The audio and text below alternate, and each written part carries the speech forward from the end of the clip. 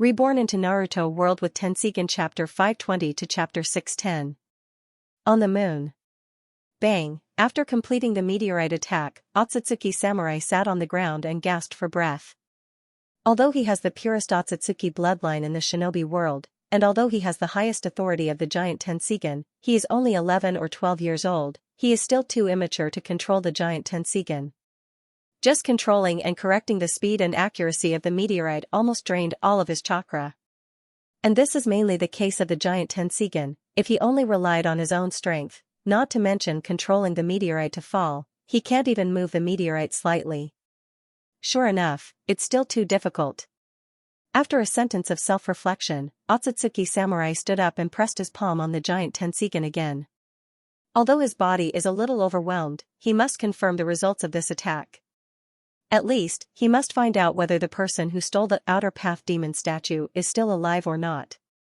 Of course, in his opinion, no one would be able to survive such an attack. One must know that the meteorite that fell just now is a real meteorite drifting in the boundless universe, and its material is far harder than ordinary rocks. Moreover, during the whole process of the meteorite falling, the giant Tenseigan is constantly pulling and accelerating the meteorite, and its power is not comparable to that of ordinary falling meteorites. Soon, Otsutsuki Samurai's consciousness reached the shinobi world through the giant Tenseigan. The first thing that came into his mind was a mushroom-shaped cloud that is constantly rolling upward. This mushroom-shaped cloud not only contains a lot of flying ash and dust, but also very strong and chaotic chakra fluctuations.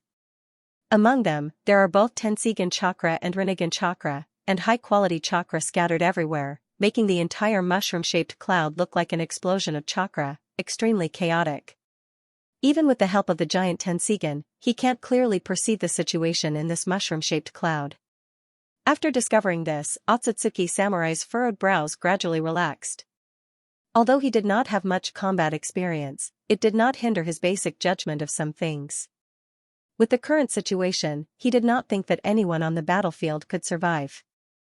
Therefore, no matter who stole the Outer Path Demon statue, no matter who caused the anomaly of the giant Tenseigan, everything was over after this meteorite fell to the ground. He even felt that the ominous heretic demon statue might have vanished along with the meteorite. Roar! Just as Otsutsuki Samurai pulled his consciousness out of the giant Tenseigan, suddenly, a breathtaking roar came from the mushroom-shaped cloud on the battlefield. What? Otsutsuki Samurai's immature face was filled with surprise and doubt. Then, a huge black shadow slowly poked its body out of the mushroom-shaped cloud, revealing its terrifying head with 9 eye sockets. It's the heretic demon statue. Otsutsuki Samurai immediately recognized it. At the same time, he was also keenly aware that there was a force on the battlefield trying to perceive him. This time, he was very decisive and immediately pulled his consciousness out of the giant Tenseigan, cut off all the connection between the moon and the shinobi world, and opened the defensive barrier on the moon. After all this was done, Otsutsuki Samurai sighed in relief. The scene just now was too shocking for him. In the shinobi world, there was actually someone who could resist the meteorite attack launched by the giant Tenseigan and still have the strength to perceive him. This is simply incredible. The Great Elder is right, the time is not yet right, I can't be too hasty in the shinobi world. After this lesson, Otsutsuki Samurai remembered what the late Great Elder had said to him. In fact, before the heretic demon statue was stolen, the last descendants of Otsutsuki on the moon had been secretly observing the shinobi world. After the heretic demon statue was stolen, it was not that the last descendants of Otsutsuki could not find any trace of the person who stole the heretic demon statue, but they did not have the confidence to take it back. The proud Otsutsuki Samurai did not understand the caution of the elders before, but now he finally understood why the elders were so cautious in the case of the giant Tenseigan. Only when you have the Tenseigan, can you exert the true power of the giant Tenseigan, the distracted Otsutsuki Samurai muttered to himself. The words that he was muttering were the words that the dying third elder had once said when he was lying on the sickbed. The reason why the last descendants of Otsutsuki on the moon could control the giant Tenseigan was because the Byakugan that made up the giant Tenseigan were all the Byakugan of the people who were related to them by blood, so this kind of control came from the ability of the bloodline. However, the difference in strength between the last descendants of Otsutsuki and the giant Tenseigan was too great, so even if they had innate control over the giant Tenseigan, they could not exert much of the giant Tenseigan's power. For example, the meteorite attack that Otsutsuki Samurai used just now was already the limit of the last descendants of Otsutsuki on the moon. Therefore, once they provoked an enemy that was too powerful, even if they had the giant Tenseigan, the last descendants of Otsutsuki were not sure that they could defeat the enemy. This was also the reason why they pinned their hopes on Otsutsuki Samurai, who was the most talented and could control the giant Tenseigan at a young age to do what they could not do. In their eyes, perhaps only Otsutsuki Samurai had the hope to fulfill the last wish of the ancestors to purify the shinobi world, on the battlefield. Kacha, the sound of the truth-seeking jade's black shell shattering constantly reached Hyojin's ears. His previous speculation had come true. The last descendant of Otsutsuki on the moon had indeed cut off the resonance between him and the giant Tenseigan just before the meteorite fell. After losing the supply of the giant Tenseigan's chakra, he was immediately beaten back to his original state. Fortunately, Nagato did not disappoint him and used his own strength to offset most of the damage from the meteorite, so he could rely on the remaining 2 truth-seeking balls to resist this disastrous blow. Kacha, the cracking of the truth-seeking jade's black shell continued. The black ball that was transformed from the 2 truth-seeking balls to protect Kuroto is now mostly damaged, and the black particles peeling off from the shell of the black ball disintegrated into flying ash and dissipated in the air before it even hit the ground. The truth-seeking balls were not damaged by the impact of the meteorite, but the remaining Tenseigan chakra in Hyojin's body could no longer support the huge burden of the 2 truth-seeking balls. Through the broken truth-seeking jade shell, Hyojin saw Nagato, who was covered in blood and was as thin as a match not far away. He really blocked the meteorite with his own strength. Looking at Nagato's miserable appearance, Hyojin was not happy at all. The battle plan went well this time, and it hardly deviated from his expectations. The only thing that surprised him was his own chakra reserves. Previously, he fought against 4 people, including Nagato, Obsidian, Konan, and Zetsu, suppressing the Akatsuki organization. Hyojin seemed to be extremely powerful and glorious, but in fact, his consumption was extremely huge. Even with the support of the Tenseigan on the moon, he still consumed too much chakra. After all, with his current strength, it is too difficult to control 9 truth-seeking balls at one time, not to mention that he also used 9 truth-seeking balls to launch the Tenseigan technique many times in a row, especially when he broke free from Nagato's earth-exploding tensei. He used all his strength, so he unknowingly overdrew the chakra in his body. This caused the chakra in his body to be almost exhausted. Even in the face of Nagato, who was seriously injured and seemed to be on the verge of collapse, he had no ability to launch a surprise attack again. Even maintaining the Tenseigan chakra mode is very difficult for him. I didn't expect the gap between us to be so big. Looking at Nagato, Hyojin secretly sighed. He thought that after forcing Nagato to resist the meteorite and fight with the meteorite, he could reap the benefits of the fisherman, calmly harvest the seriously injured Nagato, and seize the pair of Rinnegan in Nagato's eye sockets. Unexpectedly, after being cut off from the resonance with the giant Tenseigan on the moon, he couldn't even protect himself, let alone harvest Nagato. Puff, at this moment, Nagato suddenly coughed out a mouthful of blood. He staggered and almost fell to the ground. Xiaonan, who had been protected by Nagato, quickly got up and supported Nagato. She asked anxiously, Nagato, are you okay? How are you feeling? Nagato coughed up blood as he shook his head, but his eyes were locked on Hyojin, who was not far away. Xiaonan also looked at Hyojin and yelled in a threatening manner, I've already set up countless detonating talismans around here. If worst comes to worst, we'll just die together. Whether it was her tone or her demeanor, Xiaonan revealed her lack of confidence. She knew very well that her detonation talisman could not harm the leader of God's organization at all. Hey, Hyojin didn't answer and just chuckled disdainfully. It wasn't the first time he had been in such a predicament. He knew that the more his chakra was about to run out, the more he couldn't show any weakness. Otherwise, he would lose his life. At the same time, he secretly paid attention to Nagato and tried his best to sense the surroundings, keeping an eye on Obsidian's possible sneak attack. Everyone else on the battlefield should have been more or less affected by the impact of the meteorite, but Obsidian, who could turn invisible and hide in the godly might space, was an exception. He should be the only one who wasn't affected by the meteorite, so he naturally became the biggest threat to Hyojin. Nagato waved his hand and signaled Xiaonan to retreat behind him. He then said to Hyojin, let's continue. I haven't lost yet. I won't lose either. Although his body was as thin as a stick and his chest was moving up and down like a bellows, as if he couldn't catch his breath, the battle intent in the samsara eyes in Nagato's eye sockets didn't weaken at all. The shock, hesitation, and doubt that had appeared on his face before had all disappeared. Seeing the three blurry shadows appear around Nagato again, Hyojin's expression turned extremely ugly under the mask. He cursed in his mind, hey, this physique is too ridiculous. He originally thought that if he couldn't maintain the truth-seeking jade that imprisoned the Luanmu clones, then Nagato, who looked even more miserable, wouldn't be able to maintain the Luanmu clones either. However, he didn't expect the three Luanmu clones to return to Nagato's side after losing the truth-seeking jade. It was obvious that Nagato still had the ability to maintain the Luanmu boundary prison. In other words, Nagato could easily kill him now. He couldn't help but sigh. Nagato's immortal body was too terrifying.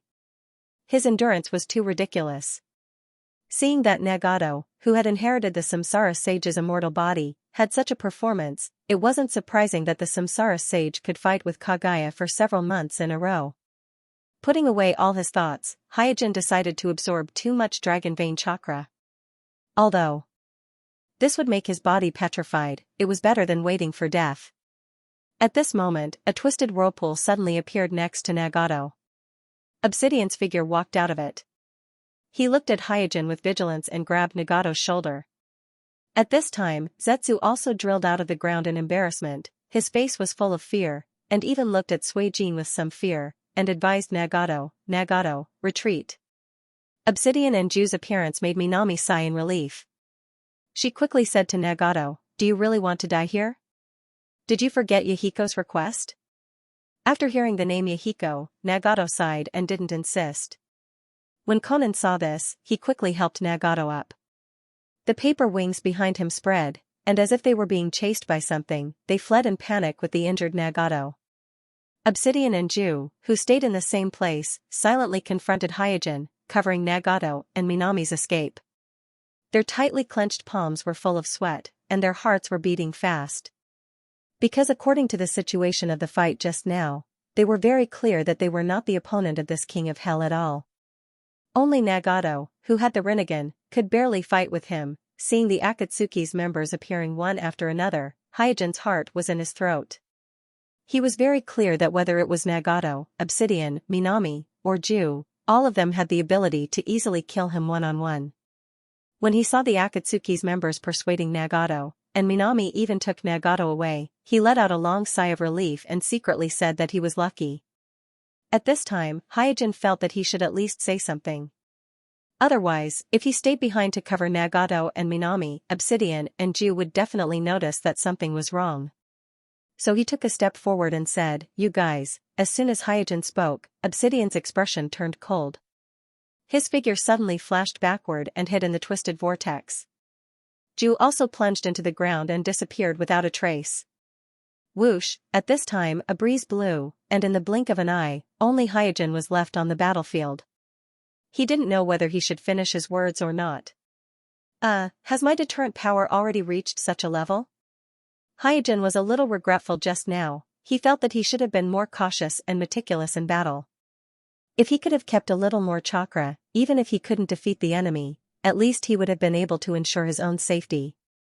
But now, seeing Obsidian and Zetsu fleeing in panic, Kuroto suddenly felt that the sweeping momentum created by squandering chakra seems to have played a different role. It seems that Yama's reputation as invincible in the world is barely preserved. Thinking of this, Hyojin secretly breathed a sigh of relief. Deterrent power is sometimes useless, but sometimes it can play an unexpected and miraculous effect, and the existence of an invincible Yama is very necessary for Hyojin, who needs time to grow.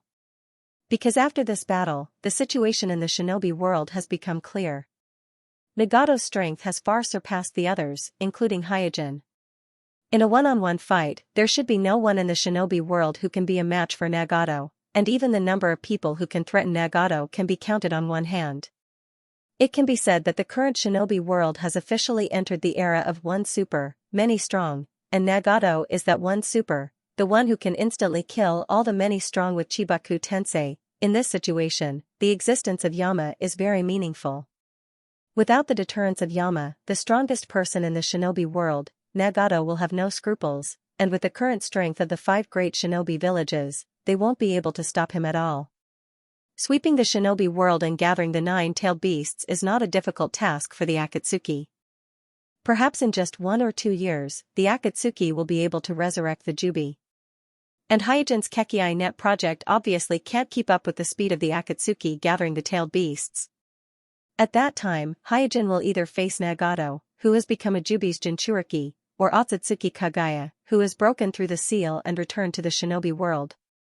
If it was the former, Hyojin could still turn from light to dark and continue to struggle for a while, but if it was the latter, Otsutsuki Kagaya's infinite Tsukuyomi would slap everyone in the face, and Hyojin would be powerless. At this moment, Hyojin looked up at the night sky. The moon, which was already slanting and hanging low, was still bright and clear, like a flawless piece of jade hanging in the sky, gradually sinking. This is strange. Hyojin was puzzled. The Otsutsuki last descendants on the moon have just completed a meteorite attack. According to normal logic, they should be using the giant Tenseigan to scan the battlefield repeatedly to confirm the results of the battle.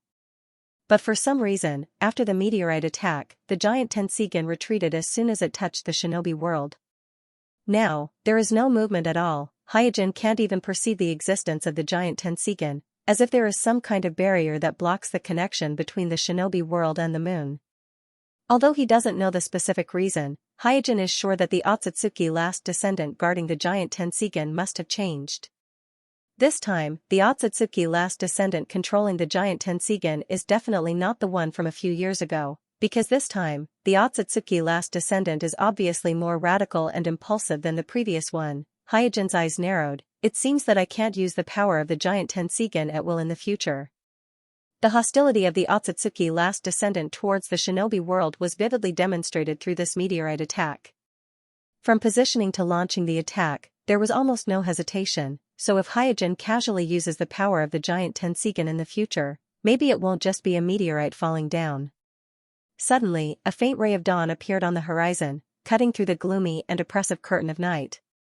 Hyojin cast his gaze over and whispered, "It's finally dawn." With the appearance of the dawn on the horizon, this difficult night is finally over. Hyojin retracted his gaze, then looked around and found that there was no shadow of the cliff around. All he could see was a scorched land full of potholes. Even a slightly larger stone could not be seen, only some green could be seen in the distance. This forest is completely destroyed. After sighing, Hyojin exited the Tenseigan chakra mode, and then carefully looked at the battlefield filled with dust with the Tenseigan. After confirming that there were no remnants, his figure flashed and disappeared from the battlefield full of the smell of burning. On the other side, an emerald-green Susanoo suddenly lifted its body and climbed out of the mound in the flying smoke and dust. Cough. Under the Susanoo, Jishui coughed for a while. Although he was trying his best to escape from the battlefield, the impact of the meteorite still affected several of them, so he had to use Susanoo again. Fortunately, Susanoo was equipped with the artifact Yada no Kagami to offset most of the impact. At this time, Itachi also climbed out of the ruins, and just like Jishui, he coughed and looked around. But there was no sign of the Akatsuki members on the battlefield, and Hyojin also disappeared, so Itachi frowned slightly, worried about Hyojin's safety. The previous meteorite's appearance was too strange, so he had to suspect that it was the Akatsuki's doing. Jishui said, "The battle seems to be over, and the Akatsuki should have evacuated." Itachi nodded.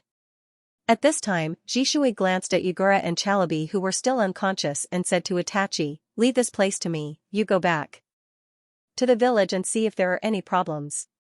Itachi was worried about his family at this time, and after listening to Jishui's words, he also knew that as the Homusubi of Amatsukami, it's time for him to leave, so he nodded and disappeared from the battlefield.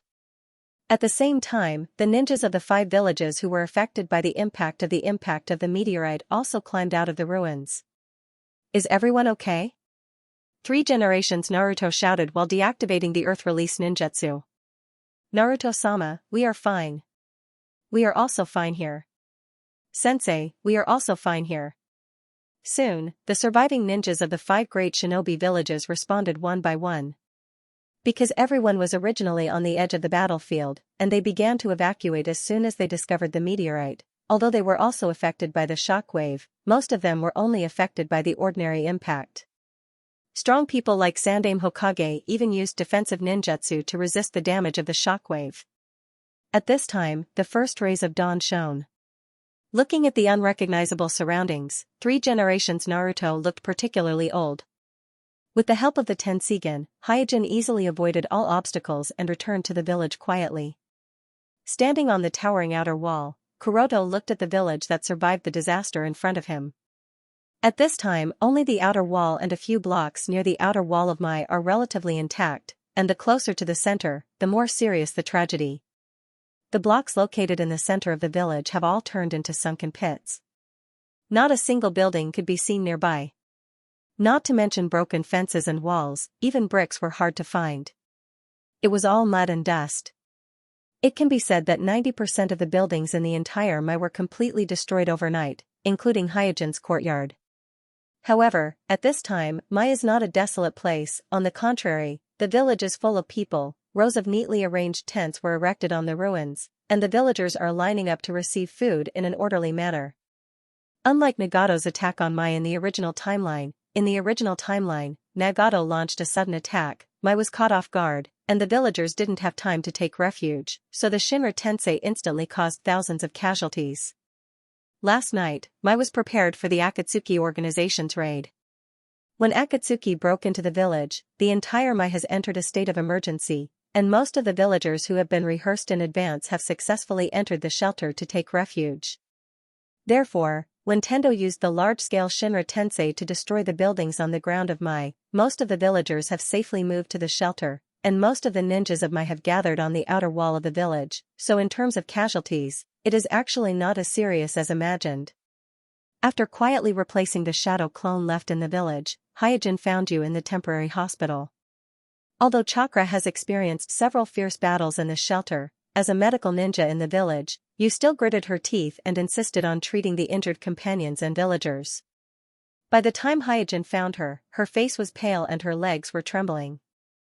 After helping Belle to sit down, Hyojin let out a long sigh of relief and said, "It's good that you're fine. I was really worried that something might have happened to you last night." Belle seemed to recall something. She looked around and saw that no one was paying attention to them, so she said in a low voice, "Jean, I encountered something strange last night." My left eye, without waiting for you to finish her words, Jean patted her on the shoulder and said softly, "I know."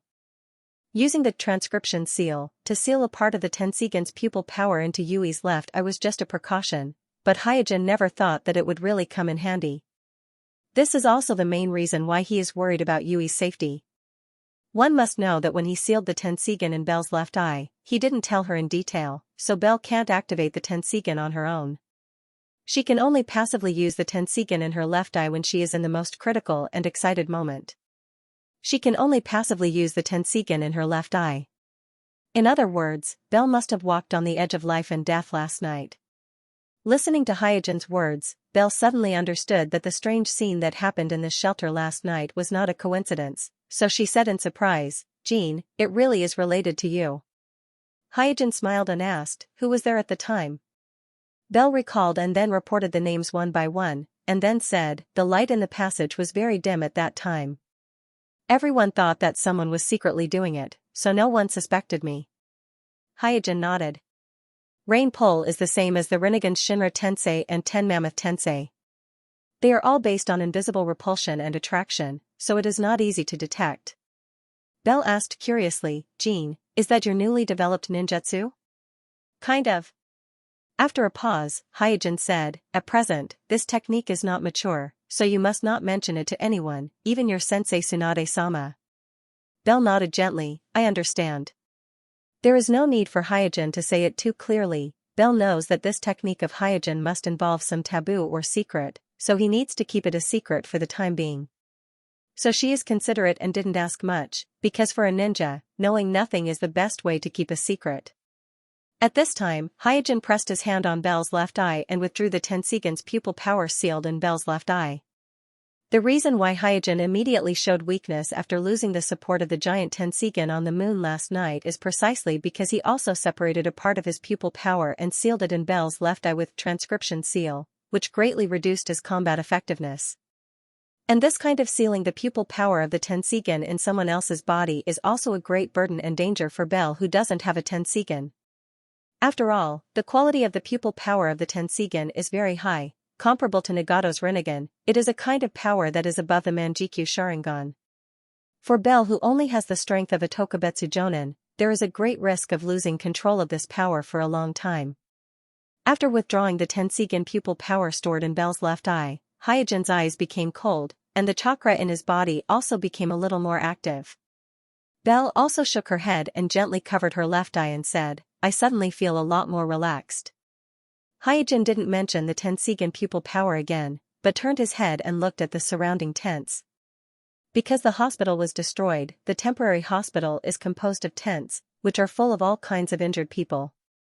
The number of villagers is relatively small, most of them are Mai's ninjas. At a glance, Hyojin found many acquaintances inside, such as Kakashi, who was wrapped like a mummy, and Red Bean, who was lying unconscious on the hospital bed, and so on. After taking a breath, Bell on the side said with a guilty face, "Miss Hinata was kidnapped in front of me." When Hyojin retrieved the shadow clone, he already knew that Naruto, Sasuke, Hinata, and Ningxi were kidnapped. At this moment, when Bell mentioned it, he immediately asked, "Can you determine who kidnapped them?" Bell quickly said, "It was Orochimaru who kidnapped Miss Hinata." Orochimaru? Hyojin was stunned, and secretly wondered, why did Orochimaru kidnap Hinata? Is he also interested in Byakugan? No, isn't he studying Ghost Sprout? Does he still have the energy to study Byakugan? Bell then said, "Orochimaru not only kidnapped Miss Hinata, but also the child Naruto, and a member of the Akatsuki organization called Kakuto kidnapped Ningxi and the second young master of the Uchiha family." Hyojin rubbed his chin and said, "Did they catch the wrong target?" Ding! Ding! The noisy knocking sound came from all directions, causing Kuroto, who was walking on the street, to frown slightly. At this time, Mai has completely become a large construction site. This is not a metaphor, nor is it an exaggeration, but the most straightforward and accurate description. Standing at the end of the street, almost all the houses are under construction, and the streets are full of busy craftsmen, as well as vehicles transporting construction materials. It has been 3 days since the attack that night. Although sadness is still fermenting in people's hearts, the reconstruction of the village is urgent, and as the head of the 5 great shinobi villages, Mai has its own foundation, so after cleaning up the ruins and corpses, the reconstruction project began in full swing. On the second day after the battle, the 4 Kage who secretly arrived at Mai to participate in the 5 Kage assembly hurriedly returned to their respective villages. After this battle, the 5 great shinobi villages quickly reached a consensus that the Akatsuki is an evil organization that threatens the entire shinobi world, and they must do their best to destroy it. This is not only because the Akatsuki brazenly attacked my village, but also because the leader of the Akatsuki, Nagato, openly used the erudite golem to absorb the tailed beasts from the bodies of Yagura and Chalabi, exposing the ambition of the Akatsuki to everyone in the most direct way.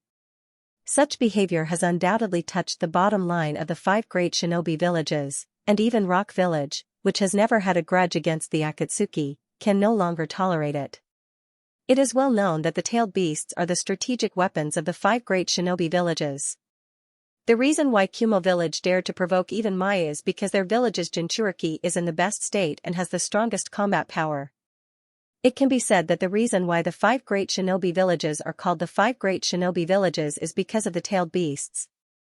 Although there have been rumors that the ultimate goal of the Akatsuki is to collect the tailed beasts of the 5 great shinobi villages, but rumors are just rumors, and without any solid evidence, the 5 great shinobi villages, including Mai, didn't pay much attention to them. After all, the tailed beast was not only a weapon, but also a flammable and explosive bomb. Even the 5 great shinobi villages, who have been exploring the tailed beasts for so long, dare not claim that they have complete control over the tailed beasts, so the rumor of the Akatsuki collecting the tailed beasts is naturally a bit exaggerated. But after this battle, the outer path golem under Nagato's control entered the sites of the 5 great shinobi villages. The 5 Kage were shocked to discover that the strange giant beside Nagato can actually absorb the tailed beasts from the Jinchuriki, which means that the Akatsuki organization not only has the ambition to collect the 9-tailed beasts, but also has the ability to do so. This was too terrifying. Regarding the catastrophe that Mai encountered, the 4 Kages, including the Tsuchikage, made it clear to the 3 generations Naruto that they would provide assistance to the reconstruction of Mai. This time, they sincerely want to help Mai, because they know very well in their hearts that only Mai, the head of the 5 great shinobi villages, will be relatively safe. Otherwise, the next village to suffer the baptism of Shinra Tensei is likely to be their village. At this time, Gale, who was next to Hyojin, yawned. Kuroto glanced at him and found that Gale, who originally looked sickly, was now even more pale. His eyes were sunken, like the face of a dead person. At the side, Hong and Shiyen also looked haggard. Because there were no casualties in the catastrophe that night, Hyojin's Umbu Team 7 has taken on the task of almost 3 Umbu squads under normal circumstances, including the captain. He hasn't had a good rest for 3 whole days. Kuroto encouraged his subordinates, "Everyone, just hold on for a little longer. After the funeral, we, the 7th squad, can disband and take a rest." Gale yawned again and said, "Captain, we can still hold on." Shiyen also nodded in agreement. Red was a little distracted. She seemed to be thinking about something, and she looked like she had a lot on her mind. Kuroto glanced at Kuroto slightly and didn't care too much, because most of the ninjas in the village had a solemn look on their faces and were worried about something. In the afternoon, the funeral officially began. After a few days of busy work, the number of dead and missing people in the village has been preliminarily counted. The number of dead and missing villagers has reached more than 1,000, most of them because they didn't take refuge in time and were controlled by the evil chakra of the Box of Bliss and became living corpses. The number of dead and missing ninjas in Mai is also close to 1,000, most of which were caused by the Shinra Tensei and the monster Satoshi. All those marked as missing in the statistical data can basically be determined to be dead. The reason why they are marked as missing is only because the body has not been found for the time being. In the catastrophe that night, many of the victims didn't even have a body left. In the cemetery, Hyojin, who had changed into black clothes, led the 7th squad to the cemetery. At this time, in front of the Soul Comfort Monument, there were thousands of Mai ninjas. Basically, except for the personnel on duty, all the ninjas in Mai were gathered here. 3 generations quietly stood in front of the Soul Comfort Monument. Their figures were a little crooked. Among the dead, the one with the highest status was the village's consulting elder, Maito Hamura. That night, he took over the responsibility of the temporarily missing Sandaime, and launched a surprise attack on the Nagato with the 4 Kage. Because he was the leader of the Mai side, he, like the 4 Kage, received the focus of Nagato's care. However, the 3 generations Inoki was not only floating in the air, but also standing very far back, always maintaining a position where he could advance and retreat. Therefore, the 4 tomb clones of Nagato naturally stared at Hamura and the other 3 Kage.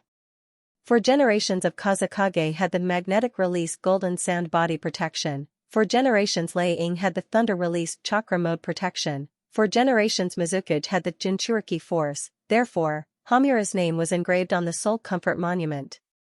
This was not surprising. The strength of the 2 advisor Hamura and Xuanxiao Chun was originally weaker than the 3 generations Naruto, and even weaker than Danzo. After the Third Shinobi World War, they began to gradually turn to civilian work. Coupled with the factor of old age, their strength was basically equivalent to a strong elite jonin. In the face of Nagato's unobservable and unperceivable tomb clones, they simply could not resist. In fact, many of the ninjas that Hyojin snatched from Nagato on the cliff that night were already corpses, but at that time it was difficult for him to distinguish them one by one, so he used Rain Wheel to snatch all the ninjas lying on the ground. At this time, Hyojin's eyes swept to the Danzo in the first row. Although he didn't deliberately inquire about it, Hyojin still heard a lot of things in the past few days. For example, Danzo has secretly contacted several ninja clans in the village and seems to be planning something. Thinking of this, the corner of Hyojin's mouth curled up, revealing a touch of contempt. Naruto's position represents both power and responsibility. He doesn't know whether Danzo's brain is broken or not, he can't even understand such a simple truth. The destruction of the village, although the reputation of 3 generations has been greatly reduced, but it is not something that can be replaced by a guy who can't even see a shadow on the night of the attack. Even if a meeting of all Jonin is held, and 3 generations have stepped down, the one to replace them will be either Jiraiya or Tsunade. No matter how it turns, it will never be Danzo's turn. At the moment when the village was being rebuilt, he would only be humiliating himself by jumping up and down like this. He would lose his already low reputation. What's more, the more greedy he is for power, the more he shouldn't choose to ascend to the position of Naruto at this time. After all, sitting in Naruto's position is no different from sitting on a barrel of gunpowder. I'm really curious, what gives him such confidence? Is it the Chimera technique? After a pause, Hyojin continued to think, even if the Chimera technique is successfully improved, whether he can survive the fusion ceremony or not is still uncertain. This is not because Hyojin has any inherent prejudice against Danzo, but the more familiar he is with Danzo, the more he feels that the current Danzo is more like a politician than a ninja, and the stage of a politician is obviously not the battlefield of life and death. No matter how strong a politician is, it is difficult to say how much strength he can display on the battlefield. This point is very clear from the battle between Danzo and Sasuke in the original story. In less than a few minutes, he died 3 or 4 times in the hands of Sasuke. Such a performance is undoubtedly a big loss for someone like Danzo who has experienced several shinobi wars. After secretly shaking his head, Hyojin shifted his gaze to the Hyuga clan in the front row. The eldest daughter of the Hyuga clan was kidnapped. If this kind of thing happened in the past, it would be a big event that could shake the entire village, but on the night of the destruction of the village, it seems to be nothing special.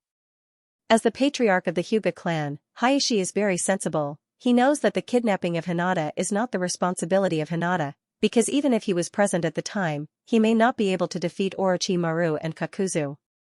However, the kidnapping of Hinata and Ningxi is still a big blow to the Hyuga clan, so not only did the Hyuga clan organize a special rescue team, but Hyojin also heard that the Hyuga clan sent someone to contact the black market, wanting to contact Orochimaru through the black market as a middleman to redeem Hinata.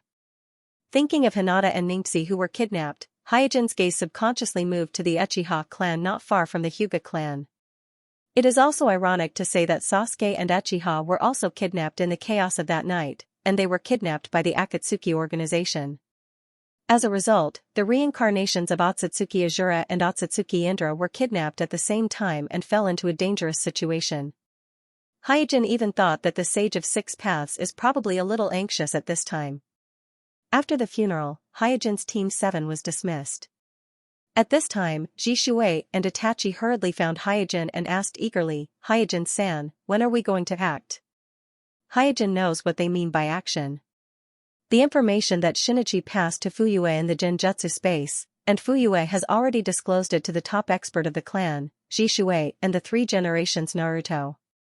In other words, at present, the village has secretly grasped the new secret base of the Akatsuki organization. Looking at Jishui and Itachi's eager eyes, Hyojin shook his head and said, "Now is not the time." He has long considered rescuing them, because whether it is Naruto and Sasuke, the 2 children of the Hyuga family, or Hinata and Ningxi, the 2 children of the Hyuga family, all of them have a close relationship with him, and Ningxi is his disciple. When these children are in danger, he should help them. But if he can't win, he can't win. This is an objective fact, and no one can change it. With Hyojin's current strength, Nagato can easily end the battle with just a single Earth Explode Tensei. There is no room for negotiation. Being able to force Nagato to retreat before is already Hyojin's luck, otherwise, Hyojin would definitely be one of the victims buried today. Itachi doesn't know about Hyojin's difficulties, but he is a qualified ninja, and he understands that Hyojin must have a reason for saying this, so he suppressed his anxiety and asked, "Hyojin-san, why is now not the time?" In the minds of Itachi and Jishui, Hyojin, who is incarnated as Yama, is fully deserving of being the strongest ninja in the shinobi world. Even the leader of the Akatsuki organization, who has the Rinnegan, has to avoid him, so the 2 of them never thought that the reason why Hyojin doesn't agree is just because he can't win. Hyojin said slowly, "The Akatsuki organization wants the tail beast, so their target should be Naruto, not Sasuke. And Orochimaru has been coveting your Uchiha Sharingan, so Orochimaru's target should be Sasuke, not Naruto." Itachi guessed Hyojin's meaning and said, "You mean that they have the wrong target, and will find a way to exchange, and we can take the opportunity to save all 4 children at once?" Hyojin gently nodded. With Orochimaru's cautiousness, it is impossible for him to meet with Nagato to trade, so the location of the trade will not be within the Akatsuki organization's sphere of influence, and the one responsible for the contact will most likely not be Nagato, so instead of breaking into the Akatsuki organization's base, it is better to wait for the Akatsuki organization to trade with Orochimaru and launch a surprise attack to rescue all the children. Jishui nodded again and again. This is indeed a good idea. In his eyes, although Sasuke is very important, Naruto, as the pillar of the village, is equally important, and this matter also involves the eldest daughter of the Hyuga clan, so he naturally can't only consider Sasuke. Itachi also thought that this is a good idea, but he can't help but worry about Sasuke's safety, so he said, "Senpai, will Sasuke be okay?" Hyojin patted Itachi's shoulder. "Don't worry, Sasuke is also a my ninja. It is not a bad thing to experience some hardships and setbacks. It will help him grow better." There is one more sentence that Hyojin didn't say: have confidence in the Sage of Six Paths. Maintaining the peace of the shinobi world and ensuring that Otsutsuki Kagaya doesn't get rid of the seal and destroy the shinobi world is the responsibility of the creator of the shinobi world, Sage of Six Paths. Before finding a suitable replacement, Sage of Six Paths will not easily give up Naruto and Sasuke, a pair of saviors that he has chosen long ago. What's more, Naruto and Sasuke's current situation isn't too bad. What the Akatsuki organization needs is Naruto, who is the pillar of the 9 tails, and Sasuke is just an ordinary hostage in their hands, while Orochimaru needs Sasuke, who has the Sharingan. The 9 tails in Naruto's body doesn't mean much to him. Therefore, an exchange of hostages is almost inevitable.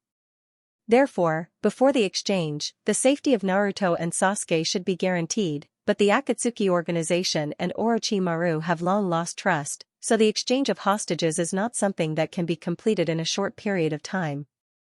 After comforting Itachi, who was worried about Sasuke, Hyojin left a shadow clone in the village, then quietly left the village and secretly returned to the air fortress that has been moving irregularly on the sea.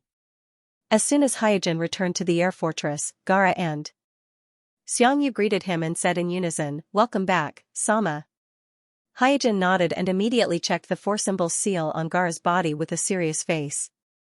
Seeing that the 4-symbol seal has become a lot dimmer, Hyojin said to Gaara, "Be patient, I'm going to reinforce the seal on your body."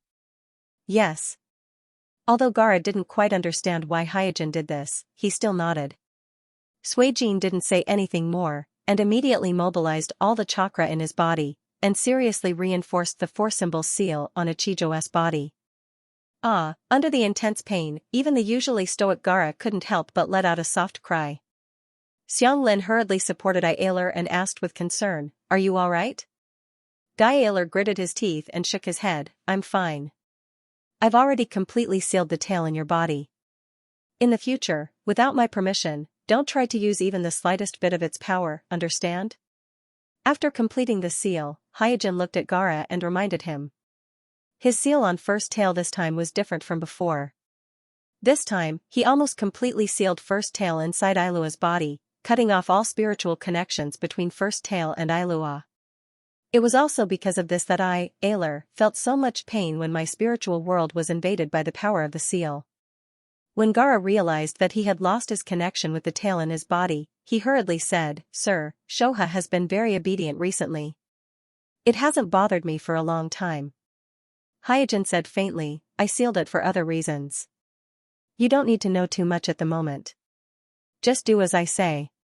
"Yes." Ailer hurriedly nodded. After ordering Ailer and Xianglin to leave, Hyojin walked towards his laboratory. This time, Hyojin went through a lot of trouble to completely seal first tail in Ailer's body, mainly to guard against the Akatsuki. This was because he was currently not sure if the Akatsuki had any means to sense the tailed beasts. After all, in the original space and time, the Akatsuki's search for the human Jinchuriki was mostly successful. Almost every time they found one, they would be able to intercept the other party when they were alone.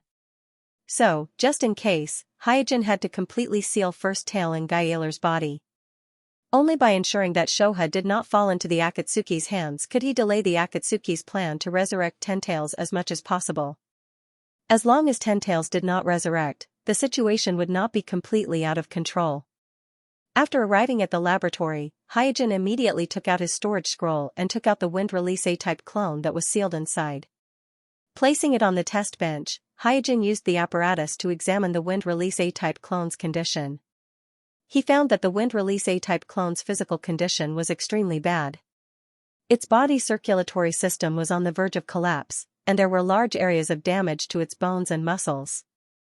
Due to the existence of the murderous gray bones, these damages could not be repaired at all. It's even worse than I thought. Hyojin rubbed his chin with a troubled expression. If this was a normal human body, it would have long become a lifeless corpse because a normal human body could not withstand this degree of damage. Only a Wind Release A-type clone with a strong physique could barely maintain it. But even so, if Hyojin did not take immediate measures, this Wind Release A-type clone could only last for 2 to 3 days at most. This was already its limit. In order to repair this clone, the key was to first remove the excessive murderous gray bones characteristic in its body. Thinking until here, Hyojin subconsciously shifted his gaze to the Wind Release A-type clone in another nutrition tank. Blood exchange was undoubtedly the best way to solve the problem of the murderous gray bones characteristic in the Wind Release A-type clone's body. Coincidentally, there was enough blood in the laboratory. Arriving in front of the Wind Release A-type clone's nutrition tank, Hyojin began to ponder. The Wind Release A-type clone's various attributes were actually very good, but compared to the Wind Release A-type clone, it seemed very mediocre. Therefore, using the Wind Release A-type clone to repair the Wind Release A-type clone was not a difficult choice for Hyojin. However, the Wind Release A-type clone's blood also contained the murderous gray bones characteristic. It was just that the concentration was much lower than the Wind Release A-type clone's blood. Therefore, even if the Wind Release A-type clone's blood was swapped with the Wind Release A-type clone's blood, it would only barely maintain the Wind Release A-type clone's functions. It would not be able to solve the blood disease caused by the murderous gray bones characteristic. After weighing the pros and cons, Hyojin decided to use blood exchange to repair the Wind Release A-type clone. This was because his development of the Wind Release A-type clone was almost perfect. As long as he could maintain the Wind Release A-type clone's bodily functions and persevere until the last stage of the blood sequence dragnet plan, it would be fine. As for the blood disease caused by the fusion of the Wind Release A-type clone, there was actually no need to worry about it. If Hyojin's blood sequence dragnet plan succeeded, he would be a true blood sequence dragnet after the ritual was completed. His physique would undergo a drastic change and he would be on the same level as Otsutsuki Kagaya. Since his physique could not withstand the murderous gray bones characteristic, the blood disease caused by it would naturally be incurable. On the other hand, if the blood sequence dragnet plan failed, Hyojin would die in the fusion ritual before the blood disease broke out. Therefore, regardless of the success or failure, the blood disease that plagued the Wind Release A-type clone would not affect Hyojin after the fusion ritual. Hyojin had always been a man of action. Once he made up his mind, he would act immediately without any delay. Therefore, he quickly completed the preparation for the blood exchange surgery and started the surgery. The blood exchange surgery was obviously much simpler than the transplant surgery. The real difficulty of the surgery was not the surgical technique but the vessel that could store the blood of the Wind Escape Type A clone and the corresponding storage vessel. At this time, the blood of the Wind Escape Type A clone had reached an extremely high concentration of the common kill gray bones. Before the surgery, Hyojin did a small experiment and found out that the vessel used in the laboratory and most of the vessels could not store the blood of the Wind Escape Type A clone for a long period of time. Basically, after 15 minutes, the vessel that stored the blood of the Wind Escape Type A clone would show signs of decay. If the vessel was made of metal, it would quickly rust and oxidize.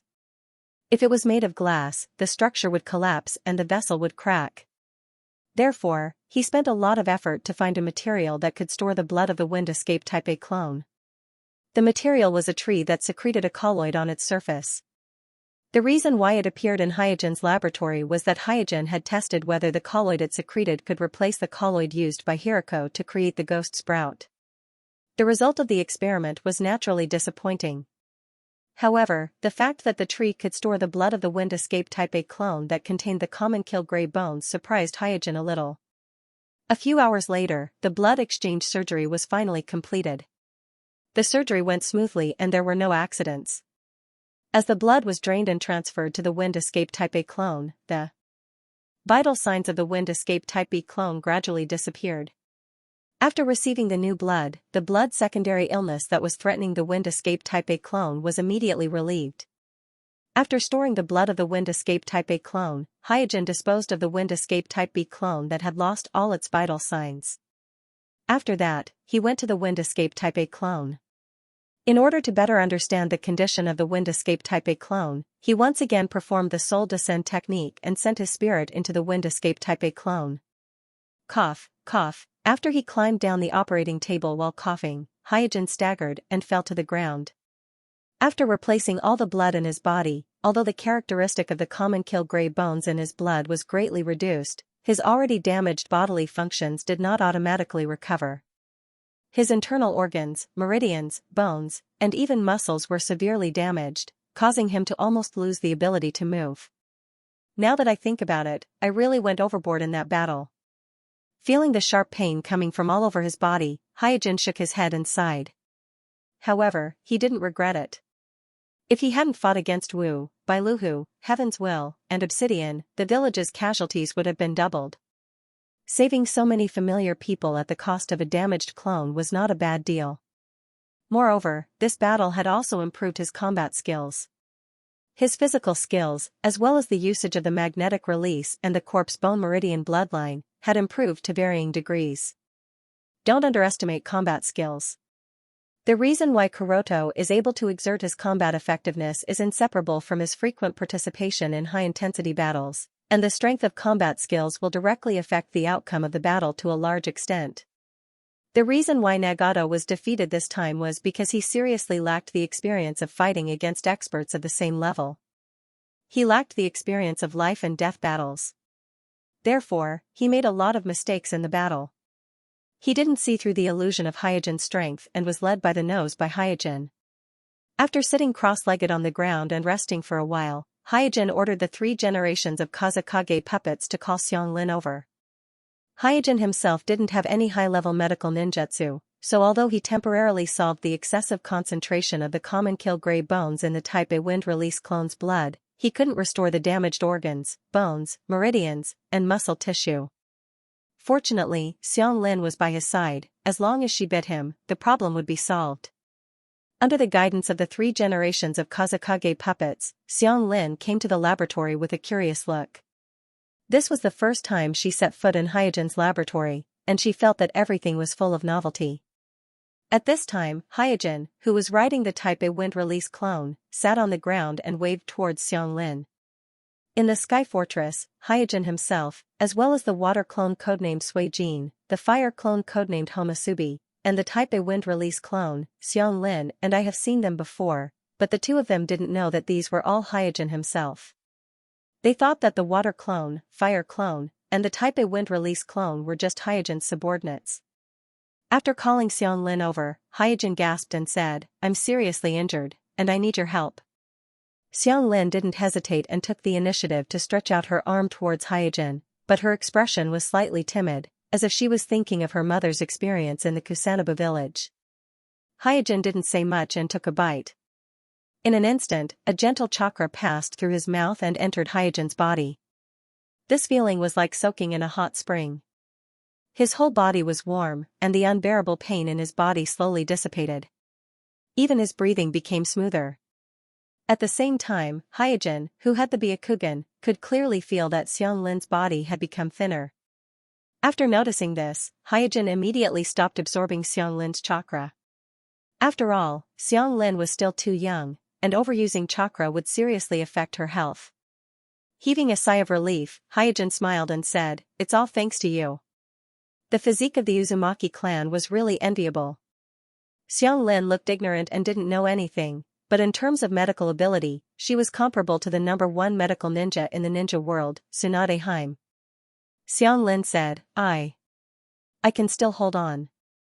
Hyojin shook his head and said, "I'm much better now. You should go back and rest first." After letting the 3 generations of Kazekage puppets take Xianglin away, Hyojin used the Type A wind release clone body's Byakugan to observe his body, and combined it with the feeling of his spirit body. he made a basic evaluation of the Type A wind release clone body. That is, as long as he doesn't use chakra or bone vein, the Type A wind release clone body can be maintained for at least 3 to 4 months after the blood exchange. Sigh, it seems that I need to clone a few more wind release clones in the future as a backup blood bank for this Type A wind release clone body. When he thought about the cost of maintaining the Type A wind release clone, Hyojin couldn't help but sigh. Because he collected the cell samples of Kimimaro who has already suffered from the Kekii disease, the clones after the fusion will more or less suffer from the Kekii disease, the only difference is the degree of the disease. In other words, even if Hyojin doesn't develop these clones that are already suffering from the Kekii disease will not be able to maintain their body functions for a long time. Using these clones that are already suffering from the Kekii disease to maintain the Type A wind release clone body that is on the verge of collapse is tantamount to using these clones as a one-time blood supply bank. Because the mutual killer gray bone characteristic in the blood of these clones is gradually increasing, their blood also has a limited use period and can't be used repeatedly. After drawing their blood once, the clones basically lose their value. Therefore, as long as Hyojin's biotechnology doesn't make a fundamental breakthrough in the short term, he will have to consume a complete clone every 3 or 4 months to maintain the Type A wind release clone body. Fortunately, when Hyojin rescued the ninjas from the 5 great villages on the cliff, he casually made a deal with the 3 generations. As long as the 3 generations don't renege on the debt, this deal will bring Hyojin a lot of income. This rich income can even support him to develop the new generation of Chimera technique. As for whether the 3 generations will recognize the deal or not, Hyojin isn't too worried. This time, Nagato didn't hide the strength of the Akatsuki organization in front of the 5 great shinobi villages. The 4 Kage joined forces with an elder advisor of Konoha, but they couldn't even hurt Nagato. Although there is the factor of the Rinnegan Jutsu, Nagato's strength is beyond a Kage's level.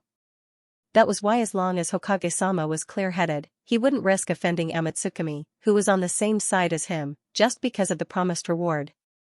After all, anyone with a discerning eye can see that Amatsukami is the only force in the shinobi world that can balance Akatsuki. Any qualified Kage should know that winning over Amatsukami is the wisest choice. After returning to his own body, Hyojin put the Type A wind release clone into the nutrition tank and swept his gaze towards the other nutrition tanks. At this time, there are a total of 6 nutrition tanks in front of Kuroto, 3 of which are empty, while the other 3 are soaking his water clone, fire clone, and the wind clone Type A clone that was just placed inside.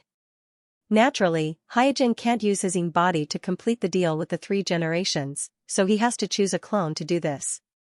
As for the Type A wind release clone, it still needs to be repaired, so it can't be used in a short time, so his eyes fell on the water clone and fire clone. The water clone collects Haku's cell tissue, and Haku's cell tissue is almost non-invasive, so the appearance of the water clone is 80% to 90% similar to Hyojin's own body. Coupled with the conspicuous Byakugan, it can completely pass off as Hyojin's own body. Therefore, it is not appropriate to use the water clone when making the deal with the village. Therefore, Hyojin took the fire clone out of the nutrition tank, and on the operating table, he implanted the eternal Manjikyu Sharingan that he temporarily lent to Jishui into the eye sockets of the fire clone. Because the eternal Manjikyu Sharingan was obtained in the most orthodox way, this pair of eternal Manjikyu Sharingan was very strong, far beyond the level of a normal Manjikyu Sharingan. After Jishui's surgery to transplant the Hashirama cells, it was stimulated by the high-quality yang chakra in the Hashirama cells, and the Sharingan that represented the peak of the Uchiha clan's ocular power inevitably changed. After using the Soul Descend technique to enter the fire clone, Hyojin slowly sat up on the operating table. This feeling, Hyojin gently shook his head. He faintly felt a little dizzy at this moment. The pair of eternal Manjikyu Sharingan in the eye sockets seemed to have a life of its own, as if it had a pulse, a heartbeat, and was constantly moving rhythmically. This is the first time that Hyojin clearly felt the living characteristic from this pair of eternal Manjikyu Sharingan. Is it because I am not its original owner, so it rejected my body? The living characteristic is obviously a kind of independent and not completely obedient embodiment. Hyojin only vaguely felt it from the giant Tenseigan on the moon, but his own Tenseigan has never given him this kind of feeling. After carefully perceiving for a while, Hyojin said, "This pair of eyes really contains the soul power of the 2 brothers, Uchiha Ryota and Uchiha Hideki." With the improvement of his strength and the in-depth study of the soul body, the mysterious veil of the Sharingan has also been unveiled in Hyojin's eyes. In the final analysis, the Sharingan is only the external manifestation of the spiritual power of the Uchiha clan. It is a kind of body organ that shows the in-release chakra, so the essence of the Sharingan is the unique soul characteristic of every Uchiha clan member, and the highly condensed in-release chakra in their body. From this, it can be inferred that the essence of the Rinnegan is the combination of the high-quality in-release chakra and the high-quality yang-release chakra, and the final result is the power of samsara. The eternal Manjikyu Sharingan and the Hashirama cells are just the carrier of the high-quality in-release chakra and the high-quality yang-release chakra. In theory, they should not be necessary to evolve the Rinnegan. This can be confirmed by the Otsutsuki who crossed the void and arrived in the shinobi world, because those Otsutsuki also have the Rinnegan, but their Rinnegan is obviously not the result of the combination of the eternal Manjikyu Sharingan and the Hashirama cells. It's just that in the current shinobi world, only the eternal Manjikyu Sharingan and the Hashirama cells have the ability to contain high-quality in-release chakra and high-quality yang-release chakra, so from a certain point of view, they are necessary to evolve the Rinnegan in the shinobi world. As for the chakra of the Otsutsuki Azura and the chakra of the Otsutsuki Indra, they should not be necessary, because when the sage of the six paths evolved the Rinnegan, his two sons were not born yet. Therefore, the key is only the issue of high quality. As for the source of the high-quality in-release chakra and the yang-release chakra, it doesn't matter. The source can be the Otsutsuki Azura, the Otsutsuki Indra brothers, the sage of the six paths himself, or even Kaguya herself. Mobile version of the fastest update website. Carefully feeling the changes in the eternal Manjikyu Sharingan in the eye sockets, Hyojin slowly came to many conclusions. First, the most significant change is that the pupil power of this pair of Sharingan has been enhanced, and this enhancement is the kind of enhancement that can be felt. According to Hyojin's own estimation, the enhancement is about 30%. Second, there is a more obvious rejection phenomenon. Third, the in-release chakra on the Sharingan is trying to affect the fire release clone.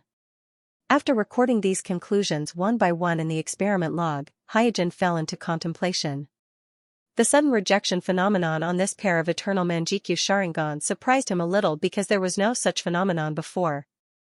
So it is reasonable to speculate that the reason for the sudden rejection phenomenon should be related to the great increase in pupil power of this pair of eternal Manjikyu Sharingan. Perhaps it is because of the significant increase in pupil power that this pair of eternal Manjikyu Sharingan, which contains the soul characteristics of the brothers Uchiha Hideki and Uchiha Ryota, has the ability to slightly resist the new host. And this is not a bad thing for Hyojin. Because this means that this pair of eternal Manjikyu Sharingan has indeed changed because of absorbing the yang-release chakra in the first generation cells, and it is fundamentally different from before. It can be said that it is now between eternal Manjikyu Sharingan and Rinnegan. The reason why it did not evolve smoothly into Rinnegan, Hyojin guessed that either the quality of yin-release or yang-release chakra was not enough, or the breeding hotbed did not meet the standard. After all, Jishui, who performed the first-generation cell transplant at that time, was not the original owner of this pair of eternal Manjikyu Sharingan. Using Uchiha Madara as a reference, Uchiha Madara, who was already at the peak of the shinobi world, took decades to evolve the Rinnegan after transplanting the Hashirama cells. It can be seen that the amount of chakra required to evolve the eternal Manjikyu Sharingan into the Rinnegan should be very large. Perhaps I need to design a special ritual to satisfy the chakra's amount required for evolution. With that thought in mind, Hyojin, who was controlling the fire escape clone, sealed his escape body into the storage scroll that he carried with him and rushed towards in a dark underground base. Naruto gulped down his noodles, as if he didn't know that he was a hostage at all. Hinata, who was sitting beside him, was much more normal. He was taking small bites of the noodles, while his eyes were nervously looking around. At this moment, a figure walked out from the shadows. Hinata was shocked. He quickly grabbed Naruto's clothes and lowered his head behind Naruto. Naruto shouted at the figure carelessly, "Snake monster, I'm not afraid of you."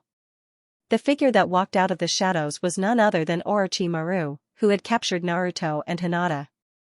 Because he heard Red Bean call Orochimaru's name in the passage of the shelter, Naruto directly called him Snake Monster. Compared to Naruto, who knew nothing, Hinata, as the eldest daughter of the Hyuga family, had heard of Orochimaru's name. She knew very well how terrifying Orochimaru was as one of the Sannin, so she didn't dare to look up at Orochimaru at all. Hee. With a strange laugh, Orochimaru walked over, as if he didn't care how Naruto addressed him. Naruto quickly protected Hinata behind him. Snake monster, what are you trying to do? Orochimaru grabbed Naruto and threw him aside. Then, he reached out to lift Hinata's chin and looked at the white and flawless eyes in Hinata's eye sockets. Hinata wanted to break free, but due to Orochimaru's pressure, she didn't dare to move at all. Her large eyeballs fell from her eye sockets and dripped down her cheeks to the ground. Snake monster, let go of her. Seeing that Orochimaru had grabbed Hinata, Naruto, who was overflowing with a sense of justice, quickly got up from the ground and shouted as he rushed forward. Snake. As soon as he took a step, Naruto found that something was binding his hands and feet, making him unable to move, so he looked down and saw a big snake as thick as an arm. He didn't know when it had entangled him, but he was scared and didn't know what to do. At this time, staring at the Byakugan in Hinata's eye sockets, Orochimaru was a little disappointed and said, Byakugan, humph, it's just SOSO. With the emergence of more and more Uchiha clansmen with Manjikyu Sharingan in the shinobi world, and with the emergence of the powerful Rinnegan, the Byakugan, which has always been regarded as one of Konoha's two strongest pupil techniques along with the Manjikyu Sharingan, has been regarded by more and more people as unworthy of its name. Orochimaru has also studied Byakugan, but soon his interest was attracted by the Sharingan, because in addition to the detection ability, Byakugan really doesn't have any outstanding performance in other aspects, let alone a powerful pupil technique like the Susanoo of the Sharingan, which has both offensive and defensive abilities. After releasing Hinata, Orochimaru recalled the snake that entangled Naruto. Naruto quickly ran to Hinata's side. While protecting Hinata, he said, "It doesn't matter if you catch me, but do you know who she is? Her family is a famous family in the village. You are going to be in big trouble." Originally, Naruto didn't know much about famous families, but after getting along with Sasuke for a long time, he always heard Sasuke bragging that the Uchiha clan is the first family in Mai, and gradually he understood that children like Sasuke and Hinata are different from ordinary children like him. Sasuke and Hinata belong to the kind of children who are born superior to others, and ordinary villagers don't dare to provoke them. Looking at Naruto's serious look, Orochimaru thought of 4 generations and the man who took away the position of Naruto from his hands. For some reason, Orochimaru raised the corner of his mouth and asked Naruto, "Boy, do you know who your parents are?" Hearing this, Naruto suddenly became depressed, like a frosted eggplant, and nodded gently. He knows? Orochimaru was a little surprised and thought to himself, did someone in the village disobey the old man's order and tell him about his life?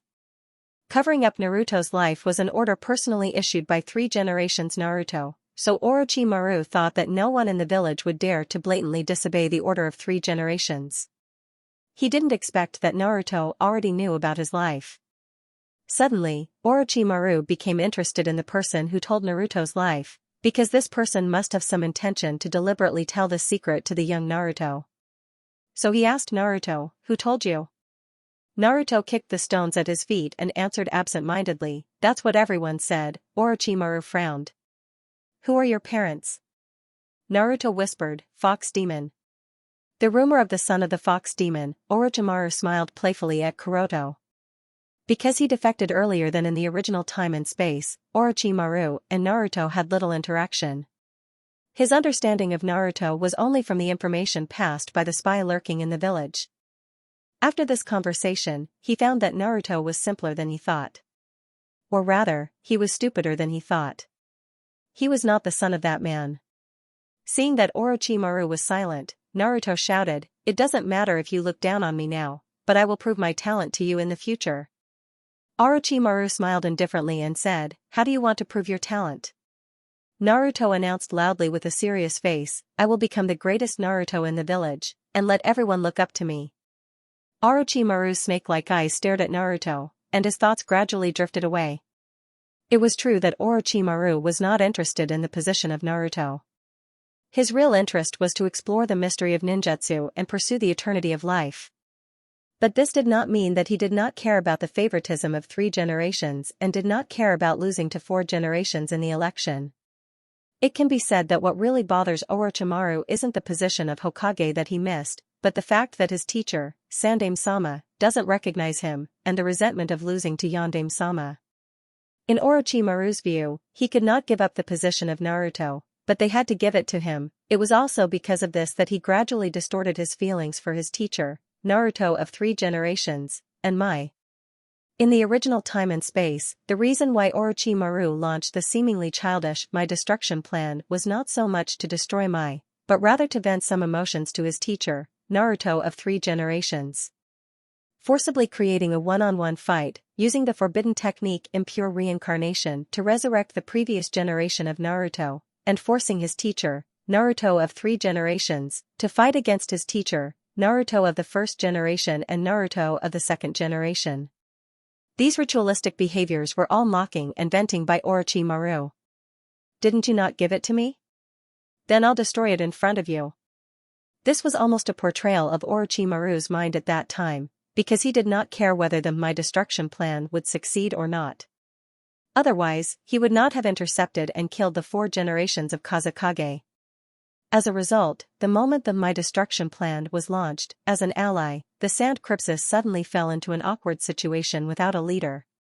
However, on that night a few days ago, when he saw the village being destroyed by the Shinra Tensei of the Heavenly Axiom in front of him, Orochimaru suddenly felt lost. When he realized that what he had been thinking about was just a thought to a real strong person, he suddenly lost interest in destroying Mai. Or rather, his dissatisfaction with his teacher, Naruto of 3 generations, was vented along with the destruction of Mai that night. Snake monster, what do you want to do to us? Naruto's arrogant voice pulled Orochimaru's thoughts back. He glanced at Naruto and unconsciously raised the corner of his mouth. This time, the Akatsuki's attack on Mai had completely exposed their intention to collect all the tailed beasts.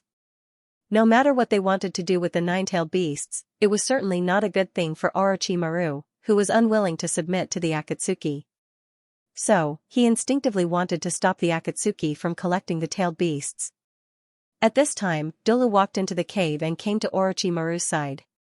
She adjusted her glasses and said in a low voice, "The Akatsuki sent a message through the black market. They want to exchange hostages with us." Orochimaru said indifferently, "What do you think about this?" Dolu answered straightforwardly, "I think the Akatsuki is not sincere. The so-called exchange of hostages may be just a trap specially prepared for you." "Humph," Orochimaru snorted in a noncommittal manner. Dolu asked tentatively, "What do you mean?" After pondering for a moment, Orochimaru said, "Agree to them." Knowing that Orochimaru was really concerned about the Uchiha Sasuke in the hands of the Akatsuki, Dolu quickly said, "Orochimaru-sama, leave the matter of exchanging hostages to me. You don't need to take the risk yourself." "Exchanging hostages?" Orochimaru smiled and said jokingly, "How can I give 9 tails to them?" Dolu was stunned for a moment, then immediately reacted and said, "You want to use the hostage exchange as an opportunity to snatch Uchiha Sasuke from the Akatsuki?" Without waiting for Orochimaru to answer, Naruto, who heard Dolu mention Uchiha Sasuke, immediately said, "Hey, what did you do to Sasuke? His brother is stronger than Jonin. If you dare to bully him, his brother will not let you go." Orochimaru looked coldly at Naruto and asked with a hoarse voice, "Boy, do you want to be stronger?" Naruto replied without hesitation, "Of course, do you still need to ask?"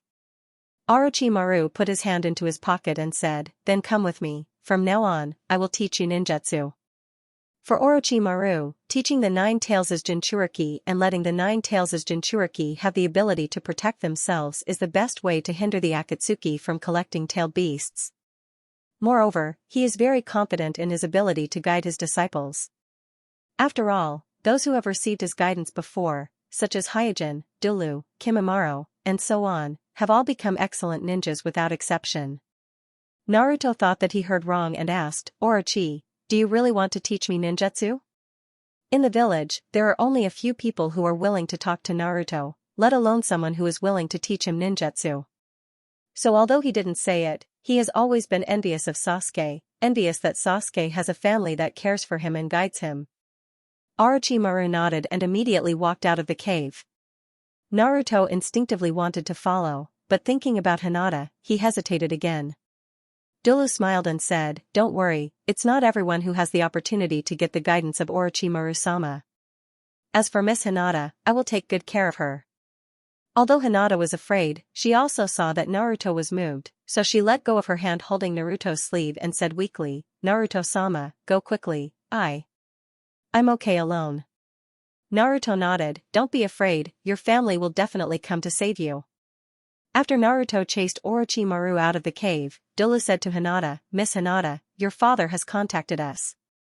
Once the conditions are negotiated, we will let you go back, so please don't be afraid."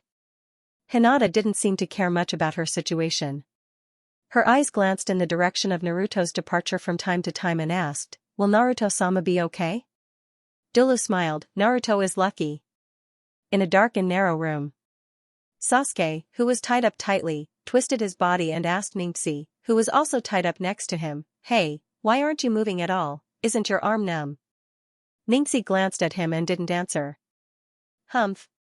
Sasuke curled his lips and said, "That's right, they must have tied you loosely when they tied you up, but I'm different, after all, I have awakened the Sharingan."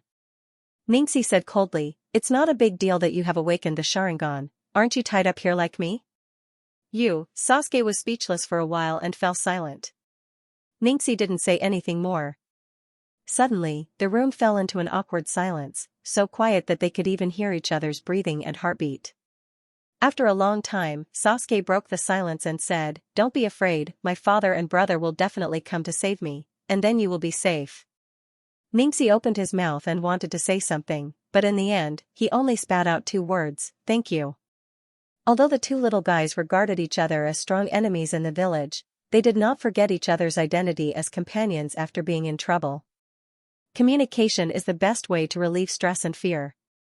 At this time, Sasuke was far from being as strong as he appeared, so he opened the box and asked, "Look at you, you seem to be worried about something?" Ningxi whispered, "I'm worried about Miss Hinata." "So you're worried about your sister?" After a pause, Sasuke said, "She is with Naruto. Although Naruto is a big fool, he will definitely protect your sister. And your sister is the eldest daughter of your Hyuga family, your family will definitely try their best to rescue her, so you don't have to worry at all." Ningxi nodded in agreement, but his expression was a little lonely. He was very clear that between him and Hinata, the family would definitely prioritize saving Hinata. Even his father, Richa, was no exception. Moreover, this was understandable. After all, the purpose of the split family was to protect the main family. In his heart, he also hoped that his younger sister, Hinata, would be safe and sound. However, this kind of disparity still made him feel a little uncomfortable. Sasuke, who seemed to have noticed something, whispered, could it be that no one came to save you?" Ningxi said stubbornly, "I still have a teacher." Sasuke was curious. "Do you already have a teacher? Who is it? Is he powerful?" "Of course he's powerful, my sensei is Kuroto, a very outstanding jonin." Richa once evaluated Hyojin in front of Ningxi, saying that Hyojin is the strongest of the new generation of the Hyuga clan, so Ningxi still recognized Hyojin's strength. However, he also knows that no matter how powerful his sensei is, it will be impossible for him to get out of trouble. After all, he knows that it is the Akatsuki that captured him, the Akatsuki that the shinobi world fears. "Is Hyojin your teacher?" Suddenly, a voice came from the shadows of the room.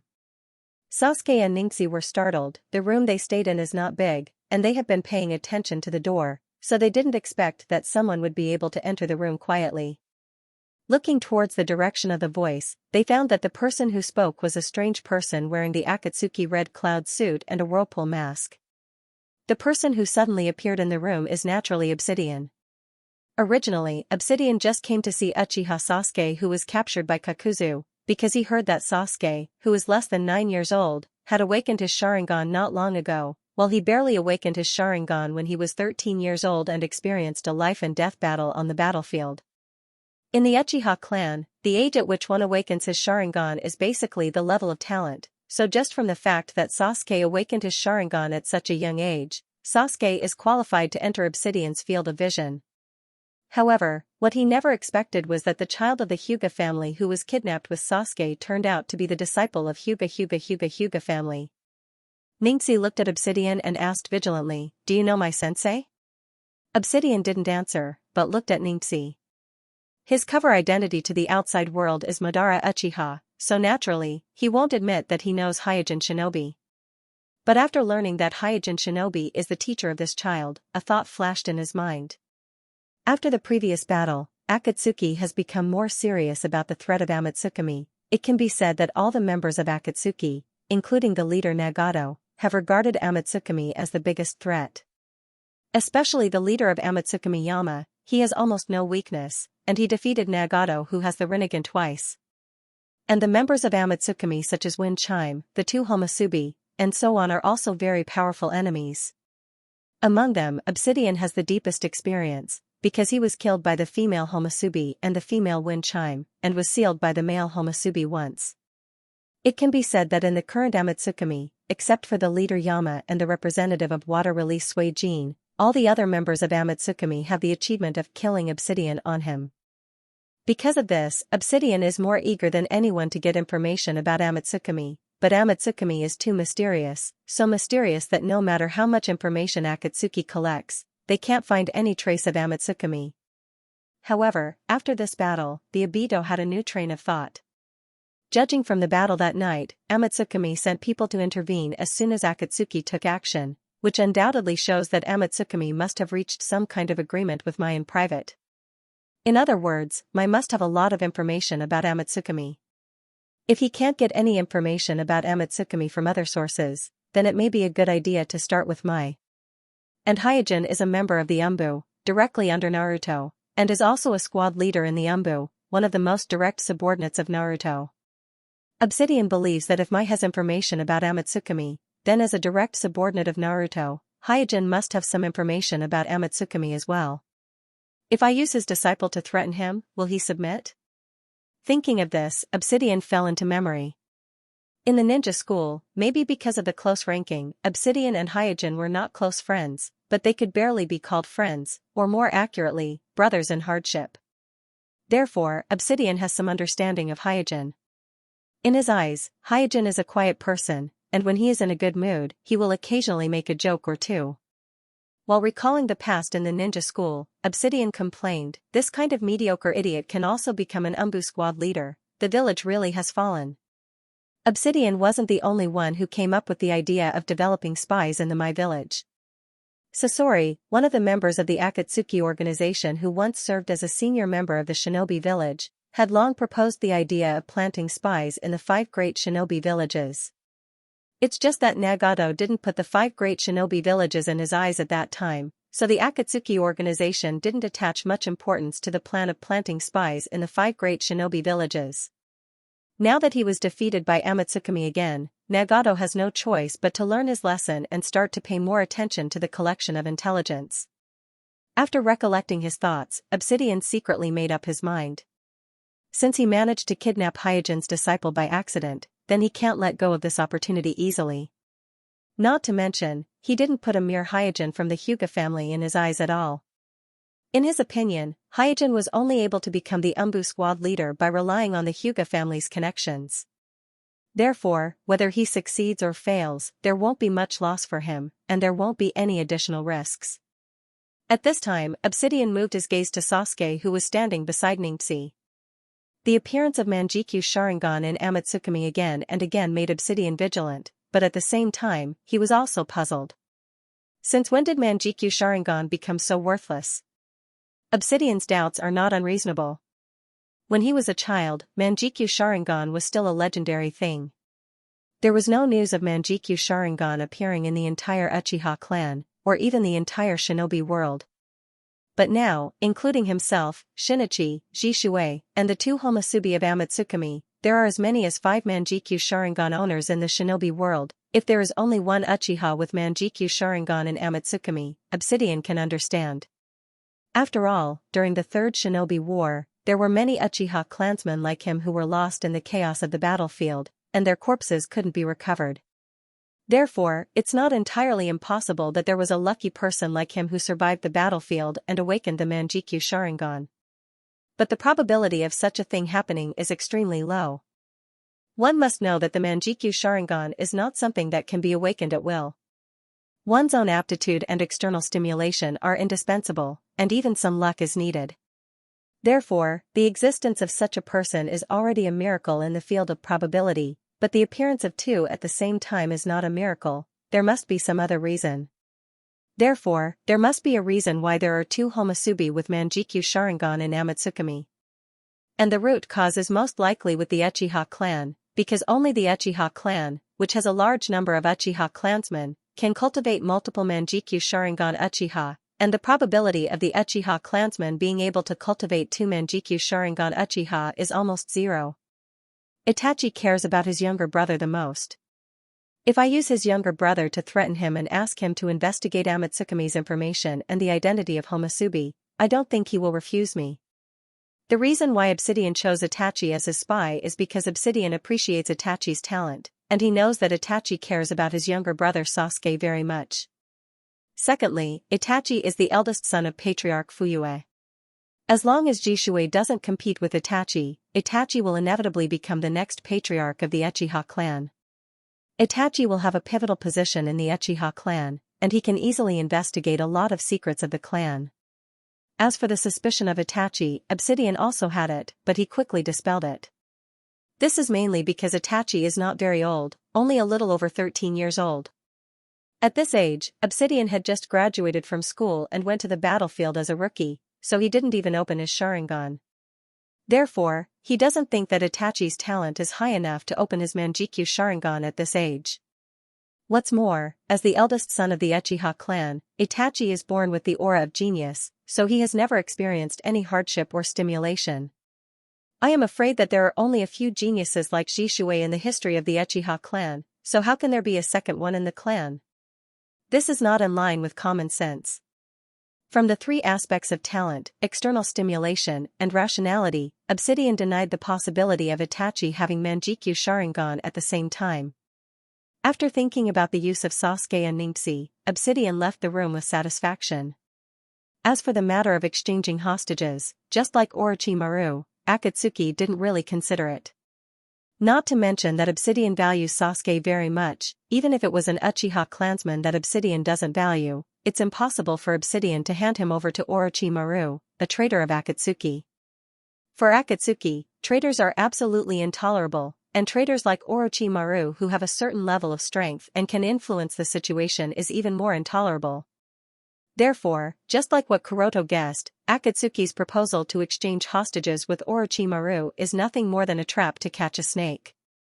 The Nine-Tails Jinchuriki in Orochimaru's hands is Akatsuki's target, and Orochimaru himself is also Akatsuki's target. After Obsidian left, Sasuke and Ningxi breathed a sigh of relief at the same time. This elusive member of Akatsuki has given them a lot of psychological pressure. Sasuke said with certainty, "That person just now must know your sensei, his every move can't be hidden from my Sharingan." Ningxi nodded with a heavy heart. "Well, he seems to be planning something bad." Obsidian didn't hide his thoughts. In fact, he has already sent a very bad signal to the two children, that is, Akatsuki may not have any intention to let them go, and they may not be able to return to the village alive. As the children of the rich and powerful, the two children who have received ninja education from their families quickly realized this, so they fell silent. After a long time, another figure opened the door and entered the room. After seeing the appearance of the person, Sasuke was like a drowning man who found a life-saving straw. And he couldn't help but shout, "Shinichi Gage, are you here to save me?" Shinichi shook his head with a gloomy face. "No one can save you here, and I am no exception." Shinichi admired this young man who could awaken his Sharingan at the age of 8 or 9, but he knew that the price of rescuing Sasuke was losing his precious identity as an undercover agent of Akatsuki, and he couldn't make this decision, not to mention that he wasn't sure that he could safely escape with Sasuke. After all, Obsidian Spacetime Ninjutsu has a great advantage in tracking.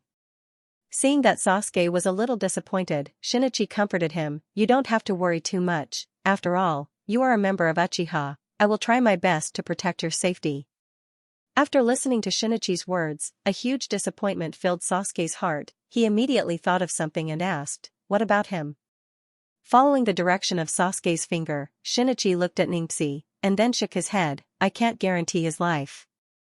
An ordinary child of the Hyuga family like Ningxi has neither any use value nor any training value for the Akatsuki organization, because Ningxi's head has been engraved as a caged bird. As long as he rebels, the Hyuga family can easily take his life. Sasuke quickly begged, "Shinichi-san, please, he is my good friend, please protect him." Although there is the trademark arrogance and conceit of the Uchiha clan in his personality, Sasuke is still naive and kind at this time, not to mention that Ningxi is the only companion that he can open his heart to and communicate with. Shinichi shook his head indifferently. In order to save Sasuke's life, he can use the excuse that Sasuke is of the same clan, and his talent is extremely high, so there is value in training him, but Ningxi of the Hyuga family, he can't do anything about it. Listening to Sasuke's constant pleading to Shinichi, Ningxi, as a member of the Hyuga family, said with a strong backbone, "Sasuke, don't beg him, my sensei will come to save me." "Who is your sensei?" Not waiting for Ningxi to answer, Shinichi chuckled and said, "Even if Naruto comes, he can't save you." Ningxi opened his mouth and wanted to argue, but in the end, he chose to remain silent.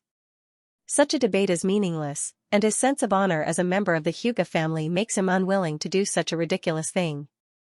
Shinichi looked at Ningxi with some appreciation, and immediately got up and walked out of the room, saying as he walked, "From the moment you were taken out of the village, your fate is no longer in your control." After listening to Shinichi's words, Sasuke felt inexplicable panic. At this time, he is not so sure that his father and brother will be able to save him, so he whispered to Ningxi, "Ningxi, is your Hyojin sensei really a powerful ninja? Will he come to save you?" Shinichi, who has already stepped out of the room, suddenly turned around and looked at Ningxi with a surprised expression. "Your sensei is Hyojin sensei?" "My village." It didn't take long for Hyojin to return to the village from the sea using the fire release clone, but this time, he didn't use stealth, but appeared in front of the main gate of the outer wall of my village wearing a black cloak with golden edges and a flame pattern mask. As soon as they saw Hyojin, the Mai ninjas guarding the gate immediately gathered. After the previous battle, just like what the Akatsuki believes, the grassroots Mai ninjas also believe that the village must have reached an alliance with Amatsukami, otherwise, it is impossible for Amatsukami to help the village resist the Akatsuki. Therefore, when they saw the appearance of Amatsukami's Homusubi, the Mai ninjas guarding the gate were very polite and didn't launch an attack as they did when Amatsukami was wanted. It didn't take long for two Mai Umbu to arrive at the gate, saluted Hyojin, and said very politely, "Your Excellency, Naruto-sama invites you." "Okay." Hyojin responded faintly and followed behind the two Umbu. After avoiding the streets that were being rebuilt and the busy ordinary villagers, Hyojin quietly followed the two Umbu to the newly built Naruto building. When the guards along the way saw Hyojin dressed as Homusubi, they were all stunned for a moment before nodding at him, showing great kindness as if they had never wanted Amatsukami before. Hyojin maintained his cold and arrogant persona and remained silent along the way. "No, your analysis is wrong. This level of earth release can't be stopped, you guys are too pessimistic, and you underestimate the parasite worm of our race." As soon as he entered the Naruto building, the noisy argument in the meeting room on the first floor reached Hyojin's ears. Under the mask, the corners of Kuroto's mouth curled up as he smiled. He is no stranger to such arguments because he participated in one not long ago. This is a seminar that brought together the Mai Umbu, Jonin class, Intelligence class, Sealing class, and the elites of the major clans in the village. As for the content of the discussion, it is naturally about the various jutsu, and taijutsu used by the Akatsuki and Amatsukami in the previous battle, as well as the corresponding restraining methods. This is the great shinobi village, collecting and analyzing the information left by the enemy has become an instinct. When attending the seminar, Hyojin revealed the various abilities of the Rinnegan from the perspective of a bystander, and because he is a Hyuga with excellent insight, the village attached great importance to the information he provided, and even began to analyze the abilities of the Rinnegan one by one based on the information he provided. At the same time, Hyojin also knows that a seminar like this is also being held in the Mai hospital. Azura's body, which you sealed in her left eye with the Tenseigan power that Hyojin sealed in her left eye, is now lying quietly in the secret dissection room of the newly built Mai hospital. Although the corpse of Azura has been turned into a pile of fragments by rain pull, it is the only corpse of an Akatsuki member that Konoha has captured. If it counts, then it is the only corpse of an Akatsuki member. and the black rod left on it has become the focus of the medical class's research. After passing by the meeting room on the first floor, Hyojin followed the two Umbu members straight to the Naruto office on the third floor. Naruto office. 3 Generations was sitting at the desk, smoking a pipe with a natural expression, and the captain of the shadow guards was standing beside him, while the other elder advisor of my hospital, Xianxia, was sitting on the sofa with a serious expression on his face. After the two Umbu members left the Naruto office, 3 Generations asked Hyojin, who was dressed as Homosubi, "Homosubi, can you take off your mask?" The meaning of 3 Generations is very clear, that is, they want to verify the identity of Homosubi in front of them. They can't just casually put on a black robe and a mask and pretend to be a member of Amatsukami. Hyojin understood the meaning of 3 Generations, but he didn't take off his mask and activated Susanoo. In an instant, a golden projection was projected from the body of Hyojin's fire-release clone, turning into a skeleton and protecting Hyojin inside. Looking at the golden skeleton projection in front of them, 3 Generations and Xianxia no longer had any doubts. The color of Susanoo can't be disguised, so they no longer doubt the identity of the other party. At the same time, they also confirmed that there are indeed 2 Homosubi with Manjikyu Sharingan in Amatsukami. At this time, Hyojin said flatly, "Naruto-sama, it's time to settle the previous accounts." The account Hyojin mentioned was naturally the verbal agreement he made with 3 Generations. Naruto on the cliff. At that time, Hyojin used his identity as the leader of Amatsukami, Yama, to propose to the 3 Generations Naruto that saving a Kage would cost 10 million, and saving a Jonin would cost 5 million. According to the standard of the black market, the bounty of a Jonin from one of the 5 great shinobi villages is at least more than 10 million, and some of the elite Jonin can even reach a high price of tens of millions, but the Kage doesn't have a price, because the black market doesn't want to cause trouble, so it's impossible for them to publicly issue a bounty on a Kage from one of the 5 great shinobi villages in their territory. And that night, on the cliff, except for the 3 Kage, the rest of the people were all Jonins, many of them were elite Jonins, and some of them were even elders of various villages and Kage candidates. Therefore, the price that Hyojin proposed at that time was very fair, which is also one of the reasons why the 3 Generations didn't even think about it. Hearing Kuroto mention the accounts, Sandame-sama nodded and immediately handed over a list that he had prepared earlier to Kuroto. After receiving the list, Hyojin glanced at it. He found that the list of the rescued ninjas from the 5 great ninja villages is clearly listed, even which are injured and which are corpses are clearly marked. According to the list, Hyojin rescued a total of 3 Kage, including 4 Generations Laying, 4 Generations of Kazekage, and 4 Generations of Mizukage, as well as 47 Jonin from the 5 great shinobi villages. As for the others, they were all corpses that had already died in battle. Not counting the corpses, I would have to pay a total of 265 million sakuras to Amatsukami for rescuing the 3 Kages and 47 Jonins. After seeing the huge number at the end of the list, Hyojin no longer cared about whether the list was true or not, because he was already very satisfied with this huge sum of money. Hyojin doesn't have a hobby of collecting money. In his eyes, money has only one purpose, and that is to support his scientific research. Although the further development of the Chimera technique is an unpredictable and bottomless pit, as long as Hyojin gets this huge sum of 200 million sakuras, he can immediately put many ideas that currently only exist on paper into practice. Seeing that Hyojin had finished reading the list, the 3 Generations coughed twice and said, "Your Excellency should be very clear that my village has just experienced a catastrophe, and is currently in the process of reconstruction, so we can't pay this huge sum in one time." Suijin said lightly, "As far as I know, the other shinobi villages have made it clear that they will jointly pay this sum after the war. Hokage-sama, am I right?" Because of Yagura, Hyojin is well aware of the contents of the meeting between the 5 Kages after the war. Among them, the 4 great shinobi villages clearly stated that they would jointly pay the rescue money to Amatsukami. After all, it would be unreasonable for the heavily injured my family to bear such a huge sum of money, and the other 4 villages would also lose face.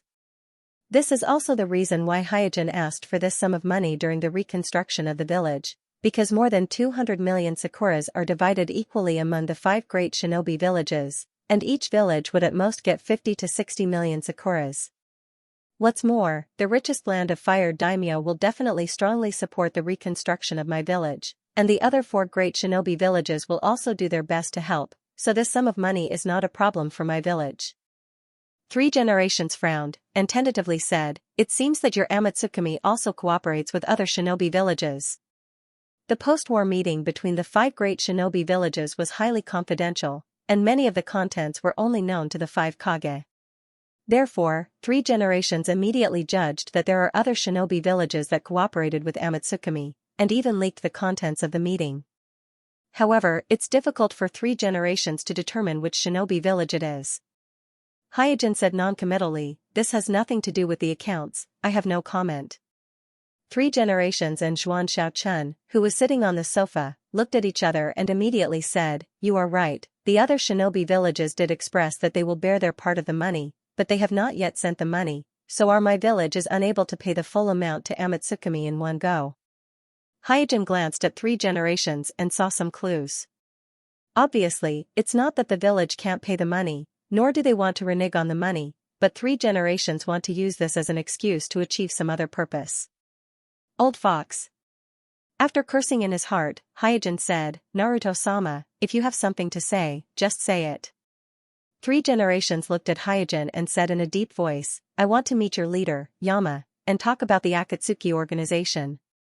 Hyojin shook his head and said, it's not the time yet. Without waiting for 3 generations to answer, Xianxia stood up from the sofa and asked, what do you mean by this? Hyojin thought for a while and said, I know what you want to do, but now is not the best time to eradicate the Akatsuki organization. There are many factors involved in this matter, and I'm sorry that I can't tell you all of them. What he said is naturally an excuse, there is only one real factor, and that is, he can't beat them. In the previous battle, Hyojin has used all his skills, whether it was trying to seal obsidian, or taking the risk to force Nagato to retreat, he has used his fighting wisdom to the limit, but the gap in strength is clear, and it's not something that can be easily erased by 1 or 2 tactical successes of Hyojin. It can be said that Nagato, who is both the 6 Paths Sage body and the 6 Paths Sage eyes, has left everyone else in the shinobi world behind, and took the lead to step into a new level. 3 generations asked with a solemn face, many factors? I need to know what the factors are. Madara Uchiha. After pondering for a while, Hyojin threw out a name. 3 generations were shocked, you mean the Akatsuki member who calls himself Madara Uchiha is the real Uchiha Madara? He's still alive? Hyojin replied, of course not, but the real Uchiha Madara is probably still alive, and he is hiding in the Akatsuki organization, so we better not act rashly. This half-truth and half-falsehood was deliberately used by Hyojin to scare 3 generations. He doesn't want to have any more meaningless conflicts with the Akatsuki organization in the near future. Now that the funds are almost in place, and the development of the Chimera technique also has ideas, and the Kekiai Net project is also progressing smoothly, the only thing he needs now is time, he needs a period of peace to grow. No one knows how long the deterrence of Yama can last, but Nagato who has just suffered a setback will definitely choose to stay dormant for a while. But if the 5 great ninja villages try to provoke the Akatsuki organization and cause Nagato to take action again, then the situation will be out of control. Hyojin's purpose has obviously been achieved, but when they heard that Uchiha Madara may still be alive, the faces of 3 generations and Xianxia showed an incredible expression. How is this possible? Putting aside the issue of age, after the battle in the Valley of the End, the 2nd generation Naruto personally examined the body of Uchiha Madara and confirmed that Uchiha Madara is dead. This point, as the disciples of the 2nd generation Naruto, 3 generations are very clear. 3 generations did not believe that his teacher Naruto would make such a low-level mistake, so he never believed the Obsidian who claimed to be Uchiha Madara from beginning to end. Hyojin chuckled and said, our Uchiha clan has a lot of forbidden techniques that blur life and death, so I can tell you very clearly that Uchiha Madara did not die in the hands of the 1st generation Naruto, but also obtained the power of the 1st generation Naruto in that battle. Xianxia frowned and said, so, the Akatsuki organization was founded by him? Hyojin nodded, you can think so. 3 generations Naruto said in a deep voice, then, was he also the one who caused the 9 Tails rebellion in our village? For the Kyuubi's rebellion, Sandaime-sama is still brooding over it. It was that turmoil that caused Konoha to lose the Yondaime Hokage and the Kyuubi's Jinchuriki in one night, causing Konoha to fall into a predicament. Naruto-sama, you have too many questions. Our Amatsukami organization has no obligation to provide information for your 5 great ninja villages. After a pause, Hyojin continued, let's go back to the previous topic. How are you going to pay the money? I don't think I need to emphasize the consequences of reneging on a debt, right? Sandaime quickly said, please rest assured, I won't go back on my word, and the money will not be missing. I just hope to establish a closer cooperative relationship with Amatsukami to deal with the threat of Akatsuki. After the war, the 5 Kage reached a consensus that only the leader of Amatsukami, Yama, can balance the leader of Akatsuki, Nagato. Therefore, winning over Amatsukami is the only choice for the 5 great ninja villages to maintain their ruling position. Any qualified Kage will not have a conflict with Amatsukami because of money. Xianxia also said, if your leader is also afraid of Uchiha Madara, then cooperating with my Amatsukami once won, there is no harm for your Amatsukami. Kuroto glanced at Koharu and said lightly, put down your arrogance, you have to learn to get used to the fact that the shinobi world is no longer in your control, and you have to learn to think with the mindset of a weakling as soon as possible. Xianxia said angrily, you. 3 generations stepped forward to stop Xianxia, then said to Hyojin, as Naruto, on behalf of I would like to express our heartfelt gratitude to Amatsukami. Thank you for your help in the previous battle. With that, Sandaime waved his hand at the Shadow Guard captain. The Shadow Guard captain immediately took out 2 boxes and placed them in front of Hyojin. 3 generations pointed at the boxes and said, these 2 boxes contain 100 million in cash. As for the remaining 165 million, we will pay you in installments within 3 months. Hyojin took out a storage scroll, and without counting the amount, he directly sealed the 2 big boxes of money into the storage scroll. Then, he turned around and walked out of Naruto's office. Seeing that Hyojin was about to leave, 3 generations said, please wait a moment. Hyojin looked back and asked, is there anything else? 3 generations took a puff from his pipe and said slowly, I don't know if Amatsukami will accept this commission or not. Hyojin frowned, what commission? Hey, our village's Jinchuriki was kidnapped by Orochimaru during the war. If Amatsukami can rescue Armai's Jinchuriki, Armai is willing to pay 50 million ryo as a reward. Mai naturally won't place all his hopes of rescuing Naruto on Amatsukami, but a helper from Amatsukami will undoubtedly greatly increase the probability of rescuing Naruto. This is also the reason why 3 generations put forward this commission to Amatsukami. After all, the 9 tails are too important, especially after Akatsuki revealed their intention to collect tailed beasts. Protecting their own tailed beasts has become the top priority of the 5 great shinobi villages. Hyojin smiled, 9 tails is Jinchuriki, I'll pay attention to it. 3 generations said helplessly, then I'll leave it to you. In front of Amatsukami, 3 generations really can't act tough. This is because Amatsukami's strength is too strong, and Mai's reputation can't deter them at all. Secondly, Mai owes Amatsukami a big favor because of the previous battle. If not for Amatsukami's help that night, 3 generations can't even imagine the consequences. After leaving the Naruto building unimpeded, Hyojin was about to leave the village, but 2 figures suddenly appeared in front of him. These 2 people are none other than the current patriarch of the Uchiha clan, Uchiha Fuyue, and the number 1 expert of the Uchiha clan, Uchiha Jishue. Fuyue directly opened his Sharingan and looked at Hyojin from head to toe, while Jishue stood beside Fuyue with a slightly awkward expression. Obviously, he was forced to come here by Fuyue. Hyojin curled his lips and said, oh, so it's the patriarch of the Uchiha clan, what's the matter? Fuyue said with a straight face, since you are a member of the Uchiha clan, you should return to the clan, as long as you are willing to return, I can arrange a position for you. Without waiting for Fuyue to finish his words, Hyojin joked, I can return to the clan, but you have to give up the position of the patriarch. Fuyue was startled for a moment, and then fell into deep thought. Hyojin thought that Fuyue would flatly refuse, but he never thought that Fuyue would seriously consider this absurd matter. He thought to himself, as expected of the indecisive patriarch of the Uchiha clan.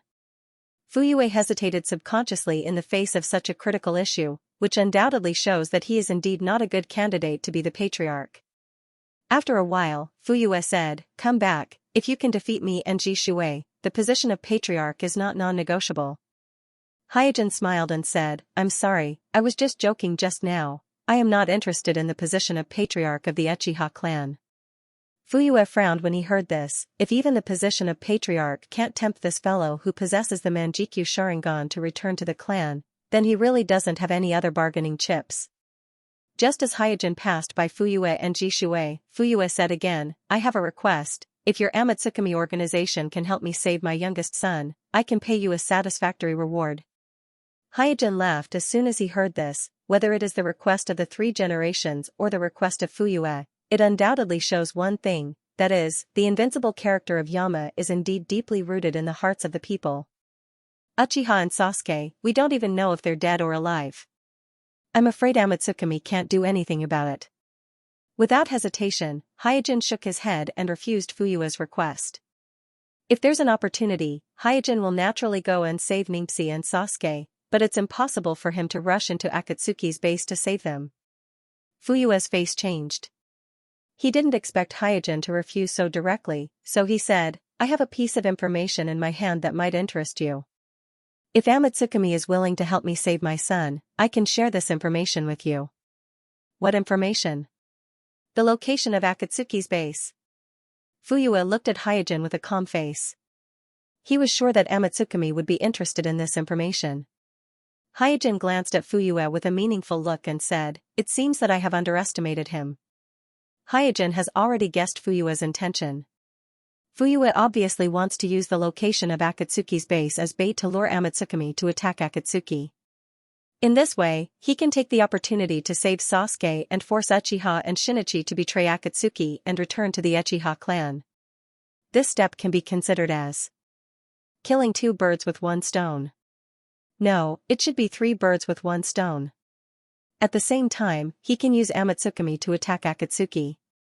However, Fuyue probably didn't expect that Jishui and his son Itachi are members of Amatsukami, and Hyojin has already known this information from Jishui and Itachi a few days ago. Seeing that Hyojin didn't answer immediately, Fuyue said again, The information in my hand is absolutely true. Our Uchiha clan can also cooperate with Amatsukami, and with our combined strength, destroying Akatsuki will be a piece of cake. You overestimate yourself and overestimate me. After cursing in his heart, Hyojin shook his head. Seeing that Hyojin refused again, Fuyue was quite puzzled and asked, Why? As for the reason, I have already told your Naruto. If you want to know, you can ask him yourself.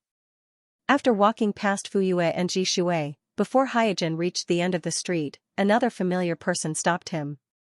This person is Richa Hyojin. Not far away, on a watchtower.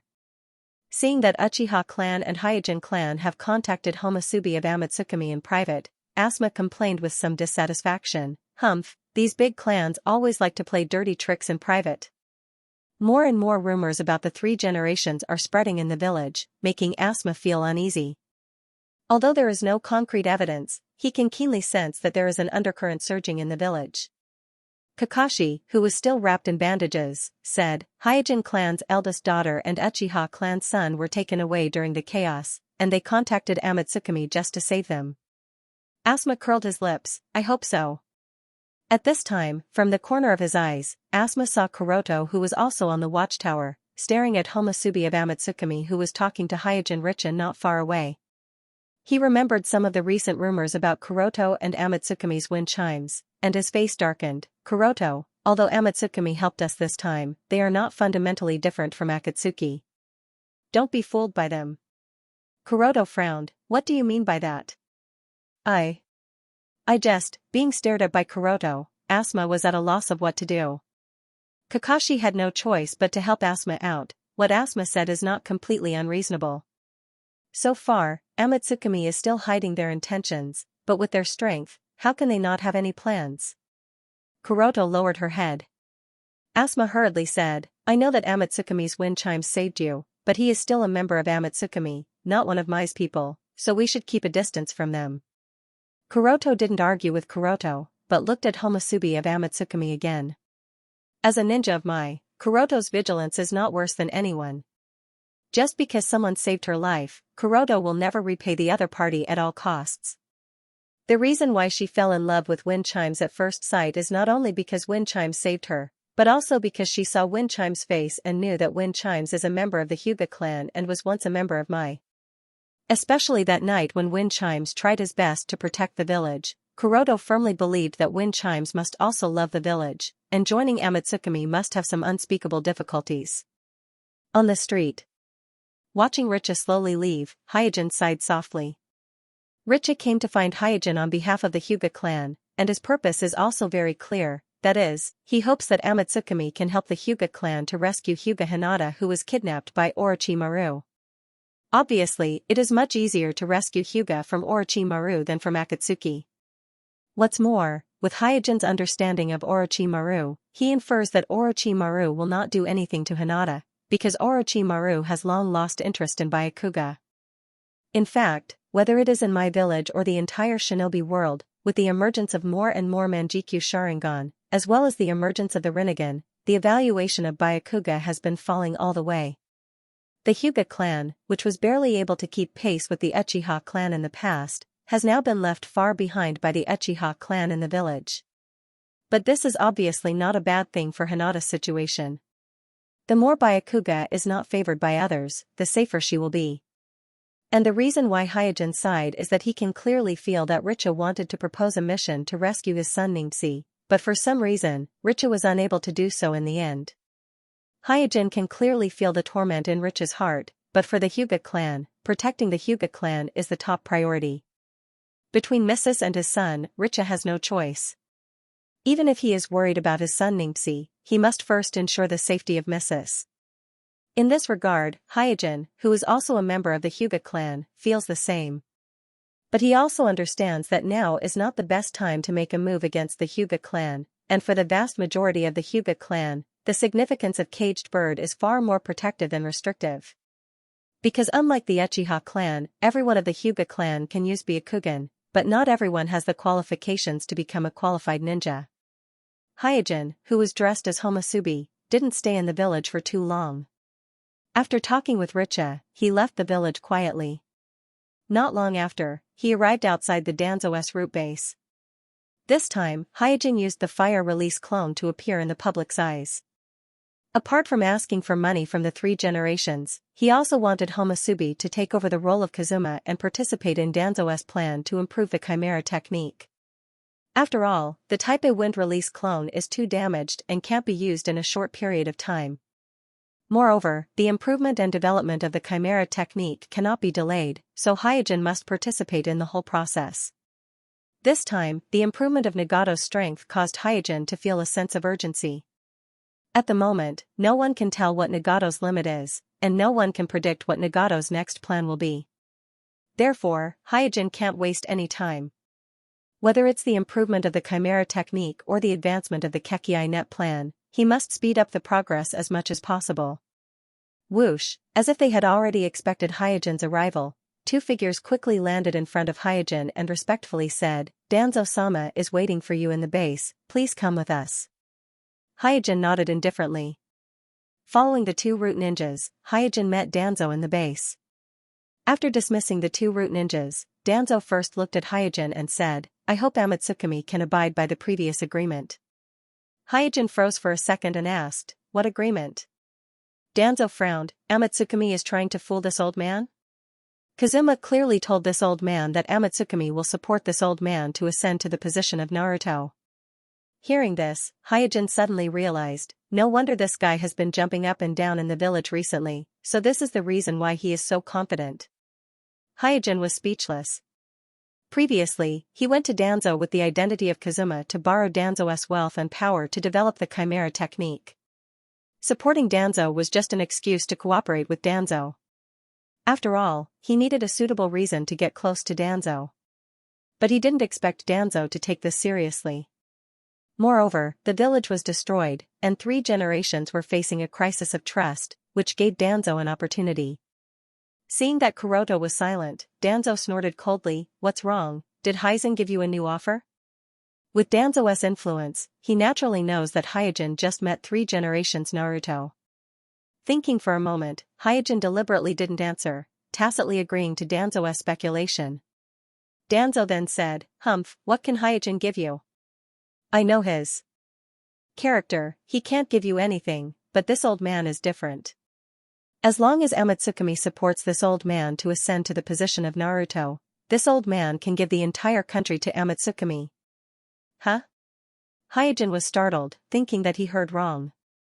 Danzo turned his back to Kuroto and said in a hopeful tone, the era of the 5 great shinobi villages will come to an end in this old man's hands, and at that time, the entire land of water and the neighboring islands will be handed over to Amatsukami to be managed by this old man.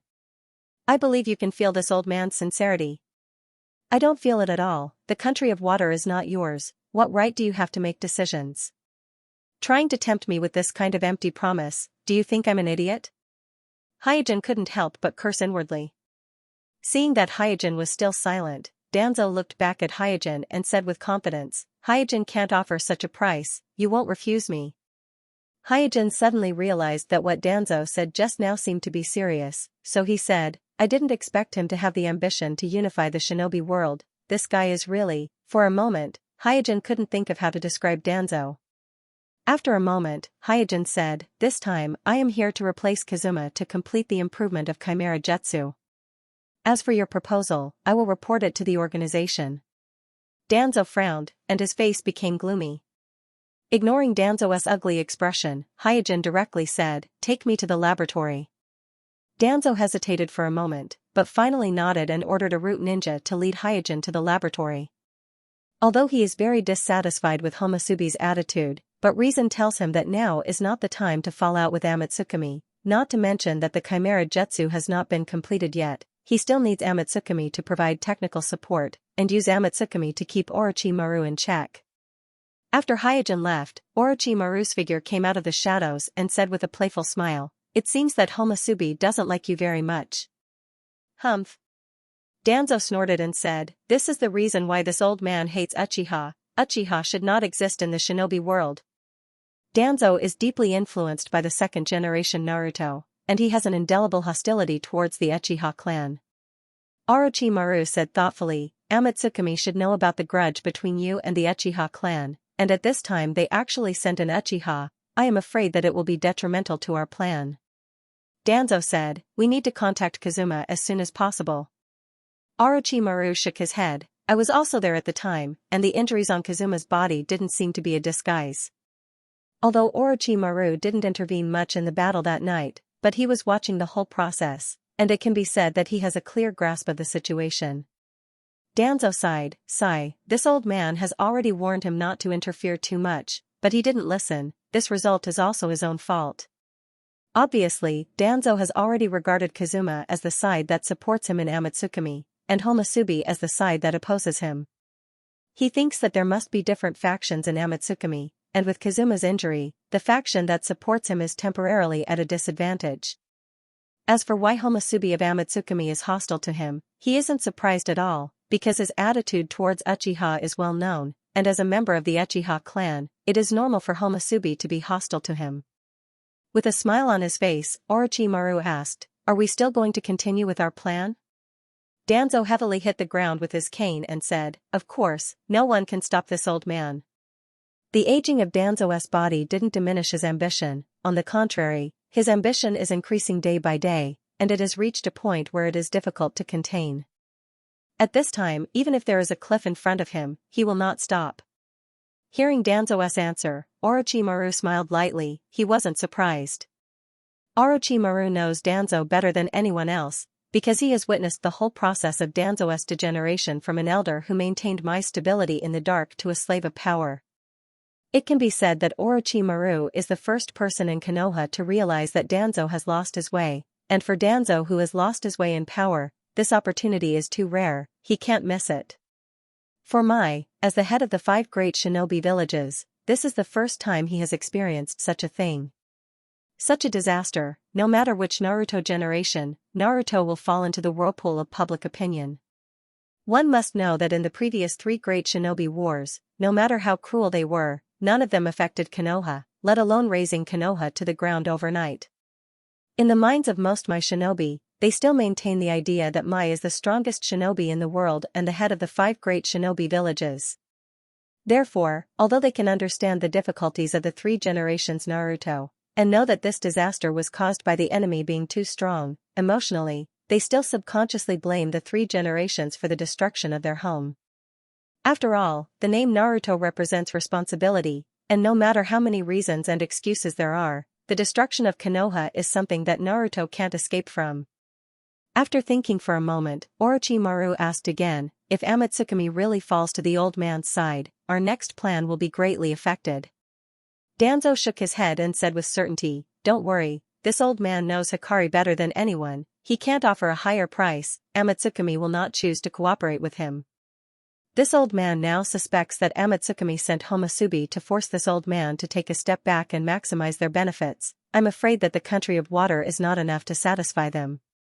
Orochimaru nodded. This possibility does exist.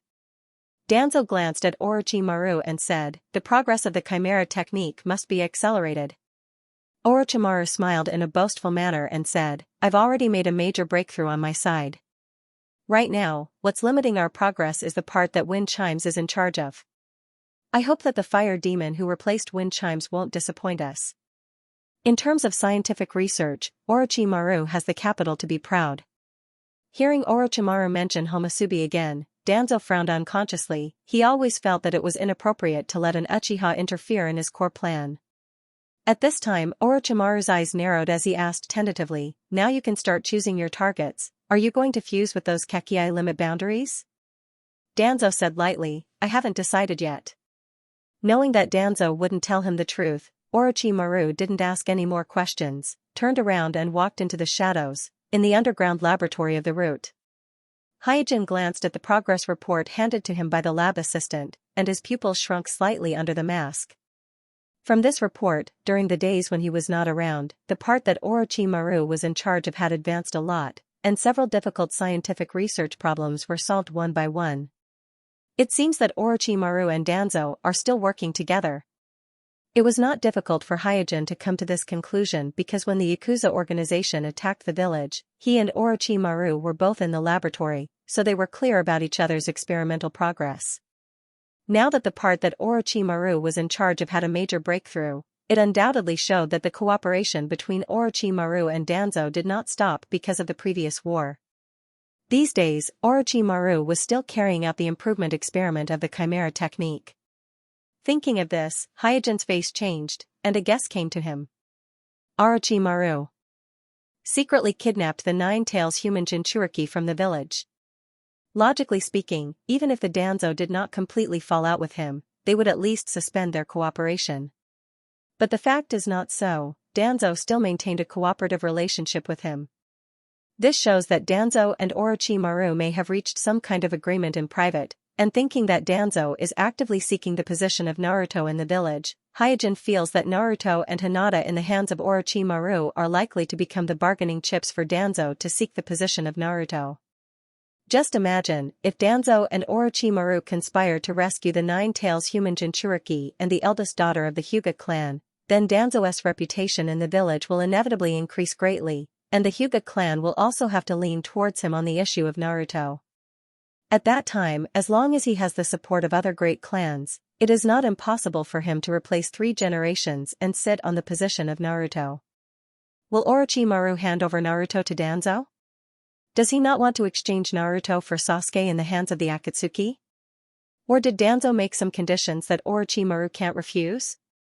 Previously, Hyojin has always believed that there is bound to be a hostage exchange between the Akatsuki and Orochimaru. After all, Naruto is useless in the hands of Orochimaru, and Sasuke is also of little significance in the hands of the Akatsuki. But now that I think about it, this idea seems to be wishful thinking, because whether it is the Akatsuki or Orochimaru, neither of them is a man of integrity. There is not enough mutual trust between them. Even if both sides agree to exchange hostages, I'm afraid that each side has their own ulterior motives. Quietly putting the experiment report aside, Hyojin started his own experiment.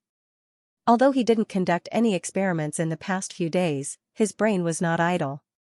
Taking advantage of the time when he was on duty in the village, he formulated several experiment plans in his mind, so when he came to the laboratory, he directly skipped the process of adaptation and familiarization, and started the tedious experiment. The breakthrough on Orochimaru's side was mainly in the area of colloidal materials. Orochimaru found a special colloidal material, which is very active at a temperature of 45 degrees Celsius, almost comparable to the colloidal material used to make Ghost Sprout in Hiruzen. But when the temperature is lower than 30 degrees Celsius, its activity will gradually decrease, and if the temperature drops to 0 degrees, it will completely lose its activity.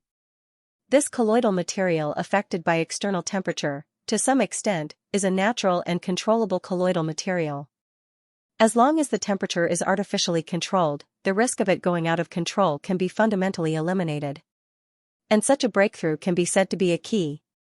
If before, Hyojin couldn't judge how much time it would take to improve the Ghost Sprout technique and how much money he would need to invest, then after this breakthrough, the time and money he would need to invest became predictable. Hey, Orochimaru really has a skill in this area. The discovery of the new colloid accelerated the improvement of the Chimera technique. Many of the problems that previously plagued Hyojin were solved because of the discovery of the new colloid.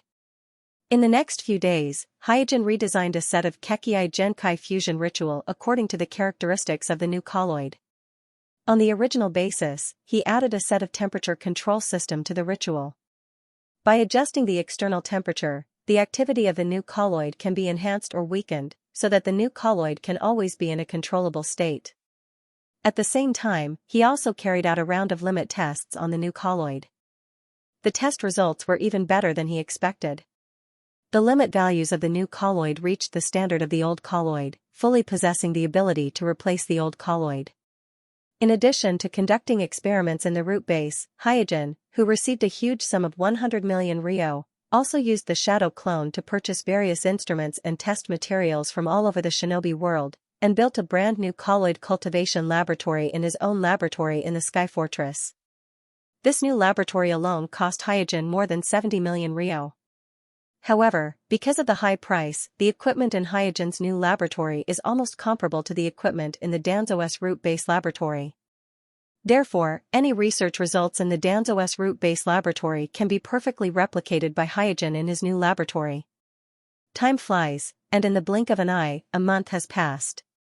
After this month of reconstruction, the desolation and mess of the village after the war has changed, and it has once again become full of vitality. Walking on the street, all you can see are brand new streets and exquisite houses. The external traces of the previous catastrophe have almost been swept away, but the haze in people's hearts is not so easy to clear.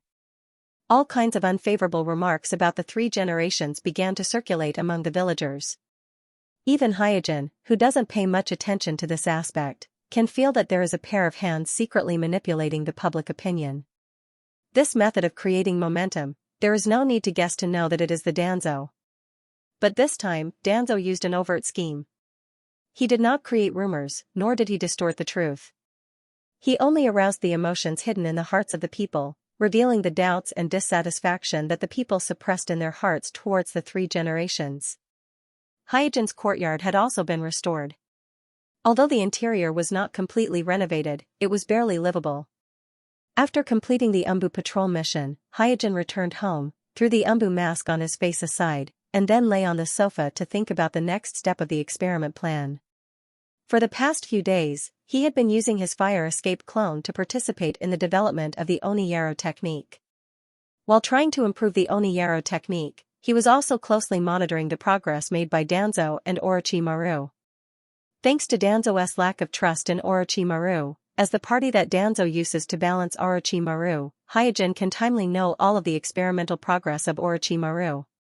Of course, Hyojin believes in the progress of his experiment, and Orochimaru can also get it in the first place. Whether it is Hyojin, Orochimaru, or Danzo, the three parties maintained a tacit understanding, suppressed all differences, and pushed forward the improvement of the Oniyaro technique together. At this moment, a twisted whirlpool appeared out of thin air in Hyojin's living room. Then, a familiar figure walked out of the whirlpool. Obsidian? My identity has been exposed?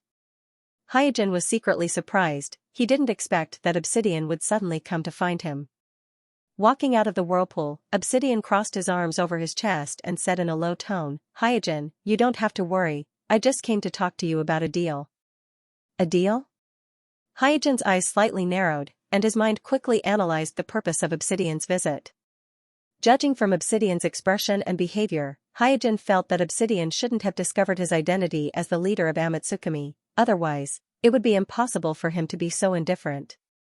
Your disciple is Xianxia, right?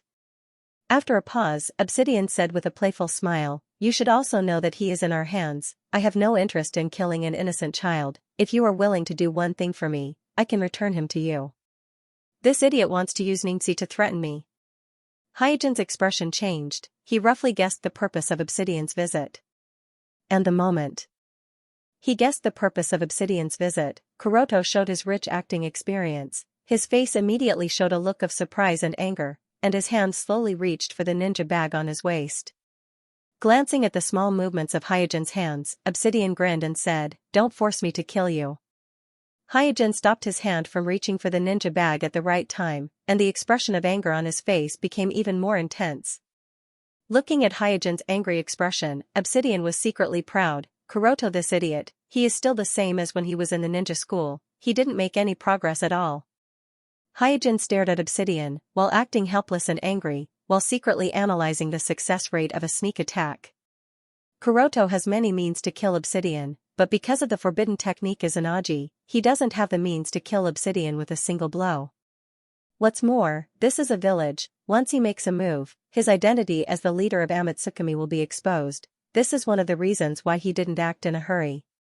At this time, Obsidian continued, you should understand that I can easily kill you, so cooperate with me honestly. Hyojin pondered for a moment and said, I am a member of the Hyuga branch family. I have a caged bird on my head. You want me to betray the village? Dream on. No, no, no. Obsidian waved his hand casually and said, I have no interest in Mai's information. Cooperate with me, and you don't have to betray your village. Hyojin was startled, and he was puzzled. What do you want me to do? Obsidian stopped smiling and said in a deep voice, I want you to collect information about Amatsukami for me. For a moment, Hyojin didn't know whether to laugh or cry, and the expression on his face almost froze. He didn't expect Obsidian to ask him, the leader of Amatsukami, to act as an informant for Amatsukami, to collect information for Amatsukami. Obsidian said, you don't have to find excuses. I know you are the leader of Mai Zanbu, and you must have access to the agreement between Mai and Amatsukami. For your own life, and for the life of your disciple, I hope you can make a wise choice. Hyojin looked at Obsidian, and in his heart, he thought, this Obsidian is really an idiot. As their eyes met, the atmosphere in the room became tense. It seems like Akatsuki didn't get any information from other channels, so they turned their attention to the village. They want to find out more about Amatsukami through the village. Hyojin didn't hide the thoughtful expression on his face, but he wasn't thinking about Obsidian's threat, but Obsidian's motive. There was no doubt that after the previous battle, Akatsuki was more and more afraid of Amatsukami. This could be seen from the fact that Obsidian personally appeared in Mai and used intimidation and other means to develop his informants in Mai. However, Obsidian's luck wasn't that good. Coincidentally, his informant went directly to Amatsukami's leader and exposed Akatsuki's next action to Hyojin. Obsidian seemed to enjoy Hyojin's contemplation, and after a while, he chuckled and said, it's time to make a decision. I don't have time to waste with you. Should I promise him first, then find a chance to set a trap and kill him when he's careless? Hyojin deliberately showed a hesitant expression on his face, but in his heart, he was thinking about how to take advantage of Obsidian's negligence. Seeing that Hyojin was still hesitating, Obsidian's face sank, and while releasing his killing intent, he threatened, Hyojin, Akatsuki knows everything about you. In our eyes, you don't have any secrets, so don't think about luck, you don't have a choice. Oh, by the way, you seem to have a fiancé. Hyojin's eyes twitched as he coldly glanced at Obsidian. Don't look at me like that. As long as you choose to cooperate with us, whether it's your disciple or the people around you, they won't be in danger. After a short pause, Obsidian continued, the bird in the cage on your forehead is not impossible to get rid of. As long as you can provide us with information about Amatsukami, we will think of a way to help you solve the problem on your forehead. We might even make an exception to let you join our Akatsuki. Obsidian understood that it was difficult to make Hyojin willingly work for him by simply threatening him, so he offered a price. He thinks that he has grasped the vital point of Hyojin, because the stronger the Hyuga clan is, the more disgusted they are with the caged bird that can control their own life and death. Of course, when he said that he would help Hyojin break the caged bird, it was all empty promises with no sincerity. Even if Akatsuki really has the ability to break the caged bird of the Hyuga clan, they won't put their energy into such a troublesome matter.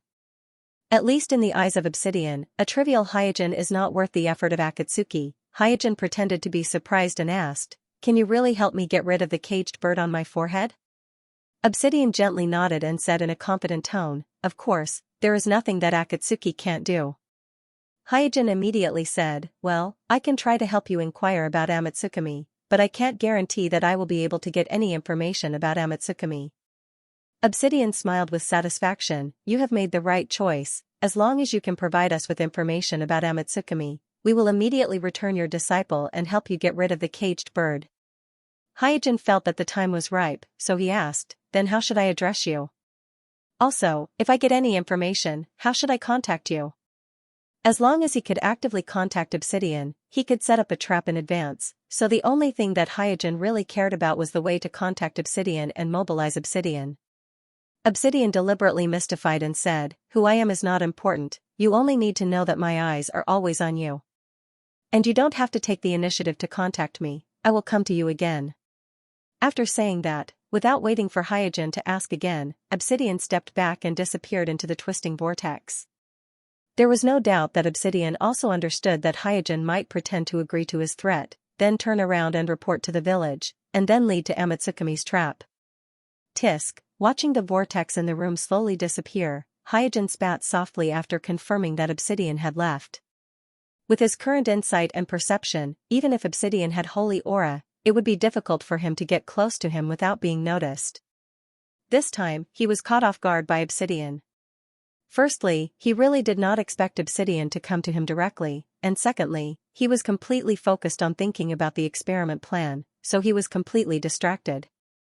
As for Obsidian's threat that his eyes would always be on Hyojin before he left, Hyojin scoffed.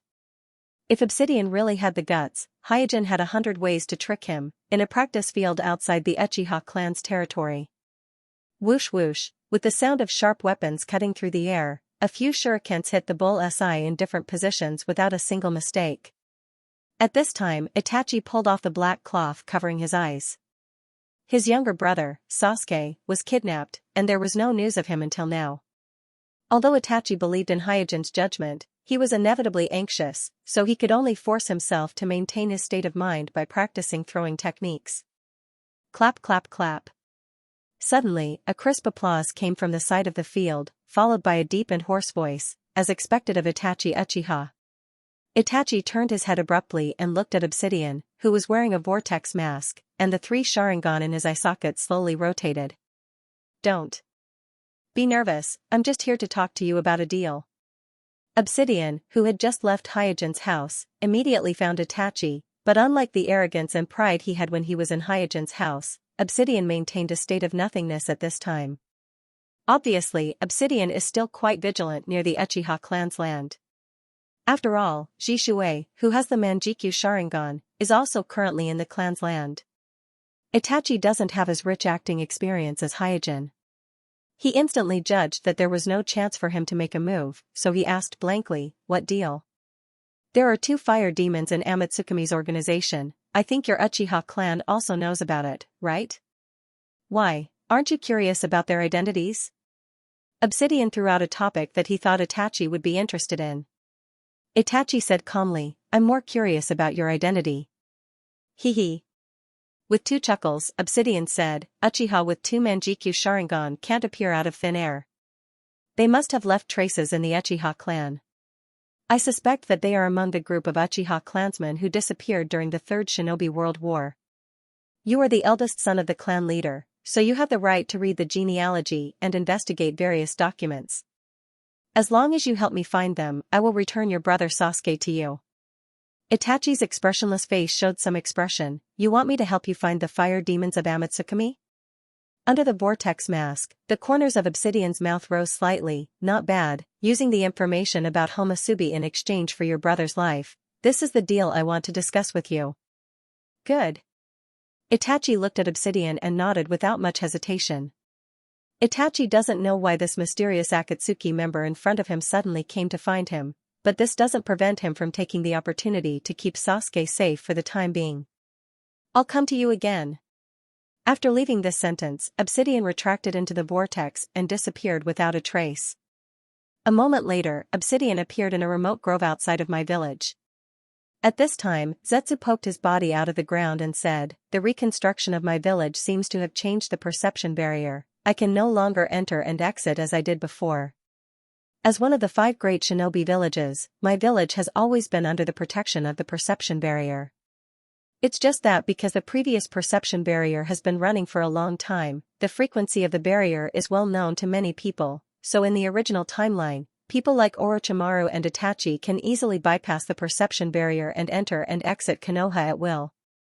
This time, because the village suffered a catastrophe, the perception barrier covering the entire village was destroyed, so instead of repairing the damaged perception barrier bit by bit, it's better to build a new one.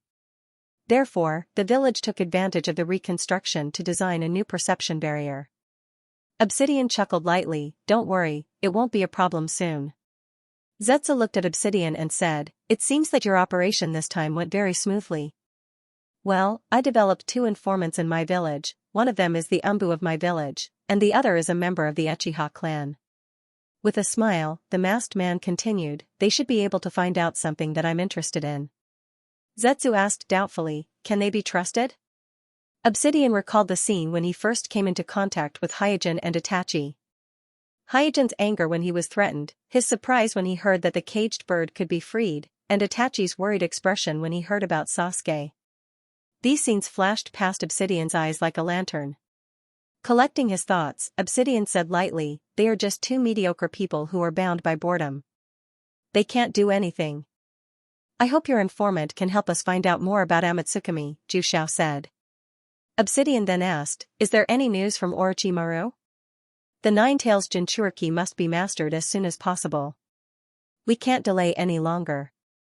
Zetsu shrugged and said helplessly, "Orochimaru is very careful. I'm afraid it will take some time to find him." Obsidian also knows that Orochimaru is very cunning, so he said, "Continue to contact Orochimaru with the excuse of exchanging hostages. As long as he still covets Sasuke, he will definitely reveal a flaw." Zetsu nodded and said, "Okay."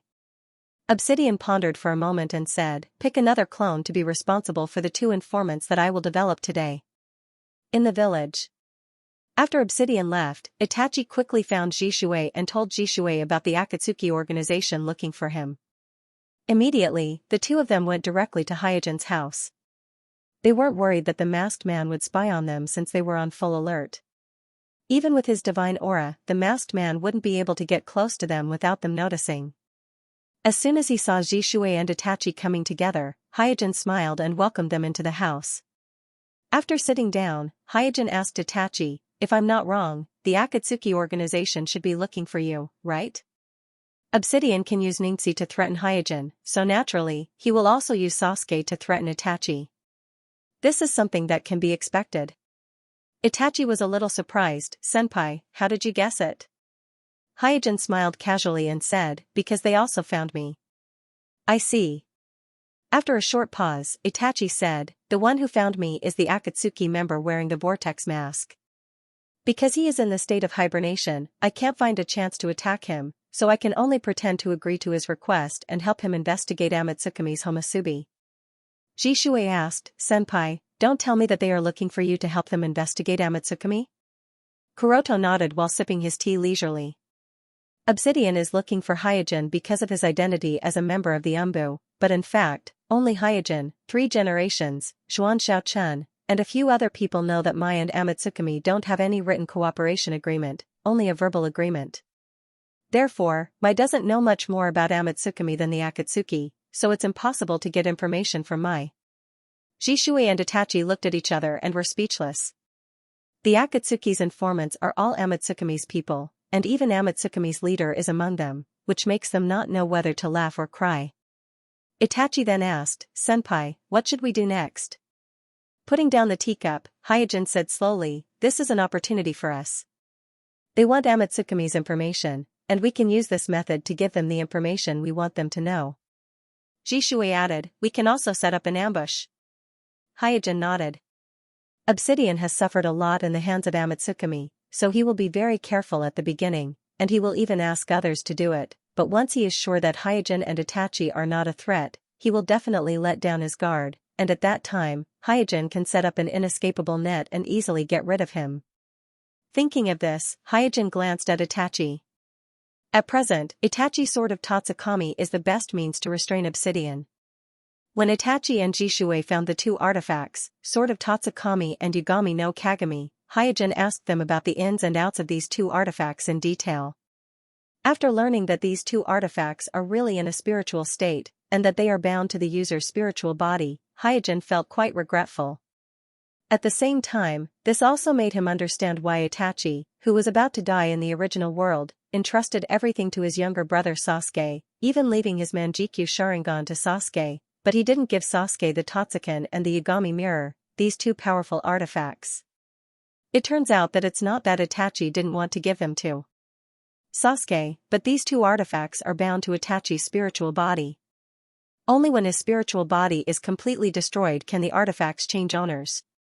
And when Itachi's spiritual body is destroyed, Itachi won't have the ability to entrust the two artifacts to Sasuke, so he can only choose the way he obtained the artifacts, setting up a test for future generations, letting the future generations try to use their luck to see if they can control the artifacts.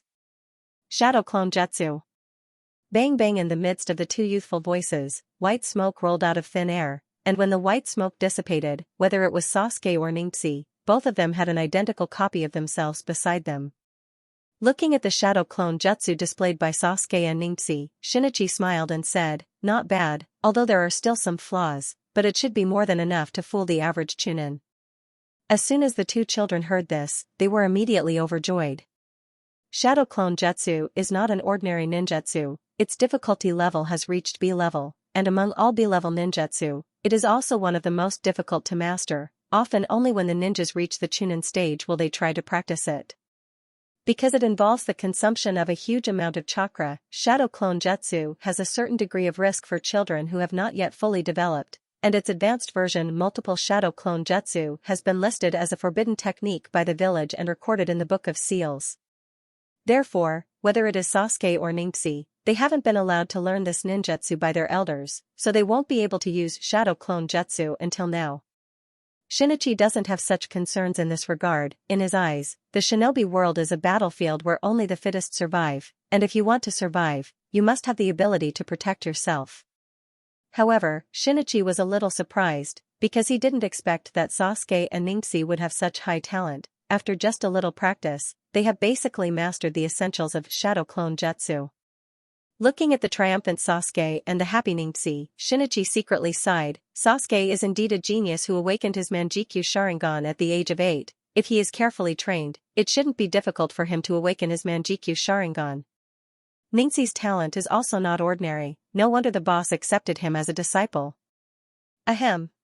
After lightly coughing twice to attract the attention of the two children, Shinichi put on a serious face and said, learning ninjutsu is only the first step, and also the simplest step. Don't be complacent just because you have learned a certain ninjutsu. The real test for a ninja is when to use the ninjutsu, and what kind of ninjutsu to use. You should know that defeating the enemy and wasting chakra is often only a single thought. Sasuke smiled proudly. Shinichi-san, you underestimate us too much. We are ninjas who carry the name of geniuses, and we know this already. Niji and Shinichi weren't familiar with each other, so he didn't treat Shinichi as casually as Sasuke. He respectfully bowed to Shinichi and said, Senior Shinichi, thank you for your guidance. Shinichi waved his hand and said, I just taught you the basic ninjutsu, it can't be regarded as guidance. After that, Shinichi moved his eyes to Sasuke and asked with a smile, Sasuke, what did Jishui and your brother usually teach you? They taught me a lot. I have learned all the throwing techniques of our Uchiha clan. With a smile, Sasuke said proudly, after opening my eyes, my brother and Jishui-san's training is actual combat training. Actual combat training? Shinichi raised his eyebrows and immediately said with a smile, hey, Jishui and your brother really spoil you. I didn't expect that they would accompany you to play ninja games. Sasuke suddenly pouted unhappily, it's not a ninja game. Is that so? Then let me tell you what real combat training is. Shinichi waved at Sasuke, motioning him to attack him. Seeing Shinichi's casual face, Sasuke quickly reminded him, Shinichi-san, you have to recognize Shinichi-san, otherwise, you will get hurt. As soon as he finished speaking, Sasuke's black eyes changed into a conspicuous scarlet, and revealed a Magatama. Then, he quickly made a seal and shouted, Fire release, great fireball technique. Boom, in an instant, a huge fireball was spat out from Sasuke's mouth, bringing with it a scorching wave of air, directly towards Shinichi who was not far away. Ningxi's expression froze, and he sucked in a breath of cold air. Hiss, such a strong chakra wave, how can he improve so quickly? The Great Fireball technique this time is even faster and stronger than the Great Fireball technique he used against the Sound Ninja previously. Sasuke's improvement was visible to the naked eye, and even Ningxi, who was known as a genius in the family, couldn't help but be amazed. The huge fireball reflected half of the sky, and with a whistling sound, it smashed towards Shinichi's position. The scorching heat even plowed a scorch mark on the ground, causing cracks to appear on the ground closest to the fireball. Huh? After the fireball whistled past, Sasuke suddenly frowned, because he found that Shinichi had disappeared. Not only Sasuke, but also Ningxi on the side was taken aback, and immediately activated his Byakugan to look for traces of Shinichi. Whoosh! At this moment, in the sound of the wind, a figure flashed in front of Sasuke, the sight in front of him darkened, and Sasuke subconsciously felt that something was wrong, and just as he was about to lock the single Magatama Sharingan in his eye socket, a sharp pain came from his abdomen. Bang! Immediately afterward, his whole body flew out like a kite without a string, his figure drew an arc in the air, and then fell to the ground fiercely, making a low muffled sound. On the side, Ningxi was also dumbfounded. That moment just now was too sudden. Even with the Byakugan, he didn't see the whole process clearly, he only vaguely saw a black shadow suddenly flashed in front of Sasuke, and then Sasuke's whole body flew out upside down. When he saw that Shinichi's eyes were still black, and he didn't even open his Sharingan, Ningxi sighed with emotion. This is the strength of Uchiha who has the Manjikyu Sharingan? At this time, a twisted whirlpool appeared out of thin air, and Obsidian's figure walked out of the whirlpool. He looked at Sasuke who fell to the ground and still hasn't recovered, and said with a chuckle, Shinichi, don't go too far. Shinichi smiled and said, I just want him to see clearly what the real shinobi world is like. Obsidian looked at Ningxi on the side, and then glanced at Shinichi. He's a little curious why Shinichi, who has always been sloppy, suddenly cares so much about the two kids. Sasuke is, after all, a genius Uchiha who awakened his Sharingan at the age of 8, but Ningxi is just a kid from the Hyuga family, and it stands to reason that with Shinichi's arrogant temperament, he should be dismissive of him. Inside a base in Orochimaru, Naruto made hand seals and shouted, Doppelganger Jutsu. Bang! After a burst of white smoke, a yellow-faced monkey version of Naruto appeared beside Naruto. Seeing this, Naruto was overjoyed and said, ha ha ha, I finally learned it. Hinata also applauded repeatedly on the side, congratulating Naruto for successfully displaying the doppelganger jutsu. Only Orochimaru had a gloomy expression, as if he accidentally swallowed a fly. For a long time Orochimaru has been quite confident in his teaching ability. He has taught many excellent ninjas. Even Hyojin, who seemed to be mediocre in his eyes, later grew into a figure that couldn't be underestimated. But after meeting Naruto, he began to doubt his teaching ability. A whole day, under his guidance, Naruto couldn't completely master the doppelganger jutsu even after learning it for a whole day. This was simply unbelievable to him. Kimimaro only knew the sequence of hand seals, but he was able to learn the complete set of 3 body jutsu, including transfiguration jutsu and substitution jutsu. Haku, who was slightly worse, only took an hour to master the complete set of 3 body jutsu. Is this kid really the son of that guy from Minato? Suddenly, such a thought flashed in Orochimaru's mind. Although Minato was his competitor for the position of Naruto, even someone as proud as Orochimaru had to admit that Minato was the most talented ninja he had ever seen. That's why it's hard for him to imagine that Naruto, whose father is known as the Golden Flash Yondaime Hokage Minato and whose mother is the Kyuubi's Jinchuriki Vortex Kushina, is actually an idiot. At this time, Naruto came in front of Orochimaru and said, Orochimaru-sensei, I learned the doppelganger jutsu. Since Orochimaru promised to teach Naruto jutsu, Naruto called Orochimaru Orochimaru-sensei, and his attitude towards Orochimaru also changed 180 degrees. Orochimaru's face darkened, and said in a hoarse voice, "This level is still far from being able to learn it." Naruto scratched his head. "But I've already created a doppelganger." Orochimaru glanced at Naruto's emaciated, mummy-like clone and thought to himself, maybe he doesn't have the talent to become a ninja. From Orochimaru's point of view, if one could not learn the doppelganger technique in half a day, he would basically be deemed as trash. Not to mention, Naruto had wasted a whole day without being able to master the doppelganger technique. Although he could also see that when Naruto performed ninjutsu, the chakra in his body was disturbed by the 9 tails, but for him, this was not the reason why he couldn't learn the most basic doppelganger. After shaking his head, Orochimaru turned around and walked towards the cave. Seeing Orochimaru turn around and leave without saying a word, Naruto wondered, "Sensei Orochimaru? Sensei Orochimaru?" Orochimaru ignored the shouts of Naruto behind him. He had always had no patience for idiots. Moreover, the careless Naruto always reminded him of the idiot Jiraiya. In the cave, Do greeted him and asked, "Lord Orochimaru, how's Naruto's cultivation?" Orochimaru said with a gloomy face, "From now on, you'll be responsible for guiding Naruto. Do you understand?" Do was stunned. "Ah." Orochimaru glared at Do. "This is an order." "Yes, I understand." Do nodded quickly. Orochimaru looked around and said in a deep voice, "I'm going to Mai in a few days. I'll leave this place to you for the time being. You have to ensure the safety of those 2 children." Do said, "Please rest assured." Orochimaru didn't say anything more. His figure flashed and disappeared from the cave. Inside the Danzo's root base. "Lord Balrog, the secret meeting is set for half an hour later. Please be prepared." Hyojin, who was riding on the fire release avatar, listened to the report of the root researchers while sorting out the information at hand. After the unremitting efforts of Hyojin, Orochimaru, and a group of root researchers these days, the improvement of the Oniyaro technique has entered the final stage. At this point, it is difficult to advance the improvement of the Oniyaro technique with simple experiments. What is needed now is to formulate a specific devouring plan and the corresponding fusion ritual. This is an unavoidable problem, so the Danzo had to hold a secret meeting. Not long after, Hyojin brought the information to the secret meeting room. There are a total of 4 seats in the meeting room, which means that other than Danzo and the chief research officer of Root, only Hyojin and Orochimaru will participate in this secret meeting. Seeing Hyojin enter the meeting room wearing a flame-patterned mask, Danzo frowned.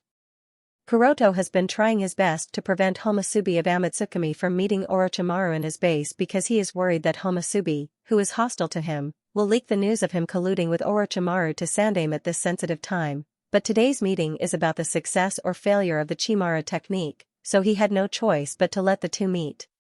At the same time, Danzo is also very depressed because he has been trying to contact the wind chime of Amatsukami, but to no avail. Therefore, he can only suppress his temper and tolerate Balrog interfering with his core plan. After a while, Orochimaru also came to the secret meeting room. He glanced at Hyojin who was controlling the fire clone, and a faint smile appeared on the corner of his mouth. "Have we met somewhere before? The aura on your body is very familiar." Orochimaru has his own speculation about the identity of the 2 Balrog of Amatsukami, because he is one of the few people in the shinobi world who knows that Itachi Uchiha has awakened the Manjikyu Sharingan, and at the same time, he is also one of the few people who is still alive after fighting with Uchiha's fire. Hyojin heard Orochimaru's words, so he said coldly, "I advise you to keep your mouth shut." Orochimaru just snorted and didn't continue to dwell on this topic, and went straight to his seat.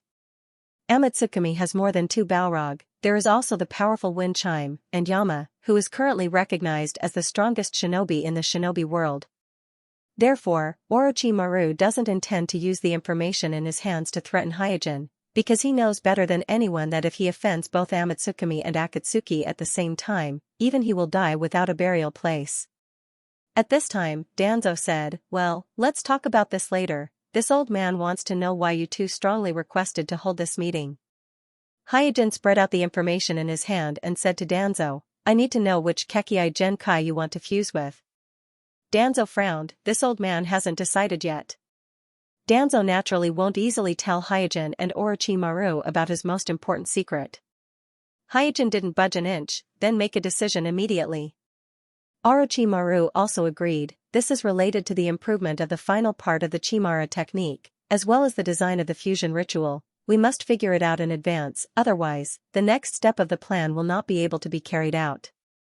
Danzo had already anticipated the questions raised by Hyojin and Orochimaru. This was because the chief research officer of Root had already explained to him the effects of fusing different bloodline limit boundaries on the improvement of the Oniyaro technique, as well as the final success rate of the fusion ceremony. To put it simply, fusing different blood limit boundaries required different degrees of fine-tuning of the art of Ghost Yarrow. This fine-tuning would affect the improvement of the entire art of Ghost Yarrow. Therefore, the earlier one decided on which blood limit boundaries to fuse, the earlier one could complete the final improvement of the art of Ghost Yarrow. At the same time, the final fusion ceremony also needed to be arranged according to the bloodline limit boundaries to be fused. Different bloodline limit boundaries would require different arrangements for the ceremony. Because of these various objective reasons, Hyojin and Orochimaru both pressured Danzo to immediately announce the bloodline limit boundaries that needed to be fused. Only in this way could the final part of the Gua Yarrow technique be improved, and the final part of the fusion ceremony could be fully designed and planned. Facing Hyojin and Orochimaru's intense gaze, Danzo's face became even more gloomy. Danzo understood this principle, but for someone who was used to hiding in the dark, the bloodline limit boundaries he was going to fuse with was a core secret related to his life and death. Originally, he planned to delay as much as possible until the Oniyaro technique was more or less complete, and after he ascended to the position of Naruto, he would get rid of Amatsukami and Orochimaru, and let his own research team take over. With Mai's power, he would complete the final fusion ceremony independently to ensure that his core secret wouldn't be leaked. However, he greatly underestimated the joint research ability of Hyojin and Orochimaru, and underestimated the progress of the Oniyaro technique. Now that he hadn't ascended to the position of Naruto, he couldn't do it without the support of Amatsukami and Orochimaru, so he was in a difficult position. Seeing that Danzo was hesitant, Kuroto simply said, "You don't have much choice, you don't have much choice." Danzo's eyes narrowed, "What do you mean?" Orochimaru also looked at Hyojin with a puzzled expression. Hyojin explained, "The bloodline limit boundary of the Oniyaro technique can't be chosen by the host at will. In order to improve the success of the fusion ceremony and let the various bloodline limit boundaries reach a delicate balance in the body, it is necessary to choose the bloodline limit boundary according to the different attributes of the chakra, so that each bloodline limit boundary is in a state of mutual enhancement and restraint in the body. This is the case with Hiriko." Danzo's brows furrowed, while the chief research officer beside him fell into deep thought. On the other side, Orochimaru gently nodded, obviously he also considered this problem. Hyojin didn't rush to speak again, but waited for Danzo and the others to digest the information he just provided. After a while, Danzo asked vigilantly, "Do you have any suggestions?" Hyojin glanced at Danzo and said lightly, "You have already transplanted Sharingan and Hashirama Naruto's cells, so your situation is more complicated than the average person." Danzo suddenly stood up and asked, "How do you know that this old man has transplanted Sharingan and Hashirama cells?" After transplanting Sharingan and Hashirama cells, Danzo regarded them as his trump card. Usually, he put a lot of effort in concealing it. Not only did he deliberately use a cane, but he also wrapped his arms and body with bandages. Moreover, he rarely appeared in public, so there are very few people who know that he has transplanted Sharingan and Hashirama cells. Without waiting for Hyojin to answer, Danzo glanced at Orochimaru, because Orochimaru was also one of the people who knew about the transplanting. After all, many of the technical problems during the transplanting were solved by Orochimaru. Feeling Danzo's undisguised killing intent, Orochimaru's mouth twitched, and he shrugged, "This has nothing to do with me." Orochimaru glanced at Hyojin. He vaguely guessed that it must be the Byakugan that discovered Danzo's secret, and reported it to Amatsukami, so the Homusubi of Amatsukami knew about it. But Danzo didn't know that Kazuma had a pair of Byakugan eyes hidden under the Yakuza mask, so in his opinion, Danzo was the one who unknowingly revealed his identity to Amatsukami. Hyojin crossed his arms and said impatiently, if Amatsukami doesn't investigate your physical condition and design the corresponding fusion ritual, the probability of you surviving the ritual is 0. Sit down, I'm not finished yet.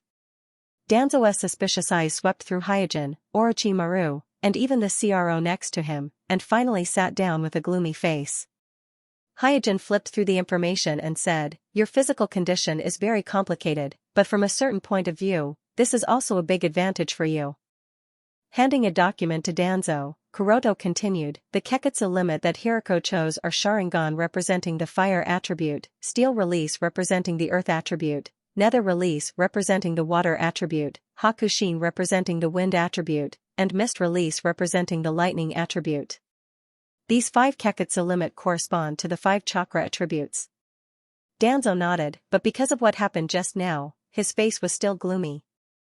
Orochimaru's mouth curved into a smile, but his expression was indifferent, because he was also at the scene of Hirako's Kekutsu limit fusion ritual, and watched the whole process of Hirako completing the Kekutsu limit fusion ritual. Hyojin suddenly changed the topic and said, however, what really allowed Hirako to survive the Kekutsu limit fusion ritual wasn't the ritual he designed, but luck. In fact, there is a very fatal flaw in the ritual he designed, and his good luck, unbeknownst to him, made up for this flaw. Danzo was startled for a moment, a puzzled expression appeared on his face. The smile on Orochimaru's face also gradually disappeared, and his brows unconsciously wrinkled. Obviously, he didn't see any fatal flaw in Hirako's ritual.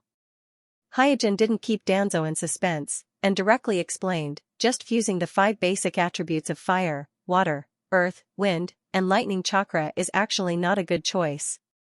It is necessary to add Yin chakra and Yang chakra, and gather all 7 attributes of chakra, in order to truly increase the success rate of the ritual, and completely fuse the Kekutsu limit fusion ritual. I just said that Hirako survived the Kekutsu limit fusion ritual with good luck, because among the 5 Kekutsu limit fusion ritual, the Uchiha clan with the Sharingan not only represents fire chakra, but also Yin chakra. Among them, the Uzumaki clan with the Hakushin limit fusion ritual not only represents wind chakra, but also Yang chakra. Although Hirako only chose 5 Kekutsu limit fusion ritual, in fact, he accidentally gathered all 7 attributes of chakra, and this is the key to his success. This is the first time Danzo heard of such a theory. Not to mention him, even Orochimaru and the chief research officer of Roots were frowning and lost in thought.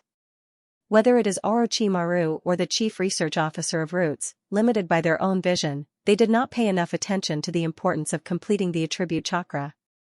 They also did not understand the role of Yin-Yang release in the Kekkai Genkai fusion ceremony, so they did not discover the fatal flaw in the Kekkai Genkai fusion ceremony.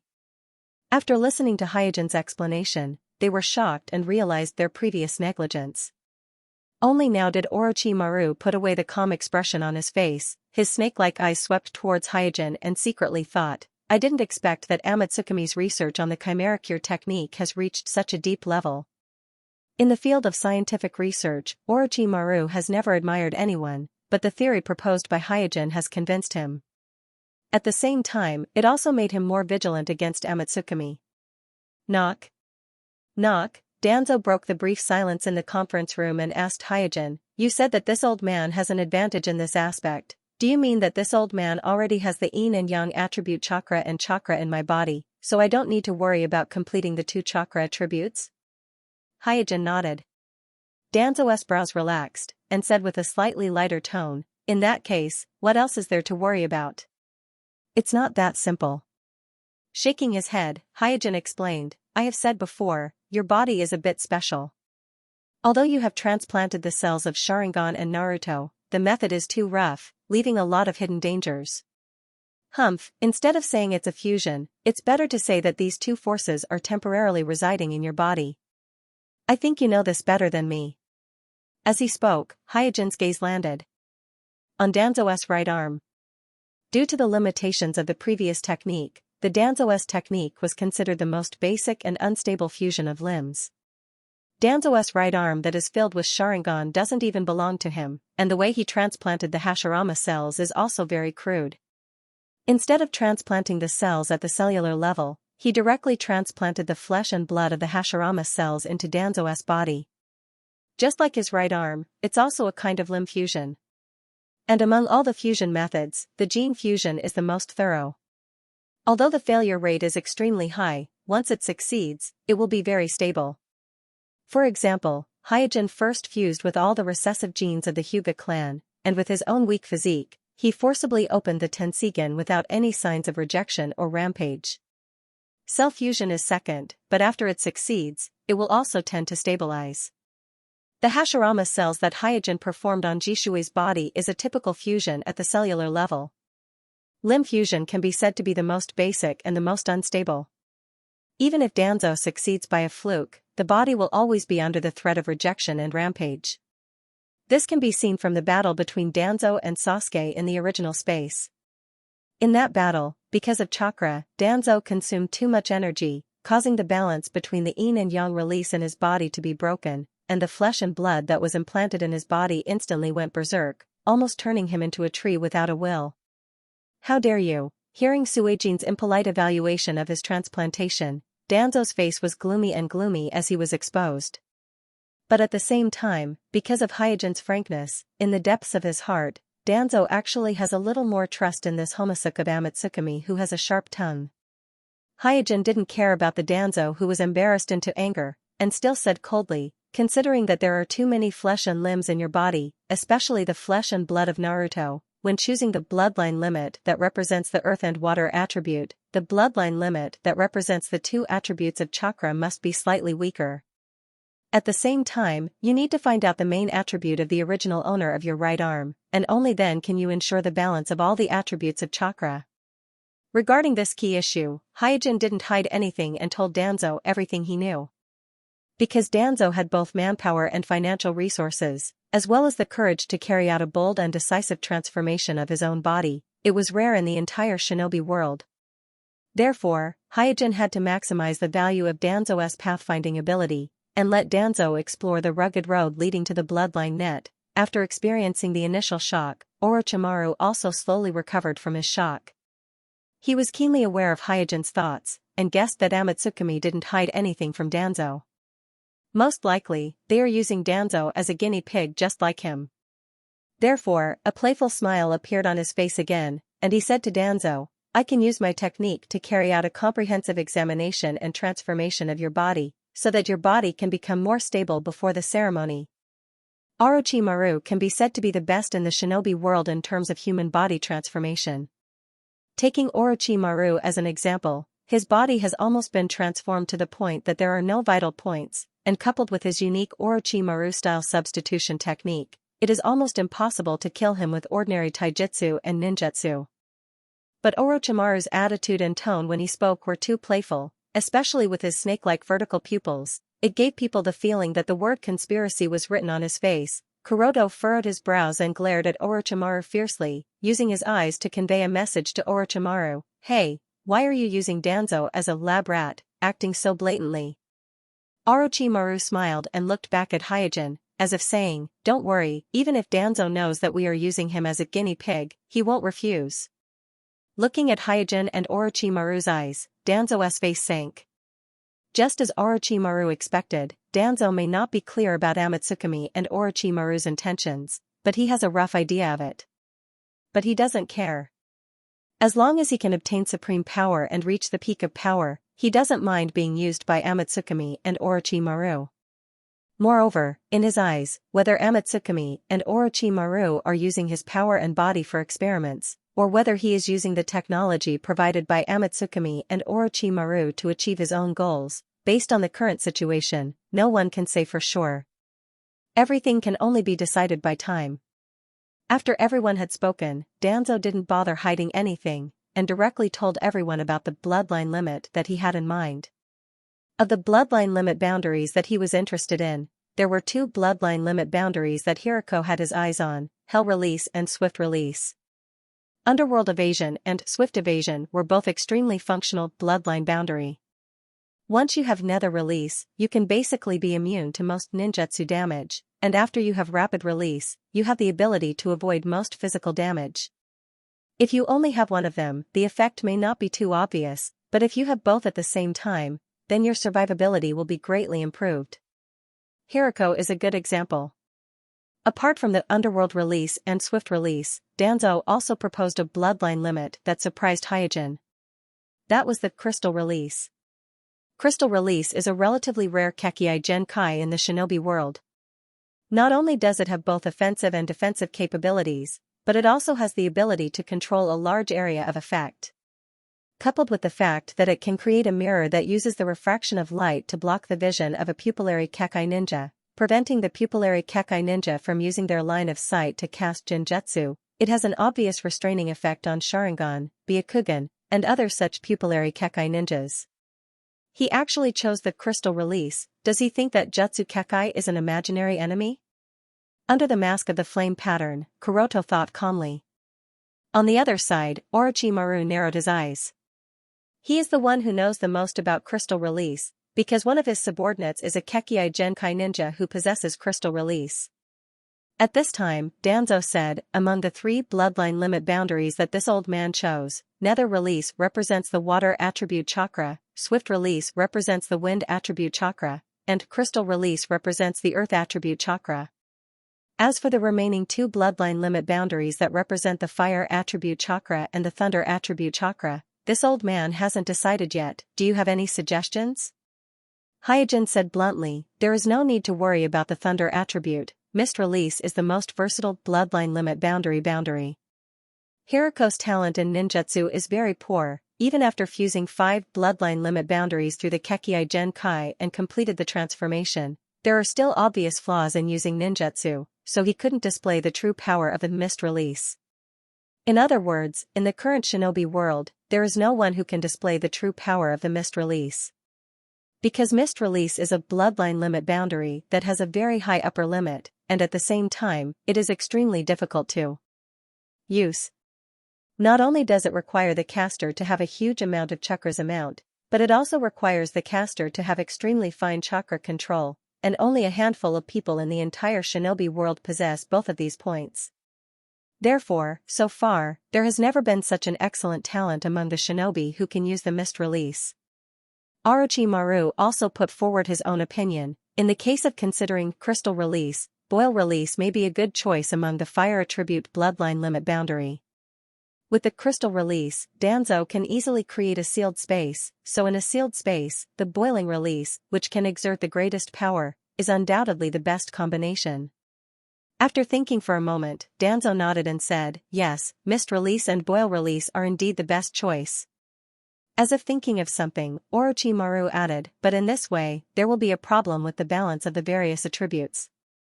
Boil release has the main fire attribute and the secondary water attribute, while mist release proposed by Hyojin has the main thunder attribute and the secondary water attribute. In addition, the wood release that was implanted in Danzo's body has the main earth attribute and the secondary water attribute. In this way, Danzo's bloodline limit boundary, in addition to hell release, which is the main water attribute, there are also boil release, mist release, and wood release, which are the 3 secondary water attribute bloodline limit boundary. The proportion of the water attribute is far higher than the other chakra attributes, breaking the balance. Danzo said, this old man is very satisfied with these bloodline limit boundary, and I don't want to change them. Is there any other way to solve the problem of the imbalance of the attributes? Hyojin pondered for a moment and said, then we can only start with the fusion ceremony. We can choose the location of the ceremony to be near the lava, and use the power of the environment to suppress the excessive water attribute of chakra. Orochimaru smiled sinisterly. We can also choose a weaker ninja with hell release to further weaken the proportion of the water attribute. For example, we can find a child with hell release. Inside Orochimaru's base, Naruto, who had finished his training for the day, took the opportunity to ask Medicine Master Do, Brother Do, why is Orochimaru-sensei ignoring me? Did I do something to make him angry? Naruto may seem careless, but in fact, he is very sensitive. He can easily feel who is good to him and who is bad to him, so he can perceive the change in Orochimaru's attitude towards him. Do shook his head. Orochimaru-sama is not angry with you, he is just a little bit strict.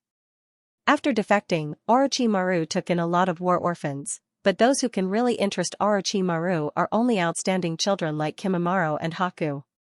As for the other children with mediocre qualifications, they are all regarded as tools that can be discarded at will by Orochimaru, and he doesn't give them any feelings beyond that of tools. This is Orochimaru, a ninja with indifference as his instinct. Only geniuses can make him favor them, and he is willing to spend time and energy to train them. Naruto lowered his head and muttered, "Did I disappoint him?" Do didn't answer, just sighed softly. As the child of 4 generations Naruto and the previous 9 tails Jinchuriki, Naruto will naturally have high expectations, which is inevitable. Naruto, on the other hand, is not a talented ninja. At least at this stage, he has not shown any extraordinary talent, so the higher the expectations of him, the greater the gap, and Orochimaru has no patience for mediocre people. Ding ding ding, suddenly, the alarm in the cave rang. Do stood up, pushed the glasses on the bridge of his nose, and wondered, who touched the alarm? After making a hand seal, Do carefully sensed for a while, and immediately frowned. Through perceptual ninjutsu, he found 4 powerful chakra in the distance, rushing towards the cave. Is it Akatsuki? I didn't expect them to find this place. After a pause, Do moved his eyes to the depths of the cave, and thought, it seems that I can only take the risk and hide in that place. Drip, drip, the sound of water droplets falling from the stalactites at the top of the cave echoed continuously in the dark and silent cave. Walking in the cave, Naruto looked around and found that the fog in the cave was getting thicker and the visibility was getting lower and lower. Things beyond 1 or 2 meters could not be seen clearly. Hinata timidly followed behind Naruto, his hand still clutching Naruto's sleeve tightly. His delicate little face was full of a nervous expression for fear of being separated from Naruto. Naruto turned his head and smiled at Hinata. It's okay, I'm here. Yeah. Hinata nodded heavily. After walking in the cave for a long time, Naruto, who could not help but ask the pharmacist Do, who had been leading the way, "Brother Do, where are we going?" Do pushed the glasses on the bridge of his nose, to a place where we can hide from the enemy. Through the previous perceptive ninjutsu, Do found that the elite ninjas approaching this secret base, Chakra's amount were all elite Jonin level, so he immediately dismissed the idea of a head-on confrontation and directly took Naruto and Hinata to hide in the depths of the cave. The reason why Orochimaru opened a secret base in this cave and placed the important hostage, the Kyuubi's Jinchuriki, here is not only because of the remote location of this cave, but also because this cave is connected to a secret realm that exists between reality and illusion, which is a natural refuge that can be used to avoid powerful enemies. Do had long been interested in everything in the depths of the cave, but without Orochimaru's permission, he did not dare to act rashly. This time, the attack of foreign enemies gave him a reason to enter the depths of the cave to take refuge, so he did not hesitate to take Naruto and Hinata to the depths of the cave. Not long after, the fog in the cave was so thick that it was hard to see clearly even if you were only separated by a body. Several people in it were completely surrounded by the thick fog, and Naruto and Hinata completely lost their sense of direction. Big Brother Do, how much longer do we have to walk? At this time, Naruto couldn't help but grab the sleeve of the front pocket like Hinata did. Do's expression was calm as he smiled. We'll be there soon. Naruto whispered, you said the same thing just now, but it's been so long and they still haven't arrived. Do turned around and glanced at Naruto. A glint flashed in her eyes, but it was quickly restrained. She smiled and asked, Naruto, do you know why you can't learn the doppelganger technique? Naruto had always been concerned about this question and hurriedly asked, why? Do said, because you're the son of a fox demon, you can't use chakra like a normal person. Do, who had reached the level of Jonin and was proficient in medical ninjutsu, naturally saw that the 9 tails in Naruto's body was the culprit that interfered with Naruto's normal performance of ninjutsu. Naruto's expression fell again, and he pouted and said, then I'll never be able to learn the doppelganger technique? Do seemed to be thinking about something and said slowly, in fact, in addition to using chakra, there is another way to perform ninjutsu, that is, what is it? Big Brother Do, tell me quickly. As soon as he heard that there was another way to learn ninjutsu, Naruto suddenly became spirited. Looking at the depths of the fog, a strange smile appeared on his face. That's the immortal technique. Immortal technique. Naruto was slightly stunned. In the village, he had never heard of this word, even Sasuke, who always said some strange words, had never mentioned it. As long as you learn the immortal technique, you can absorb the natural energy outside your body.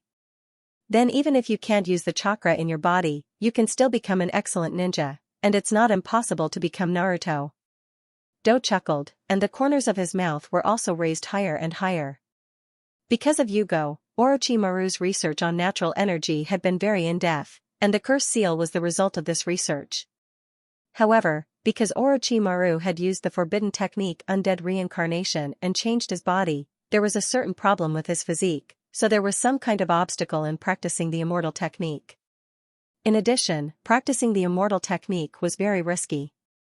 Even the talented Orochimaru did not have full confidence, so in the field of immortal technique, Orochimaru fell into a dead end. Do was a person who lost himself, so he hoped to learn the immortal technique, so that he could become a reference for Orochimaru to learn the immortal technique. Therefore, his fascination with the immortal technique grew day by day, and it was difficult to control. Listening to Do's narration, Naruto suddenly became distracted. In his mind, he imagined that after he became Naruto, Sasuke would be respectful to him, and the villagers would cheer and praise him. As he thought about it, saliva unconsciously flowed from the corners of his mouth. Do, who was still waiting for Naruto to clamor about learning the immortal technique, saw that Naruto behind him did not say anything for a long time. He became suspicious and quickly looked back, just in time to see Naruto daydreaming with saliva dripping from his mouth. Do's face suddenly darkened, and he sneered, "What a heartless little fellow. Is it really useful to let him try to practice the immortal technique first?" At this time, Naruto also came back to his senses, and muttered, "Brother Do, I want to learn the immortal technique, quickly teach me the immortal technique." Do shook his head, "I'm sorry, I don't know the immortal technique." "Ah?" Naruto was disappointed, and asked again, "Then who can teach me the immortal technique?" "Sensei Orochimaru?" Do shook his head again, "Lord Orochimaru doesn't know the immortal technique either." Naruto was taken aback, even a ninja as powerful as Sensei Orochimaru doesn't know the immortal technique? In the ninja world, there are very few ninjas who have mastered the immortal technique. "I'm afraid no one can guide you." After a slight pause, Do looked at a towering cave door that was faintly visible in the fog in front of him, and said with a yearning face, "But I know where I can practice the immortal technique." "Where can I practice the immortal technique?" Naruto's eyes widened, and he asked doubtfully. There was no doubt that Do had successfully aroused his interest in the immortal technique. Do, who had been moving forward in the fog, suddenly stopped. Naruto, who was following closely behind, bumped into Do, then rubbed his head and complained, "Brother Do, why did you suddenly stop?" Do looked at the cave door in front of him, lost in thought, and murmured, "We're here." Naruto poked his head out from behind Do, looked at the simple and towering cave door in front of him, and asked, "Hey, what is this place?" Hinata, who was holding Naruto's sleeve, recognized the three big words above the cave door, and said softly, "Ryuchi Cave." "Ryuchi Cave?" Naruto scratched his head and asked, "What kind of place is Ryuchi Cave? Why do people live in such a remote cave? It's really strange." Do smiled, "This is the place where you can learn the immortal technique, and when did I say that people live here are human?" Naruto held the back of his head with both hands and muttered, "Brother Dodo is scaring people again. There is obviously a house here. If it's not people living here, what else can it be?" Dodo smiled and didn't say anything more. He walked directly towards the gate of the Ryuchi Cave. Naruto followed behind casually and asked, "Brother Dodo, can I really learn immortal arts here? Is it difficult to learn immortal arts? Can I learn it?" Naruto's shouts behind him made Dodo's nervous mood ease a lot. In fact, Dodo's heart was not as calm as he looked on the surface. When he saw the words Ryuchi Cave, he was even more nervous than Naruto, because he knew better than the ignorant Naruto what these words meant. Ryuchi Cave, this was a forbidden place that even Orochimaru didn't dare to set foot in. Stepping on the wide steps, the three of them walked step by step towards the gate of the Ryuchi Cave. Compared to the majestic cave gate, the three of them were as small as ants. When passing through the cave gate, Naruto couldn't help but exclaim, "What a big gate." Hinata was also surprised. Even as the eldest daughter of the Hyuga clan, she had never seen such a magnificent cave gate. It didn't look like a building that served humans. After passing through the cave gate, the the three of them passed through a long passage and climbed hundreds of steps before finally arriving in front of a stone bed. On the stone bed was an old woman in a white robe. She squinted her eyes and looked at Dodo, Naruto, and Hinata. She immediately smiled and said, "Confused people, what is your purpose of coming here?" Dodo took a step forward, bowed respectfully, and asked, "May I ask if you are the White Snake Sage?" The old woman on the stone bed smiled and nodded. At this time, Naruto went directly in front of the White Snake Sage. He stared at the White Snake Sage and asked, "Grandma, are you really a sage? Can you teach me immortal arts?" White Snake Immortal narrowed his eyes and said, "If you want to learn immortal techniques, you have to pass my test first." Do pulled back Naruto, who had come forward, and politely asked the White Snake Immortal, "May I ask what kind of test it is?" Although the White Snake Immortal in front of him had the appearance of a kind old granny, Do knew her true colors very well. She was a monster who had mastered immortal techniques and had lived for an unknown period of time. Therefore, Do didn't dare to be disrespectful to her. In the depths of the Dragon Pit Cave, there is a big snake called Xianxia. It has a bad temper and gives me a headache. As long as you can help me remove its reverse scale and make it behave, you will pass my test. The White Snake Immortal spoke slowly, her narrowed eyes constantly scanning Naruto, as if Naruto was hiding something that fascinated her. Naruto curled his lips. Isn't it just defeating a snake? It doesn't sound that difficult. Don't talk nonsense, Naruto. Do wiped the cold sweat from his forehead, then said to the White Snake Immortal, "A big snake that even you have a headache, I'm afraid it will be difficult for us to deal with." Haha. The White Snake Immortal smiled and said, "If you want to learn immortal techniques, you have to pass this test first." Do didn't have the guts to bargain with the White Snake Immortal. Moreover, before he stepped into the Dragon Pit Cave, he had already expected that the process of learning immortal techniques would not be so smooth. However, the test of the White Snake Immortal really made him feel embarrassed. No one knew better than Do about the attitude of the thousand snakes towards Orochimaru in the Dragon Pit Cave. If what the White Snake Immortal said was true, that the big snake named Xianxia could give the White Snake Immortal a headache, then the other party was most likely a big snake at the same level as the thousand snakes. This was not something that a ninja of his level could deal with. At least, he needed to have the strength of Orochimaru to take the risk. Just as Do was weighing whether to accept the test of the White Snake Immortal, Naruto had already asked the White Snake Immortal the way to Xianxia's lair, and swaggered away. In the eyes of little Naruto, how powerful could a snake that gave the old woman a headache be? He had caught snakes and fish many times in the village. Seeing this, Hinata didn't hesitate and immediately followed after them. When Do came back to his senses, Naruto and Hinata had already gone far away. He shook his head and sighed, then quickly caught up with them. For some reason, he suddenly felt that it was not a good idea to bring the insensitive Naruto into the Dragon Pit Cave. After Naruto and the others left the hall, three graceful figures landed beside the White Snake Immortal. They were the three beauties who were responsible for serving the White Snake Immortal, Shida Shinheim, Ikaibashi Heim, and Kanjin Heim. At this time, Kanjin Heim asked the White Snake Immortal, "Why didn't you let us test them outside the Dragon Pit Cave like before?" The White Snake Immortal stared at the figure of Naruto and said with a smile, "I didn't expect this child to find me first." Shida Shinheim asked curiously, "Is there anything special about that child?" The White Snake Immortal replied, "You will know in the future." Ikaibashi Heim was a little puzzled. "Since that child is special, why did you let them deal with Xianxia? If they go like this, they will definitely die in Xianxia's hands." The White Snake Immortal smiled and did not say anything. After passing through the caves, Naruto and the others finally came to a huge cave. "The cave that Granny mentioned should be here, right?" As Naruto spoke, he ran to the edge of the cave and turned over the stones on the ground. Hinata asked in a low voice, "Naruto, why are you turning over these stones?" "Haha, you don't know, but snakes like to hide under these stones. When I was in the village, I caught snakes like this."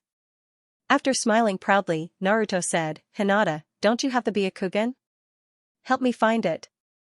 Hinata nodded hurriedly. Then, she made a hand seal and shouted, "Byakugan, open." After activating the Byakugan, Hinata was about to carefully examine the cave.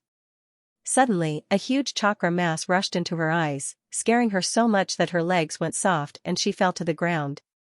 Naruto asked curiously, "Hinata, what's wrong with you?" Hinata, who fell to the ground, pointed behind Naruto and stammered, "Ming." "Naruto, behind you, behind you." Naruto touched the smooth rock wall behind him and asked, "What's wrong? Isn't it just a wall? Look at how scared you are. What's so strange about a wall?" Rumble. As soon as Naruto's voice fell, the smooth wall that he touched started to move, even causing the whole cave to tremble. Then, a huge orange vertical eye appeared in front of Naruto. Naruto was so shocked that he opened his mouth. What? What is this? Mobile version of the fastest updated website. It's a new month again. As usual, I'm asking for monthly votes and recommendation votes. I hope that the students who have guaranteed monthly votes can support me. Everyone here is my bread and butter. If you have the ability, please support me by subscribing to the official website. I would like to thank all of you here. The world of Naruto in the eyes of reincarnation. I wish everyone a happy June 1. Currently typing, please wait a moment. After the content has been updated, please refresh the page to get the latest update. Staring blankly at the orange pupil that was bigger than him, Naruto could not help but be dumbfounded. Swoosh, accompanied by the sound of wind breaking, Dodo, who was in the distance, activated the teleportation technique and hugged Naruto and Hinata from both sides, saving them from the snake's mouth and retreating to the other end of the cave. Oh no, after putting down Naruto and Hinata in his arms, Dodo's forehead was drenched in cold sweat.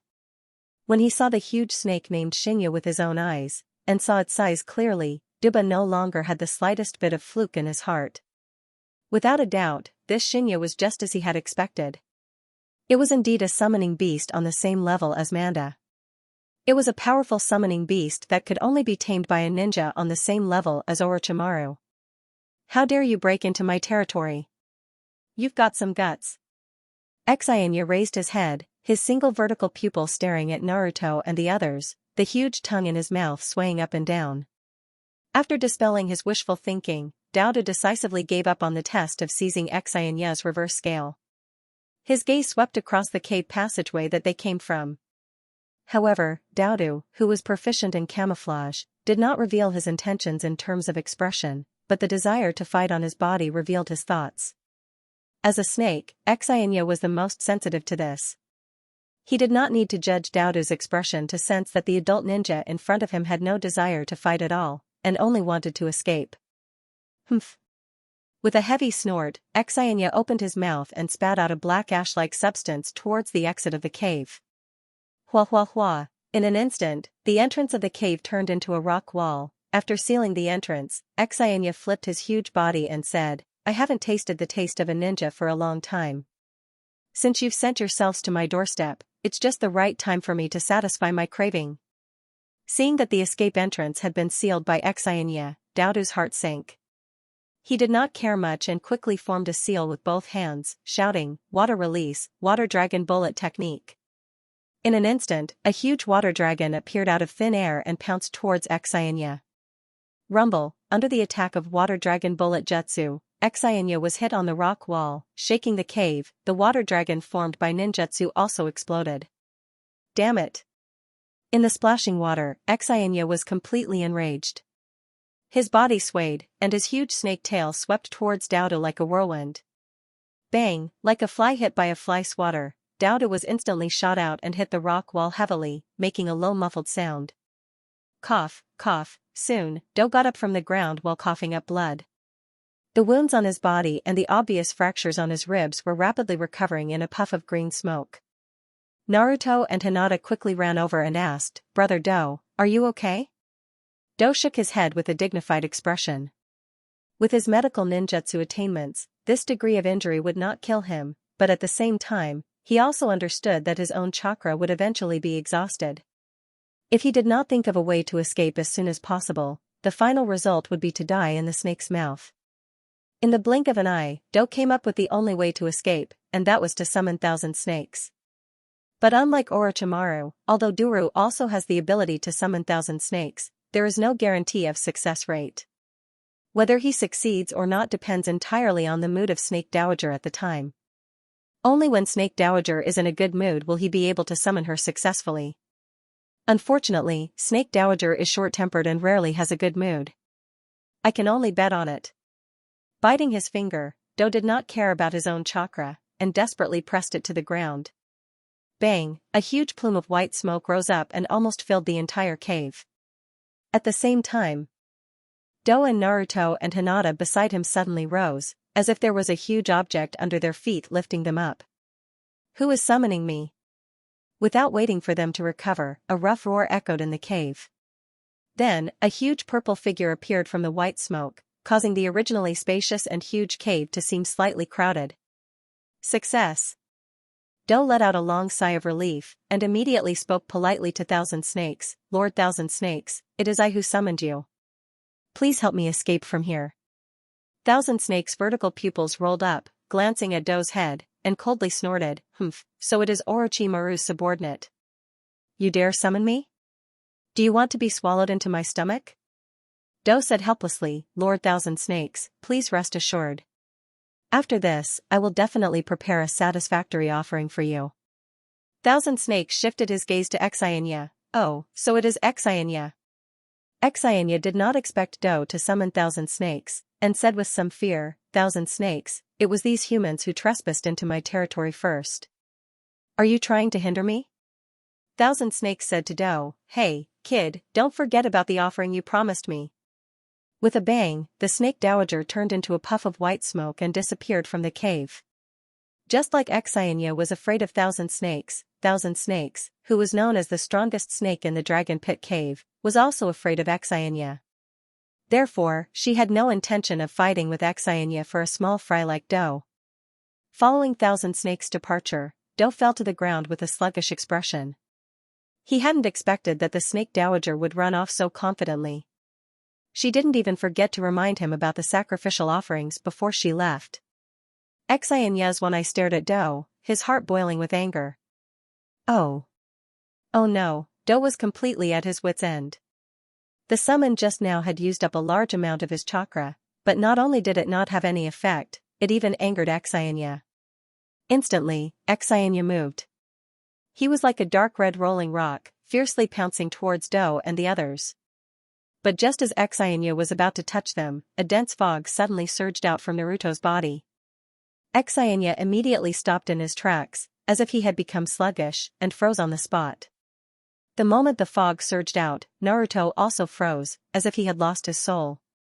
Sensing the dense natural energy on Naruto's body, Do was shocked. In fact, even Do himself did not know that he possessed the special talent of controlling natural energy. It was this rare talent that allowed him to sense the change in Naruto's aura so keenly. Suppressing the bewilderment in his heart, Do sized up Naruto and Xianxia, who were both in a daze. He secretly thought to himself, why does Naruto's body have such dense natural energy? Could it be that the White Snake Immortal did something to his body? But why would the White Snake Immortal do something to Naruto's body? In Xianxia's gloomy spiritual world, Naruto was still sitting on the ground in a sorry state. He raised his head and stared blankly at the image that appeared in the sky.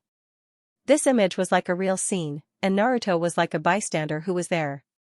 In the image, Xianxia and a powerful ninja with dark blue hair, wearing a long robe of the Wind Nation, were fighting side by side in the desert, resisting the enemies that were constantly pouring in from all directions. Although the combination of the two was incomparably powerful and defeated many enemies, more and more enemies were surrounding them. The situation was already collapsing. The ninja fighting side by side with Xianxia immediately gave the order to retreat. However, Xianxia, who was still full of fighting spirit, was not willing to retreat. He disobeyed the ninja's order to retreat and once again attacked the enemy group. And at this moment, an attack from behind hit Xianxia's right eye. Xianxia turned his head in horror and found that the one who sneak attacked him was his comrade who was fighting side by side with him. Why? In shock and anger, Xianxia slowly fell to the ground. The last scene that was reflected in Xianxia's left eye was that ninja's indifferent and alienated gaze. It was a gaze that could pierce the soul and penetrate the bone. After watching the image, Naruto slowly stood up. Xianxia, is this your experience? So that's why you went blind in that eye. Little devil, who allowed you to enter my heart without permission? Xianxia's angry voice came from all directions, that aggressive posture, it was as if he wanted to swallow Naruto in one bite. Naruto looked straight at Xianxia's huge orange pupil and said, although I have never been betrayed by my comrade, I understand the feeling of loneliness. Xianxia, you must also be very lonely, right? For some reason, after seeing Xianxia's experience, Naruto's fear of Xianxia suddenly disappeared. Instead, it was replaced by a strong sense of sympathy. Looking at Naruto's sincere eyes, Xianxia was startled for a moment. Then he immediately became angry and shouted, "Little devil, what kind of eyes are you looking at me like that? I really enjoy being lonely." Naruto said to himself, "I'm the child of a fox demon. I grew up without parents, so I know the feeling of loneliness better than anyone else. It's a terrible feeling." Humph. Xianxia snorted heavily. Although his expression was still ferocious, he could not help but calm down and listen to Naruto's narration. Naruto continued, "Later on, I made friends. I got to know Sasuke, Hinata, and Xianxia. I understood that only by being with my companions can I walk out of loneliness." "Partner," Xianxia coldly said, "Little demon, you are too naive. The meaning of companions' existence is betrayal. They will betray you when you trust them the most." Naruto shouted, "Although I don't know why your partner did that, I will never betray my companions, never." Xianxia moved his huge snake head in front of Naruto, his forked tongue was even closer to Naruto's face. In a low, muffled voice, he said, "You are just a little demon who doesn't know anything. Those two people outside are your companions, right? I will give you a choice right now, either let me eat you and let them go, or let me eat them and let you go. Which one will you choose?" Looking at his own figure reflected in Xianxia's single eye, Naruto took a deep breath and said, "Big brother Do and little sister Hinata are in danger because of me, it's all my fault. I didn't know you were such a big snake, so please let them go. If you want to eat them, eat me." Xianxia coldly said, "You better think carefully, I will really eat people." Naruto summoned up his courage and shouted, "Eat me." With Naruto's shout, the surrounding fog quickly receded. In an instant, Naruto and Xianxia both left the spiritual world and returned to the cave. At this time, Xianxia raised his head high. "Have you really decided?" Naruto climbed up from the ground, step by step walked towards Xianxia, mouth said, "Yes, Xianxia, I want you to understand, even if I die, I will not betray my companions." On the side, Do did not know what the two had experienced in the spiritual world. He saw Naruto walking towards the aggressive big snake Xianxia, suddenly shocked, "Naruto, come back." Naruto turned back and said, "Big brother Do, I want to persuade it." Do sternly scolded, "Idiot, how can this monster be persuaded with a few words? Come back, don't die in vain." At this time, Do was completely speechless about Naruto. Before, he had always thought that Naruto was just a little careless. In the standards of Orochimaru, he may be regarded as an idiot, but in the standards of ordinary people, Naruto was actually not so bad. On the contrary, Naruto was quite talented in some aspects. But today, he realized that he was wrong. Naruto was indeed a complete idiot. He would even use his mouth to persuade a monster like Xianxia. This was no different from courting death. Forget it, let him be. Once he is in danger, the 9 tails in his body will probably go berserk immediately. Then I will take advantage of the 9 tails and Xianxia to escape from here with the eldest daughter of the Hyuga family. Do adjusted the frame of the glasses on the bridge of his nose, thinking about his own little plan. From Do's point of view, this time Naruto was bound to die. At this time, instead of worrying about Naruto's life and death, and missing the opportunity to escape, it was better to make use of Naruto's death. Immediately, Do lifted Hinata, who was next to him, waiting for Xianxia to swallow Naruto in one bite. On the other side, Xianxia looked at Naruto, who had a fearless look on his face. His heart was touched, but he was also angry at being underestimated. Therefore, he opened his mouth and roared, "Do you think I don't dare to eat you? Well, since you want to die, I will fulfill your wish."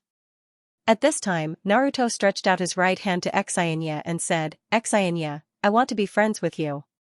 Hearing Naruto's words, Do in the distance was speechless, thinking, "This idiot, I should not have brought him into the Dragon Pit cave." Sigh, I really don't know how to explain this to Lord Orochimaru. Hinata, who was held in Do's hand, looked at Naruto with starry eyes, looking at Naruto who dared to face the giant snake alone, his face full of admiration. Just when Do thought that Xianxia, who had opened his bloody mouth, would swallow Naruto in one bite, Xianxia actually closed his mouth and snorted heavily. Humph, it is not that easy to be friends with me. Do, who was ready to break out of the cave, suddenly staggered and almost fell to the ground, then he looked at Xianxia with a dull face. Sitting cross-legged on top of Xianxia's head, Do's expression was stiff and his eyes were still somewhat dull. Just now, he had witnessed the whole process of Naruto persuading Xianxia and signing a psychic contract with him. Therefore, he was still in a trance until now. On the side, Naruto said loudly, Xianxia, you have to promise me that you won't eat people in the future. Xianxia replied in a muffled voice, Naruto, are you an idiot? In this kind of place, where can I find people to eat? Naruto scratched his head and said, so you were lying to me when you told me that you ate people every day. Humph. Xianxia snorted disdainfully. Listening to the conversation between Naruto and Xianxia, the corner of Do's mouth slightly trembled. In his impression, even an expert like Orochimaru couldn't get along with the snake dowager so harmoniously. I must have fallen into an illusion. Do shook his head, feeling certain in his heart. However, after trying several seals that could dispel the illusion, there was no effect at all. At the same time, he also found that he could freely use ninjutsu, and the operation of the chakra in his body didn't show any signs of interference. Could it be, all of this is real? Soon, under Xianxia's lead, they returned to the temple where the white snake immortal was. Looking at Naruto, who was sitting on top of Xianxia's head, the white snake immortal smiled and said, it seems that you have defeated Xianxia and passed the test. Naruto quickly replied, Granny, you misunderstood. We didn't defeat Xianxia, we just became friends. Humph. Xianxia snorted again and turned his huge head to the side. He. After a few strange laughs, the white snake immortal's gaze swept over Naruto and said, so, you have passed the test. So, which one of you wants to practice the immortal technique? Me. Naruto couldn't wait to raise his hand. His interest in immortal technique had long been aroused by Do. Hinata lowered his head. Although she was not very interested in immortal arts, she really wanted to cultivate with Naruto. However, as the eldest daughter of the Hyuga clan, the clan had strict rules on what to cultivate and how to cultivate. It was not something that she could do as she pleased. Do pushed the frame of the glasses on the bridge of her nose, and a light flashed in her eyes, but it quickly disappeared without a trace. This time, he entered the Ryuchi cave under the pretext of avoiding a strong enemy. He did have the intention to peek into the mysteries of the celestial arts. However, he was not the same person who had lost his life goal after the death of Orochimaru. Naturally, he did not have the courage and determination to cut off all means of retreat. Moreover, before entering the Longqi cave, he had already secretly decided to use the insensitive Naruto as a guinea pig to test out the depth of the immortal technique. Therefore, Do politely bowed to the white snake immortal and said, I'm sorry, I haven't made up my mind yet. The white snake immortal waved his hand indifferently. Then, he focused all his attention on Naruto and said with a smile, Ishigashima-hime will guide you in cultivating our Ryuchi cave's immortal technique. Swish, as soon as the white snake immortal's voice fell, a figure landed beside Naruto and led Naruto to the depths of the temple. Looking at Naruto being led away by Ishigashima-hime, Do suddenly felt that something was wrong with this trip to the Ryuchi cave. He had a vague illusion that they were not begging the white snake immortal to teach them the immortal technique, but the white snake immortal was taking the initiative to teach Naruto the immortal technique of the Ryuchi cave. Maybe I'm too nervous. Do quickly shook his head and dispelled this absurd idea. Inside the Akatsuki's base. Not bad, keep this pace, Sharingan, pay attention to the changes in my muscles, idiot. In this situation, using the great fireball technique is just a waste of chakra. The release of ninjutsu needs to be coordinated with the corresponding tactics. Releasing ninjutsu in a hurry without the corresponding tactics will only expose your own flaws to the enemy. On the training ground, Shinichi was defending against Sasuke's attacks while giving instructions to Sasuke in a strict tone. On the field, Sasuke did not argue at all. He followed Shinichi's instructions methodically. Even if he was tired and sweating all over, even if he was beaten black and blue, he did not complain at all. Since the last actual combat training with Shinichi, Sasuke knew that the actual combat training with his brother Itachi and Jishui at home was all child's play. After understanding this, Sasuke's face turned red. He had bragged to Naruto and Xianxia countless times about how powerful he was in actual combat training and how outstanding his performance was when facing his brother and Jishui, who were extraordinary. But now he understood that his brother Itachi and Jishui had been giving in to him from the beginning to the end. They did not take him seriously at all and treated him like a child. Damn it. At the thought of this, Sasuke clenched his teeth. He wanted to prove to his brother Itachi and Jishui that he was no longer a child, but a real ninja, on the side of the field. Xianxia looked at Sasuke, who was being guided by Shinichi, with a complicated expression. He did not know whether it was Sasuke's talent or Shinichi's guidance that was too effective. In short, Sasuke's progress these days was very amazing. Before, when he practiced with Sasuke, most of the time it ended in a draw. Sometimes he even had a slight advantage. After all, the combination of Byakugan and Soft Fist was undoubtedly an advantage in the stage of Genin and Chunin. But in the last 2 days, it became more and more difficult for him to practice with Sasuke. It was very difficult to maintain a draw, not to mention an advantage. When he was in the family, Xianxia thought that his talent would not lose to anyone. It was the cage bird curse mark on his forehead that bound him. It was the fate of the separate family that bound him. But after witnessing the rapid growth of Sasuke, he began to doubt it. Obsidian was also watching from the sidelines, and he was quite surprised by the growth of Sasuke. When he heard that Sasuke awakened his Sharingan at the age of 8, Obsidian was surprised, but he did not care too much. After all, at his level, ordinary geniuses are no longer worthy of his attention. But after seeing Sasuke's growth in the hands of Shinichi, Obsidian suddenly felt that Sasuke was indeed worth training. At this time, Shinichi said lightly, "That's all for today." Sasuke nodded and gasped, "Thank you, brother Shinichi." This thank you, Sasuke, was sincere. No one knew his own strength better than him, so he felt that Uchiha Shinichi, who had the Manjikyu Sharingan, was actually more suitable to be his mentor than his brothers Itachi and Jishui, because his brothers Itachi and Jishui doted on him too much. Realizing this, Sasuke suddenly said, "Hey, it's really strange, why do I like to be strict and scolded? Is there something wrong with me?"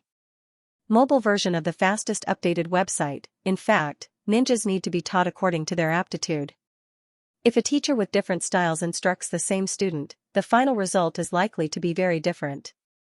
For example, Sasuke, because of his outstanding talent and high ability to accept, he can learn some basic things easily, coupled with the sense of honor of his family. He has an unyielding temperament, so the more powerful, cold, and even picky the teacher is, the better the guidance effect on him. For example, Shinichi, and Orochimaru, who was his teacher and enemy in the original time and space. Naruto is different, his ability to accept is obviously much worse than Sasuke. Some basic things also need serious practice to master. Although his potential is sufficient and his upper limit is also high, he needs a patient teacher who is willing to work hard on him and carefully guide him, in order to dig out his potential little by little. Teachers like Shinichi and Orochimaru are obviously not suitable for him. Sasuke obviously also realized that Shinichi is a suitable teacher for him, so he is particularly serious when practicing, and he doesn't complain about Shinichi scolding. After retreating to the sidelines, Sasuke took the towel handed by Xianxia, wiped his sweat, and pondered the few mistakes he made in practice just now.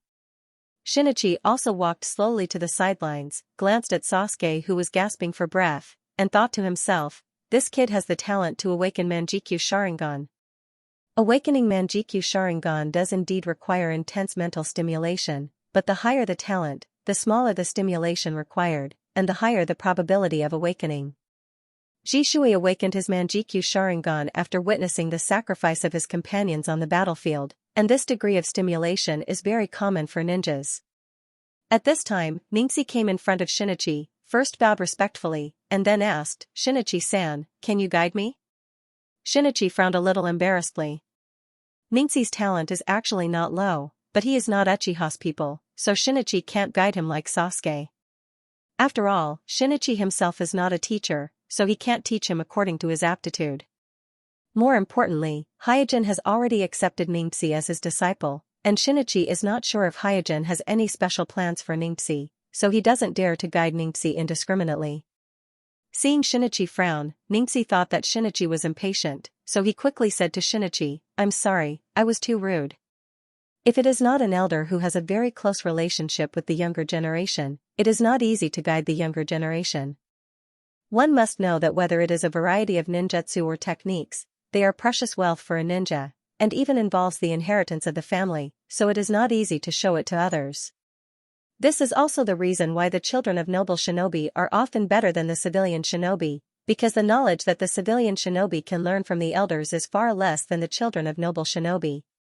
Shinichi shook his head and said, "It's not that I don't want to guide you, it's just that I don't have much research on your Hyuga clan's soft fist, so I can't guide you. I was too reckless." Niji saluted Shinichi again and immediately retreated to the side, but the disappointment on his face was difficult to conceal. Not being able to receive guidance from someone who stands at the peak of the shinobi world like Shinichi is undoubtedly very uncomfortable for him. What's more, he watched Sasuke rapidly become stronger under the guidance of Shinichi. At the other end of the practice field. After watching Shinichi's guidance of Sasuke, Obsidian said to Zetsu, "It's been a few days. The informant I developed before should have gotten some results, let your clone go to my." Zetsu smiled and said, "What kind of results will there be? It's really exciting." Rude Secret Laboratory. After finalizing the 5 goals of the fusion, Kekkei Genkai, Hyojin and Orochimaru began to improve the ending part of the Chimera technique, as well as the design of the final ritual. In the huge laboratory, both of them were quietly busy with their own work. After some time, Orochimaru, who had finished the work at hand, stretched his neck, then shifted his gaze to Hyojin at the other end of the laboratory and asked in a deep voice, "Homasubi, aren't you worried at all?" "Worried about what?" Hyojin did not look up and continued to do the work at hand. Orochimaru's eyes were slightly cold, and showed a rare serious expression. "You should know better than me what we are doing now, right? Are you really not worried that Danzo will go out of control because of what we are doing?" At first, Orochimaru also had the mentality of using Danzo as a lab rat, trying to improve the Chimera technique.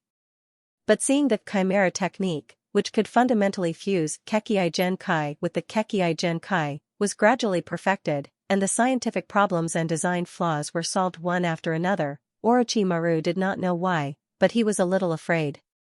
He jumped out of the inherent concept, and from the perspective of a bystander, he re-examined the project, and was completely shocked by the greatness of the project. Yes, even the always proud Orochimaru did not hesitate to use the word greatness to describe the project that was being carried out. Hyojin looked up and glanced at Orochimaru, and said lightly, "You worry too much." "Worry too much?" Orochimaru frowned and said, "According to our plan, if Danzo can finally survive the fusion ceremony, do you know how many Kekkei Genkai he will have?" 7, a total of 7. Apart from the 5 powerful Kekkei Genkai, Dark Release, Rapid Release, Crystal Release, Boiling Release, and Mist Release, Danzo also has 2 Kekkei Genkai, Sharingan and Wood Release. Although Danzo can't use much of the Sharingan and Wood Release ability because of the limb transplant, as long as he survives the fusion ceremony, his body will complete a transformation.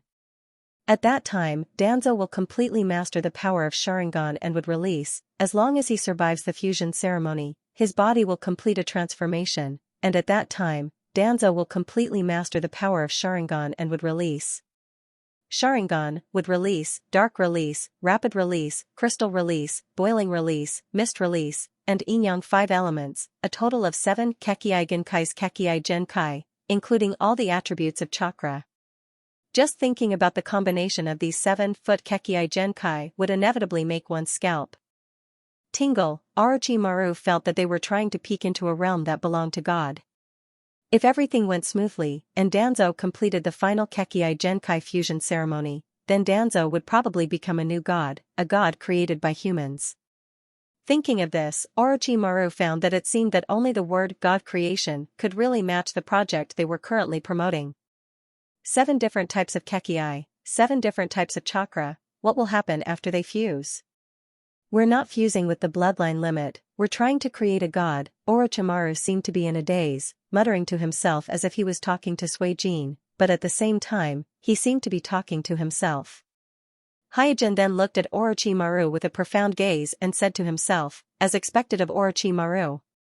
There was no doubt that as the Chimera technique was perfected, Orochimaru had gradually realized what the final goal of this project was. Kekii limit was the fusion of 2 different types of chakra, and the more powerful Kekii elimination was the fusion of 3 different types of chakra.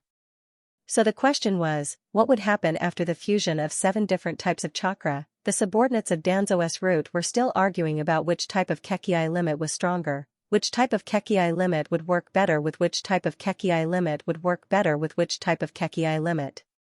However, they had neglected the most important point, which was what would happen after the fusion of 7 different types of chakra. And this was the real key to this project. Due to the limitation of his vision, Orochimaru didn't notice this at first. Just like Danzo and the other members of the Root Society, his vision was limited to the Kekii Genkai fusion ceremony, so he treated this project as a copy of Hiriko's Kekii Genkai fusion ceremony. But after Kuroto introduced the concepts of chakra attribute completion, chakra attribute balance, and other important concepts, he gradually realized that this project wasn't a copy of Hiriko's Kekii Genkai fusion ceremony, but an attempt to surpass Hiriko's Kekii Genkai fusion ceremony. Only now did he realize Amatsukumi's true ambition. Collecting his thoughts, Orochimaru looked at Hyojin in shock and asked in a low voice, "Is there really someone in your organization who wants to become a god?" Hyojin lowered his head again and busied himself with the task at hand, ignoring Orochimaru's question. Orochimaru frowned. "Isn't Amatsukumi afraid of playing with fire? If you allow Danzo to reach that level first, then the shinobi world won't be able to contain your Amatsukumi anymore." Hyojin said calmly, "It's not that easy." "Why?" Orochimaru was puzzled. He did not understand why Hyojin was so sure that the Danzo would not succeed. In his opinion, the Danzo had a high chance of succeeding. Hyojin glanced at Orochimaru and said, "If it is so easy to become a god, then why would Amatsukumi cooperate with Danzo? It is impossible for Danzo to become a god, Hyojin is sure of this. Because the core of the Chimera technique is the fusion of flesh and blood, no matter how much it is improved, it is impossible to change this core. Therefore, the Chimera technique has a fatal flaw. It cannot deal with the soul. What is the essence of the soul? Hyojin can't fully explain it at the moment. But there is one thing that Hyojin knows, that is, the carrier of the soul is chakra. In other words, the soul of a ninja also contains a certain amount of chakra. The Chimera technique can't fuse with the soul, which means it can't fuse with the part of chakra that carries the soul. In other words, no matter how much Chimera technique is improved, it will not be able to achieve a complete fusion in the true sense. The impurities that exist in the form of the soul will be a problem that can never be solved during the fusion process. Unless the target of the fusion is a clone without a soul, the current Orochimaru obviously hasn't fully realized this point. The forbidden technique he developed, undead reincarnation, was also because he neglected to deal with the soul. He crudely sealed the souls of all the ninjas whose bodies were seized by him in his own body, causing his own soul to become mottled and weak. In addition, Danzo's aging physique is also a fatal problem that hinders his success. If he wants to fuse with the flesh and blood of others 5 times his own, even with the help of the Chimera technique, he must have a strong body. In this regard, not only is Danzo old and weak, but his body is also incomplete, it can even be said to be broken. With his main body in such a state, trying to break through the bloodline sequence net was simply a fool's dream. Let alone achieving the bloodline sequence net, it was a big question mark whether he could even endure the fusion ceremony. And Hyojin once made a bold prediction to himself. With his current technology, using his Tenseigan release as the core, and fusing with 6 clones that are compatible with his bloodline and have no soul, the hope of breaking through the Kekii net is very slim, the probability is almost less than 10%. From this, it can be seen how difficult the road of breaking through the Kekii net is. Therefore, from the beginning to the end, Hyojin has never worried that Danzo will become a Kekii net, because the probability of such a situation is 0, there is no possibility of luck. Even if Danzo is lucky, the best result for him is to barely survive the Kekii fusion ceremony and become a semi-fusion body with serious hidden dangers like Hiriko. The more likely possibility is that he will either die on the spot, die directly at the scene of the ceremony, or become an unpredictable monster, a walking corpse with multiple personalities. Thinking about Hyojin's words, Orochimaru narrowed his eyes. You're not optimistic about Danzo's Kekii fusion ceremony this time? Hyojin curled his lips. I only believe in the facts, and the fact is that Hirako, who has completed the Kekii fusion ceremony, is vulnerable, so I have some expectations for Danzo's Kekii fusion ceremony this time, but that's all. Hey, I'm afraid only your Amatsukami dares to say that Hirako is vulnerable. After a smile, Orochimaru said to himself, maybe I'm too optimistic, the domain of the gods shouldn't be so easy for us mortals to step into. At this time, Hyojin also finished his work and asked Orochimaru, by the way, how is the Danzo capturing Kekii going? Orochimaru replied, it's going well, I heard that 3 targets have been captured. Although the Danzo's route has been abolished by the 3 generations, there is still a group of elite ninjas under Danzo, and there are actually many kinds of Kekii in the shinobi world, so as long as the intelligence is collected well, it is not difficult to capture 5 Kekii who meet the conditions. So fast? Hyojin was a little surprised, and immediately asked, when does Danzo plan to carry out the Kekii fusion ceremony? Orochimaru smiled playfully, I'm afraid it will have to wait until he sits in the position of Naruto. Ascend to the position of Naruto? Under the flame mask, Hyojin's face darkened slightly. These days, he only focused on improving the chimera technique and did not get distracted by other things, so he did not know much about the recent movements of the Danzo. After listening to Orochimaru, he realized that the Danzo was probably going to launch a coup against the 3 generations in the near future. However, whether it was a coup by force or political means to launch a coup against the 3 generations, he still had no way of knowing. However, judging from common sense, the probability of the Danzo using force against the 3 generations was not high because Jiraiya and Tsunade were still in the village. In terms of high-end combat power, the 3 generations had an absolute advantage. After pondering for a moment, Hyojin warned Orochimaru, 9 Tails Jinchuriki and the eldest daughter of the Hyuga clan are in your hands, right? Mai and the Hyuga clan have entrusted Amatsukami with a rescue mission. I don't care what agreement you have with the Danzo. In short, you have to ensure their safety. Otherwise, Amatsukami will have to consider whether or not to intervene. In order to improve the chimera technique as soon as possible, Hyojin must maintain the fragile cooperation between Orochimaru and the Danzo. Therefore, he did not try to forcibly rescue Naruto and Hinata from Orochimaru. Orochimaru smiled, don't worry. They are important chips for the Danzo to ascend to the position of Naruto. It seems that the Danzo is really going to direct and act out a show to rescue 9 Tails Jinchuriki and the eldest daughter of the Hyuga clan. After cursing in his heart, Hyojin said no more and left the laboratory. After switching back to his escape body in a secluded place, Hyojin walked towards the village while pondering his next step. During this period of time, he had taken the time to return to his sky fortress a few times to confirm that the Type A wind escape clone body had been replaced. The blood disease in his body was temporarily contained and did not continue to worsen. Just like that, this Type A wind escape clone was officially renamed as the wind escape clone. However, due to the strength of this wind escape clone being too high, the overall standard was immediately raised, resulting in the water escape clone and fire escape clone that had already been developed to be relatively weak. They needed to be further strengthened.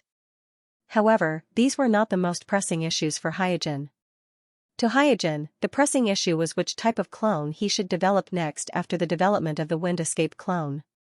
The Akatsuki organization was like a vicious dog chasing behind him, so he didn't dare to relax for even a moment. He didn't know when Nagato would attack again, so he could only seize every second. And now, the only choices left in front of him were the Earth Element clone, the Thunder Element clone, and the Yang Element clone. After thinking about it for a while, Hyojin made a decision. The Yang Element clone involves too many technical difficulties, so it is best to leave it as the last one to be solved.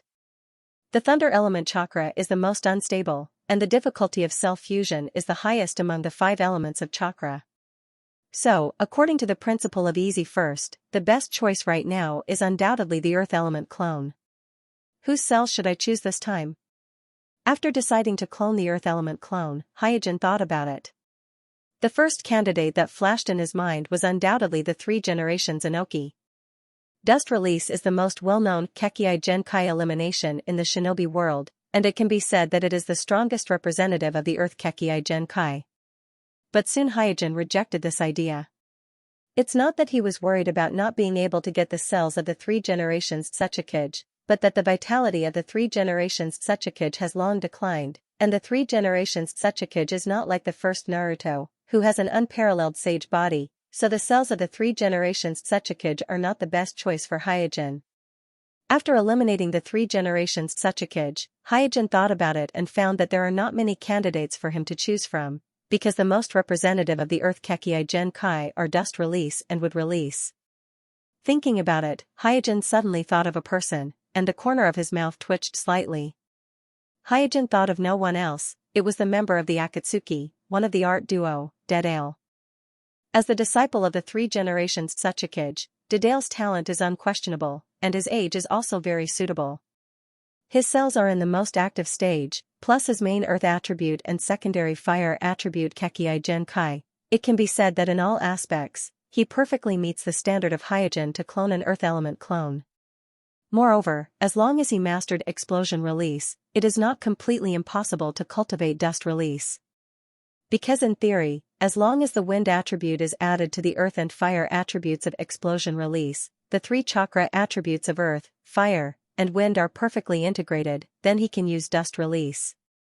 Of course, this is just a theory.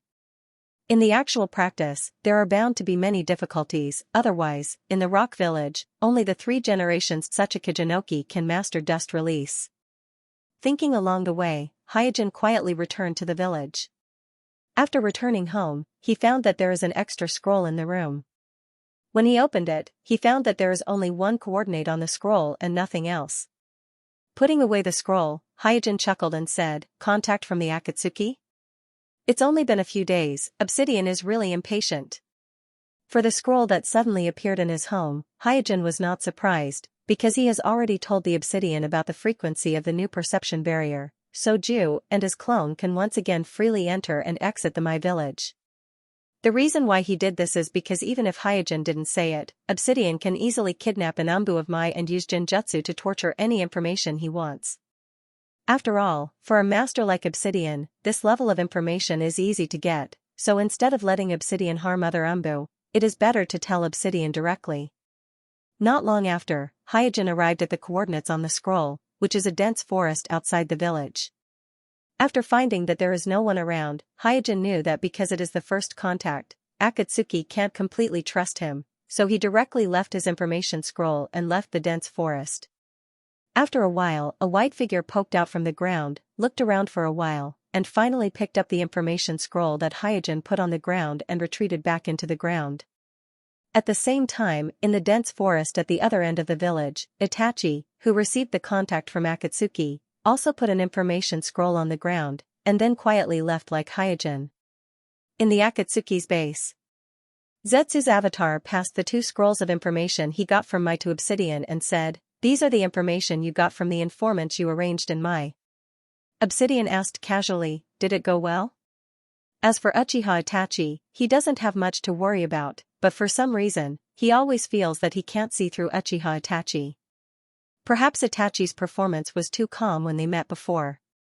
Zetsu replied, "It went well. After your informants received the message, they quickly rushed to the place of contact, and they were alone. There were no suspicious people following them." Obsidian nodded with satisfaction. Immediately, he opened the scroll sent by Hyojin and glanced at the information recorded on it. His face became solemn. Zetsu quickly asked, "What information is it?" Obsidian said in a deep voice, "My informant said that Mai and Amatsukami have signed several agreements. Not long ago, Amatsukami's female inferno appeared in the village and talked with 3 generations in Naruto's office for a long time." Zetsu also frowned. "I didn't expect Amatsukami and Mai to have such a close relationship. It seems that we have to be more careful in Mai in the future." Obsidian gently nodded. In the past, even when 4 generations Naruto was still alive, my village was regarded as Obsidian's backyard. He could come and go as he pleased. But after receiving this information from Hyojin, he secretly raised the danger level of my village. Since Inferno dared to openly appear in my village, he couldn't rule out the possibility that Amatsukami has a secret contact point in my village. If they ran into the members of God's organization, especially Yama, Balrog, and Wind Chime, the consequences would be dire. Zetsu then asked, "Did your informant find out more about Amatsukami?" Obsidian shook his head.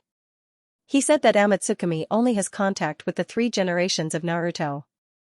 As for the others in the village, even the Umbu, they have no right to ask about Amatsukami. Absolute was doubtful. Can his words be trusted? Obsidian waved the intelligence scroll in his hand with a mocking look on his face. Do you know what he wrote at the end of the scroll?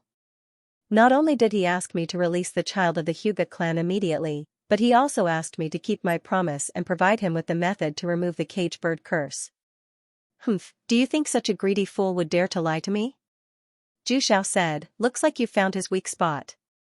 It's really sad to be a member of the Hyuga clan. After sighing a little, Obsidian continued, but I don't have the energy to crack the cage bird curse. After awakening the Manjikyu Sharingan, Obsidian no longer put Byakugan in his eyes, so he has no motivation to crack the cage bird curse. Zetsu said, now that we have him under control, it's better to force him to steal the information of Amatsukami from 3 generations of Naruto. Anyway, with this evidence of collusion with the enemy, he can't turn back anymore, so he shouldn't dare to refuse our request. Obsidian nodded while opening the second intelligence scroll, but as soon as the scroll unfolded, his expression suddenly became very ugly. Zetsu remembered that this intelligence scroll was sent by Itachi Uchiha.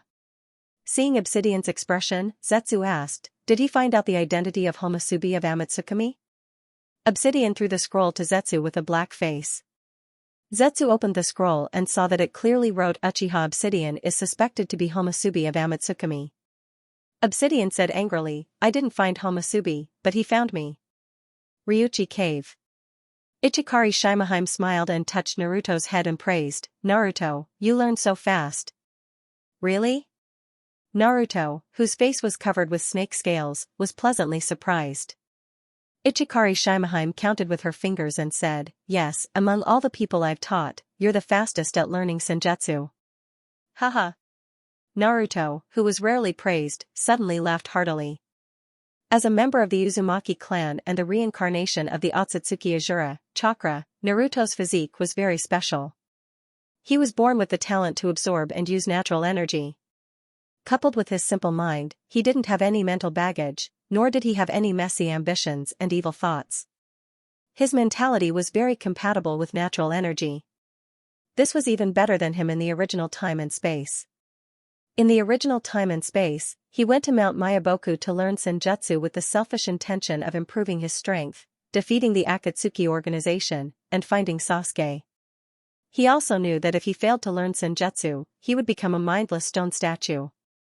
At this time, although he was still young, he was pure and innocent. He didn't even know what would happen if he failed to learn senjutsu.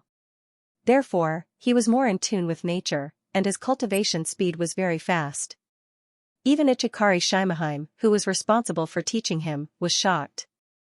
It should be known that although Akimahime had guided many ninjas who had entered the Ryuchi cave, so far, no one had really mastered the Ryuchi cave senjutsu through her guidance. Without exception, all the ninjas who had been guided by her had become mindless stone statues. That was why she was so sure that Naruto was the fastest one she had guided. Seeing that Naruto's eyes had also turned into the vertical pupils of a snake, Ichikari Shimahime said, well, you've now entered senjutsu mode. Go over there and try the effect. Is it done? Naruto, who had been sitting and absorbing natural energy for several hours, immediately jumped up. Ichikari Shimahime pointed to the stone wall in the distance and said, try punching the stone wall. Naruto walked to the stone wall doubtfully and reached out to touch it. He found that it was a very hard rock, so he said hesitantly, sister, it's so hard. If I punch it, I'm afraid my fist will be swollen for several days. Giggle, Ichikari Shimahime covered her mouth and laughed. Then, she signaled Naruto with her eyes not to be afraid. Seeing this, Naruto had to close his eyes and punch the hard stone wall. Boom, in an instant, the ground in the cave shook and the mountain rumbled. With his eyes closed, Naruto was at a loss and exclaimed, hey, what's wrong? Is it an earthquake? Ichikari Shimahime, who was not far away, said with a smile, Naruto, is your fist swollen? Only then did Naruto come back to his senses. He looked at his fist in a daze and found that the fist that hit the rock wall was unscathed. Then, he raised his head and looked at the rock wall. He saw that there was a big hole in the rock wall in front of him. Was I the one who made this big hole? After a while, Naruto, who was staring at the big hole in a daze, finally came to his senses.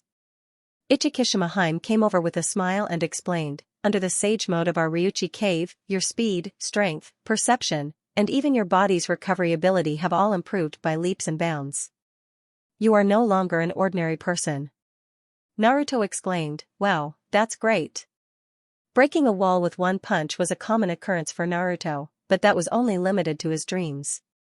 Covering her mouth and smiling, Ichikishimahime continued, the magic of natural energy is not only this. Naruto, try to press your hand on the rock wall. Without the slightest hesitation, Naruto immediately stretched out his hand and pressed it on the rock wall. Ichikishimahime whispered in Naruto's ear, try to empty your mind, restrain your thoughts, and recall the appearance of the rock wall before you broke it.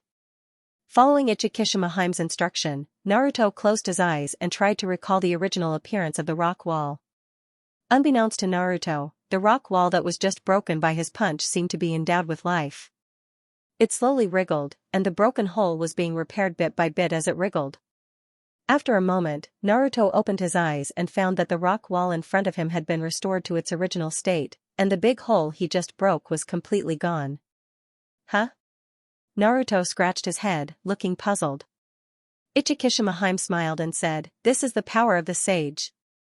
Naruto looked at Ichikishimahime expectantly and asked, sister, can I defeat Sasuke now? Who is Sasuke? Ichikishimahime was confused. Naruto explained, Sasuke is my good friend. Although he is a bit arrogant, he is a real genius. He awakened Sharingan not long ago. Sharingan? Is Sasuke one of Uchiha's clansmen? After a pause, Ikaimahime regained her smile. Naruto, don't worry. You've already learned how to absorb natural energy. Under the immortal mode, no one of your human peers is your opponent. The same goes for that Uchiha clan kid. Koko has Sharingan. Naruto is still a little unconfident, because what he has heard the most in the village is how powerful the Sharingan is, and how powerful Uchiha is. Ichikishimahime smiled and said, won't you know when you meet him? Yeah, we'll know once we fight. Just as Naruto relaxed his brows, he seemed to have thought of something and immediately furrowed his brows. But if I want to enter the immortal mode, I have to sit for a few hours to absorb the natural energy. That's too troublesome. Sister, do you have a faster way to enter the immortal mode? Ichikishimahime shook her head. There's no shortcut to absorbing natural energy. You can only practice for a long time to make your body fit with nature and slowly increase the speed of absorption. Actually, there's one more thing that Ichikishimahime forgot to tell Naruto. The environment inside the Ryuchi cave was very special. The nature energy in the air was very dense, several times that of the outside world. The reason why Yugo's village had mutated was because it was too close to the crack that connected to the Ryuchi cave. As a result, it was attacked by the excessive nature energy from the Ryuchi cave. Therefore, Naruto only needs to absorb natural energy in the Ryuchi cave for a few hours to smoothly enter the immortal mode. But if he was outside, he would have to spend 2 to 3 times the time to absorb natural energy to barely enter the immortal mode. Ichikishimahime, who only taught a bunch of stone statues, didn't realize this. My village. Hyojin released a communication crow at home and then went out. After setting his next target on Deadale, Hyojin secretly investigated Deadale's current situation through the intelligence network of the Mayambu. He wouldn't have known if he hadn't investigated Kuroto, but after investigating Kuroto, he discovered that Deadale was indeed a problem child. As the most talented disciple of the 3 generations Inoki, he joined the most elite explosion team of the Rock Village at the age of 8, but at the age of 9, he was forced to leave the village because he caused several terrorist incidents that caused a sensation in the land of Earth. Now, at the age of 11, he wandered around the shinobi world and caused 1 or 2 explosions from time to time. If it weren't for the sake of the 3 generations Inoki, he would have already been wanted by the 5 major countries. Hyojin doesn't have the energy to look for such a problem child, so he just sent a message to the 4 generations Mizuki Jigura through the crow, mobilizing the Mist Umbu to search the shinobi world and find the whereabouts of Dead Ale. After leaving home, Hyojin went directly to the Umbu base. At this time, the Umbu base was crowded with people. Except for the members who went out to perform tasks, almost all the Umbu members in the village have gathered in the base. After greeting the 3 subordinates, Red, Gale, and Quian, Hyojin crossed his arms and stood in a corner. The reason why the Umbu members are gathered in the Umbu base at this moment is because early this morning, the village advisory elder, Shimura Danzo, officially announced the dismissal of the 3 generations Naruto. Because Naruto is involved, the Umbu directly under Naruto must naturally gather and obey the orders of the 3 generations. However, as Hyojin expected, this time, Danzo has no intention of using force, and in order to maintain the stability of the village, the 3 generations will also not use force. Therefore, although the Umbu has gathered, the smell of gunpowder in the Umbu base is not too heavy. Some Umbu members even whispered and discussed the dismissal proposed by Danzo. Not long after, Kakashi, Guy, Jishui, and a group of acquaintances also arrived at the base. After greeting each other, Kakashi with drooping eyes let out a long yawn. Hyojin asked casually, "Didn't sleep well?" Kakashi shook his head and said, "No, it's just that I seem to have practiced a bit too much recently. The destruction of their home has greatly affected many my ninjas, and the strength of Amatsukami and Akatsuki has also caused a strong sense of crisis in the hearts of my ninjas." From Jiraiya, Tsunade, to Kakashi, Asuma, Guy, and other new generations of my ninjas, all actively devoted themselves to practicing after the war. For a time, the practice field around Mai can be said to be overcrowded.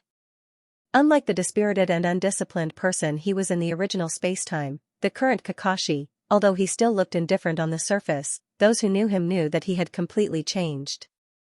This could be seen from the way he trained like he was risking his life to do so. Hyojin carefully looked at Kakashi at this time and found that Kakashi's temperament has changed. Compared to before, there seems to be a sense of sharpness. Is it because of the Flying Thunder God technique? Kuroto pondered in his heart.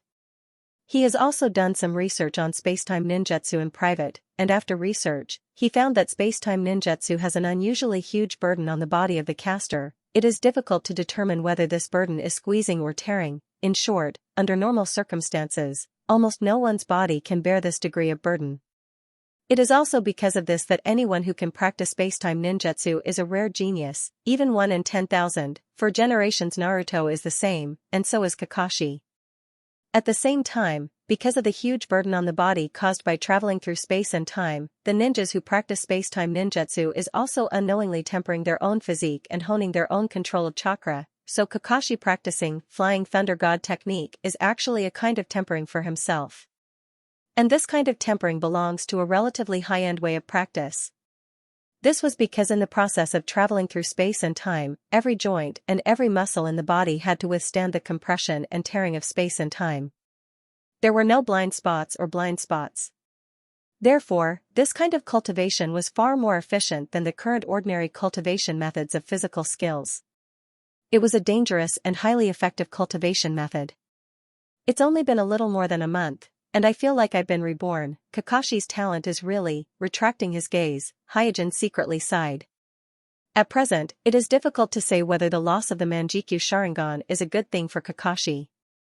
If Kakashi without the burden of the Manjikyu Sharingan can master the Flying Thunder God technique like 4 generations and play with the Thunder Release ninjutsu, then his strength may not be weaker than him in the original time and space.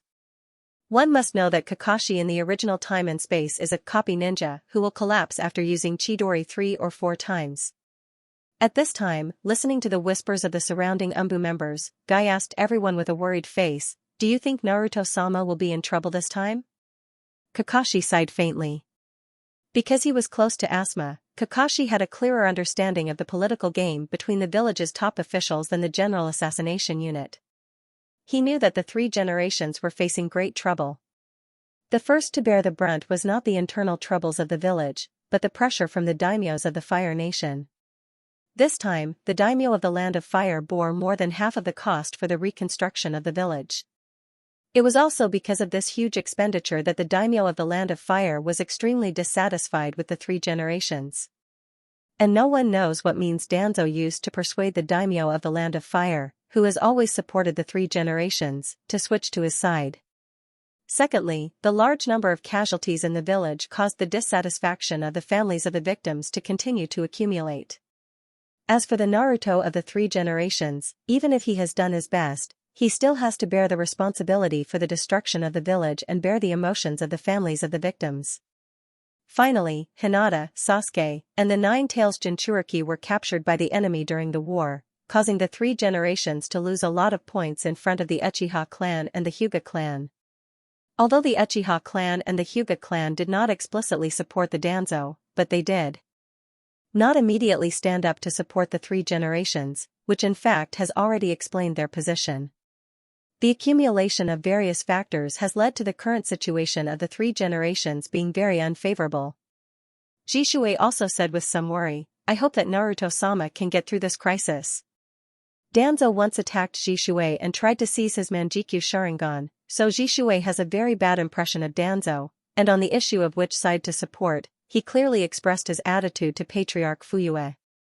But Fuyue considered that the three generations and Danzo are both from the Naruto bloodline, and because of the successive return of Jiraiya and Tsunade, the power of the three generations has greatly increased, so for the sake of political balance, Fuyue finally represented the Uchiha clan to maintain a neutral position, sitting back and watching the infighting between Danzo and the three generations, the two leaders of the Naruto bloodline.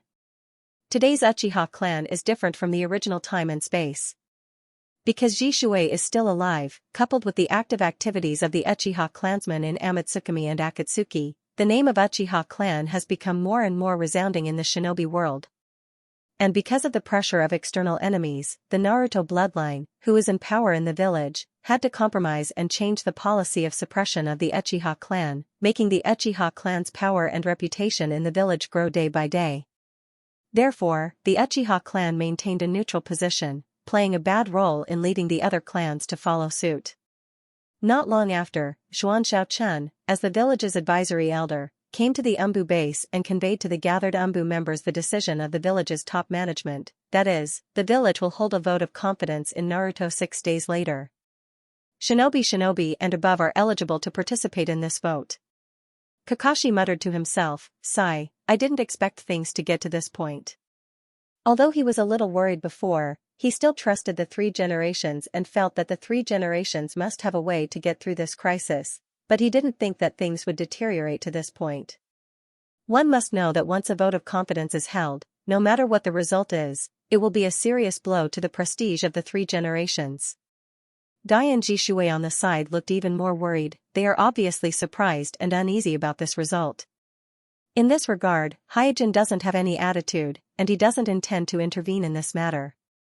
Because if he wants to carry out the Kekkei Genkai ritual, Danzo taking the position of Naruto is one of the necessary conditions, because the manpower and material resources required for the follow-up experiment are not something that the roots can afford. If Danzo can't take the position of Naruto, then the related experiment may be delayed for 1 or 2 years, or even longer. What's more, it's not like the three generations have never stepped down before. The reason why 4 generations came to power was because Danzo and a group of people questioned some of the decisions made by the 3 generations in the Third Shinobi War, forcing the 3 generations to take the initiative to resign from the position of Naruto. After leaving the Umbu base, Hyojin walked back home while thinking, Danzo delayed the vote of confidence to 6 days later, it's probably because of his self-directed drama.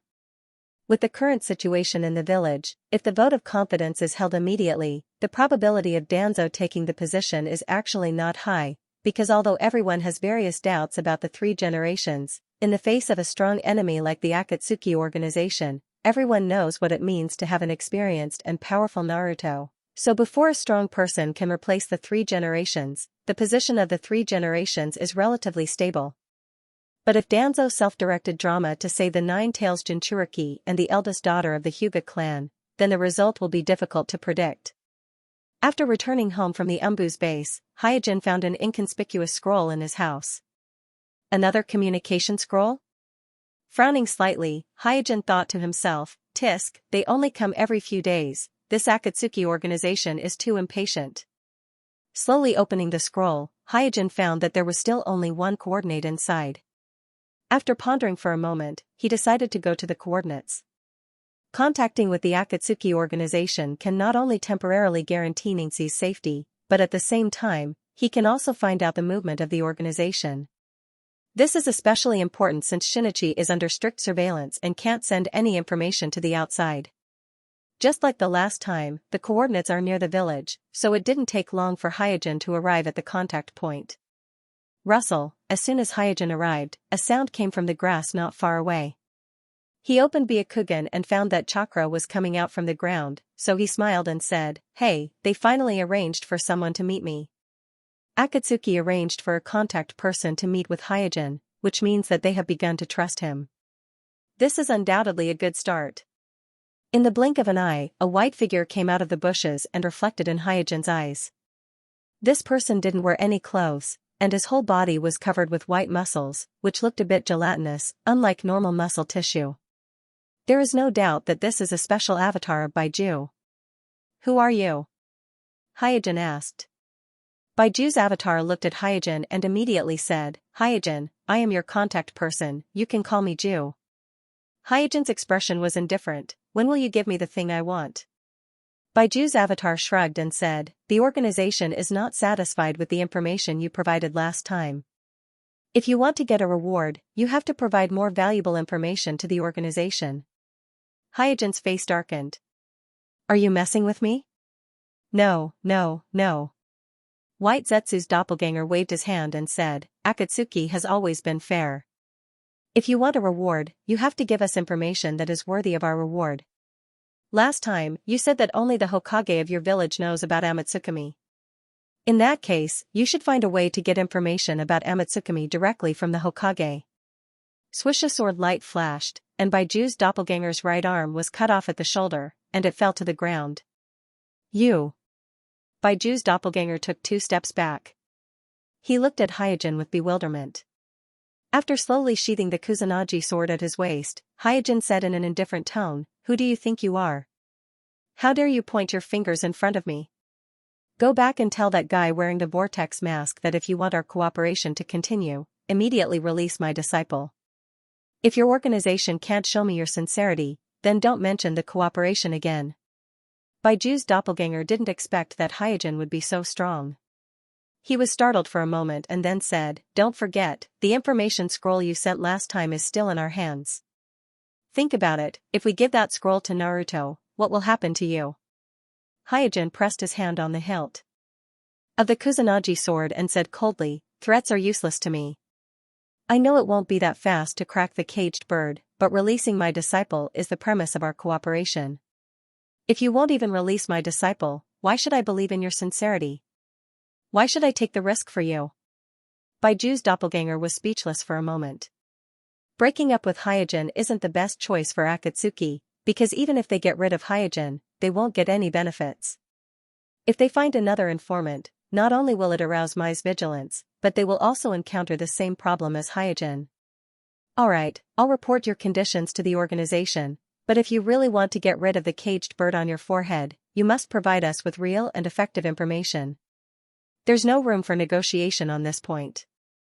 After saying that, Baiju's doppelganger didn't give Hyojin time to answer and hurriedly went underground.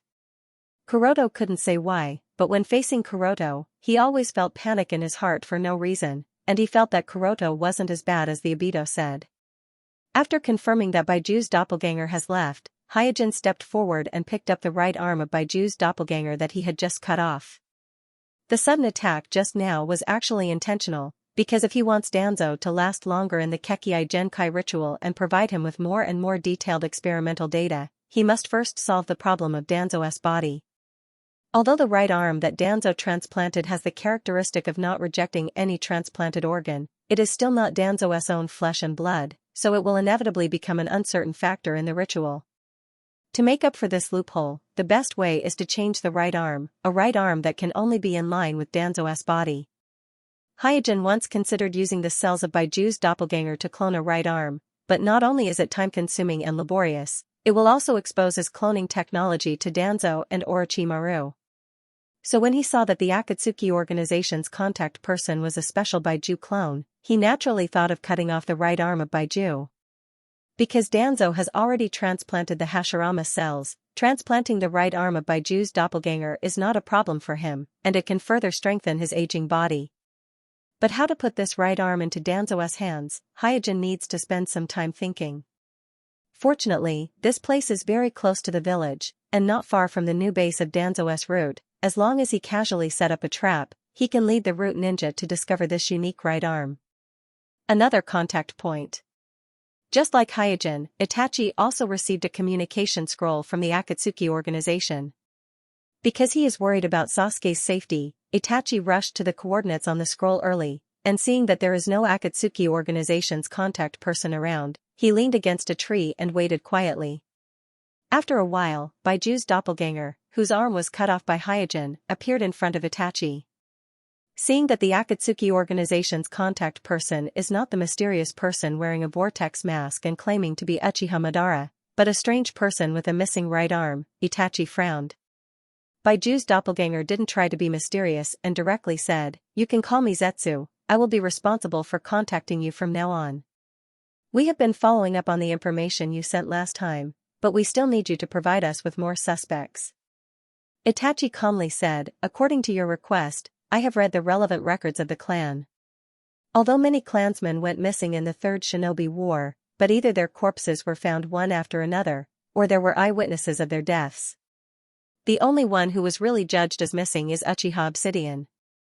You want me to find more suspects so quickly? Could it be that you have ruled him out as a suspect?" Share. The information that Itachi passed to the Akatsuki last time wasn't instructed by Hyojin.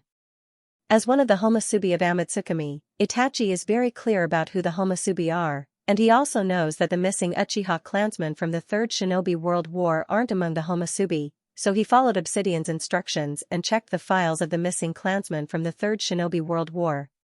And according to the files, almost all the missing clansmen from the Third Shinobi World War were found after the war, and the remaining small number of missing clansmen either had witnesses of their deaths or were confirmed to have been taken away by some shinobi village through the spies. In short, the missing clansmen from the Third Shinobi World War are the only one who is missing, the hero of the Uchiha clan, Uchiha Obsidian. Although there are witnesses of Uchiha Obsidian's death, when Itachi looked through the files, he found that whether it was Kakashi or Noara Rin, their description of Obsidian's death was that he was buried by rocks. In other words, they only saw Obsidian being buried by rocks, but they didn't really witness Obsidian's death, so it's possible that Obsidian was captured or rescued. If there are no subsequent events, then the final destination of the hero of my, Uchiha Obsidian, would be the battle of the god No Obsidian. But with the Akatsuki's activities in the shinobi world, strange things happened one after another, especially when Kakashi was attacked and the Manjikyu Sharingan that was transplanted into Obsidian was taken away, which made the mystery of Obsidian's death even more doubtful. Itachi was good at analysis and could sort out the clues from the complicated threads, so after realizing this, he deliberately passed the information that Uchiha Obsidian is suspected to be an Akatsuki Balrog to the Akatsuki, and through the feedback from the Akatsuki, he faintly felt that he seemed to have found out the identity of the Uchiha who wore the vortex mask. However, he doesn't understand why Uchiha Obsidian, Mai's hero, would become a member of the Akatsuki organization and want to destroy Mai. In response to Itachi's question, White Jew's doppelganger laughed dryly and diverted the topic. "The reason why I asked for other suspects is that there's a female Balrog in Amatsukami's organization. The Uchiha clan should have received the news as well. We need to find her." Itachi stared at Baiju's doppelganger in silence. White Jew's doppelganger then said, "That female Balrog has the Manjikyu Sharingan. Such a powerful woman must be rare in your clan, so it shouldn't be difficult to find her. I can try." After a pause, Itachi continued, "But you must release my brother first." White Jew's doppelganger nodded and said, "Don't worry, I will report the conditions to the organization, Akatsuki's base." Ah. Suddenly, a mournful wail, like that of a vengeful soul, penetrated the layers of walls and pierced the eardrums of Sasuke and Neji, causing them to stop practicing in the practice field and look at each other in dismay. Sasuke asked Ningxi, What was that sound just now?" Ningxi shook his head, his face was also full of horror. The wail just now seemed to be full of pain and despair, and that kind of sound doesn't sound like a human being at all. It feels like some kind of ghost is hiding in the depths of the base. Sasuke turned his head to look at Shinichi on the sidelines and asked, "Brother Shinichi, what was that sound just now?" "Don't be distracted, continue to practice." After reprimanding Sasuke, Shinichi glanced in the direction of the wail with a thoughtful look on his face. Outside a secret room in the depths of the base, Konan asked Sasori with a solemn expression, "How is his situation?" Sasori shook his head. Kakuzu also remained silent. The wail just now came from this secret room, and the person locked in this secret room is none other than Hirako, who was rescued by Obsidian using Kamui. On the battlefield at that time, Hirako was indeed decapitated by Hyojin, who was controlling the wind release clone. With such injuries, if it was anyone else, they would have died without a doubt, but KB Ryuko is different, because when he recruited Yomi, he mastered the dark medical ninjutsu of Yomi, and it was with this dark medical ninjutsu that Yomi faked his death to deceive Suijin, and after his head was cut off by Suijin, he came back to life. However, although Hirako escaped death on the spot, he couldn't escape the backlash of the Onigiri in his body.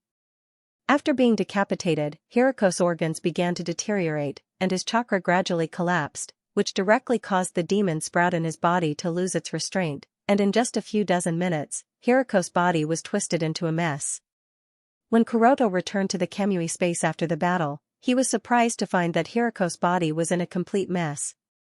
All of this is just as Suijin predicted. The demon sprout that gave birth to Hirako will eventually become Hirako's death talisman, and Hirako will inevitably die because of the demon sprout. It's only a matter of time.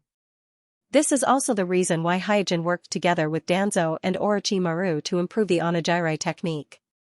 After a while, Lil Nan asked again, "Is there no other way?" Hirako is a loyal follower of Nagato, and his strength is also strong enough, so Konan is not willing to give up such a powerful subordinate. Scorpion said, "His body has been contaminated, and my puppet technique is useless." Seeing Konan's gaze sweeping over, Kakuzu could only say, that forbidden technique he used to fuse with the blood limit technique has a huge hidden danger. It's already a miracle that he managed to survive until now. The Onigiri in Hirako's body is somewhat similar to the earth grudge in Kakuzu's body, but the Onigiri's ability to dissolve and devour flesh and blood is too terrifying. In Kakuzu's view, if he were to absorb this thing into his body, it might backfire on him. It's no different from courting death. Seeing that both Sasori and Kakuzu can't do anything, Konan could only accept this fact. Then what will happen to him? Is he going to die just like that? Through the observation window of the secret room, Sasori looked inside and immediately shook his head. "I'm afraid no one knows what will happen to him. Maybe he will turn into a lifeless mass of flesh and blood, maybe he will turn into some kind of monster." Among the people present, no one has the ability to predict the result of the Onigiri technique going berserk. Even in the entire shinobi world, no one has this kind of prediction ability, because the Onigiri technique developed by Hirako has touched the domain of the gods, so no one can predict what will happen to the Onigiri after it goes berserk. While Konan was still having a headache about Hirako's matter, in another underground chamber of the Akatsuki's base, Zetsu's doppelganger, who had just returned from Mai, was reporting the conditions proposed by Hyojin and Itachi to Obsidian and Zetsu. "Oh, it seems that I have underestimated him." Listening to Zetsu's doppelganger's report, Obsidian chuckled while looking at Zetsu's right arm that was cut off, but his face was calm as usual. It seems that he was just a little surprised by Hyojin's action. Zetsu asked, "Should we agree to their conditions?" Obsidian thought for a while with his chin in his hand and said, "If we don't agree to their conditions, I'm afraid they won't be able to collect information about Amatsukami for us." Zetsu asked again, "Should we release those two children together?" Obsidian nodded and said, "Well, let's release them together. Anyway, these two children are useless in our hands." Sasuke and Ningxi fell into the hands of Akatsuki at the same time, which is a well-known fact, so it's either release them together or release them together, otherwise, they won't be able to appease two informants at the same time. The Mist Squad that raided Orochimaru's hideout not long ago just sent back a message saying that their raid failed. They didn't find any trace of Nine Tails' Jinchuriki in Orochimaru's hideout. And with this raid, the exchange of hostages between Akatsuki and Orochimaru naturally fell through, so Sasuke and Ningxi are useless to Akatsuki. Using two children who have lost their usefulness to appease two informants who can gather information about Amatsukami is a good deal in Obsidian's view. Well, I'll arrange it now. With that, Zetsu dived into the ground. Inside Orochimaru's base. Standing at the entrance of the cave, Zetsu respectfully saluted Orochimaru, who just returned from Orochimaru-sama. Did anything happen while I was away? Orochimaru asked casually as he walked into the cave. Uchiha wiped the sweat on his forehead and said, shortly after you left, the Akatsuki raided this place. In order to prevent Naruto from being taken away by them, I took Naruto and Hinata to hide in the Ryuchi cave. Orochimaru suddenly stopped walking toward the cave. His snake-like eyes stared at Daoru and asked in a low voice, what did you say? You entered the Ryuchi cave? Yes. Under the gaze of Orochimaru, Do lowered his head, feeling uneasy. Although it was permitted by Orochimaru to retreat into the Ryuchi cave to hide when encountering a strong enemy, Orochimaru had never allowed Naruto to practice immortality in the Ryuchi cave. Therefore, Do was worried that he would be punished by Orochimaru for acting on his own initiative. After a while, Orochimaru withdrew his gaze and continued to walk toward the cave. He asked, what did you do in the Ryuchi cave? Do followed Orochimaru step by step and recounted their experience in the Ryuchi cave from beginning to end. But when Ichikura Haim taught Naruto immortality, Do could not be a bystander. Therefore, he only knew that Naruto seemed to have mastered immortality, but he did not know the whole process of Naruto practicing immortality. Listening to Do's narration, the corners of Orochimaru's mouth curled up, revealing a playful smile. Obviously, Naruto's experience in the Ryuchi cave had aroused his interest. Soon, the two of them arrived at the cave. They saw Naruto sitting cross-legged on the ground, scratching his ears and cheeks as he muttered, how could this be? Wasn't it possible before? Do said to Orochimaru speechlessly, Lord Orochimaru, this is the situation.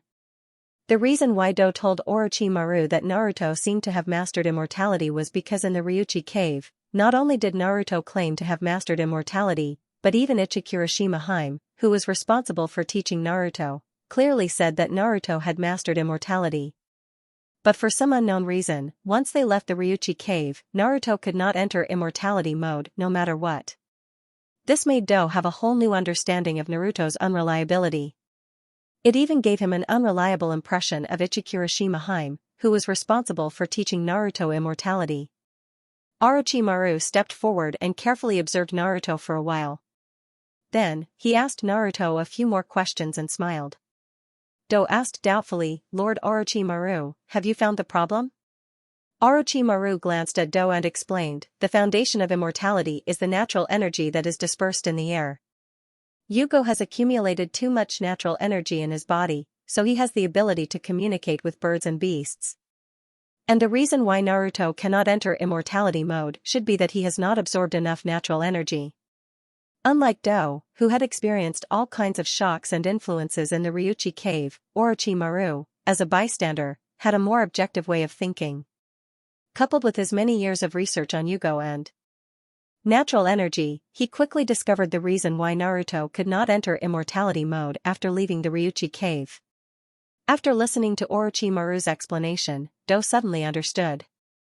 Do knew Yugo very well, so he knew the origin of Yugo's mutation, and he also knew that the concentration of natural energy in the Ryuchi cave was much higher than that of the outside world.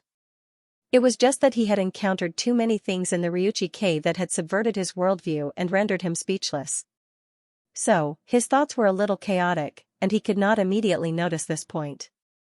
After sorting out his thoughts, Do asked, so, Naruto has really mastered immortality? The smile on Orochimaru's face disappeared, and he said in a deep voice, yes, I can't believe that this little guy, who can't even learn body-splitting technique, can actually master immortality. Do was overjoyed, that's great, with Naruto, we can see the true face of immortality. Orochimaru shook his head, these two kids need to be handed over to the Danzo immediately. Do was shocked, what? Don't worry, we're just handing them over to the Danzo temporarily. After patting Do's shoulder, Orochimaru smiled and said, go and make the arrangements, and make sure to put on a good show for Shinichi, as if he was rescued by the Danzo. In addition, tell Naruto not to easily reveal the fact that he's practicing immortality. Guessing that Orochimaru and the Danzo have some kind of agreement, Do did not say anything more, and quickly nodded. Half a day later. Boom, continuous explosions echoed in the valley. The Danzo took the lead, leading a group of root ninjas to attack the Orochimaru base in the valley. After killing more than 10 base guards, they rescued Naruto and Hinata, who were temporarily transferred here. Looking at the ferocious-looking root ninjas, Naruto was confused. He didn't understand the situation at all. Hinata was even more scared and shivered, hiding behind Naruto. Danzo indifferently glanced at the two nervous children, and then loudly announced, "Nine Tails Jinchuriki rescue successful, post-air, share, have you all heard? Danzo-sama personally led a team yesterday and rescued the Nine Tails Jinchuriki and Hyuga Muno's eldest daughter. I heard about it last night. It is said that they were rescued from the hands of the traitor Orochimaru. If it weren't for Orochimaru's quick escape, I'm afraid he would have been killed by Danzo-sama as well." In the streets and alleys of Mai, people gathered in groups of 2s and 3s to discuss. And the topic of discussion was all about the victory that Danzo personally led a team to rescue the Nine Tails Jinchuriki and Hyuga Muno's eldest daughter. In just one night, the news had spread like wildfire. What was even more coincidental was that Danzo's action to rescue the Nine Tails Jinchuriki and Hyuga Muno's eldest daughter happened to be the day before the village held a vote of confidence in the three generations. With this rescue operation, Danzo's reputation in the village soared. In the past, the villagers only heard that the village had an advisory elder named Danzo. As for what kind of person Danzo was, what kind of achievements he had, and other details, they had no idea. Not to mention the ordinary villagers, even the ninjas of Mai who were really familiar with Danzo were not many. Most of the middle and lower Mai ninjas only knew that there was a secret agency in the village called Root, and Danzo was the controller of this agency. It was also because Danzo had been hiding in the dark that his prestige in the hearts of ordinary villagers was not high. So even if he forced the three generations to step down, it would not be easy for him to directly take over. After all, the village still had Jiraiya and Tsunade who met the requirements of Naruto, so he and Orochimaru teamed up to conduct this rescue operation. Undoubtedly, under the vigorous propaganda of the Root Ninjas, this self-directed rescue operation has achieved a very good effect, because the village that has suffered setbacks is in urgent need of a victory to vent their emotions and boost morale, and Danzo gave the village a victory at this time, satisfying the psychological needs of most of the Konoha ninjas. Naruto's office. The three generations stood in front of the window with their hands behind their back, looking at the rebuilt village. Because of the unified planning, the layout of the rebuilt village was more reasonable than before. Various areas were maximized. This made the reconstruction of the village cost a lot of money, but the effect was obvious. In just a few months, the village was almost restored to the prosperous scene before the catastrophe. Jiraiya and Tsunade were also in the office, but their faces were a little gloomy. Swish, suddenly, an Umbu landed in the office, first bowed to the three generations, and then reported, "Naruto-sama, the vote of confidence has begun." The three generations waved his hand, "Thank you for your hard work, you can leave now." After the Umbu left, Tsunade frowned and said, "Sensei, are you going to let him do as he pleases?" The he that Tsunade was referring to was obviously Shimura Danzo, who single-handedly caused this trust vote farce. The three generations sighed and said with a tired expression, "Naruto's position carries too many people's expectations. Since he wants to try, let him try." Jiraiya was a little confused. Is it really appropriate to give the village to a person like Danzo? The three generations looked at Jiraiya and said unhappily, "It's because you are not willing to take this burden." Jiraiya shrank his neck and shut his mouth. When Danzo created public opinion in the village against the three generations had already decided to bear the responsibility of the village being destroyed, remove Naruto's position, and let Jiraiya replace them as the fifth generation Naruto. It was a pity that Jiraiya, who was used to being undisciplined, directly rejected the proposal of the three generations. As a last resort, the three generations looked for Tsunade, and the result was the same as Jiraiya. Tsunade refused almost without hesitation. Looking at the two disciples in front of him, the three generations had a headache. Every time this happened, he would unconsciously miss the four generations Naruto Minato, who died early. Time passed little by little, and the three people in Naruto's office fell into silence. No one spoke again, quietly waiting for the final result of the vote. After a long time, Shimura Danzo, Xianxia Chun, Uchiha Fuyue, Hyuga Hayashi, Nara Shikaku, and several other high-level Mai members, as well as the leaders of the noble families, came to Naruto's office. Dong, slamming the cane in his hand heavily on the ground, Danzo announced to the three generations, Hizen, the results have come out. Unfortunately, you did not pass the vote of confidence of all the Jonin. Xuan Xiaochen took over the conversation and said, Hizen, from now on, you will remove the title of Naruto. However, as the leader of the three generations, you have the qualification to nominate the next Naruto. Do you have anyone to choose from? The three generations were not surprised by the result of the vote. As the head of the 5 great shinobi villages, my village, which has survived the 3 great shinobi wars, was destroyed overnight. No matter what, someone must stand up and take the blame. Therefore, the 3 generations calmly accepted the result of the vote and looked at Jiraiya and Tsunade. However, both Jiraiya and Tsunade avoided the eyes of the 3 generations and turned their faces to the side. If the 3 generations were gone, driven by a sense of responsibility, some of them may stand up and take the burden of Naruto, but in the case of the 3 generations, they have no desire for power, so they are not interested in Naruto's position. Seeing the silence of the 3 generations, Xuan Xiaochun sighed. After the 3 generations stepped down from the position of Naruto, the advisory elders of the village are qualified to nominate the next Naruto, and Xuan Xiaochun encountered the same embarrassment as the 3 generations, that is, there is no suitable candidate for the position. Jiraiya and Tsunade are obviously unwilling to take over the position of Naruto, and the new generation of Naruto, such as Kakashi, Mute, and others, are lacking in strength and prestige, so they can't bear the heavy burden of Naruto and can't cope with the current complex situation in the shinobi world. At this time, Danzo stood up, glanced coldly at the people in the office and said, "This old man nominates himself to replace Hizen as the next Naruto." Uchiha and Fuyue's eyes narrowed when they heard these words, but in the end, they remained silent. Although Danzo's attitude towards Uchiha is bad, he is, after all, alone, and in order to ascend the position of Naruto, he completely turned against the 3 generations, so even if Danzo takes over the position of Naruto, Fuyue feels that he won't dare to do anything to Uchiha. Hyuga Hayashi hesitated, but because Danzo just rescued his eldest daughter, Hinata, he can't openly question Danzo, so he chose to remain silent.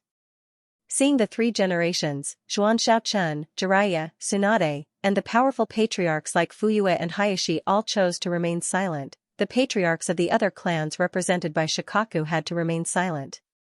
So, in the silence of everyone, Danzo became the only candidate for Naruto.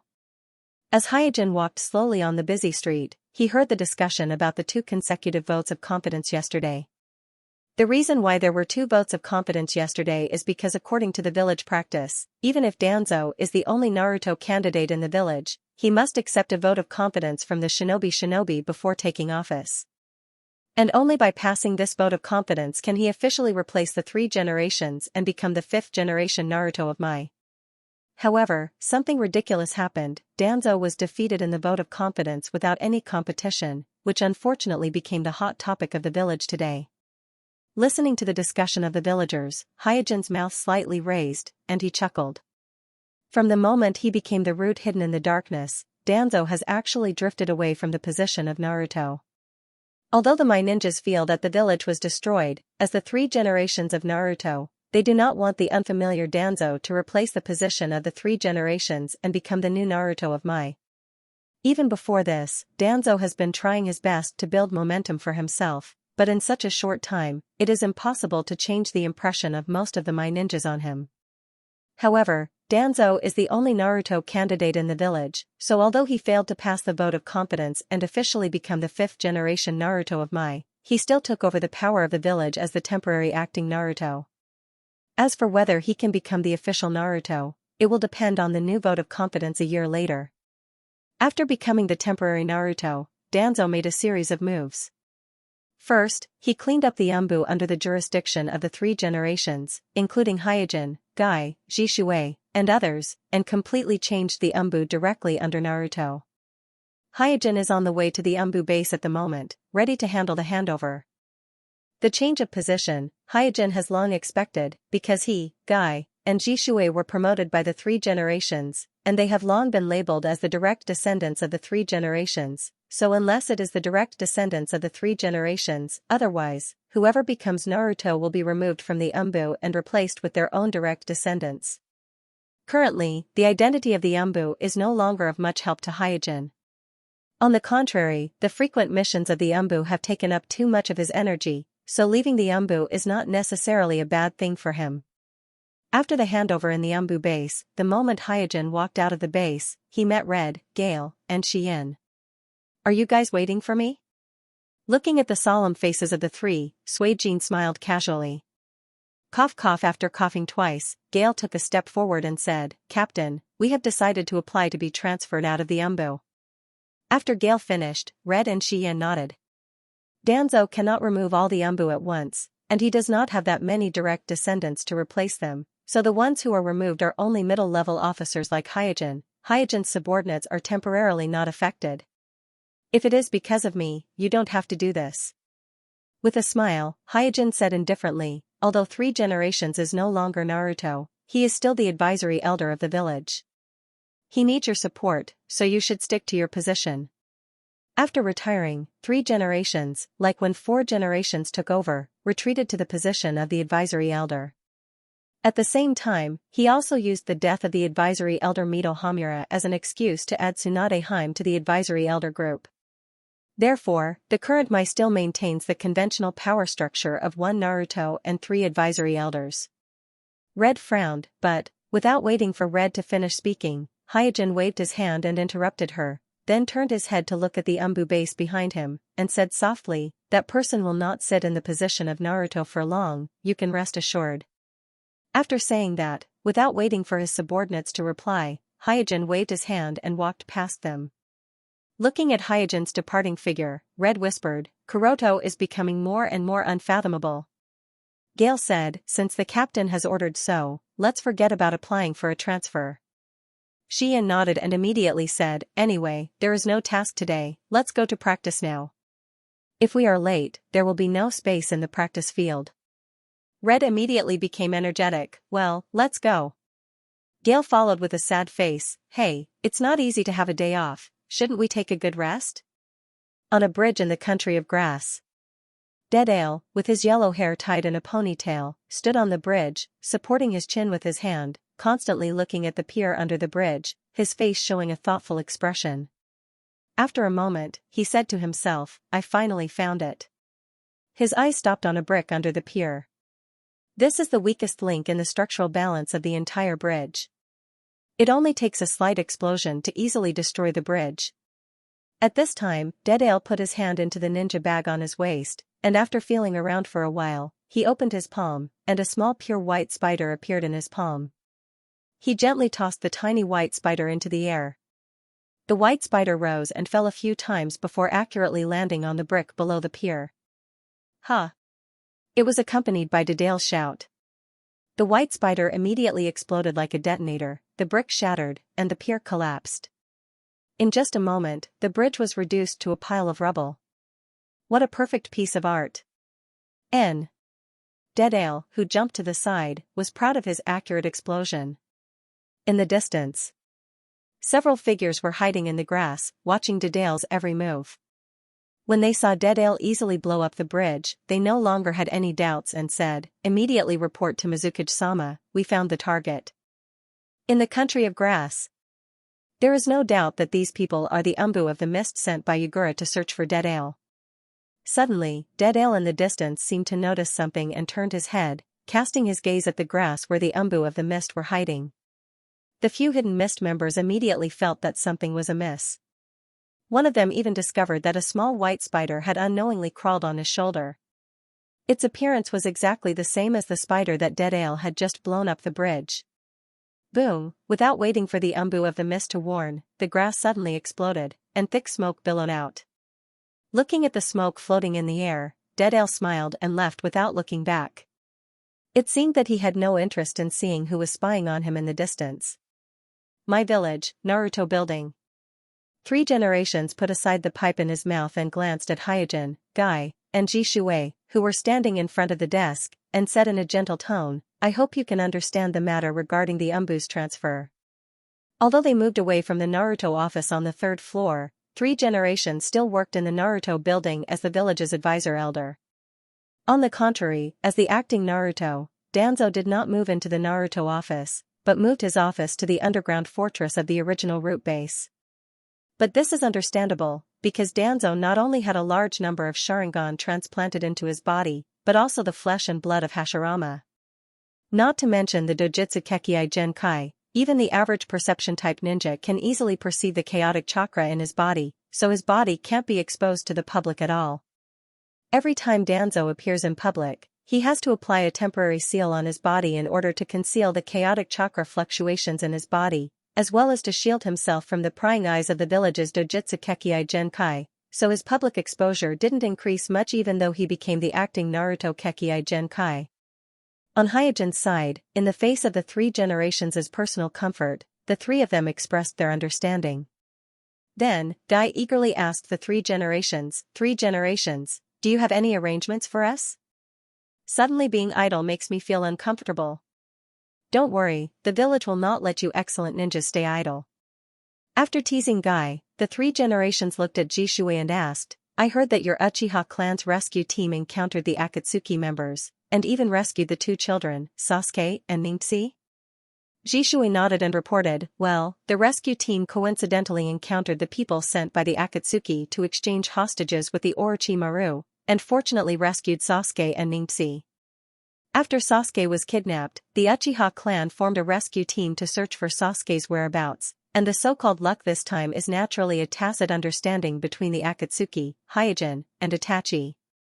In order to appease Hyojin and Itachi, and let them feel at ease to inquire about the Akatsuki's whereabouts, the Akatsuki deliberately carried out a transfer of hostages, and leaked the transfer route to Itachi, letting Itachi use the name of the Uchiha rescue team to rescue Sasuke and Ningxi, fulfilling the Akatsuki's promise to the 2 informants. 3 generations gently nodded, the children have been rescued, I am also relieved. Jishui quickly said, I made you worry. 3 generations picked up the pipe and took a puff, then slowly said, the ninja school has been rebuilt, I am going to arrange for the 3 of you to go to the ninja school. Hyojin's expression changed when he heard this, and instantly guessed the thoughts of 3 generations. Hyojin, Guy, and Jishui are all jonin who once served as Umbu squad leaders, and on the surface, Jishui is the owner of the Manjikyu Sharingan, a Kage-level expert. 3 generations arranged for these 3 elites to go to the ninja school, obviously not only for teaching, but also to protect the 9-tails Jinchuriki Naruto who is about to enter the ninja school. After all, the current shinobi world is much more complicated and dangerous than the original shinobi world. And 3 generations took advantage of the time when the Danzo purged the Umbu to transfer the original Umbu members to the ninja school to strengthen their control over the ninja school, which can be regarded as a good move. One must know that the abduction of the children of Naruto, Hinata, Sasuke, and Ningxi had a great negative impact on the 3 generations, and even directly led to the Uchiha clan and the Hyuga clan to give up their support to the 3 generations, so the 3 generations also learned this lesson. After all, among the new students, in addition to the children of Naruto, Hinata, Sasuke, and Ningxi, there are also the 2nd generations of the shinobi clan, including the 3 clans of Ino Shikacho clan, Yomi clan, Inuzuka clan, and so on. Therefore, the ninja school will become the top priority of the village, and there is no room for error. The ninja school currently lacks a headmaster. Which one of you is willing to serve as the headmaster? As soon as he finished speaking, 3 generations inadvertently glanced at Jishui. In his heart, he actually wanted Jishui to be the headmaster of this ninja school. Because in the catastrophe that night, Jishui showed great combat power, faintly reaching the level of being able to intervene in the battle between the 2 leaders of Amatsukami and Akatsuki. Moreover, Jishui also protected the unconscious 4 generations Mizukage, Yugura, and Hachibi's Jinchuriki. At the moment when the 3 generations are gradually aging, Jishui can be regarded as one of the strongest people in the village, and with him in charge of the ninja school, he can ensure the safety of the ninja school. In addition, with Danzo ascending to the position of Naruto, it can be foreseen that the relationship between the village and the Uchiha clan will inevitably deteriorate in the future, so putting Jishui as the headmaster of the ninja school can also have the effect of appeasing the Uchiha clan. However, to the surprise of 3 generations, as soon as he finished speaking, both Jishui and Guy looked at Hyojin, who was standing in the middle. 3 generations quickly restrained the surprise on his face, smiled and asked Hyojin, "Kuroto, are you willing to serve as the headmaster of the ninja school?" After a little hesitation, Hyojin nodded, "I am willing." Working in the ninja school, there is no need to run around for tasks. Not to mention the relatively leisure time, but also close contact with the 2 saviors, Naruto and Sasuke. In addition, the headmaster of the ninja school belongs to the top level, second only to the advisory elders, so he can directly participate in the high-level meetings of the Mai clan. The way to obtain information is even easier than the original Umbu squad leader, so Hyojin agreed. 3 generations immediately said to Jishui and Guy, "You two will be stationed in the ninja school as senior teachers and assist Kuroto in managing the school." "Yes." Jishui and Guy responded in unison. 3 generations then handed a document to Hyojin and said, "Because of the previous catastrophe, the ninja school was destroyed, and the teaching progress was delayed for several months. Therefore, after the reconstruction, the advisory group decided to merge the 2 sessions into one and rehold an entrance ceremony. Therefore, the number of students enrolled this time will be far more than the previous sessions. You have to pay more attention to it." Hyojin took the material and flipped it. Although the entrance ceremony was held in Ningxi's batch, the village was attacked on the same day, and the ninja school was completely destroyed in the catastrophe.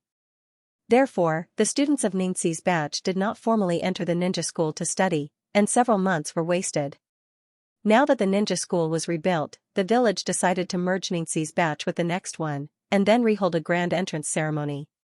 Glancing at the list of students marked with the words "Focus on," Hyojin found that Uzumaki Naruto, Hyuga Hinata, Uchiha Sasuke, Nara Shikamaru, Akito Choji, Yamanaka Ino, Inazukaya, Shino Otomo, and other second-generation ninjas are all on the list.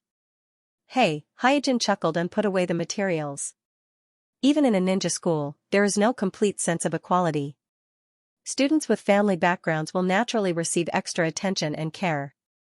On this point, even Sandaime-sama, who has always advocated the will of fire, is no exception. Seeing Hyojin read the materials, 3 generations said in a deep voice, "The goal of the Akatsuki organization is the tailed beast inside the Jinchuriki, so in the ninja school, the 3 of you must ensure the safety of Naruto, and must not let the enemy capture him again." "Yes." The 3 of them responded in unison. The 3 generations nodded with satisfaction. "Go and prepare, the entrance ceremony will be held in 3 days. At that time, several elders of the village will be present." Hyojin promised, "Please rest assured, I will arrange the entrance ceremony properly." After leaving the Naruto building, Hyojin thought for a while, and immediately sent Jishui and Guy to prepare for the entrance ceremony 3 days later, while he himself went to the Hyuga clan. In the previous catastrophe, the Hyuga clan was completely destroyed, but fortunately, the Hyuga clan is a millennium-old clan, and they quickly rebuilt the clan. Passing through the brand new street, Hyojin greeted his fellow clansmen while walking slowly to the Hyuga clan's mansion. Not long after, Hyojin met with Patriarch Hayashi. First, he congratulated Hinata on his safe return, and then Hyojin briefly mentioned to Hayashi that he had just become the headmaster of the ninja school. "That's great." Learning that Hyojin became the headmaster of the ninja school, Hayashi suddenly became happy. The ninja school is at the same administrative level as the Mai Hospital, intelligence class, enchantment class, and other departments, and in terms of influence, the ninja school is better than other departments of the same level. Now that Hyojin has become the headmaster of the ninja school, it means that the influence of the Hyuga clan in the village will be greatly increased. In addition, after Hyojin became the headmaster of the ninja school, he can participate in the high-level meetings of Mai as the highest person in charge of the ninja school. In this way, the number of representatives of the Hyuga clan who can speak in the high-level meeting of the village has reached 2, surpassing the Uchiha clan, which is also a Dojutsu Kekii clan. He is also a pitiful person. Looking at the overjoyed Hayashi, Hyojin sighed in his heart because he could feel the pressure that Hayashi, as the head of the family, was shouldering. Whether it is in the shinobi world or in the Konoha village, with the emergence of Uchiha with Manjikyu Sharingan, the Uchiha clan has also become more and more powerful, and the Hyuga Uchiha clan and the Uchiha clan have become one of the two most powerful dojutsu bloodline clans in the Konoha village.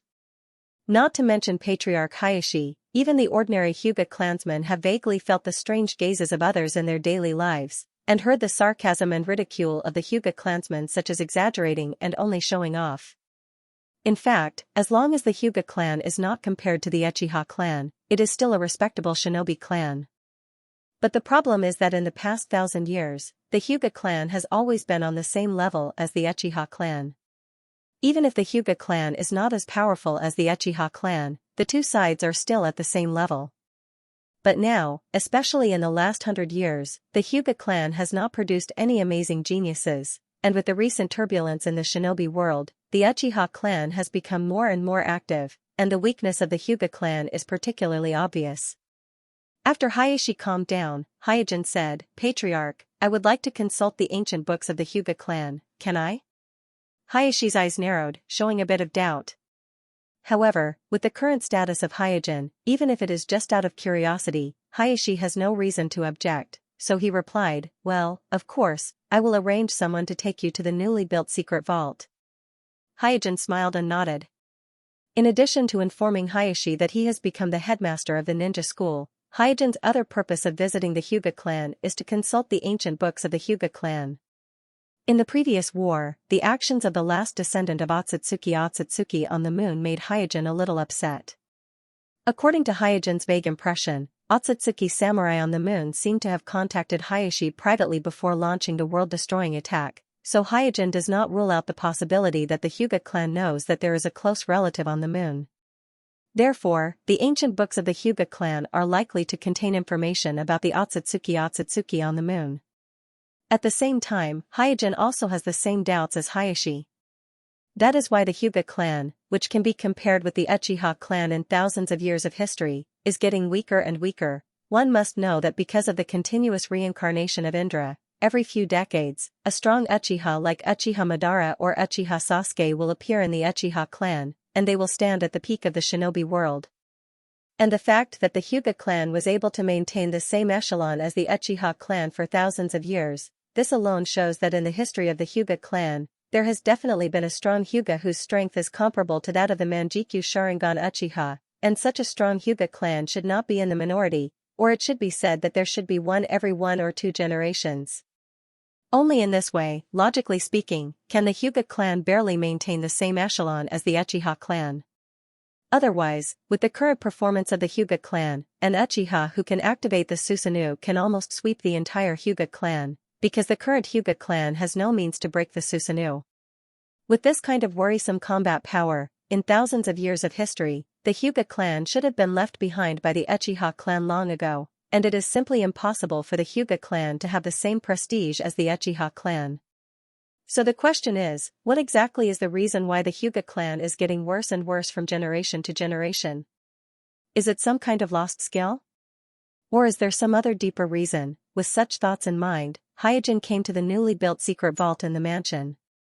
The elder who guards the secret vault looked at Hyojin up and down, and immediately asked with a solemn face, "Hyojin, why do you want to check the family's ancient books?" Hyojin glanced at the elder lightly and said, "Do I need a reason to check the ancient books?" Choked by Hyojin's words, the elder frowned and said, "Go in, but don't forget your mission." Hyojin ignored the elder at the door and stepped into the secret vault. Inside the Uchiha clan mansion. As the patriarch, Fuyue sat in the middle of the hall with his arms crossed over his chest and a stern face, glancing at every Uchiha clansman in the hall who came to participate in the clan meeting with his majestic eyes. Because of the replacement of Naruto and a series of actions by Danzo in the village, the Uchiha clan temporarily held this clan meeting to discuss the strategy to deal with Danzo, the acting Naruto. Jishui, who was originally preparing for the entrance ceremony in the ninja school, was hurriedly summoned back by the Uchiha clan. After a while, Fuyue's eyes swept across all the clansmen and finally fell on Jishui's head, and said in a deep voice, "Jishui, I have received reliable news that you are one of the candidates for the new headmaster of the ninja school." After listening to Fuyue's words, the Uchiha clansmen in the hall were excited. Since the beginning of Naruto's rule, the Uchiha clan has been firmly confined to the police force, no matter how much credit they have, how much prestige they have, they can't touch other departments. Now that Jishui has become one of the candidates for the headmaster of the ninja school, this undoubtedly shows that the Uchiha clan is breaking through the blockade of Naruto's bloodline, and their power has begun to extend to other departments of the village. Without waiting for Jishui to answer, Fuyue continued, Jishui, the position of the headmaster of the ninja school, our Uchiha clan is determined to get it. Facing the eager eyes of the patriarch and the clansmen, Jishui said with a little embarrassment, I'm sorry, just now, the candidate for the headmaster has been decided, it is Hyojin senpai of the Hyuga clan. What? Fuyue frowned when he heard this, and his eyes flashed with anger. Hyuga clan? What qualifications do they have to compete with our Uchiha clan? Who do they think they are? Damn it, it's that Hyojin again. It's this Hyojin who defeated Shinichi and Swan, right? The higher-ups of the village must be deliberately suppressing our Uchiha. Otherwise, how could that Hyojin be qualified to compete with Jishui? He can't even take one blow from Jishui. Yeah, our Uchiha can't agree to this decision. In an instant, the hall fell into an uproar. The group of Uchiha was indignant. Seeing this, Jishui hurriedly explained, please don't misunderstand me. I gave up this position on my own accord. It has nothing to do with Senpai Hyojin or the village's higher-ups. Jishui, you don't have to explain, Humph, do you think we will believe such words? Jishui, don't speak for the village anymore. Knowing that Jishui has always been on the side of the village, the Uchiha clansmen did not believe Jishui's explanation at all.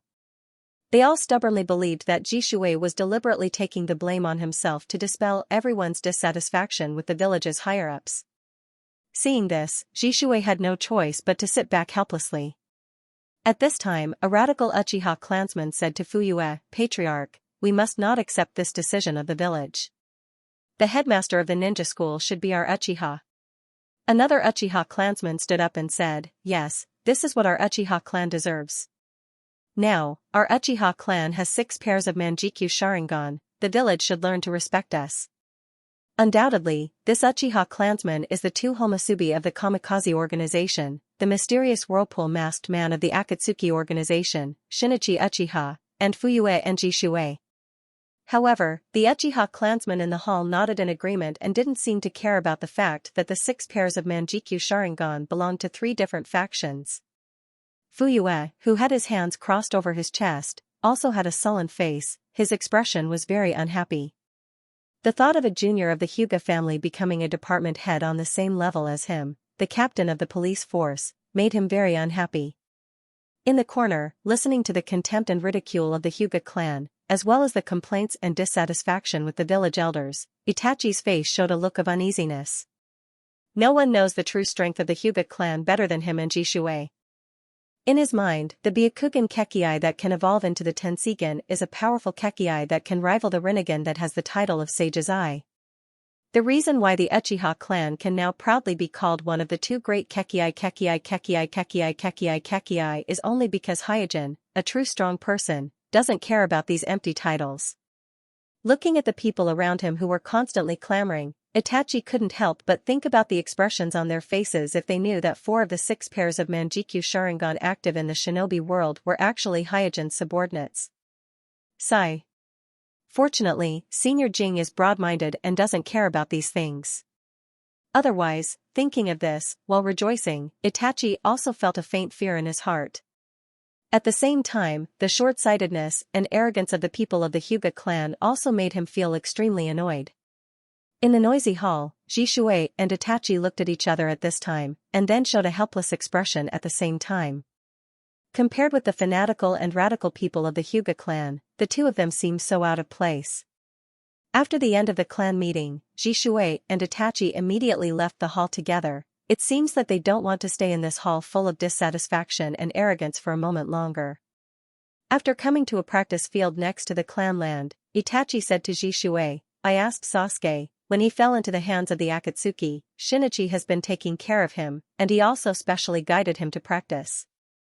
Jishui was not surprised after listening to this, and said, Shinichi is a spy placed in the Akatsuki by Kuroto-senpai. As long as the Akatsuki is destroyed in the future, he can return to the clan. Itachi nodded. Well, there is also Yain Senpai. The clan needs more calm and wise people. Suddenly, the sound of hurried footsteps interrupted the conversation between Jishui and Itachi.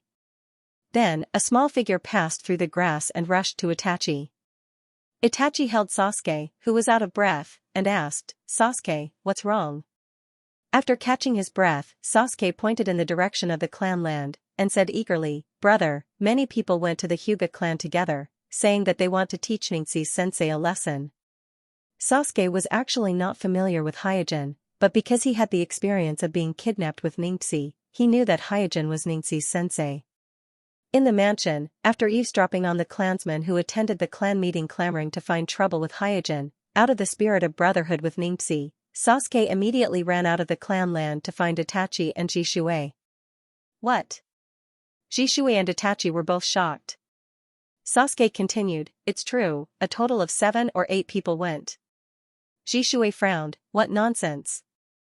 Itachi, who had always been expressionless, showed a rare look of panic and asked, "Brother Jishui, what should we do now?" Jishui sighed helplessly, "Let's go and take a look, I hope we can stop them in time." Inside the secret vault of the Hyuga clan's mansion.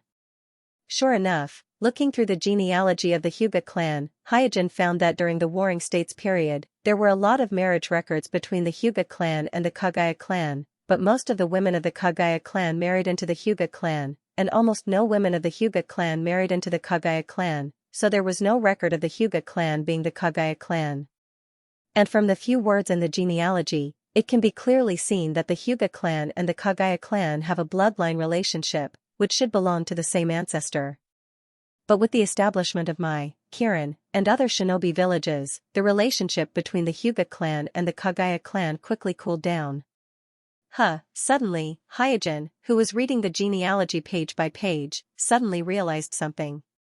In the more than 900 years of history recorded in the genealogy, the population of the Hyuga clan has always been maintained in the numerical range of about 3,000 people, and in the chaotic Warring States period, this was the top and largest shinobi clan along with Senju and Uchiha. But for some reason, starting from 300 years ago, the population of the Hyuga clan began to decrease year by year. Today, including all the hidden members of the Hyuga clan, there are only about 700 people in the Hyuga clan, and most of them are old, weak, women, and children. In the long 300 years of change, the population of the Hyuga clan has decreased from 3,000 to 700, which may not be too noticeable, but in the 10 minutes that Hyojin flipped through the genealogy, the decrease in the number of the Hyuga clan year by year is particularly eye-catching in his eyes. Is it because of the war? Suijin muttered under his breath. War is the main culprit of the sharp decline in the population of many shinobi clans. Because of the several wars after the establishment of Mai, the huge Senju clan suffered heavy losses, and the population declined sharply, coupled with the policy of the first Sama to completely integrate the Senju clan into Mai's policy, leading to a large number of women of the Senju clan marrying ordinary villagers, further diluting the bloodline of the Senju clan, causing the Senju clan to only exist in name today.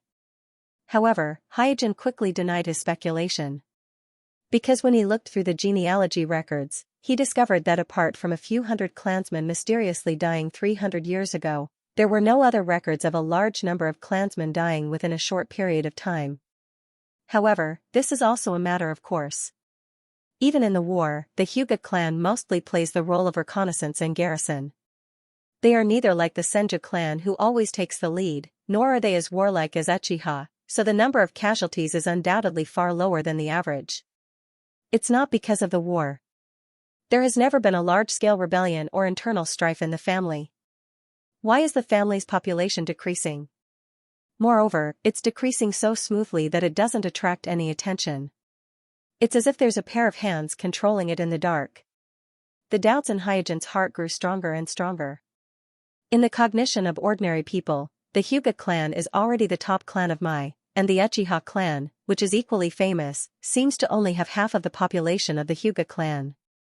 However, this view is just a misunderstanding by some people who don't understand the Uchiha clan. The real situation is that the number of ninjas in the Uchiha clan is indeed far less than that of the Hyuga clan, about half of the Hyuga clan, but the number of Uchiha clan is not less than that of the Hyuga clan.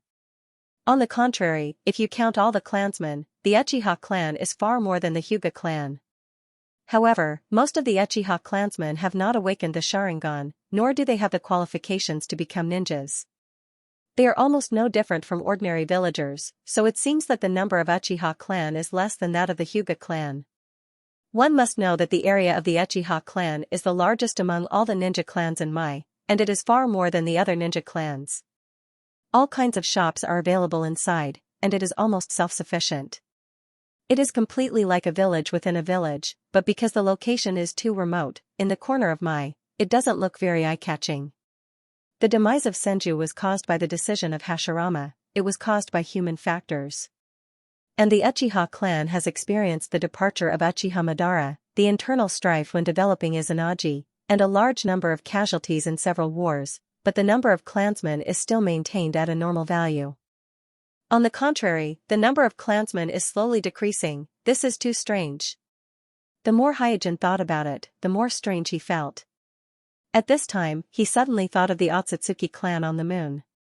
In his impression, when the Otsutsuki clan on the moon officially launched the rebellion, they already had the giant Tenseigan. Because of this, the Otsutsuki clan was almost unscathed on the battlefield of the decisive battle with the Hyuga clan. In other words, the Otsutsuki clan, which can transfer thousands of troops during the decisive battle, didn't suffer any losses at all. So there is a very strange problem. The Otsutsuki clan has a total population of nearly 10,000. On the moon, there is no foreign enemy. Why did only Otsutsuki samurai die for no reason? In a relative period of time, the total amount of chakra is fixed, so the Otsutsuki clan on the moon gathers the Byakugan of the deceased into the giant Tenseigan, which directly causes the giant Tenseigan to become stronger and stronger, and the chakra of the deceased converges into the giant Tenseigan. Naturally, the number of newborns is greatly reduced, so the giant Tenseigan suppresses the population of the Otsutsuki clan. The stronger the giant Tenseigan, the smaller the number of people in the Otsutsuki clan? In a trance, Hyojin had a bold guess in his mind. If my guess is correct, then Otsutsuki samurai can be born under the suppression of the giant Tenseigan. Doesn't it mean that he must have the qualifications to awaken the Tenseigan? Following this thought, Hyojin's eyes returned to the genealogy in his hand, and he wondered, then what is suppressing the population of the Hyuga clan? The population of the Hyuga clan in the shinobi world has been decreasing year by year. Although it is not as exaggerated as the Otsutsuki clan on the moon, it is indeed there. Unconsciously, Hyojin's eyes fell on the record of the bizarre death of hundreds of clansmen 300 years ago. Based on the style of the Otsutsuki clan on the moon, after knowing that a large number of Byakugan can be used to create the giant Tenseigan, it is impossible for them to willingly dig out the Byakugan of their own clan. They will definitely use various means to plunder the Byakugan to create the giant Tenseigan. And the Hyuga clan in the shinobi world is obviously a good target. After all, in terms of physique and skills, the Otsutsuki clan, which has the inheritance of Otsutsuki Himura, is much stronger than the Hyuga clan, and the Byakugan of the Hyuga clan also meets the standard of creating the giant Tenseigan. Calculating the time, it seems to be 300 years ago, but I remember that the giant Tenseigan on the moon is made of the Byakugan of the Otsutsuki clan. The strange death of hundreds of clansmen in the genealogy, was it because the Otsutsuki clan plundered the Byakugan, or the Hyuga clan at that time, in order to protect themselves?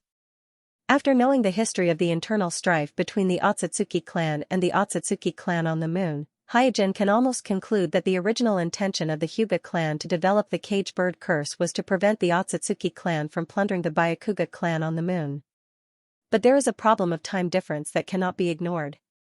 Hyojin has studied the cage bird curse in private, and even he has to admit that it is a very advanced curse. During his tenure in the Umbu, he also secretly read the top-secret files and found that, including Mai himself, all the 5 great shinobi villages have tried to crack the cage bird curse of the Hyuga clan, but all of them failed.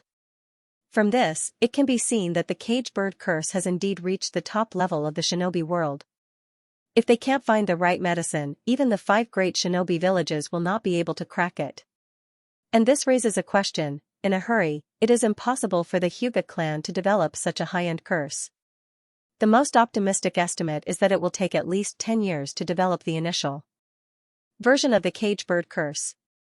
But if the Otsutsuki clan on the moon really regarded the Hyuga clan as prey, how could they wait for 10 years in vain and watch the Hyuga clan slowly develop the cage bird curse to protect their Byakuga? This is completely illogical. Under normal circumstances, after the Hyuga clan noticed the intention of the Otsutsuki clan on the moon, they would only have a few weeks or even only 1 week to react. In this sudden crisis, the Hyuga clan has no time to develop the cage bird curse at all. Even if they decisively abandon their clan and hide everywhere in the shinobi world, it will be difficult to eliminate the covetous eyes of the Otsutsuki clan on the moon, and it is even more impossible to win 10 years to develop the cage bird curse by hiding everywhere. It must be known that the development of the cage bird curse is not only time-consuming and laborious, but also requires a lot of financial support. In the state of the entire clan being on the run, the Hyuga clan does not have the basic conditions to develop the cage bird curse at all. What method did the Hyuga clan use to survive this time difference and win precious time to develop the cage bird curse? A new doubt emerged in Hyojin's mind. Snap, at this time, he suddenly closed the genealogy book in his hand. Because the answer was right before their eyes, Hyojin boldly guessed that the Hyuga clan at that time, in order to protect themselves from the Otsutsuki branch, probably used the same inhumane method as the Otsutsuki branch, sacrificing hundreds of clansmen to hastily create a giant Tenseigan. This was the only way he could truly deter the lunatics on the moon, dispel their greed, and buy himself a moment of respite.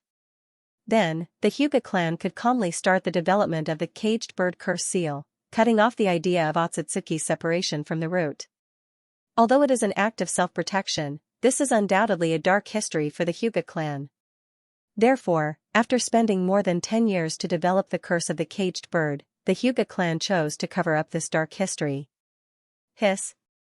Isn't my idea a little too outrageous? Thinking of this, Hyojin, who had recovered, took a deep breath, but he did not deny his guess because of this, but the more he thought about it, the more he felt that it was possible. Assuming my guess is right, then where is the giant Tenseigan created by the Hyuga clan now? Why is there no record or rumor left in the shinobi world? Could it be that the Hyuga clan destroyed it after the initial development of the cage bird curse seal was completed? With a frown, Hyojin returned to the original question, but if it was destroyed by the Hyuga clan, then what is suppressing the population of the Hyuga clan and the upper limit of the strength of a single clansman? Hyojin vaguely felt that if the Hyuga clan really created a giant Tenseigan for self-protection hundreds of years ago, then that giant Tenseigan must not have been destroyed by the Hyuga clan.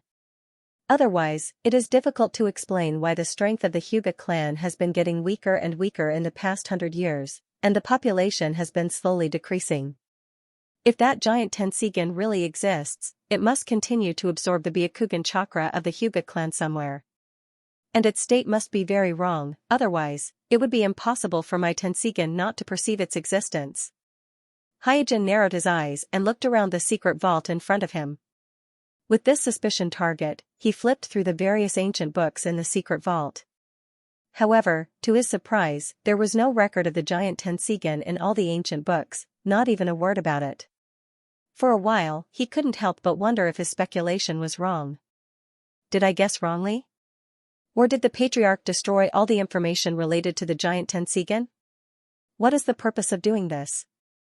Although the manufacturing method of the giant Tenseigan is inhumane, what is the need to destroy or cover it up when it has already been made? Unless the ancestors of the Hyuga clan have already noticed that the giant Tenseigan will suppress the future of the clan? Hyojin is really unable to determine whether there is really such a wise person among the ancestors of the Hyuga clan who can maintain their original heart and weigh the pros and cons in the face of the huge temptation of power. It must be known that the Otsutsuki branch on the moon may be extreme and crazy, but they are not stupid for destroying the Hyuga clan. So with the decrease in population year by year, they must also be aware of the danger of the giant Tenseigan to the future of the clan, but they couldn't give up the infinite power brought by the giant Tenseigan and fell into the temptation of this power, which eventually led to the whole clan coming to the brink of extinction without any external enemies.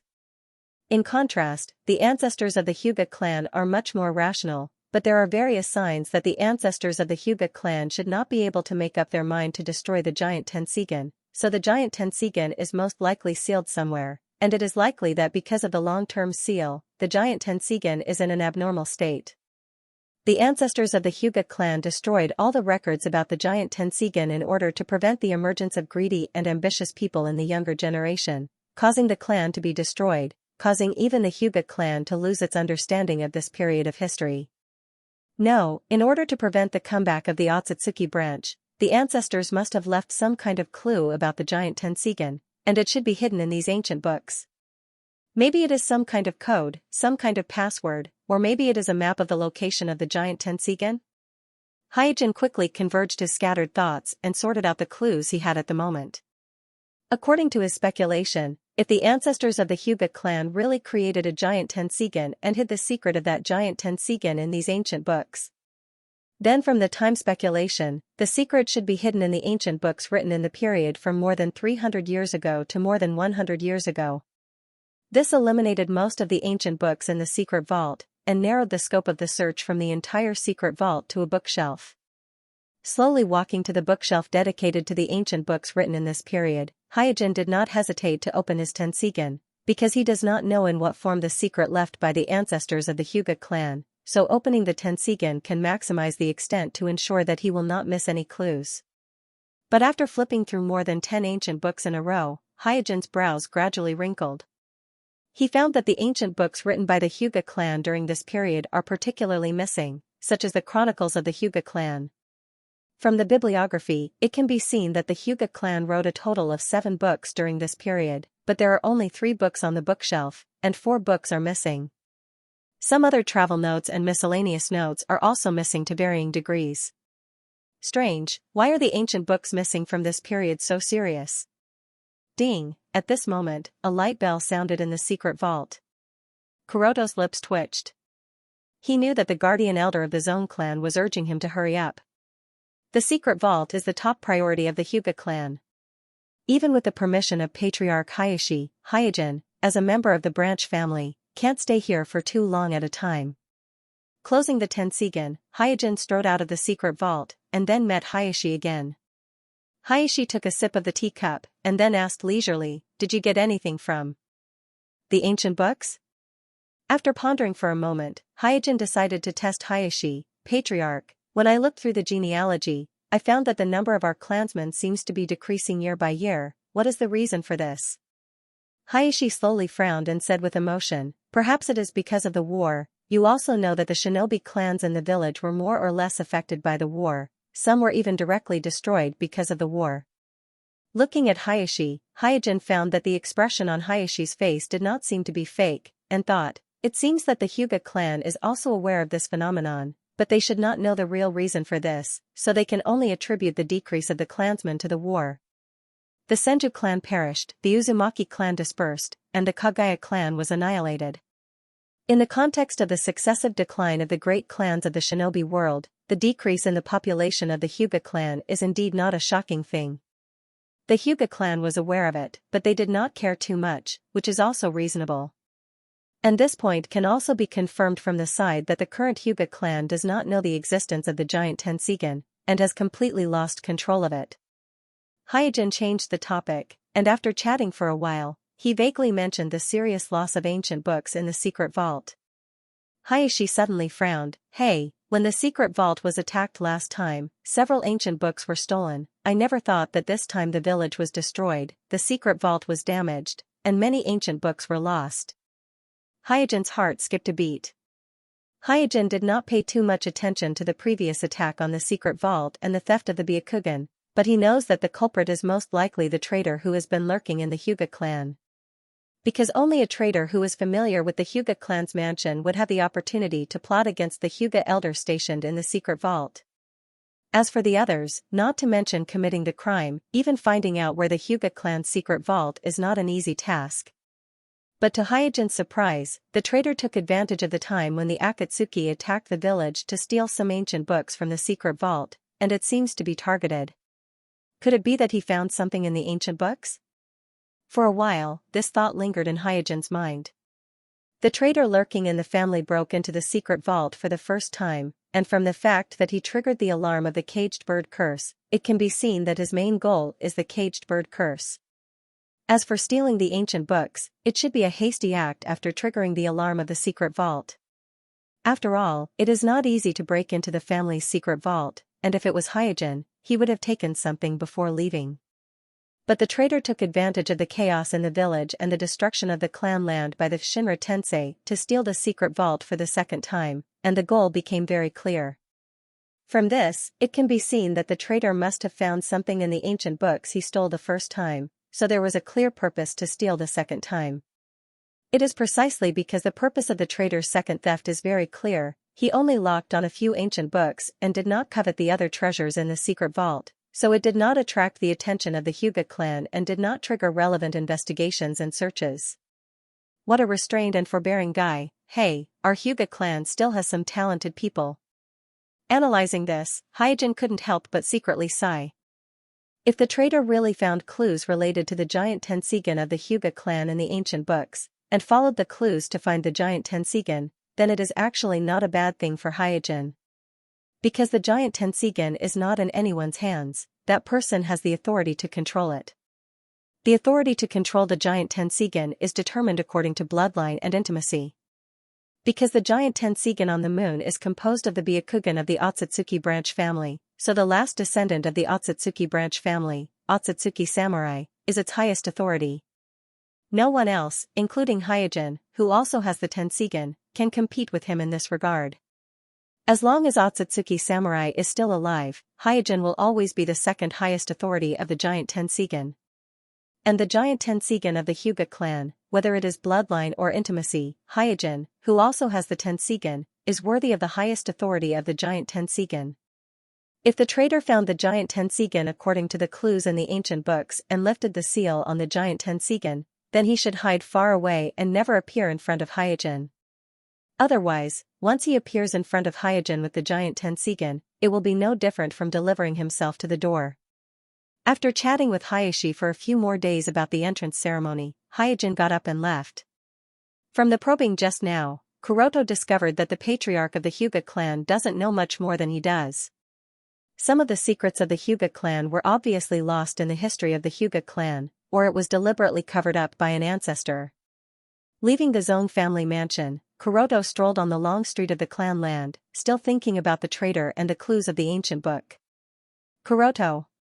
Suddenly, a light shout came from the distance. Coming back to his senses, Hyojin looked in the direction of the sound and saw that not far away, Yui was waving at him, and beside her was the father and son pair, Richa and Ningxi. Hyojin walked over and asked Ningxi, "Ningxi, are you okay?" Ningxi shook his head, "Sensei, I'm fine." Yui smiled, "Don't worry, Tsunade-sama just checked Ningxi's body, he is very healthy, and the Akatsuki organization didn't do anything to him. There is no doubt that Richa and Ningxi just went to the Mai hospital. The methods of the Akatsuki organization are strange and unpredictable, and as a father, Richa took Ningxi to the Mai hospital for a checkup to ensure that nothing went wrong. And because of Tsunade, Yui was transferred to the Mai hospital and officially became a medical ninja under the jurisdiction of the Mai hospital, so after meeting Richa and his son at the hospital, she took the initiative to accompany Richa and Ningxi back to the clan. Richa sighed, "This time, it's really thanks to Uchiha's rescue team." As a father, after Ningxi was kidnapped, Richa should have tried his best to rescue him, but as a member of the branch family, Richa had to devote all his energy to rescuing Hinata, so he feels very guilty towards Ningxi. Yes. Hyojin nodded with a smile. Although it was Uchiha's rescue team that rescued Sasuke and Ningxi, Hyojin has always been the one who worked in the dark. If it weren't for Hyojin ordering Itachi to cooperate with him and put pressure on the Akatsuki organization, the Akatsuki organization wouldn't have released the two children so easily. Moreover, even if the Akatsuki organization refuses to release the two children, with Shinichi as an undercover agent of Hyojin, the two children wouldn't be in much danger. After all, the two children don't have tailed beasts in their bodies, so they aren't the direct target of the Akatsuki organization. At this time, Hyojin noticed that Ningxi's expression was a little depressed, and his eyes were full of confusion, so he asked, "Ningxi, what's wrong? Why do you look unhappy?" Richa glanced at Ningxi beside him and sighed faintly. He knows why Ningxi's expression is depressed, because after Ningxi was rescued, the first thing he asked was him, "Father, please tell me the truth, is our Hyuga clan really inferior to the Uchiha clan?" In the face of such a sharp question from Ningxi, Richa was speechless and couldn't answer. As far as the current situation is concerned, there is indeed no strong person in the Hyuga clan that can match the Manjikyu Sharingan Uchiha, but for Richa to personally admit that the Hyuga clan is inferior to the Uchiha clan, he simply can't say it, so in the face of his son's questioning, he can only choose to respond with silence. But what puzzles him even more is the confusion shown by Ningxi this time. Ningxi may have had similar doubts before, but in his heart, he has a sense of mission to catch up, defeat Uchiha, and regain the honor of the Hyuga clan. But now, Ningxi seems to have suffered a great setback, and he is at a loss about the future of his life. This feeling is as if he has already determined that the Hyuga clan is inferior to the Uchiha clan, and that no matter how hard he works, it will be difficult to change this fate. Puzzled, Richa naturally asked Ningxi's experience in the hands of the Akatsuki organization in detail. Only then did he understand why Ningxi has such a heavy sense of frustration after coming back this time. Seeing Ningxi hanging his head and not saying a word, Richa had to answer for him. This kid lost to the child of the Uchiha clan, so he is a little sad. With that, Richa briefly told Ningxi's experience in the Akatsuki organization to Hyojin. Hearing this, Hyojin smiled and said, "So that's what happened." Seeing that his father has already spoken, Ningxi said, "Sensei, I saw Sasuke surpass me step by step with my own eyes. Before that, I still won and lost to him, but after Shinichi-senpai guided him, he seems to have changed into a different person, getting stronger and stronger day by day. I am now far from his opponent." Hyojin's mouth twitched and said jokingly, "Hey, you admit defeat so easily? This is not like you." "No, I'm not admitting defeat, it's just that I can't see the hope of surpassing him. His Sharingan is better than my Byakugan." The more Ningxi said, the more his voice became smaller, and finally, it can't be heard anymore. "What the hell is this Shinichi guy doing, provoking my disciple like this?" After cursing in his heart, Hyojin was about to enlighten Ningxi with a few words. After all, Ningxi is just an 8 or 9-year-old child, and it is normal for him to be confused after receiving a strong stimulation. But at this moment, there was a noise in the distance, and a group of Uchiha clansmen wearing police uniforms rushed into the Hyuga clan's land. "Where is Hyojin? Tell him to come out. This time we must teach him a good lesson, let him know the power of our Uchiha clan. Humph, he dares to compete with our Uchiha clan for the position of headmaster, he is too arrogant." In an instant, unscrupulous curses echoed in the sky of the Hyuga clan, and one by one, the Hyuga clansmen took to the streets and glared angrily at the group of Uchiha clansmen who broke into the Hyuga clan. Even the main gate of the Hyuga clan was opened, and Patriarch Hayashi walked out with a stern face along with his entourage.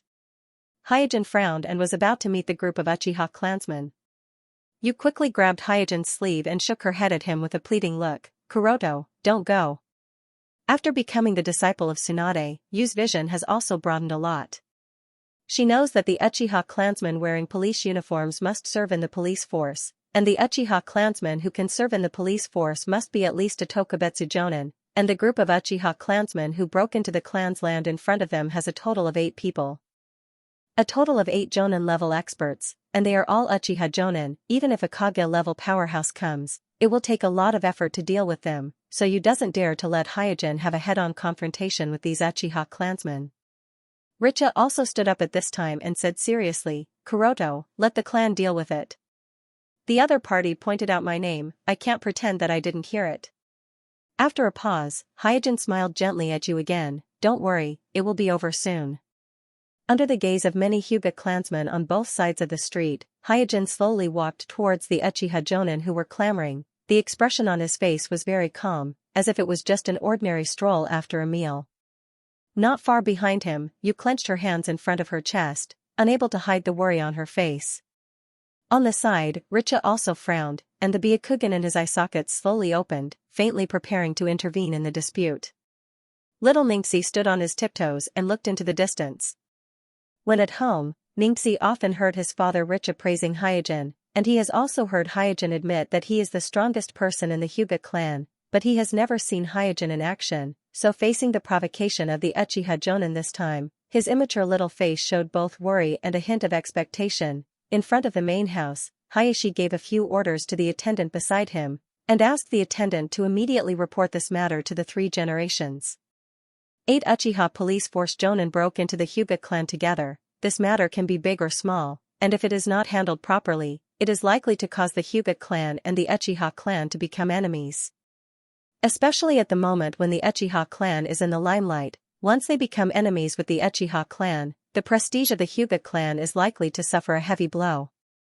This is not that Hayashi is not optimistic about Hyojin, but in the face of 8 Jonin-level experts, moreover, they are Jonin of the Uchiha clan with Sharingan. Even Hayashi himself is not 100% sure, so even if he has confidence in Hyojin, Hayashi has to prepare for the worst.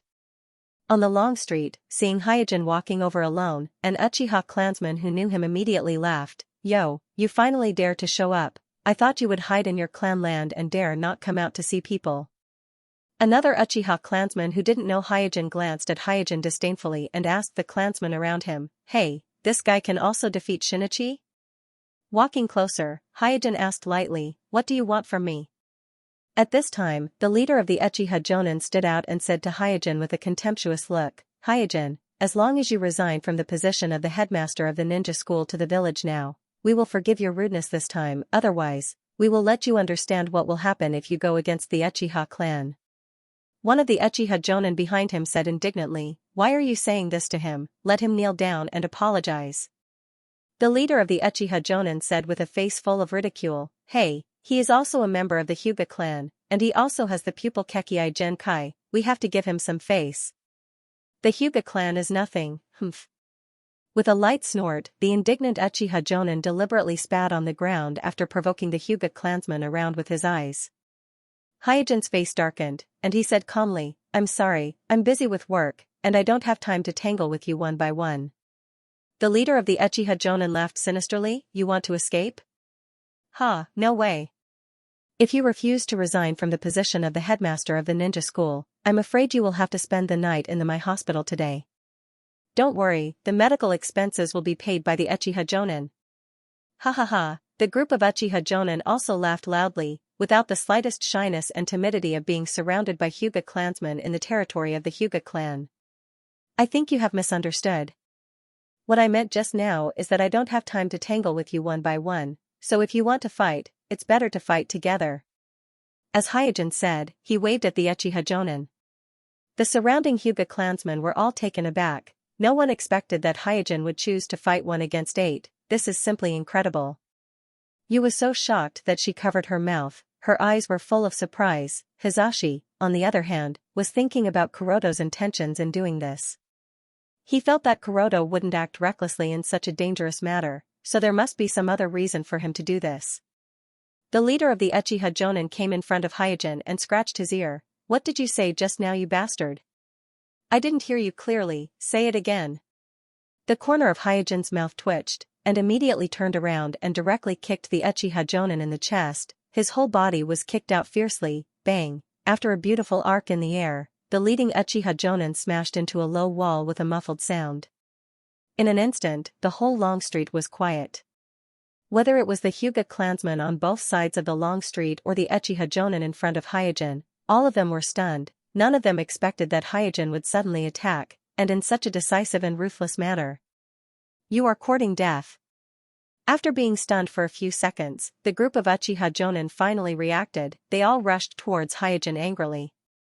Swoosh, with a teleportation technique, Hyojin flashed behind another Uchiha Jonin with a smile on his face. Without waiting for the other party to react, he kicked the back of the other party's knee, forcing the other party to kneel on the ground, then took out the Kusanagi pill from his waist and casually placed it on the other party's neck. With the Kusanagi pill pressed against his throat, the angry Uchiha Jonin's face suddenly stiffened, and the angry curses that he was about to blurt out were also forcibly suppressed by the sharpness of the Kusanagi pill. The other 6 Uchiha Jonin saw that their companion was held hostage by Hyojin. They could only stop their bodies from rushing towards Hyojin, and their faces showed a look of fear. "Tisk," Hyojin snorted with a smile, then used the back of the Kusanagi pill to hit the temple of the Uchiha Jonin who was restrained by him, instantly knocking him to the ground.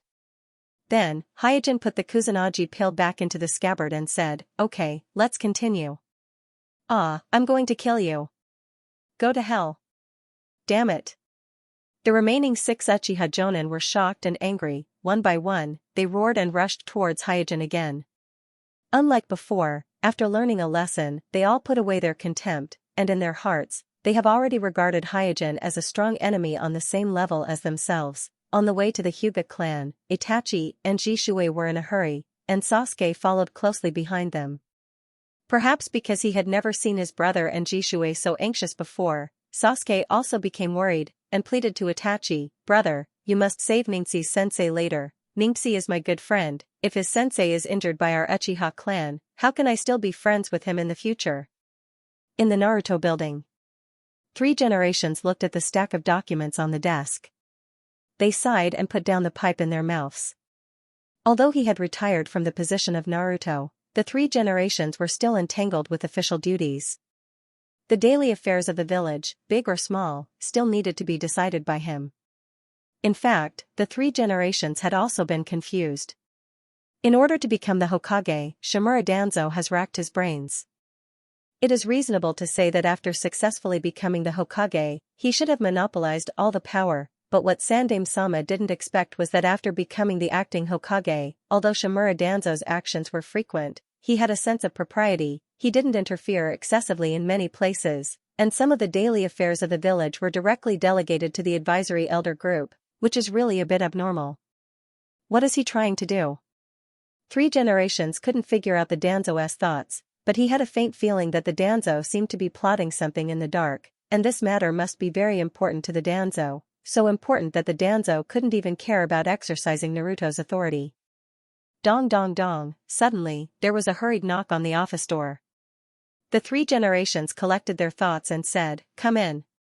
Soon, a member of the Hyuga family walked into the office of 3 generations under the leadership of the Umbu, and briefly reported the matter of Uchiha Jonin breaking into the Hyuga clan to 3 generations.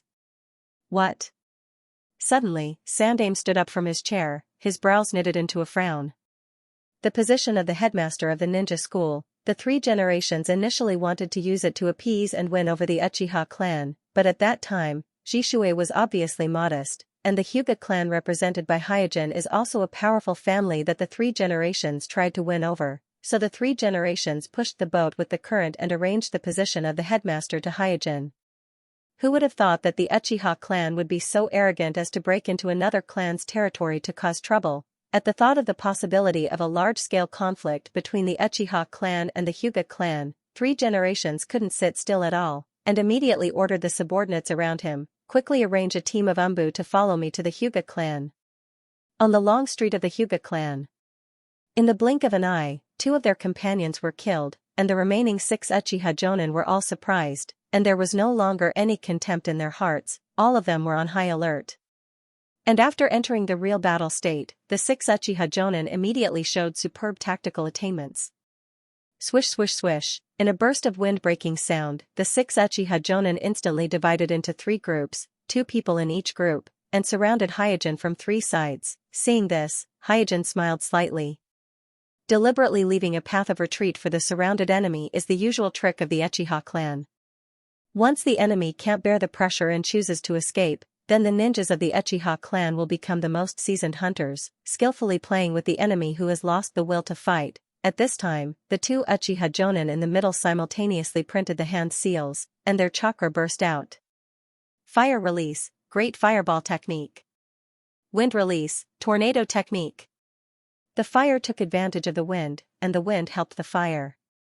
The 2 Uchiha Jonin's fire release and wind release echoed each other, and in an instant, a blazing flame that seemed to contain a storm was formed, and violently blasted towards Hyojin. At the same time, the 4 Uchiha Jonin on both sides were ready, and the 3 Magatama on the Sharingan in their eye sockets slowly rotated, watching Hyojin's every move.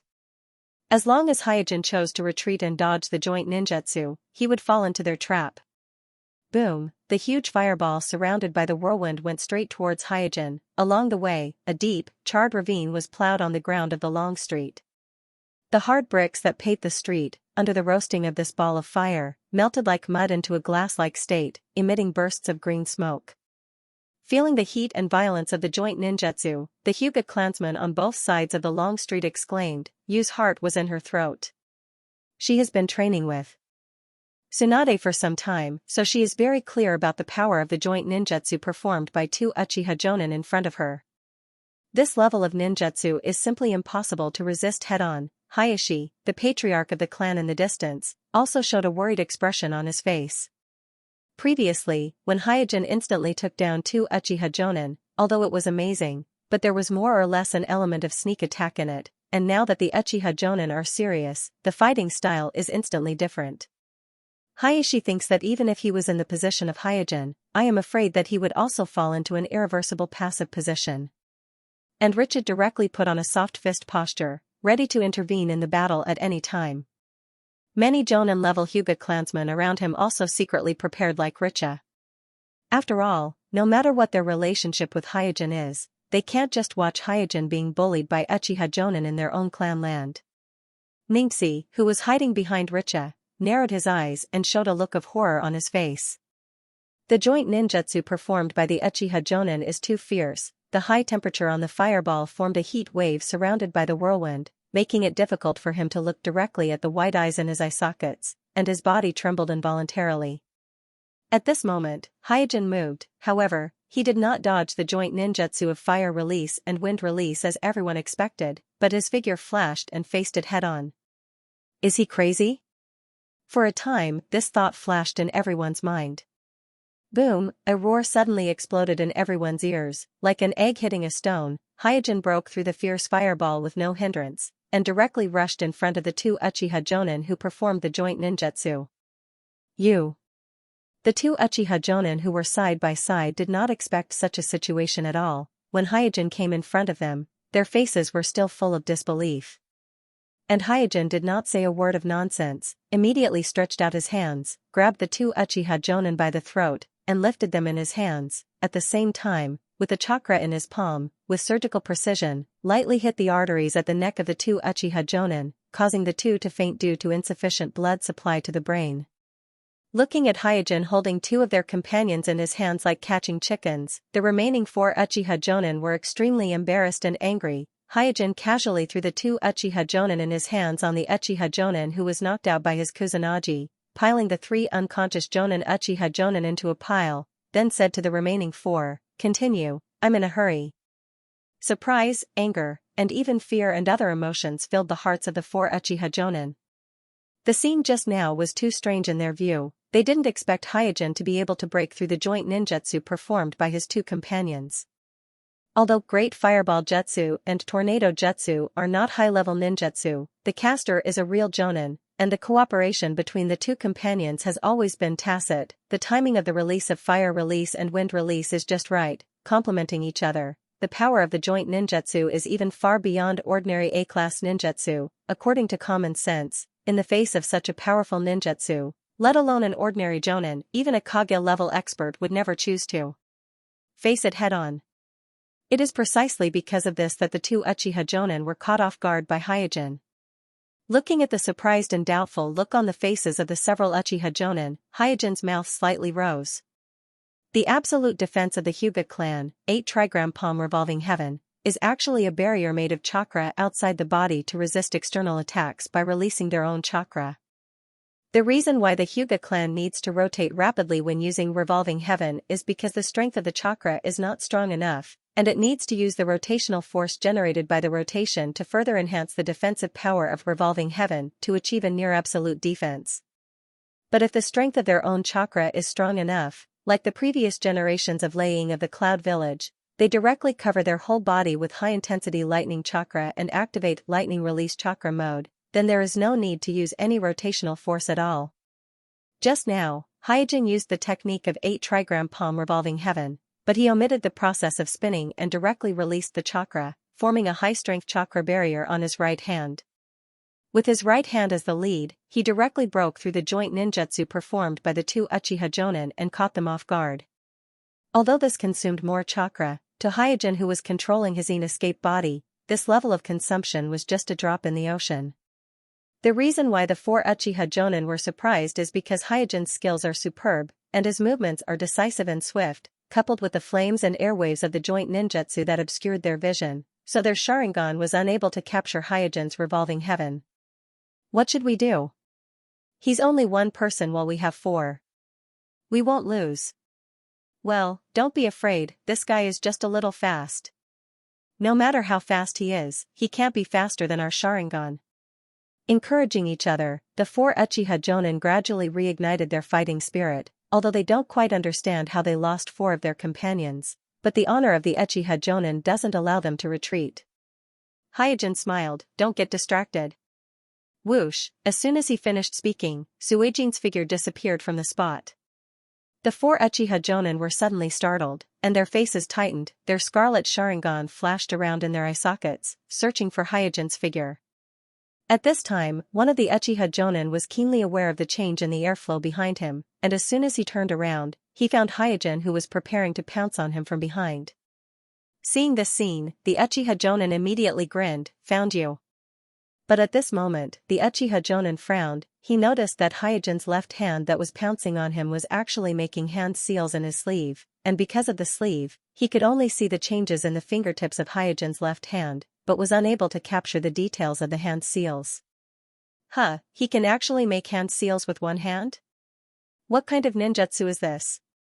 In an instant, the Uchiha Jonin's attention was focused on Hyojin's left hand hidden in the sleeve, and with his own experience, he estimated the ninjutsu that Hyojin was about to use.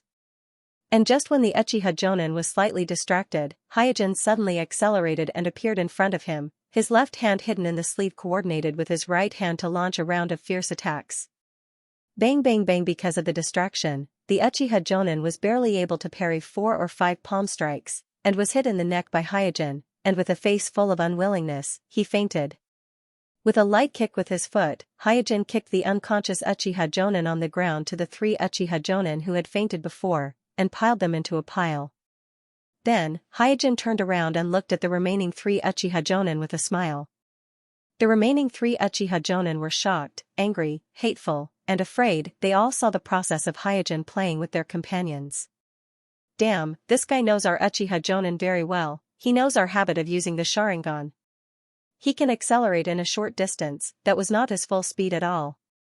Hey, is he using Soft Fist? Why does it look like Iron Fist? The 3 Uchiha Jonin reported the information they observed to each other. They are all experienced ninjas, and they quickly discovered the method that Hyojin used just now.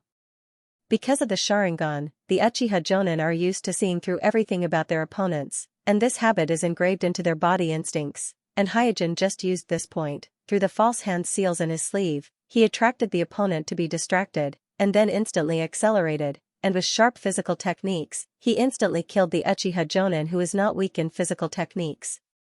Hyojin didn't say a word of superfluous nonsense, and once again slowly walked towards the remaining 3 Uchiha Jonin. Looking at the gradually approaching Hyojin, the 3 Uchiha Jonin kept retreating, as if Hyojin is the one with the most people, and they are the one with the least people. At this time, one of the Uchiha Jonin asked, "You, why do you know our Uchiha Jonin's Sharingan so well? Why do I know so much about the Sharingan?" Hyojin smiled and didn't stop walking. He naturally won't tell the other party that he has a pair of Eternal Manjikyu Sharingan. On the sidelines, Ningxi's eyes were full of stars, and while pulling his father Rich's sleeve, he asked, Father, what kind of soft fist does Sensei use? Why is it so powerful?" With a serious face, Richa looked at the field intently and explained, "Your sensei did not use any kind of soft fist routine. His attack is a mixture of our Hyuga clan's soft fist, my Ryu sword, Uchiha Taijutsu, and even some iron fist techniques. Not only is it simple and practical, but it is also fierce and fierce." Ningxi was stunned. What does this mean? Richa said with emotion, "Your sensei has jumped out of the shackles of soft fist, post-air, share." At this time, Richa had completely put away his worries about Hyojin and was addicted to Hyojin's simple and sharp physical style. Before fighting, the Hyuga clan would often put on a soft fist stance, and then fight with a variety of enemies according to the soft fist routine. Because of the improvement of countless generations, the soft fist of the Hyuga clan has been close to perfection. In terms of physical skills, it was enough to deal with most kinds of enemies. But it was also because of this perfection that the soft fist of the Hyuga clan must be moderate enough to deal with all kinds of unexpected situations and special physical skills. And there was often only a fine line between mediocrity and mediocrity, Although moderation could raise the lower limit of the soft fist and ensure that the soft fist would not be restrained by some strange body technique, moderation also limited the upper limit of the soft fist, causing the soft fist to lose the most important sharpness and flexibility of body techniques. Before this, Richa was also confused. The reputation of the Uchiha clan was growing day by day, but the reputation of the Hyuga clan was far less than before. He could not see what the future of soft fist was, and could only go around in the circle drawn by his ancestors, looking for a non-existent way out in the circle. And after watching Hyojin's battle today, he vaguely understood that soft fist was the foundation of the Hyuga clan's survival, but also the cage that confined the growth of the Hyuga clan, on the field. Bang! With a horizontal kick, Hyojin kicked the 7th Uchiha Jonin to the ground, causing his head to bleed and he fainted. Immediately, he twisted the Uchiha Jonin at his feet and threw him into the crowd formed by the fainted Uchiha Jonin not far away, while looking at the last Uchiha Jonin standing in the field. You, the only remaining Uchiha Jonin in the field stammered as he stepped back. Just now, right under his nose, Kuroto used pure taijutsu to finish off his last 2 companions. He never thought that pure taijutsu could be so terrifying. Hyojin slowly walked toward him and said with a smile, "What are you trying to say? If you admit defeat, I can let you go." Looking at Hyojin's calm demeanor, the only remaining Uchiha Jonin shouted angrily, "Come on, I'm the noble Uchiha, I'm not afraid of you." As soon as he finished speaking, the Uchiha Jonin felt a sharp pain in his neck, and his eyelids became extremely heavy. Bang! At the same time, the Hyojin in front of him turned into white smoke with a soft sound and dissipated with the wind. Shadow doppelganger? When did it happen? Why didn't I notice it at all? His body shook a little, and the last standing Uchiha Jonin finally interrupted his thoughts and fainted on the ground unwillingly. At this time, Hyojin, who used the shadow doppelganger to confuse the opponent, and his real body sneaked behind the opponent to launch a surprise attack, bent down and picked up the last unconscious Uchiha Jonin on the ground, came to the front of the crowd, and threw him into the crowd. Looking at the pile of people piled up by the 7 fainted Uchiha Jonin on the street, the Hyuga clansmen on both sides of the street all opened their mouths in disbelief, as if everything in front of them was just an unreal dream. The fierce battle that everyone expected did not happen. There was only a one-sided beating, a crushing of physical skills and tactics. You also looked sluggish. Unknowingly, Kuroto has become so strong?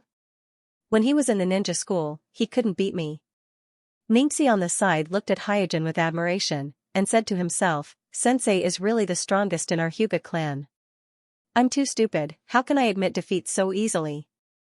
"Sasuke, your Uchiha clan is not invincible, just you wait, I will definitely let you know the strength of our Hyuga clan." In front of the main house, staring at Hyojin who easily dealt with the 8 Uchiha Jonin, Hayashi, as the head of the family, was surprised. Hyojin's strength far exceeded his expectations. Others may not have noticed, but he noticed that Hyojin didn't even use the Byakugan during the battle. Defeating 8 Uchiha Jonin without using the Byakugan or advanced soft fist, Kuroto, you really scared me. At the same time, Hayashi couldn't help but recall the advice Hyojin gave to the family. At this moment, the leader of the Uchiha Jonin, who was kicked by Hyojin and slammed into the low wall, shook his head and stood up in a daze. Hyojin, who was standing quietly in front of the crowd, turned his head and glanced at him, showing a little surprise on his face. In the first kick, Hyojin didn't show much mercy. It stands to reason that even with the physique of a Jonin, he should have fainted for at least an hour or 2. He didn't expect the other party to wake up so quickly.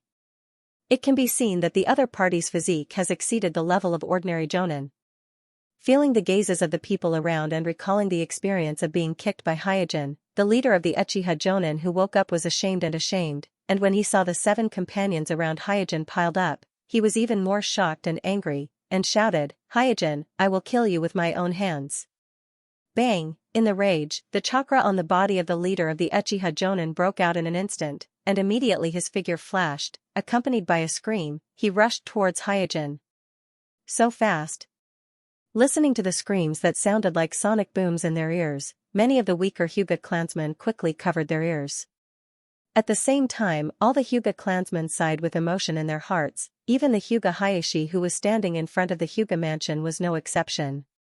At this moment, the Hyuga clansmen remembered that the one who came to the clan to provoke them was not an outsider, but a Jonin-level expert. Moreover, he is the Jonin of the Uchiha clan. Worry surged up in an instant, filling the hearts of every Hyuga clansman. Everyone looked at Suijin, who was standing quietly in front of the crowd. In the interweaving of the sonic boom and the airwave, the leader of the Uchiha Jonin rushed in front of Hyojin like a shock wave. The huge shock wave swept around, causing the weaker or more timid Hyuga clansmen to subconsciously close their eyes, not daring to look at the soul-stirring scene in front of them. However, the expected earth-shattering collision did not happen, and the sonic boom brought by the leader of the Uchiha Jonin suddenly stopped. The Hyuga clansmen were in a trance, and then, they came back to their senses, only to see Hyojin pinching the neck of the leader of the Uchiha Jonin, whispering, "Hey, he is quite fast." Immediately, he threw the leader of the Uchiha Jonin into the crowd beside him. "I can't just let them pile up here, can I? Sigh, what a headache." Looking at the 8 unconscious Uchiha Jonin standing beside him, Hyojin rubbed his chin with an embarrassed look on his face. At this moment, a member of the branch family who was guarding the entrance of the clan hurriedly crossed the street and came to the side of Patriarch Hayashi, and whispered in his ear, "Patriarch, something bad happened. The Uchiha clan's Manjikyu is coming here." "What?" Hayashi was taken aback, and his face immediately became gloomy. The thing he was most worried about finally happened. Most of the disputes between the shinobi clans are caused by the personal conflicts between the clans, but in the end, the personal conflicts are no longer important, because the disputes will continue to escalate, and eventually, it will inevitably evolve into a fight for fame, dignity, and even a life-and-death struggle between the shinobi clans. In the chaotic Warring States period, there were countless incidents of 2 clans fighting each other because of strange small conflicts, and many clans were destroyed because of this. Just when Hayashi was secretly worried, 3 figures with the Uchiha clan's emblem printed on their clothes appeared on the street of the Hyuga clan. There is no doubt that they are Jishuei, Itachi, and Sasuke, who rushed here in a hurry. "Oh no, that's the Uchiha clan's Uchiha Jishuei, right? Well, I know him, he is Flicker Jishuei." The one next to Jishuei seems to be the eldest and second son of the Uchiha clan's patriarch. "I heard that they are both geniuses of the Uchiha clan. Are they also here to cause trouble for our Hyuga clan?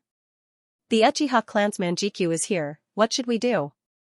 As Jishuei and others entered the Hyuga clan's land, the Hyuga clansmen on both sides of the street suddenly whispered. And after learning the identity of the visitor from the mouths of the people who knew Uchiha Jishuei, many Hyuga clansmen showed a look of worry and panic on their faces. As everyone knows, Uchiha Jishuei, who possesses the Manjikyu Sharingan, is the strongest person in the Uchiha clan who can intervene in the battle between the leaders of Amatsukami and Akatsuki. It was easy to imagine what kind of reaction such an expert would have when he saw his own clansmen being beaten black and blue and piled up in a pile. Ling, who had finally heaved a sigh of relief, suddenly felt her heart in her mouth again. She looked nervously at Jishuei and the other 2 who were slowly walking towards Hyojin, and secretly hoped, Jishuei and Jing are colleagues, he shouldn't be looking for trouble, right?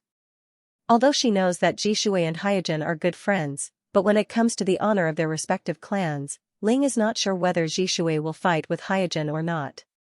After all, in the eyes of the noble clans, the honor of the clan is above everything else.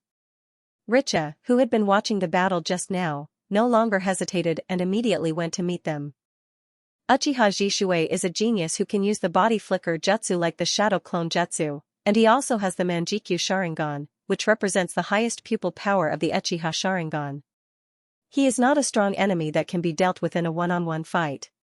Once he starts fighting, he can only have a little chance of winning by ganging up on him. Ningxi saw Sasuke among the newcomers and wanted to greet him from afar, but he found that Sasuke's attention seemed to be focused on the pile of people around Hyojin, so he had no choice but to follow behind his father.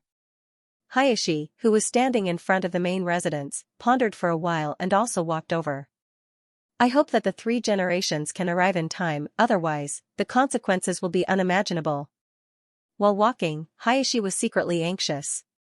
As the patriarch of the Hyuga clan, Hayashi knows better than anyone that the current Hyuga clan is only relying on the prestige of the past, and no one in the clan is the opponent of Manjikyu Uchiha, so once he starts fighting with Uchiha Jishuei in the clan's land, then the weakness of the Hyuga clan that he has been trying to cover up will be completely exposed to the world.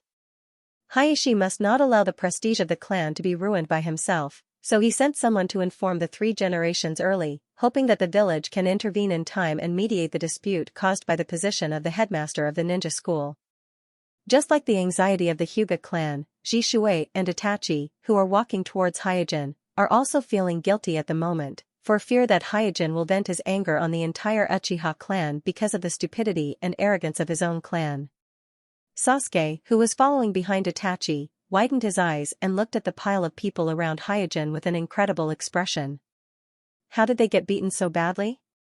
Sasuke clearly remembers that these 8 people were piled into a pile of people.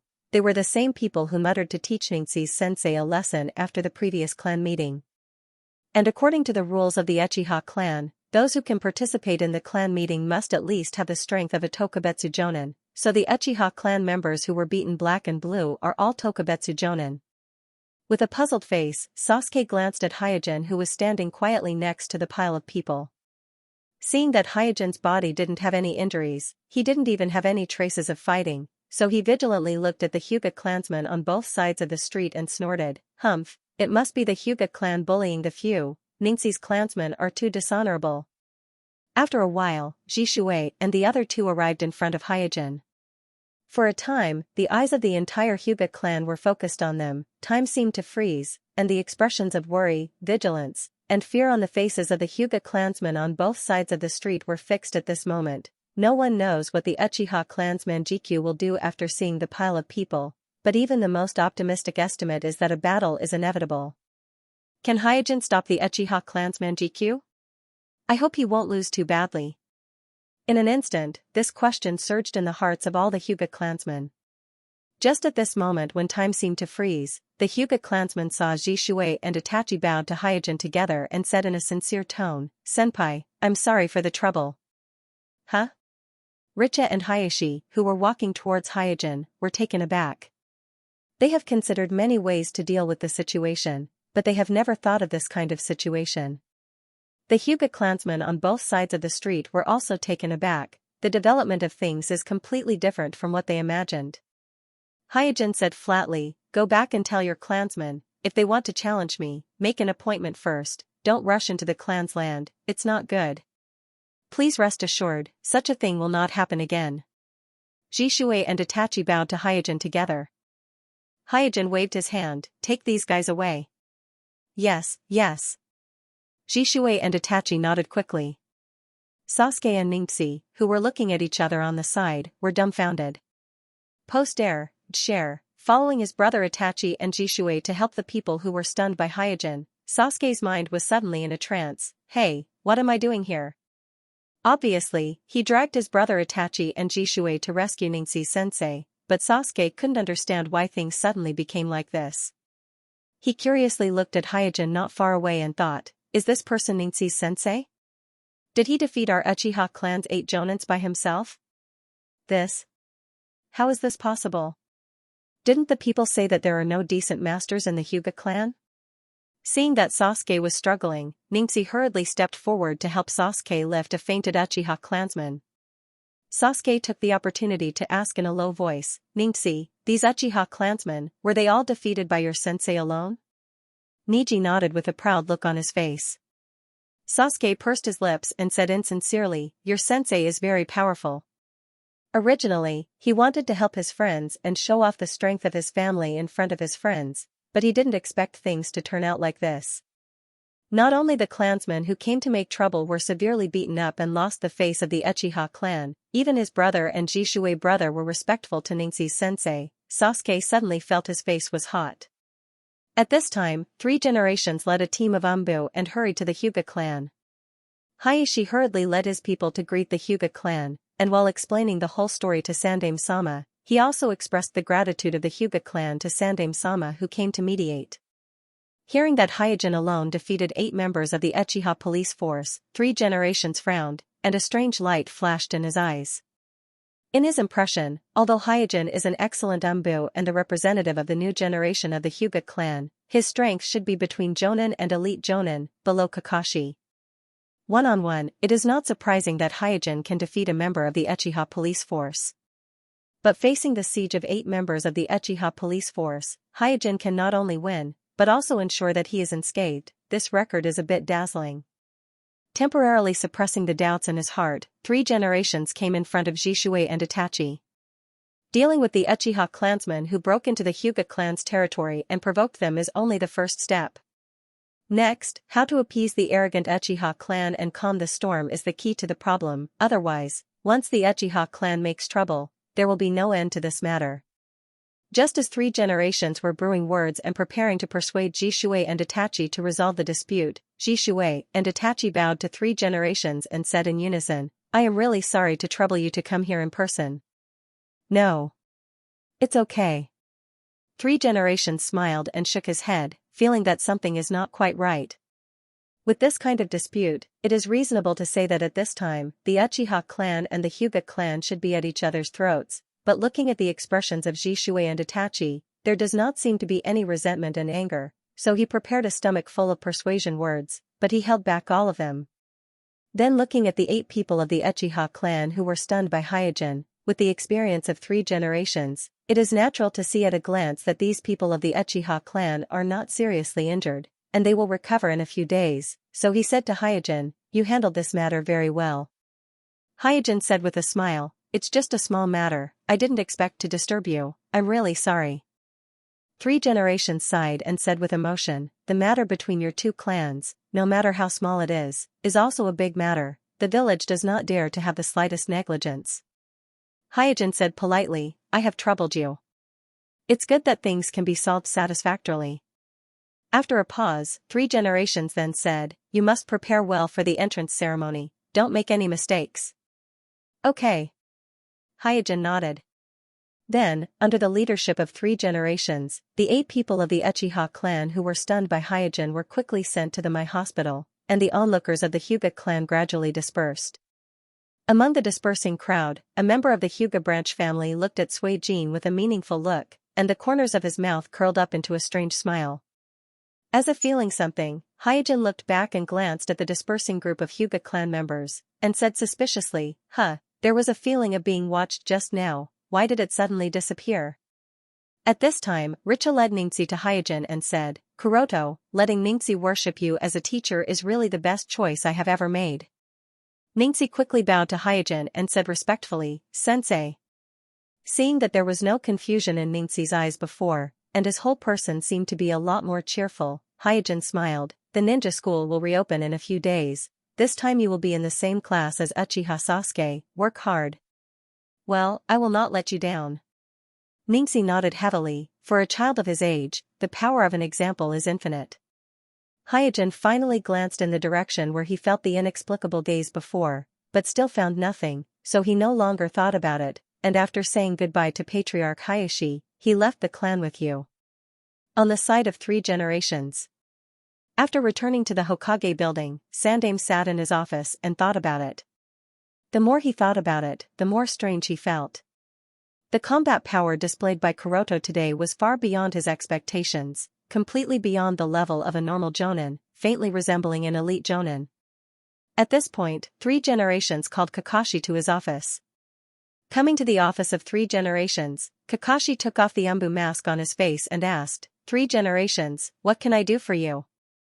Unlike Hyojin, Guy, and Jishui, Kakashi is still working in the Umbu because he has mastered the Flying Thunder God Jutsu like 4 generations and is valued by Danzo.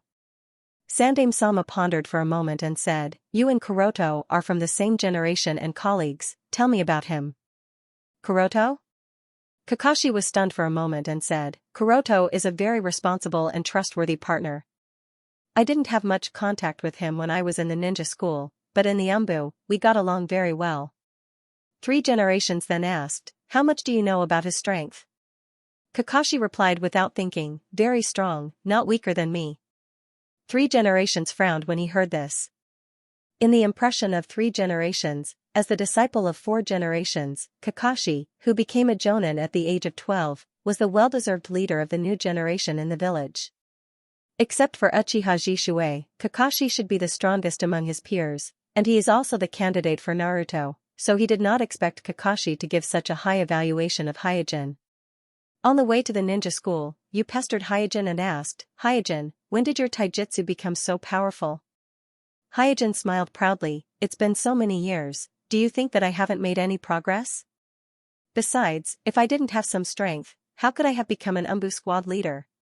You gently nodded. That's right, without the strength of a Jonin, it's impossible to become an Umbu squad leader.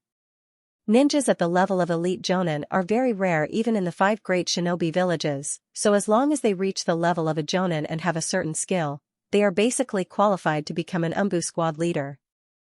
Hyojin then smiled and said, the casualty rate of the Umbu is so high, it's not just luck that I survived. You nodded and said with lingering fear, I'm really relieved that you were transferred away from the Umbu this time. As a medical ninja in the My Hospital system, you is very familiar with the casualty rate of the My Umbu. After the Akatsuki began to be active, more than 100 Umbu members died directly or indirectly in the hands of the Akatsuki. In a single operation, several Umbu squads were killed, and many Umbu squads were destroyed and rebuilt 2 or 3 times. The reason why Hyojin was able to be promoted to Umbu squad leader so quickly is also because of the high casualty rate of the Umbu. Otherwise, with his achievements, he would have to wait at least 5 years before he could be promoted. It didn't take long for the two to arrive at the ninja school that the village spent a lot of money to rebuild. The new ninja school is larger than the original one, and it's also closer to the center of the village. It's only a few streets away from the Naruto building, and it's located in the most heavily guarded area of the village. Walking on the school field, you covered her mouth and chuckled, I didn't expect you to become the headmaster of the ninja school. Hyojin looked at the new campus and said, to be honest, when 3 generations handed over the ninja school to me, I was a little surprised myself. Ring seemed to remember something and hurriedly asked, Jean, do you remember the exam when we were in school? Is it the time when all of you ganged up on Kakashi, but in the end, you were beaten up by Kakashi alone? Hyojin's face darkened. He pretended to be casual and said, did such a thing happen? I don't remember it at all. You smiled and said, I remember it clearly. The 4 of you went against Kakashi. There were you, Asma, Kai, and Obsidian. Lin, Mute, and I were cheering for you on the side. I didn't expect Kakashi to defeat you so easily and graduate early. He became the first Chunin and then the first Jonin. Belle's voice got softer and softer as she recalled her peers who died in the war. Hyojin lightly said, we are all ninjas, casualties are inevitable, don't think too much. Belle collected her thoughts, yes. After crossing the playground, the two came to the staff office of the ninja school. Seeing the new principal arrive, a group of staff who were working in the office hurriedly got up and bowed to Hyojin, and then began to introduce themselves. Kuroto nodded in acknowledgement while observing his subordinates. Because the ninja school doesn't need to fight directly with the enemy, under normal circumstances, a qualified Chunin is enough to be a teacher in the school. After all, the ninja school trains genin, and as for the training of Chunin, it is the work of guiding the Jonin. Therefore, almost all the teachers in the office are Chunin 1 ninjas, and many of them are familiar to Hyojin, such as Iruka, Mizuki, and so on. To Hyojin's surprise, this guy is also among them, and he is dressed as a teacher in the ninja school. It seems that he has officially become a teacher in the ninja school. Why is he here? What does Orochimaru want to do? At the moment, Danzo is the acting Naruto of the village. Not to mention installing a person in the ninja school, even directly revoking the position of the principal of Hyojin is only a matter of a word. Therefore, it is easy for Danzo to install Orochimaru's subordinate into the ninja school. Therefore, Hyojin is more curious about the purpose of Do entering the ninja school, temporarily suppressing the doubts in his mind. Hyojin arranged matters related to the admission ceremony to his subordinates in a few days, and then left the office building with Belle. Just as he had expected, Do had followed him. Hyojin gently said to Belle, Belle, you go back to the hospital first, I still have something to deal with here. Belle knows that Hyojin, who has just been appointed as the principal, must have a lot of things to deal with, so she nodded obediently and left the ninja school alone. At this time, Do leaned over, glanced at Belle's leaving figure, and immediately said to Hyojin, Senpai, we meet again. Hyojin stared at Do and asked, what is your purpose in sneaking into the school? Hey, if I tell Senpai, wouldn't it make things difficult for Senpai? Do smiled with a fearless look on his face. Hyojin's eyes were cold, and then his figure suddenly jumped, grabbed Do's neck with his hand, and pressed Do against the wall, and said calmly and soothingly, if you dare to talk to me in this tone again, I will kill you. You. Do, who was grabbed by Hyojin's neck, was shocked. He didn't expect that Hyojin's speed could be so fast. His strength had reached the first stage of Jonin, but he didn't even have the slightest power to resist, and was easily subdued. What made him even more frightened was Hyojin's calm tone. He knew that Hyojin was not bluffing to threaten him, but a calm statement of what would happen. If he repeated the tone of speaking to Hyojin just now, he would really die. Headmaster, I'm very, very sorry. Recognizing the situation, he immediately put away all the disrespect on his face and sincerely apologized to Hyojin. Letting go of Do, Hyojin said, I don't care what your purpose is, don't make trouble for me in the ninja school, understand? Do wiped the cold sweat on his forehead and nodded respectfully, yes. This time, his real purpose of entering the ninja school through the arrangement of Danzo was to observe Naruto closely, and find the secret of practicing immortal arts from Naruto. When studying Yugo's body, Orochimaru had already realized the power of immortal arts, and Naruto, whom he regarded as an idiot, could actually master the immortal arts of Ryuchi Cave at such a young age, which really surprised him. So he was very eager to find out why Naruto could master immortal arts, and what was the secret behind it. After returning home, Hyojin found a ninja crow jumping on the balcony of his house. Is there news? Hyojin looked happy and went upstairs to remove the small scroll on the ninja crow's leg. This ninja crow is the one that delivered the message to Hyojin and Yonde Mizuki Yugura, and the scroll it carried is undoubtedly related to Dead Ale. But after unlocking the seal and unfolding the scroll, Hyojin slightly frowned. In the scroll, Yugura said that the Umbu of the Mist Village found Dead Ale in the Land of Grass, but because of a moment of carelessness, they were discovered by Dead Ale and lost his trace. However, he has already sent more people, and he believes that it won't be long before they find Dead Ale again. Destroying the scroll, Hyojin smiled and shook his head. Oh, he really is a troublesome guy. This is the reason why Hyojin is not willing to find Dead Ale in person, because Dead Ale, who cleverly combined the exploding release Kekkei Genkai with the clay molding technique of the Rock Village, is a very versatile ninja. Although he is not old, his mobility, destructive power, and tactical attainments have reached the top level of the shinobi world. As long as he grows up normally, he can steadily enter the Kage level. In the original story, he broke into the Sand Crypsis village alone, and in front of all the Sand Ninjas, he captured the 5th Kazekage of the Sand Crypsis, Gaara, and slapped the Sand Crypsis, one of the 5 great shinobi villages, in the face. At that time, Gaara had reached a preliminary understanding with the one tail in his body, and his strength had also jumped to the Kage level, and he was already worthy of the name of the 5th Kazekage. From this, it can be seen how strong Dead Ale is. To some extent, the threat of Dead Ale is far greater than many members of the Akatsuki. He is a strategic ninja with the ability to destroy a village in one blow. And what is even more troublesome is that Dead Ale is a very rare flying ninja in the shinobi world. If a large number of people are not arranged, it will be very difficult to track him. Seeing that Yugura had already sent more people, Hyojin didn't think too much about it and started to prepare for the entrance ceremony in a few days. 2 days passed in a flash. In the past 2 days, the news of the Uchiha clan being severely cleaned up by the Hyuga clan began to spread in the streets and alleys of the village. Because the 2 clans involved in the incident are the top and most influential shinobi clans in the village, so for a while, the heat of this matter can be compared to the news of the 3 generations stepping down and Danzo becoming the acting Naruto.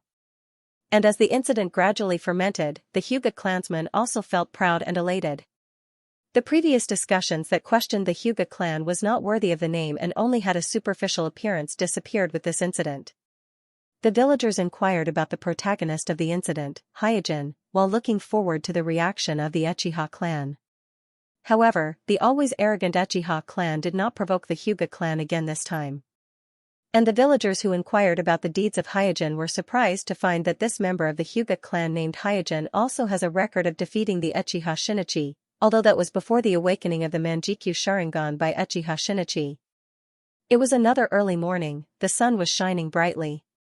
In the soft morning light, Sasuke, wearing a coat with the Uchiha clan emblem printed on it, followed his father and brother out of the Uchiha clan's land with a smile on his face. Today is the day when he officially enters the school, and he is full of confidence. He is ready to shock everyone and make a name for the Uchiha clan. Fuyue, who was walking in the front, glanced at Sasuke with a straight face and said, I heard that the eldest daughter of the Hyuga clan and the disciple of Hyojin are also in this batch. Sasuke, don't let me down.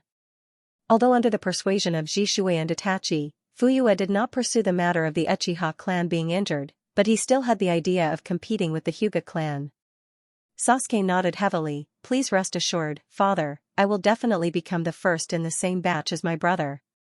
Itachi smiled. Don't be careless, the students who enter this batch are not simple. Sasuke pouted and said with dissatisfaction, brother, why do you always treat me like a child? I have already opened my eyes, I am the strongest among my peers. Itachi rubbed Sasuke's head affectionately. After experiencing the incident of being kidnapped by the Akatsuki, Itachi found that Sasuke has indeed grown a lot. Not only his strength has greatly improved, but also his mentality has matured a lot. Not long after, the three of Uchiha clan came to the gate of the ninja school. At this time, the gate of the ninja school was already crowded with people. Many parents with their children who are about to enter the school arrived here early in the morning. Fuyue just glanced casually and found many acquaintances. The Nara clan, the Yamanaka clan, the Akimichi clan, the Inuzuka clan, the Otomo clan, and even the Kurama clan is here. This batch is really different. Although he has long heard that this batch of students is different from the past, such a lineup is still faintly beyond Fuyue's expectation. With so many patriarchs of noble clans gathered together, those who don't know might think that Mai is about to hold a high-level meeting. Suddenly, Fuyue's eyes swept to the side of the Hyuga clan in the distance, and his eyes met with Hyuga Hayashi, who was also looking at him. The eyes of the two patriarchs collided, and immediately sparks flew. Humph! After a light snort, Fuyue moved his eyes away and looked at the two children of the Hyuga family who followed Hayashi and Richa brothers. Is the heir of the Hyuga family such a timid child? The Hyuga clan has really declined. On the contrary, the child from the branch family looks a bit interesting. While Fuyue was looking at Hinata and Ningxi, Hayashi was also looking at Itachi and Sasuke, and couldn't help but sigh in his heart. Fuyue is really lucky, both of his sons have unparalleled talent. At this moment, the gate of the ninja school opened, and under the guidance of several school teachers, parents and children gathered in front of the school gate walked into the campus one after another. On the temporary high platform built on the campus playground, 3 generations were smoking pipes and looking at the energetic children walking into the campus with a gratified expression. Next to the 3 generations stood Xianxia Chun, Tsunade, and Jiraiya and other senior Mai shinobi. As the disciples of the Mute clan, Hyuga Uchiha Izumi stood behind Tsunade, while Kakashi, dressed in Umbu attire, stood behind Jiraiya. The entire senior Mai clan, except for the acting Naruto Danzo who is still missing, all the senior members are present. Soon, Hyojin led a group of teachers of the ninja school to the high platform and said to the 3 generations, it's almost time to start the entrance ceremony. 3 generations nodded. Let's start, post air, share, on the playground of the ninja school. Looking at Naruto, who was looking around, Red Bean had a helpless look on her face, and she cursed in her heart, hey, why does the village want me to take care of this little guy? I am not a nanny. At this time, a faint stinging pain suddenly came from her neck. Damn it, it's starting again. Red Bean looked gloomy, and she pressed the mysterious mark composed of 3 ink-colored magatama on her neck with her hand. This mysterious mark was left on her neck by Orochimaru on the night of the attack on the village. She also went to the hospital to ask Tsunade, hoping that Tsunade could use medical ninjutsu to help her remove the mysterious mark left on her neck by Orochimaru. But after some attempts, it was unexpected that even a medical ninja like Tsunade couldn't deal with this mysterious mark and could only seal it temporarily. However, the seal can't completely eliminate the influence of the mysterious mark on her body, and the tingling sensation from time to time on her neck is the best proof. And Naruto, who was next to Red Bean, looked happy at the moment. He didn't care about the 3 generations who were lecturing on the high platform, but he was looking at the other children on the playground. Naruto likes to be lively, and he likes to get together with his peers. Looking at the many familiar and unfamiliar peers on the playground, Naruto was very happy when he thought that everyone will become classmates and friends in the future. Suddenly, Naruto found Sasuke's figure in the crowd. Feeling the hot gaze of Naruto, Sasuke turned his head and found him, and nodded slightly to him. Seeing that Sasuke saw himself, Naruto jumped and waved at Sasuke, and shouted, "Sasuke, Sasuke." Naruto's sudden movement quickly attracted the attention of other people around, and everyone looked at Naruto and Sasuke, and their faces were full of doubts. Sasuke, who has always been cool, saw the surprised eyes cast on him, and he quickly bowed his head and covered his face. Naruto is such a big fool, it's a shame to know him. On the high platform, the three generations were still instilling the will of fire of my village to the children who are about to enter the school, while Hyojin, the principal of the ninja school, was looking through the files of this year's students while comparing them to the children on the playground. Naruto, Sasuke, Hinata, Ningxi, Shikamaru, Chingxi, Ino, Ye, Shino, Tian, Xiaoli, and Sakura. Hey! The 12 roaches are all here. Hyojin observed these children while making a special mark under the names of these children on the file. Without exception, these children were all very talented. With a little bit of nurturing, they would smoothly grow into powerhouses who could take charge of their own affairs. Then, Hyojin found several other interesting children, such as Ziyuan with a sullen face, Sakai who was holding a small notebook and writing, and Yakumo who was sick and absent-minded. Isn't Sakai from the root? Why did Danzo send him to the ninja school? And that child from the Kurama family, why is her chakra so strange? The strange chakra on Yakumo's body attracted Hyojin's attention. It is a strange in-release chakra, and the quality is very high, almost not inferior to the in-release chakra on the Uchiha clan's Sharingan. In the shinobi world, it is not only the six-path bloodline that can use the in-release. In the long history of evolution, some ordinary ninjas have gradually mastered the in-release or yang release through hard work or some fortuitous encounters. For example, the Nara clan that can control shadows is a secret ninja clan that practices the in-release chakra technique, and the Aikido clan that can multiply their body is a secret ninja clan that practices the yang release chakra technique, and the Aikido clan that can multiply their bodies is a secret ninja clan that practices the yang release chakra technique. However, the use of in-release by ordinary ninjas generally stops at the level of a secret technique, and it is very rare in the shinobi world to be able to develop the Kekii limit with the ability to inherit the bloodline. The most representative of these are the Kusanagi village's Kekii limit dragon life reincarnation that can transfer vitality to resurrect others, and the in-release of my village's Kekii limit 5 senses domination that can distort reality. While Hyojin was secretly observing the students, on the other side of the platform, Jiraiya and Tsunade were also whispering about the students on the field. That yellow-haired kid is Naruto, right? Jiraiya was speechless as he looked at Naruto who was playing around on the field. Tsunade nodded. Jiraiya asked again, by the way, have you checked his body? Orochimaru didn't do anything to him, did he? Because he has been traveling in the shinobi world, looking for the child of prophecy mentioned in the Great Toad Sage's prophecy, Jiraiya, who is often not in the village, didn't pay much attention to Naruto.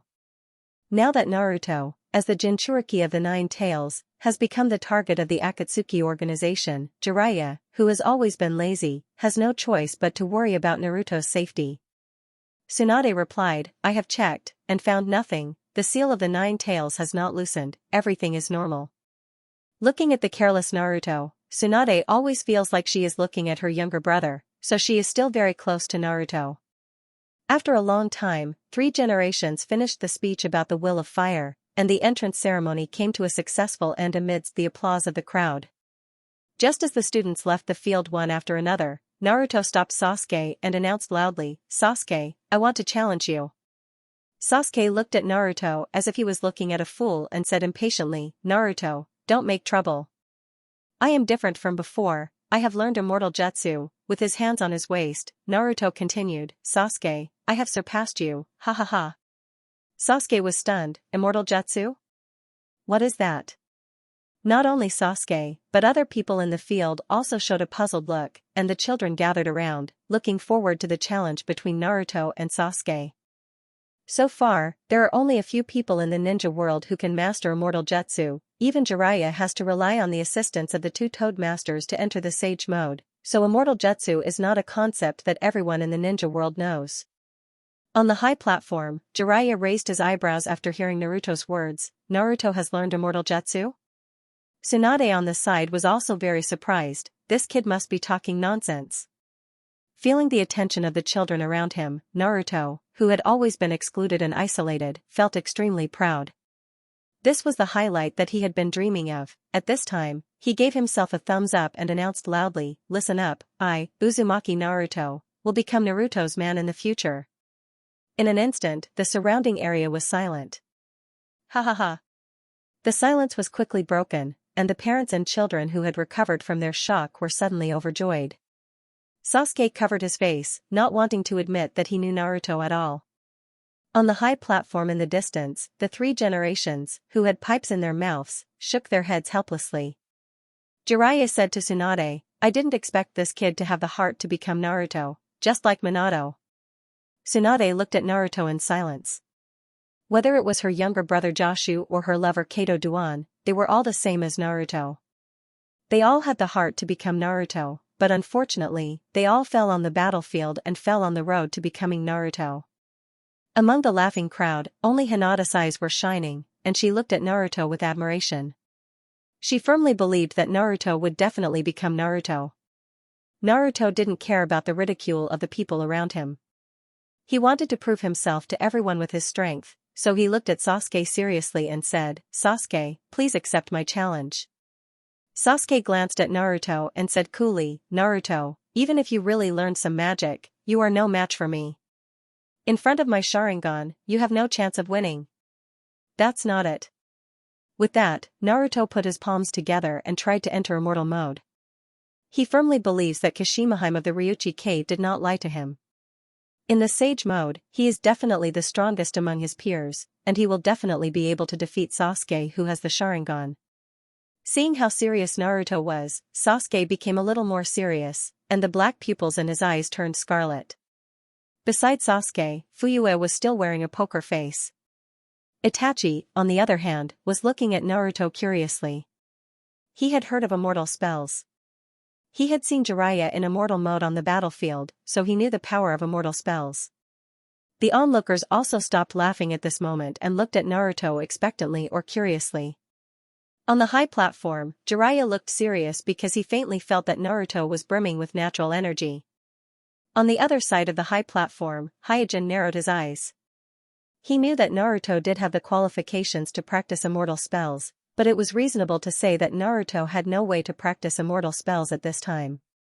For a moment, whether they believed it or not, everyone's eyes were focused on Naruto, the child who was clamoring to become Naruto. Puff, just when everyone thought that Naruto could really use some immortal spells, Naruto, who had been holding it in for a long time, only let out a smelly fart. Yeah, how could this be? Naruto was confused. In order to prepare for today's challenge with Sasuke, he did not sleep at all last night. He suppressed his temper and sat on the bed to absorb natural energy all night. It was not until dawn that he could not help but take a nap for a while. He thought that the natural energy he absorbed was enough to enter immortal mode, but after a try, he found that he still could not enter immortal mode. This idiot. Pursing his lips, Sasuke ignored Naruto and turned to leave. It was not easy for him to summon up the courage to challenge Sasuke. Naturally, Naruto would not let Sasuke go. Just like that. Therefore, he did not care much and rushed towards Sasuke while shouting. Strolling toward the gate of the ninja school, Sasuke put his hands in his trouser pockets and did not seem to notice Naruto, who was rushing toward him from behind. Just when Naruto was about to pounce on him, he suddenly flashed and cleverly moved behind Naruto, kicked Naruto down, and then stepped on Naruto's back. He looked around at the crowd of classmates and said, "All attacks are ineffective against my Sharingan. I, Uchiha Sasuke, am the strongest in this year." After that, Sasuke, with his hands still in his trouser pockets, followed his father and brother and walked toward the gate of the ninja school. Naruto climbed up from the ground unwillingly. Just now, Sasuke's action was too fast for him to react. The children around didn't laugh at Naruto at this moment because Sasuke's performance was far beyond their expectations. Just like Naruto, they also didn't react. In the crowd, Ningxi looked solemn. Sasuke's speed is a lot faster than before, and his insight seems to be improving. He is really an opponent that can't be underestimated. Shikamaru scratched his head. Hey, it seems that there are a lot of troublesome guys in this batch. Sai took a small notebook and wrote and drew. With just a few strokes, he vividly showed the scene of Sasuke knocking down Naruto. Yakumo came to Sai's side and looked at Sai's drawing with interest. Xiaoli clenched her fist and looked at Sasuke's back as he gradually left. She listed him as her goal to catch up with. Sakura and Ino were attracted by the handsome Sasuke and looked at Sasuke as if they were infatuated with him. Seeing that everyone's eyes were attracted by Sasuke, Naruto was anxious and annoyed. He thought hard about how he could beat Sasuke. Hey, how could I forget, I also know psychic arts. Suddenly remembering that he also knew psychic arts, Naruto hurriedly bit his finger and prepared to summon his psychic beast Xianxia to fight with Sasuke. At this moment, a hand pressed on Naruto's shoulder and said, "Naruto, this is a school." Naruto looked back and found that the one who pressed his shoulder was the pharmacist Do, who took him to the Ryuchi cave to practice immortal arts, so he said in surprise, "Brother Do, how come you are also in the ninja school?" Do pointed to his uniform and said with a smile, "I will be your teacher from now on." Naruto's face was full of joy, "That's great." At this time, Do moved closer to Naruto's ear and whispered, "Don't mess around, if you summon Xianxia here, you will hurt other students." Only then did Naruto remember Xianxia's big head. He scratched his head in embarrassment and said, "I forgot." Looking at the insensitive Naruto, Do was also speechless. Before, he had repeatedly told Naruto not to reveal immortal arts in the village. He never thought that as soon as he returned to the village, Naruto would talk about immortal arts. In the distance, Hyojin, who was watching this scene, was in deep thought. Naruto just bit his finger to use psychic arts? Why did Do stop him? Did Do enter the ninja school not for Sasuke, but for Naruto? Root base. In the dimly lit secret meeting room, Danzo, wearing Naruto's bamboo hat and Naruto's robe, sat on the main seat in the meeting room. His expression was that of a superior. On the other side of the triangular table sat Orochimaru and Hyojin, who was riding on his fire-release clone and dressed in the fire demon attire of Amatsukami. This was the first secret meeting between the three of them after Danzo succeeded in becoming Mai's substitute Naruto. At this time, Danzo stared at Orochimaru with a cold gaze and asked in a dignified tone, "Orochimaru, what's the deal with Nine Tails human Jinchuriki? What did you do to him?" Although he did not personally attend the entrance ceremony yesterday, after becoming the substitute Naruto, everything that happened in the village could not escape Danzo's surveillance. Unlike the others, Danzo did not take Naruto's claim that he had learned the mystical arts as a joke.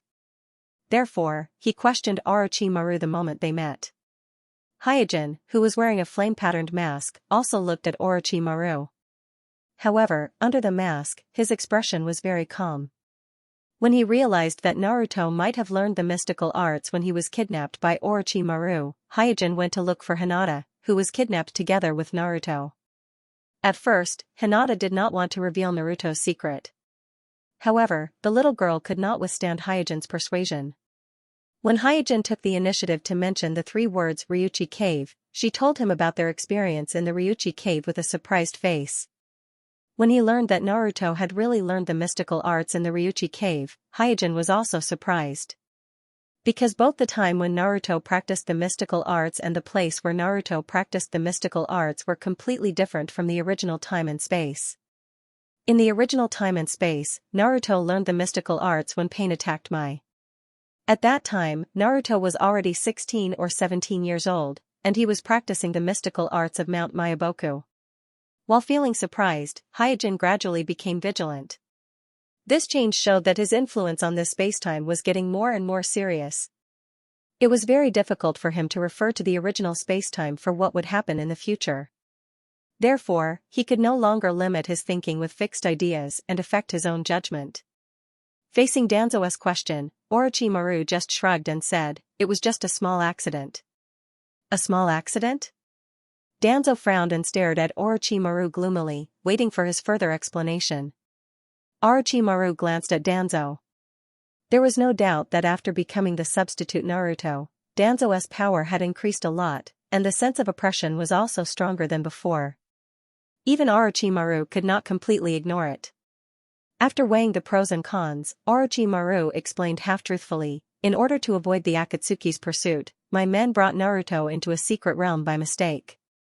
In that secret realm, Naruto seemed to have encountered something. Secret realm? Danzo narrowed his eyes and looked at Orochimaru while asking, did Naruto really learn the immortal arts? All the previous questions were just for this one sentence. The only thing Danzo really cared about was whether Naruto really learned the immortal arts, and whether he could find the way to master the immortal arts from Naruto.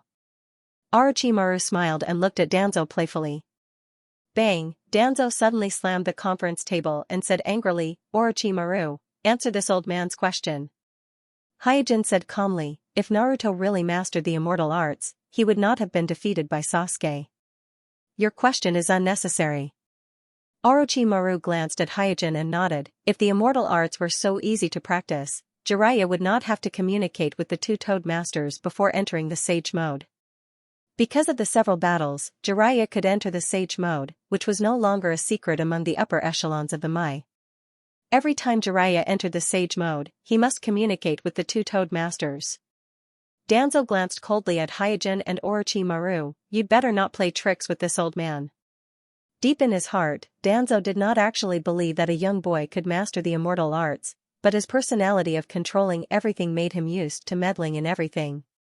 Seeing that Danzo's suspicion was temporarily dispelled, Hyojin and Orochimaru looked at each other quietly, then withdrew their gazes. Whether Naruto had learned the immortal arts or not, Hyojin did not want Danzo to be distracted by other things at this time. He needed Danzo to be honest and be his lab rat, so he covered for Orochimaru this time. However, judging from Danzo's current performance, he succeeded in becoming the acting Naruto, which made him a little carried away. At this time, Danzo said to Orochimaru, the recent dispute between the Hyuga clan and the Uchiha clan in the village, you should have heard about it, right? If this old man didn't guess wrong, that Hyojin should be one of your people, right? Orochimaru's face was gloomy and did not answer. Hyojin's eyes were cold, but fortunately, there was a mask to cover it, so no one noticed the slight change in his expression. Danzo said leisurely, defeating 8 members of the Uchiha police force at once, the strength of this Hyojin is somewhat beyond this old man's expectation, and he also has the trust of the Hyzen. Orochimaru, I didn't expect you to have such a trump card hidden in the village. Orochimaru said, what do you want to say? Danzo glanced at Orochimaru and said in a commanding tone, "My belongs to this old man. This old man will never allow the position of the headmaster of the ninja school to be in the hands of a spy, so tell your men to resign from the position of headmaster." Hyojin's face turned cold. He actually doesn't care about the position of the headmaster of the ninja school, but Danzo's arrogance made him a little disgusted. Obviously, he's just an acting Naruto, and even his portrait hasn't been engraved on the Naruto rock. At this time, instead of thinking about how to win over allies and consolidate his unstable position, he is eager to declare his power to his partners. This short-sighted behavior is simply stupid, and such an inflated mentality is even more disgusting. Orochimaru took a deep look at Danzo and immediately shook his head. I'm afraid you will be disappointed. Hyojin and I have no relationship for a long time, and I don't have the ability to order him to do anything. Orochimaru, this is not a discussion, but an order. Danzo held the Naruto hat on his head and said, this old man will give you at most 1 month, no matter what method you use. I hope that after 1 month, Hyojin's resignation report will appear on this old man's desk. At this moment, Danzo seemed to have completely put himself in the shoes of Naruto, commanding Orochimaru with the tone of a superior, and even glancing provocatively at Hyojin, who attended the meeting as Homosubi from Amatsukami. Almost at the same time, Hyojin and Orochimaru's faces darkened. Although it was expected that after becoming the acting Hokage, Shimura Danzo would inevitably become arrogant, but no one expected that this guy would be so arrogant to such an extent, simply unreasonable. This old man is now Naruto, you should understand what this means. Danzo didn't care about Orochimaru and Hyojin's reaction, and as he spoke, his face showed a disgusting expression of I am the center, everything must revolve around me. Hyojin looked at Danzo and sneered, Tisk, it seems that it's impossible to make this idiot whose ambition and strength don't match up obediently as a lab rat. We must speed up the progress of the experiment, or else if we let this guy be Naruto's proxy for a while longer, God knows what kind of trouble he will cause. Hyojin faintly felt that Danzo was a little out of control, so he must speed up the progress of the experiment and get rid of this trouble as soon as possible. At this time Orochimaru's face darkened, and without showing any weakness, he met Danzo's gaze and chuckled. Danzo, have you forgotten that I've long been a traitorous ninja? Naruto can't control me. Danzo suddenly stood up and shouted, Orochimaru. Orochimaru, who was still sitting in his seat, grinned and said, What, do you want to fight me here? Hyojin was speechless, and could only use the tone of a member of Amatsukami to warn Danzo, Danzo, I know that the victory over 3 generations Naruto has given you some inexplicable confidence, but I hope that you can understand that the one sitting in this room is not your enemy, nor is he your subordinate, we are partners, so please put away your Naruto style, not to mention in the shinobi world, the name Naruto has long been useless. You. Danzo glared at Hyojin, but seeing the flame mask on Hyojin's face, and thinking about the powerful Amatsukami behind Homusubi, Danzo didn't lose his temper in the end. Whether it is Amatsukami, Akatsuki, or Orochimaru, all of you just wait for this old man will step on all of you like a bug, and eliminate all of you one by one. After secretly swearing in his heart, Danzo sat back, and the aura around his body became more and more gloomy. Ignoring the cold murderous intent coming from Danzo, Hyojin asked, Let's get back to the topic at hand, is the Kekkei Genkai task completed? Danzo replied, How could such a trivial matter be a problem for this old man? Hyojin gently nodded, Very good, so the preliminary preparations are all completed, the next step is to choose the location for the Kekkei Genkai ceremony. Since it is related to his own Kekkei Genkai ceremony, Danzo reluctantly put away his antagonistic emotions and asked, Do you have any suggestions about the location? Hyojin directly said, Because the proportion of water attribute chakra in the Kekkei Genkai ceremony you chose is too high, in order to balance this point, there aren't many places for us to choose from. Either the lava cave or the yellow desert. If we choose the lava cave, the suppression effect on water attribute chakra will be the best, but it will be difficult to use the power of the star constellation like Hiriko. But if we choose the yellow desert, as long as the terrain is high enough, we can barely use the power of the star constellation, but the suppression effect on water attribute chakra will be correspondingly weaker. Danzo's eyes flickered, which one is safer? The lava cave. After a pause, Hyojin explained, in the Kekkei Genkai ceremony, the balance between the various attributes of chakra is always the key. Orochimaru also echoed, Hiriko can only use the power of the star constellation because his chakra is insufficient. You are Naruto, so the problem of chakra won't bother you.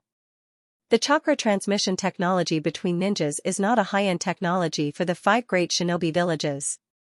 According to the intelligence, Humo village is secretly developing a giant energy cannon with hundreds of ninjas supplying chakra, so even if Shimura Danzo doesn't have enough chakra, he can easily mobilize hundreds or thousands of Konoha ninjas to provide him with a steady supply of chakra through special equipment.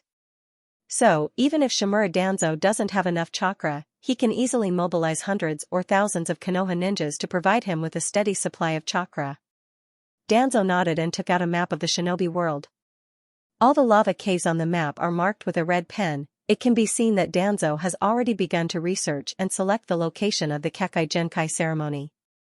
Pointing to a lava cave in the northern part of the Land of Fire near the Land of Thunder, Danzo said, This lava cave, this old man has already sent people to survey, everything is in line with the standard, and it is also in the territory of the Land of Fire, it is convenient for us to mobilize manpower, and it is also easier to conceal the location.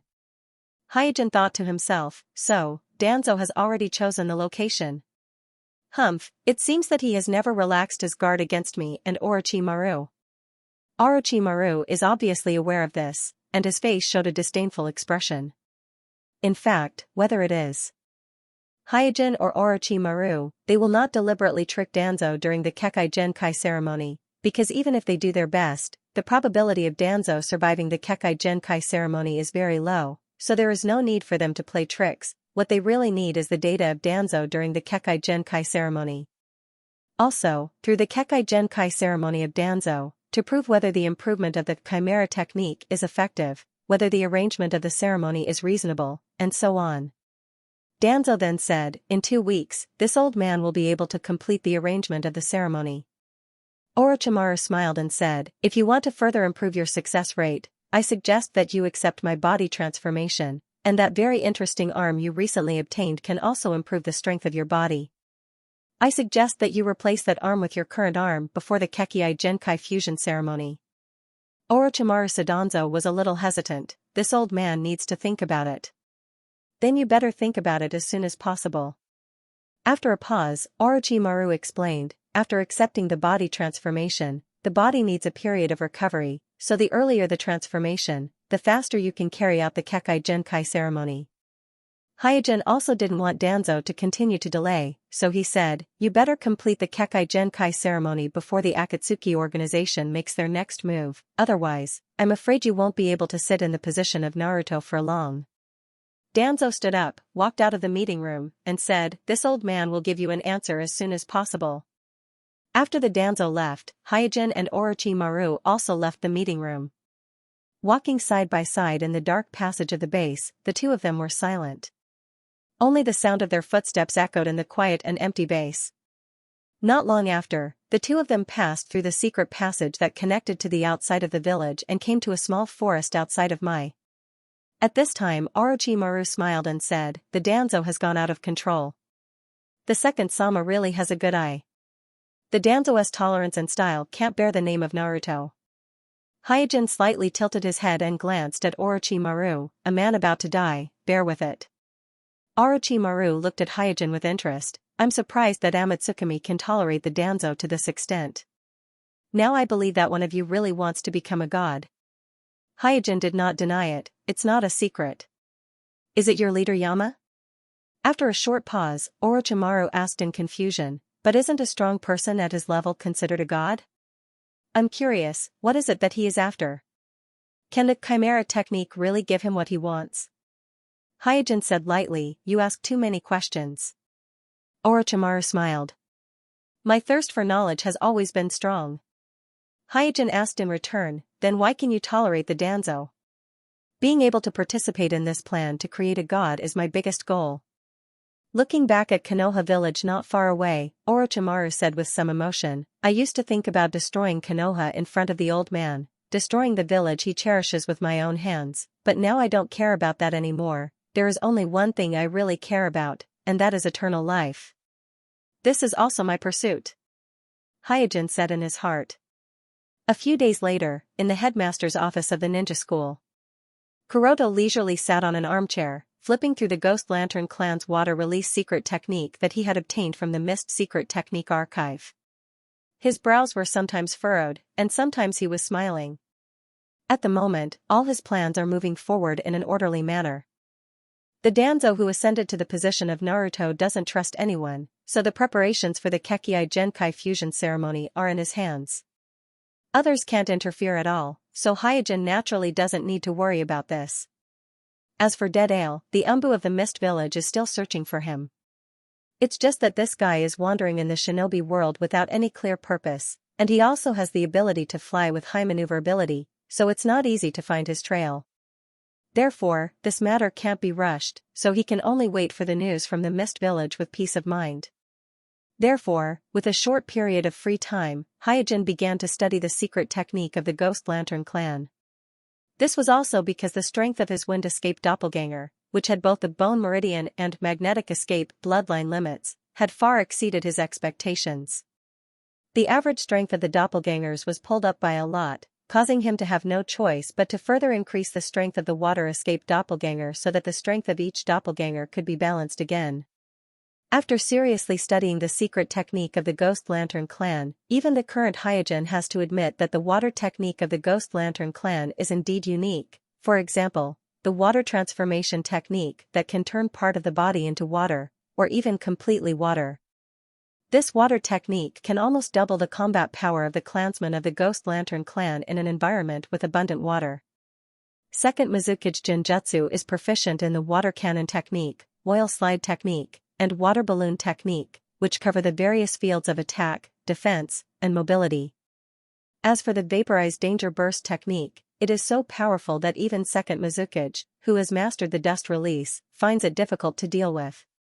It can be said that as long as Hyojin grasps the secret technique of the Ghost Lantern clan, the strength of his water release clone will greatly increase, and he will be able to catch up to his wind release clone.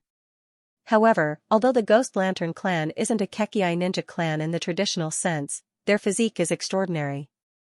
If one doesn't possess the bloodline of the Ghost Lantern clan, it would be extremely difficult for them to practice their bizarre water release techniques. Fortunately, Hyojin's water release clone has fused with Haku's cells, and the ice release Snow clan, which Haku belongs to, has a very close relationship with the Ghost Lantern clan. The two clans have had many marriages in history, so in theory, Hyojin's water release clone also has the aptitude to practice the water techniques of the Ghost Lantern clan. Knock, knock, knock. Just as Hyojin was engrossed in studying the water techniques of the Ghost Lantern clan, someone knocked on the door of the principal's office. Come in. As Hyojin spoke, he put away the secret technique scroll in his hand. Soon, Iruka and Shueimu walked into the principal's office together. Glancing at the frowning Iruka, Hyojin asked, "What's wrong?"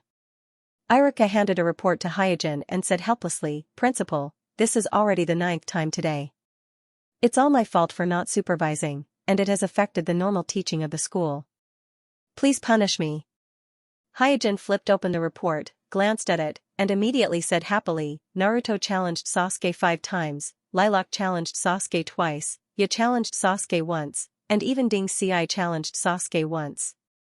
Needless to say, after Sasuke's arrogant declaration of being the number 1 in his cohort during the entrance ceremony, there were naturally students who were unconvinced and challenged him after the school term started.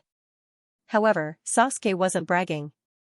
All the students who challenged him were easily defeated by him, and among them, Naruto lost the most times. And this made everyone feel that Naruto's previous statement about learning immortal jutsu was just a boast. However, Hyojin knows that Naruto really entered one of the 3 secret places of the shinobi world, Ryuchi Cave. Not only did he sign a psychic contract with a great snake named Xianxia, but he was also recognized by the White Snake Sage in the Ryuchi Cave by Heimaheim, acknowledging that he mastered the immortal jutsu of the Ryuchi Cave. Therefore, Naruto must have entered Sage Mode. As for why Naruto can't enter Sage Mode now, the reason is actually very easy to find. Firstly, because the concentration of nature energy in the shinobi world is much lower than in the Ryuchi Cave secret land, so the difficulty of entering Sage Mode in the shinobi world is obviously higher than in the Ryuchi Cave secret land. Second, Naruto is too eager to win, so he has lost his natural peace, and entering Sage Mode is even more difficult. On the side, Shueimu said, "Principal, I am also responsible for this matter, please don't punish Iruka." Hyojin glanced at Shueimu and smiled. Apart from the pocket, this blue-haired, somewhat handsome guy with a gloomy temperament is the real spy that Orochimaru planted in the ninja school. Standing quietly by the window of the headmaster's office, Hyojin looked down at the playground below. At this moment, Sasuke was standing in the middle of the playground with his arms crossed over his chest, while Naruto was sitting on the side rubbing his buttocks and muttering something. Obviously, Naruto challenged Sasuke again. "Naruto, this child," Hyojin smiled and shook his head.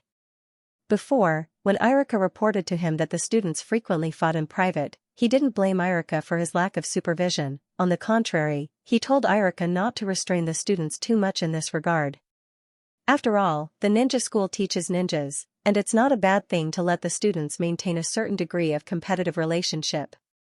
The current shinobi world is not as stable as the original world. In the original world, the Akatsuki organization was still dormant during this period and didn't make any big moves, and some years have passed since the Third Shinobi War, so Mai, who is far away from the threat of war, doesn't have any sense of crisis, so the atmosphere in the school is mainly relaxed, and the number of students entering each term is decreasing year by year. But in the original world, the village has just experienced a catastrophe, and the culprit is still hiding in the shinobi world, so the threat of war has never been far away from Mai. Letting the children understand the cruelty of the shinobi world as soon as possible is the real responsible behavior for them, otherwise, once they encounter a strong enemy, they will be like flowers in a greenhouse, weak and fragile. Of course, it was also very particular about how to grasp the appropriate degree of propriety.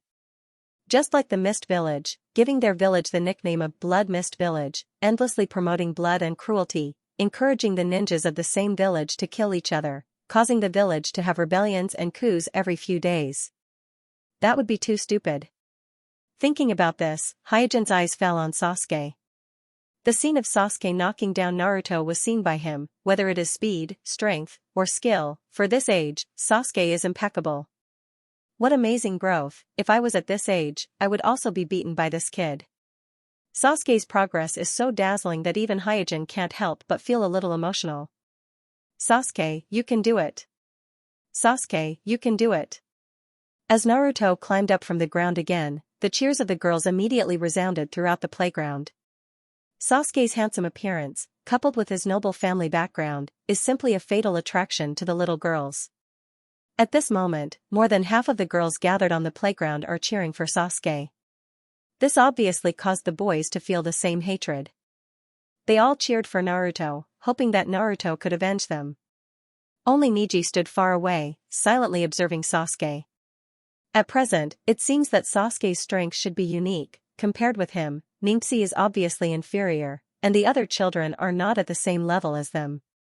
Without considering Naruto, after a few days of observation, Hyojin had a rough assessment of the students.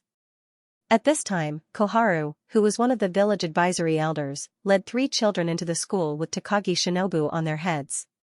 Looking at the girl with short cyan hair, dark skin, and a somewhat familiar face, Hyojin's eyes narrowed, and he thought, hey, isn't that the seven-tailed Jinchuriki of the Takeganami village? After a while, Xianxia left the 3 children of the Takeganami village outside Hyojin's office and entered the office alone. Handing a document to Hyojin, Xianxia said, from today on, these 3 children of the Takeganami village will study in our Mai's ninja school. You have to take good care of them. In addition, the identity of Fu is confidential, and only you are allowed to know it. You are not allowed to reveal it to other people in the ninja school. Hyojin nodded. Xianxia is so serious, Kuroto doesn't need to compare the information in his hand to determine that this girl with short cyan hair named Fu is the seven-tailed Jinchuriki of the Takeganami village. It's just that the sudden appearance of the Jinchuriki of the Takeganami village surprised him. Seeing that Hyojin's performance is much calmer than he expected, Xianxia nodded with satisfaction, and immediately told the whole story to Hyojin. The matter of the Akatsuki organization hunting tailed beasts has long been known by the 5 great shinobi villages.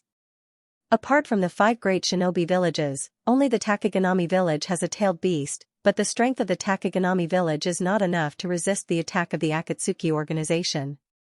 Therefore, in order to prevent the 7-tailed Jinchuriki of the Takeganami village from being captured by the Akatsuki organization, the 3 generations sent Xianxia to the Takeganami village, hoping that the Takeganami village can send the 7-tailed Jinchuriki to Mai and let Mai be responsible for protecting them. Regarding Mai's proposal, a fierce debate broke out in the Takeganami village.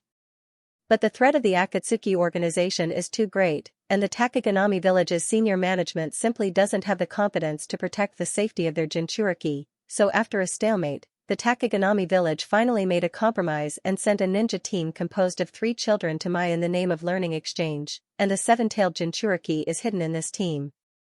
In other words, the only important person is Fu. As for the other 2 children, they are just tools to cover up Fu's identity. After pondering for a while, Hyojin asked, is the state of the 7-tailed Jinchuriki stable? An unstable Jinchuriki is no different from a bomb. Because Gaara often goes on a rampage in the Sand Crypsis village, his father, the 4 generations of Kazekage, had to issue an order to execute him. If Fu's state is unstable, then leaving her in the village will be a huge risk for Mai. Xianxia nodded and said, don't worry, Fu is very talented, she has never gone on a rampage in the Takeganami village, so there shouldn't be any problem.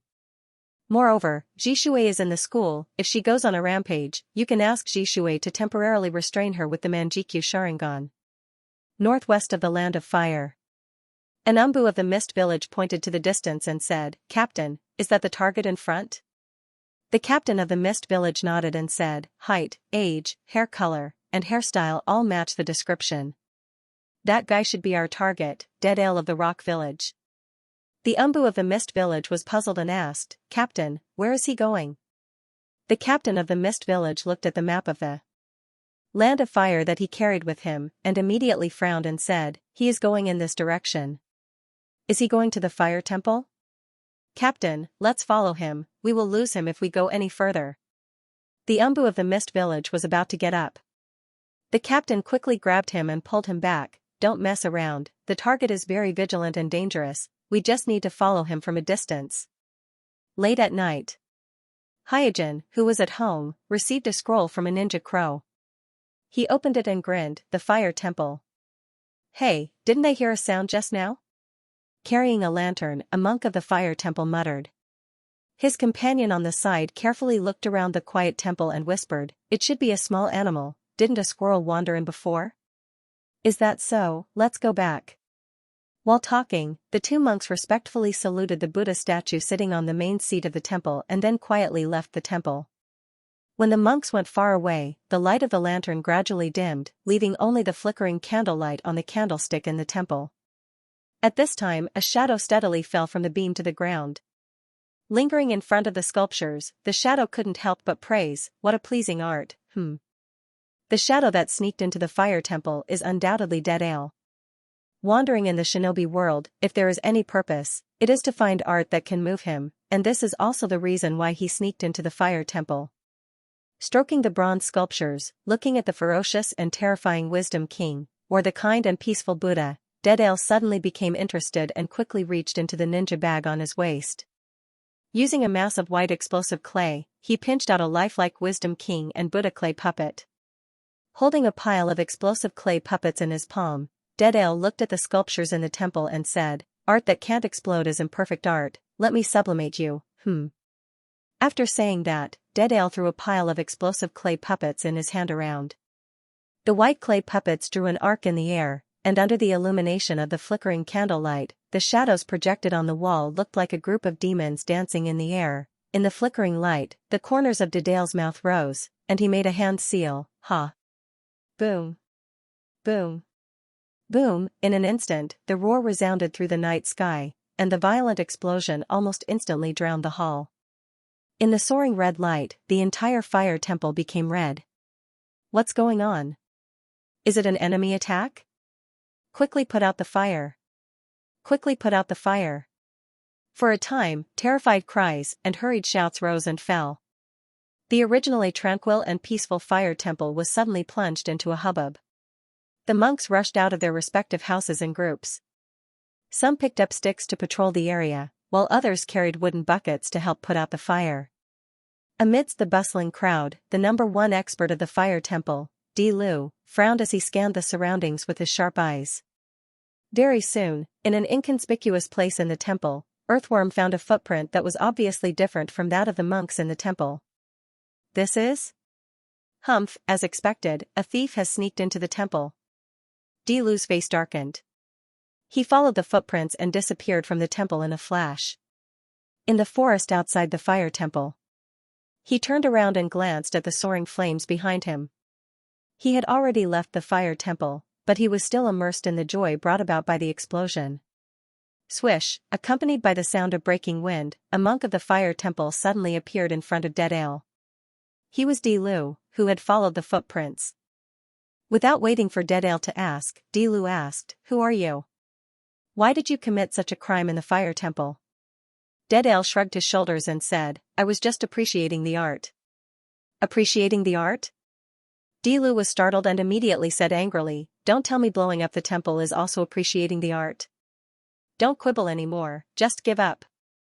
Dedale said as if it was a matter of course, explosions are art. Looking at Dedale's indifferent expression, Di Lu, who had once served as the daimyo of the fire country, felt a little uneasy from the bottom of his heart, so he said loudly, "I will never let a dangerous person like you run amok in the fire country." After saying that, Di Lu clasped his hands together, and his body exuded an indescribable aura. "Do you also want to see my art?" "Yes." Dedale smiled as he inserted his hands into the ninja bag on his waist. Di Lu said with regret, "I'm sorry, I can't control the power of this move. If you die in my hands, I will send you to the afterlife in front of the Buddha." With the eruption of Di Lu's chakra, a phantom of a bodhisattva was projected from his body. Feeling the tranquil chakra emanating from Di Lu's body, Dedale stopped what he was doing and was a bit absent-minded for a moment. He murmured, "So beautiful, what ninjutsu is this?" Seeing Dedale stop what he was doing, Di Lu didn't rush to launch an attack. Instead, he slowly explained, "This is the immortal talent that only monks of the fire temple can practice." Immortal talent is a unique practice technique of the fire temple. Its essence is to combine the chakra in the ninja's body with the natural energy scattered in the air. Therefore, the immortal talent of the fire temple can, to a certain extent, be regarded as a branch of the immortal technique. In other words, it is a relatively shallow use of natural energy. Although the efficiency of the immortal talent of the fire temple is far inferior to the immortal technique of the three secret realms of Mount Myaboku, Ryuchi Cave, and Shikatsu Forest in terms of the use of natural energy, and it can't make the monks of the fire temple enter the immortal mode that truly transcends the mortal and immortal world. However, it also truly uses natural energy. Therefore, Di Lu, who mastered the immortal talent, was valued by the daimyo of the Land of Fire and was selected as the famous 12 guardian ninja warriors. After staring at Di Lu for a long time, Deadale slowly said, "So, this is the real art of the fire temple. But, what's missing?" What is missing? Di Lu's brows wrinkled even tighter. He felt that he and Deadale weren't on the same channel and couldn't communicate at all. At this time, Deadale took out 2 balls of explosive clay from the ninja bag on his waist and said, "Thank you for showing me your art. Now, I will let you see my art." Looking at Deadale, who was immersed in his own narcissism, Di Lu suddenly thought of something and said in surprise, "Are you the traitorous ninja of the Rock Village, Deadale, who committed crimes everywhere in the shinobi world?" Deadale muttered, "Have you heard of me?" Di Lu's expression became more dignified. "Give up resistance, I will give you a fair trial." Deadale threw the primordial clay in his hand. In an instant, the primordial clay on the ground swelled up and turned into strange primordial clay dolls that flew towards the ground in all directions. Upon seeing this, Di Lu no longer hesitated and shouted in a low voice, "Come on, thousand hands kill." In an instant, the Bodhisattva phantom behind Di Lu turned into an angry wisdom king, and at the same time, countless phantom fists flew out and hit all the clay puppets that were rushing towards him. Di Lu said indifferently, "These are useless against me, just surrender." Gotcha. Di Lu's voice had just fallen when the soil under his feet cracked open, and then, an explosive centipede broke out of the ground and quickly entangled Di Lu. Deadale showed a smile as if he had succeeded, and his hands also formed hand seals. At this moment, Deadale felt that the whole world had turned scarlet, and the bright crescent moon hanging high in the night sky had also turned into a red full moon. Illusion? Deadale was taken aback. He immediately wanted to make a hand seal, but he was shocked to find that his body seemed to be nailed by several huge iron nails, and he couldn't move at all. Humph. With a light snort, Hyojin, who was wearing a flame-patterned mask, walked out of the woods. After receiving a message from the Ninja Crow and learning that Deadale might go to the fire temple, he immediately sneaked out of the village and flew all the way. Disregarding the cost of Chakra's consumption, he spent a whole day rushing to the fire temple and happened to see the scene of the fight between Terra and Deadale. Fortunately, he arrived in time. Otherwise, Terra, one of the 12 guardian ninja warriors, whose head was worth 30 million gold, would have died in the dazzling fireworks. At this time, Terra, who was bound by Deadale's exploding centipede, struggled to break free. He looked at Hyojin with surprise and asked vigilantly, You are Amatsukumi's fire demon?" Hyojin glanced at Terra and deliberately said, "You're welcome." After being reminded by Hyojin, Terra looked embarrassed and hurriedly said, "Thank you for saving me just now, Your Excellency." Out of curiosity about the 30 million gold bounty, Hyojin seriously sized up Terra. In fact, Terra's strength wasn't weak. He had at least the foundation of a Jonin, and coupled with the power of an immortal genius, his overall strength even surpassed some elite Jonins. In the original space-time, when facing the undying duo of the Akatsuki organization, he had the upper hand at the beginning of the fight. However, a monk was still a monk and not a pure ninja. He was more rigid and less adaptable. Moreover, the ability of the undying duo of the Akatsuki organization was indeed too strange. In the end, it wasn't surprising that he died in the hands of the undying duo. Withdrawing his gaze, Hyojin said faintly, "You can leave now. I will deal with this guy." Seeing Hyojin adopt an unapproachable attitude, Terra pondered for a moment and finally chose to compromise. He left Deadale, who had blown up the temple hall, to Hyojin before turning around and leaving the forest to return to the fire temple. "Hey, what did you do to me?" At this time, Deadale's voice reached Hyojin's ears. Kuroto suddenly looked at Deadale, his face full of surprise under the flame mask. He didn't expect Deadale to show signs of getting rid of his genjutsu so quickly. Hyojin's eyes turned cold. Originally, the best candidate to deal with Deadale was Itachi or Jishui, who was proficient in genjutsu. In the original spacetime, Itachi easily subdued Deadale with a glance and left an indelible mental scar on the genius of the Rock Village. But considering that the main purpose of this trip was to collect Deadale's cell tissue, and this matter was related to Hyojin's own top secret, he didn't want to let others handle it if it wasn't necessary. Therefore, he dispelled the idea of letting Itachi or Jishui take action and took action himself. As for using the fire release clone, it was also because he considered that it would be very troublesome to deal with Deadale in a conventional battle. Therefore, he wanted to copy Itachi's method of fighting Deadale. Using the Eternal Manjikyu Sharingan on the fire release clone, he can use genjutsu to take care of the battle, which is both decent and allows him to extract Deadale's cell tissue. He can even use this to coerce Deadale to join Amatsukami, or develop Deadale into the second undercover agent of the Akatsuki organization. After all, he still appreciated Deadale. Apart from Deadale's strange hobby of being obsessed with explosions, Deadale's ability wasn't something many ninjas possessed. However, plans can never keep up with changes. The genjutsu that Hyojin used without hesitation just now unexpectedly showed signs of being broken by Deadale in just a few minutes. "Hey, I'm talking to you, hurry up and answer me, Deadale, who was trying to break free from the genjutsu, was still shouting. Seeing that Deadale's head could slightly move, Hyojin lightly spat. The genjutsu he used on Deadale was a kind of Sharingan genjutsu called shackling hang technique. It was the same genjutsu that Itachi used to subdue Orochimaru in the original spacetime. The consciousness of the enemy who was hit by the shackling hang technique will fall into the genjutsu space, as if a huge iron nail is nailed to the body, completely losing control of the body. According to common sense, this genjutsu that is cast with the Eternal Manjikyu Sharingan as a medium should be more than enough to deal with Deadale in terms of pure pupil power. However, the power of genjutsu does not only depend on the strength of the pupil power. It seems that I really don't have a talent for genjutsu. After cursing in his heart, Hyojin took out a kunai from his ninja bag. After studying all types of ninjutsu, Hyojin found that his talent for genjutsu and spacetime ninjutsu is the worst, and it belongs to the kind of terrible kind. This is also the reason why Hyojin rarely uses genjutsu even if he has the Eternal Manjikyu Sharingan. Of course, ninjas who really have a talent for genjutsu are actually only a small group in the ninja community. For example, when he had the Manjikyu Sharingan, Kakashi, like Hyojin, rarely used genjutsu. When encountering a strong enemy of the same level, he never used genjutsu to deal with the enemy.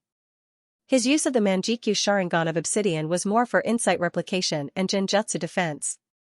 Even in the Uchiha clan, not everyone is good at genjutsu. For example, Sasuke, who is extremely talented, is not very good at genjutsu. He belongs to the category of Uchiha who doesn't use genjutsu as much as possible. He is the opposite of his brother Itachi, who uses genjutsu to solve problems. He is the type of person who never uses genjutsu. Weighing the kunai in his hand, Hyojin suddenly threw it towards Deadale. Shwa, the kunai with a cold glint instantly cut Deadale's shoulder and nailed him to the tree trunk behind him with a piece of flesh and blood. Deadale was suddenly shocked and angry. "Damn, you despicable guy." Glancing at the kunai nailed to the tree trunk, Kuroto's face showed a smile under the mask. The kunai had cut off half of Deadale's shoulder. That small piece of flesh and blood is enough for him to extract Deadale's cell tissue. His main purpose has been achieved. Hyojin, who was relieved, said coldly, "I will now give you a choice. Join our Amatsukami or die." Looking at Deadale's face that was distorted to the point of madness, Hyojin suddenly had a bad feeling. In the vision of his Eternal Manjikyu Sharingan, the chakra on Deadale's body was rapidly expanding, like a bomb that was about to explode. The plot shouldn't be like this, right?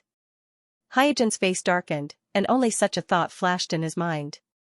Boom boom boom, in a split second, in a dazzling white light that seemed to tear open the entire night sky, an explosive sound suddenly exploded. Immediately after, a burst of air waves spread out in all directions, and at the same time, the earth trembled violently as if it was the end of the world. Chiriku, who was on the way back to the fire temple, suddenly turned his head, but before he could react, he was caught off guard. and his whole body was sent flying by the airwaves until he hit a big tree. Only then did he manage to stop his body. Climbing up from the ground in embarrassment, he looked at the fire in the distance with a dull expression. What happened?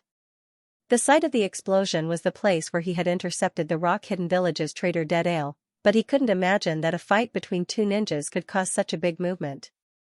This was simply inconceivable to him. At the same time, he was secretly glad that he didn't insist on staying on the battlefield, otherwise, the consequences would have been unimaginable.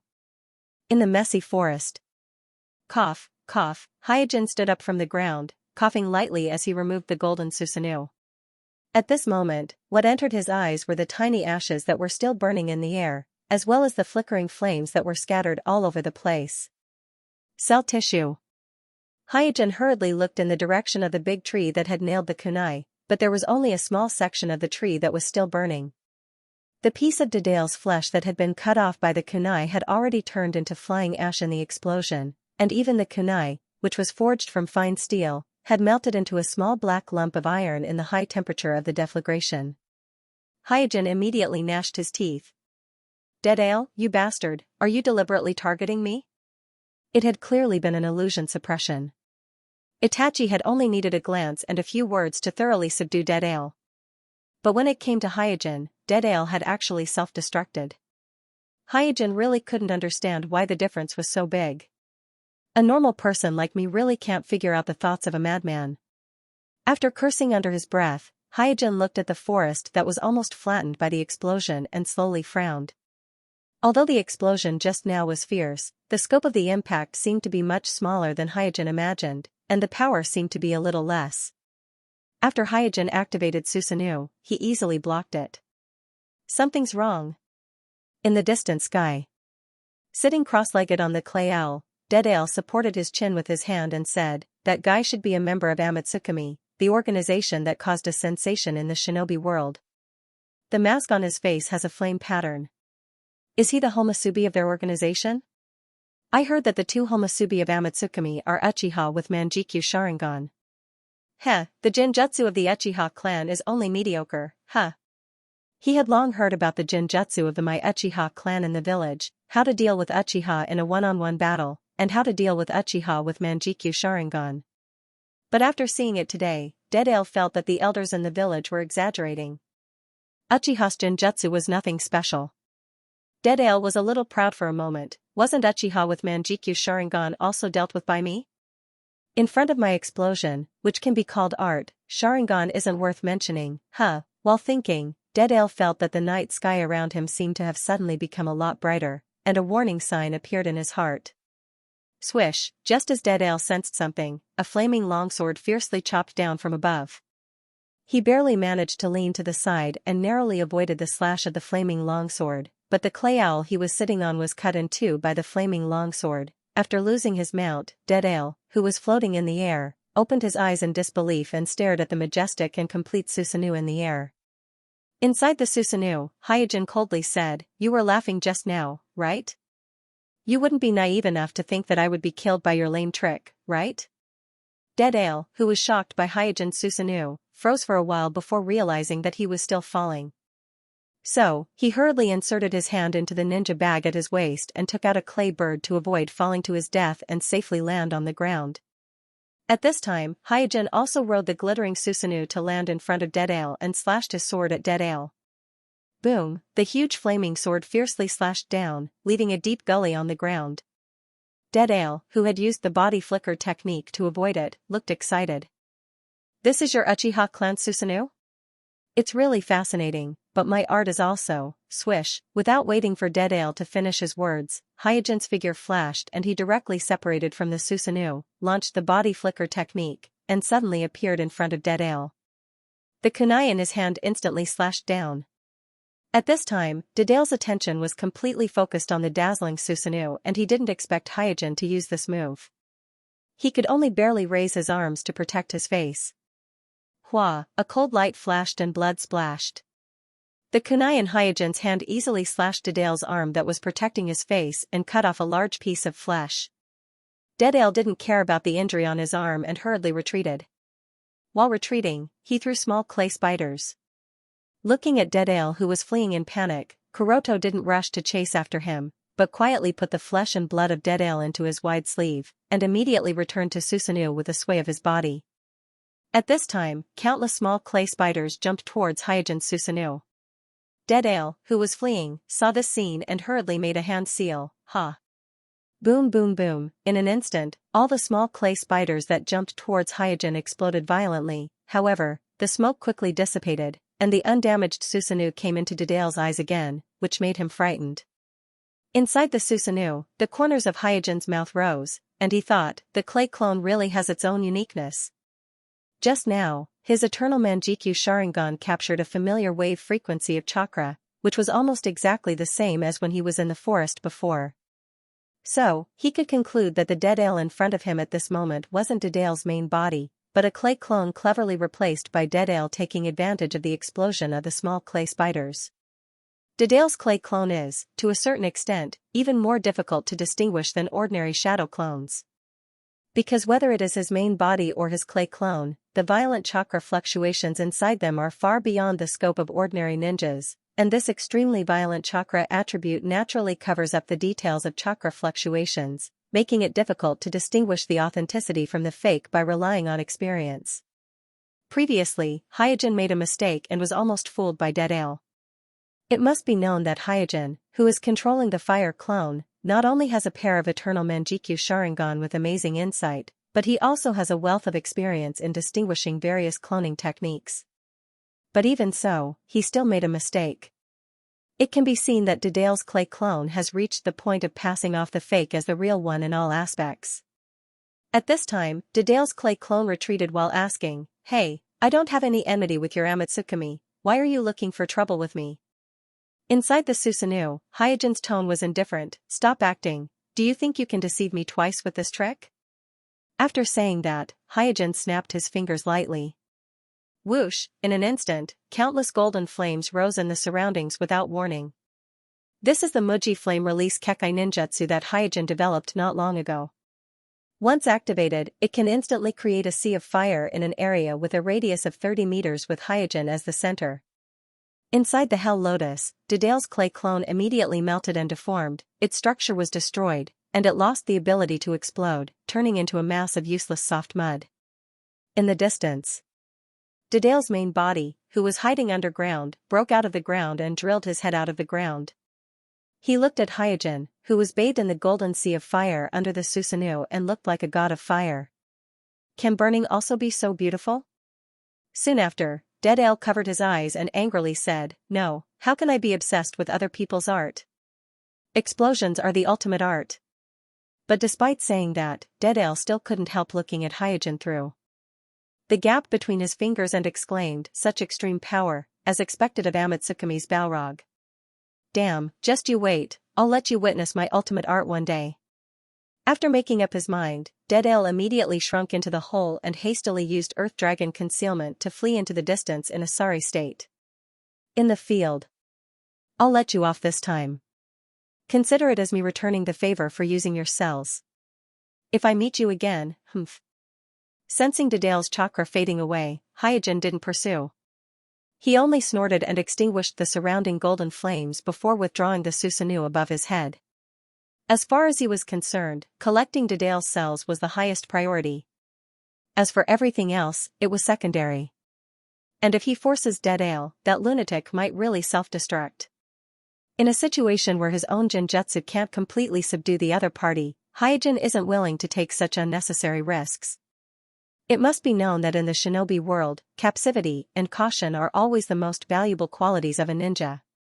A few days later, Deadale, who had escaped from the land of fire, crawled out of the ground and wiped the dust off his body while sighing with emotion. "Amatsukami is really powerful. It seems that the equally famous Akatsuki isn't easy to deal with. It's better to avoid these troublesome guys in the future." At this time, 3 figures wearing red clothes and bamboo hats came from the road. They are none other than Uchiha, Shinichi, Kakuzu, and Sasori of the Akatsuki. Shinichi took off the bamboo hat on his head, revealing the Sharingan in his eye sockets as he said lazily, "Hey, are you Rock Village's Deadale? You bastard, you really made us look for you." Join our Akatsuki. Without waiting for Shinichi to finish speaking, dead ale in front of him rapidly expanded as if about to explode. Huh? Shinichi, Kakuzu, and Sasori were taken aback and were completely at a loss.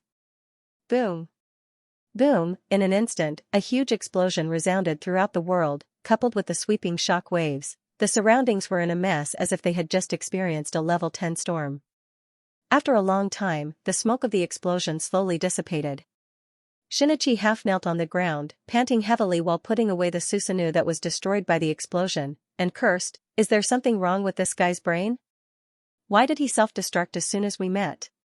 Fuck, I haven't even finished speaking." Sasori, who crawled out of the blown-up Filiu, said coldly, "Don't complain, hurry up and look for Kakuzu, I hope he is still alive." Shinichi looked around and muttered, "All of them are broken into pieces, how can we find him?" Sasori also looked unlucky and was somewhat puzzled. The intelligence said that Dead Ale is just a little obsessed with explosions. It didn't say that he can't be communicated with. How can this be? Kacha. At this time, a crack appeared on the ground, and then Kakuzu crawled out of the ground, cutting a sorry figure. At this time, Kakuzu's red cloud robe was barely hanging on his body, and 3 of the 4 masks on his back were completely broken. Only the brown earth attribute chakra mask wasn't completely broken, but looking carefully, it was also covered with many fine cracks. Shinichi was a little surprised. Huh? He didn't die?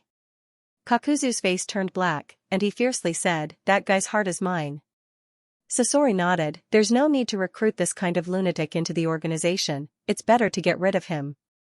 In the distance, Dead Ale, who once again escaped with the help of the clay clone's self-destruction, drilled out of the ground and said, "What's going on? Why am I so unlucky recently, encountering troublesome guys one after another?" Considering that the clay clone's self-destruction might not be able to deal with the 3 people from Akatsuki, Dead Ale quickly took out a clay bird. Originally, he was quite confident in the power of his clay clone's self-destruction, but the previous battle with Homosubi of Amatsukami gave him a big blow, so he is now a little frightened. Jumping on the clay bird and flying high into the sky, he didn't forget to look around, alert for possible surprise attacks, until he was far away from the area where the previous battle took place. Only then did he breathe a long sigh of relief. "TSK, the shinobi world is getting more and more dangerous, it's better to go back to the village and hide." After thinking for a moment, Dead Ale decided not to continue wandering around, but to immediately return to the rock village. After obtaining Dead Ale's cell tissue, Hyojin switched back to his escape body in a secluded place and directly entered the Tenseigan chakra mode. He flew all the way and quickly returned to the sky fortress on the eastern sea of the Nation of Fire. "Welcome back, sir." As soon as Hyojin returned to the sky fortress, Gaara and Xianlin came out to greet him and respectfully saluted him. Hyojin's expression changed. His figure flickered, and he appeared in front of Gaara and punched. Gaara instinctively jumped back, and the special sand that he had been practicing to control appeared in front of him, blocking Hyojin's fist. Bang, his fist hit the ball of sand, producing a low muffled sound. Hyojin was slightly surprised. That was because when his fist hit the sand mass, it was as if he had hit a hard wall, and his momentum was suddenly blocked. Withdrawing his fist with a smile, Hyojin praised Gaara, "Not bad. It seems that you haven't been slacking off these days." Hyojin had used about 10% of his body's strength in that punch just now, which was equivalent to an ordinary Chunin's attack. Gaara's reaction was very good, and his body reacted accordingly almost at the instant he launched the attack. It could be seen that Gaara had been maintaining a high training intensity. Otherwise, his body wouldn't have been able to have such a good reaction ability. What surprised Hyojin even more was that Gaara's sand control speed was obviously much faster than before. One must know that at this time, the one-tailed Shouja in Era's body has been completely sealed by Suijin. In other words, Era's Jinchuriki can no longer use even a little bit of chakra from the Shouja inside his body, but even so, his speed of sand control has not regressed. Instead, it has improved significantly, indicating that he has really put in a lot of effort during this period of time. Ailer, who was rarely praised, blushed and said shyly, "My lord, you're overpraising me." Hyojin smiled and evaluated in his heart, "Show he is sealed, so I have lost the ability to use rampage, and my destructive power has plummeted. My combat power should only be at the level of a Chunin." If I encounter an experienced Chunin, the probability of losing is probably more than 80%. If he were to fight with Sasuke now, perhaps Sasuke would have a better chance of winning. Even without Shoja's power, Gaara was still one of the best among his peers. It was just that after being defeated by Kimimaro and being kidnapped by the Akatsuki, Sasuke's growth was extremely fast. He couldn't be compared to Sasuke in the original spacetime. So, if Gaara were to fight against Sasuke, Hyojin would favor Sasuke. At this time, Kuroto moved his gaze towards Xianxia on the side. Seeing Hyojin looking at her, Xianxia quickly said, "My lord, look at how thin I am. You know I'm not slacking off." Kuroto was overjoyed when he heard that.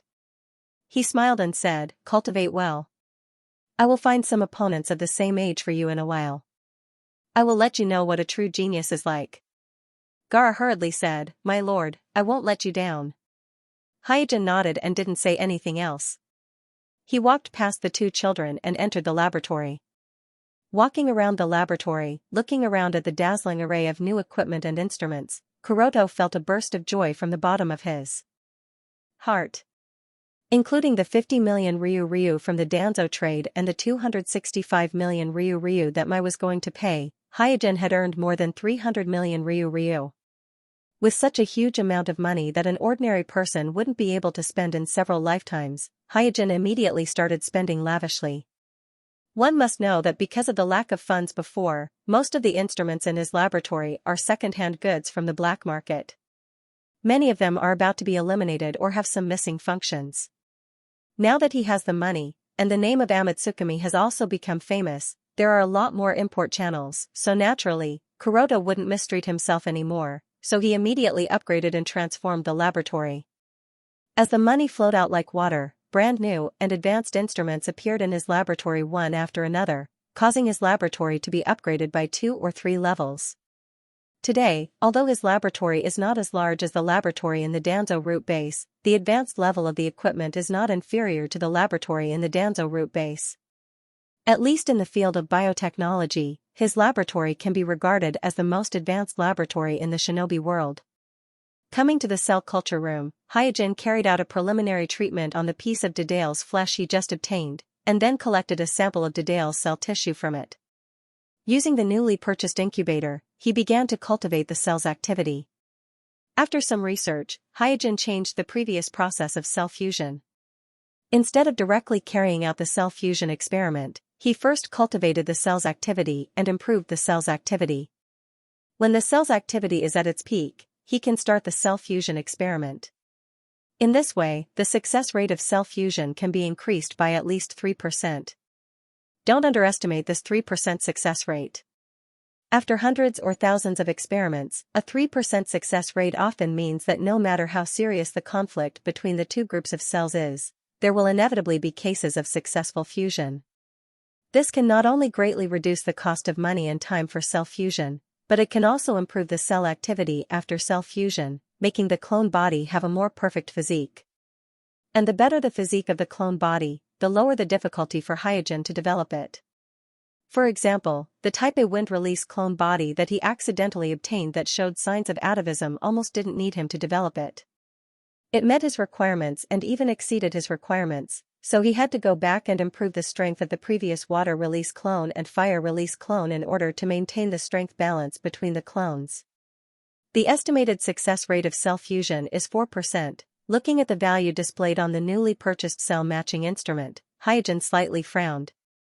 The new fusion process can increase the basic success rate by 3%, but the final success rate estimated by the instrument is only a mere 4%. This undoubtedly means that Dedail's cell tissue is not very compatible with Hyojin's cell tissue.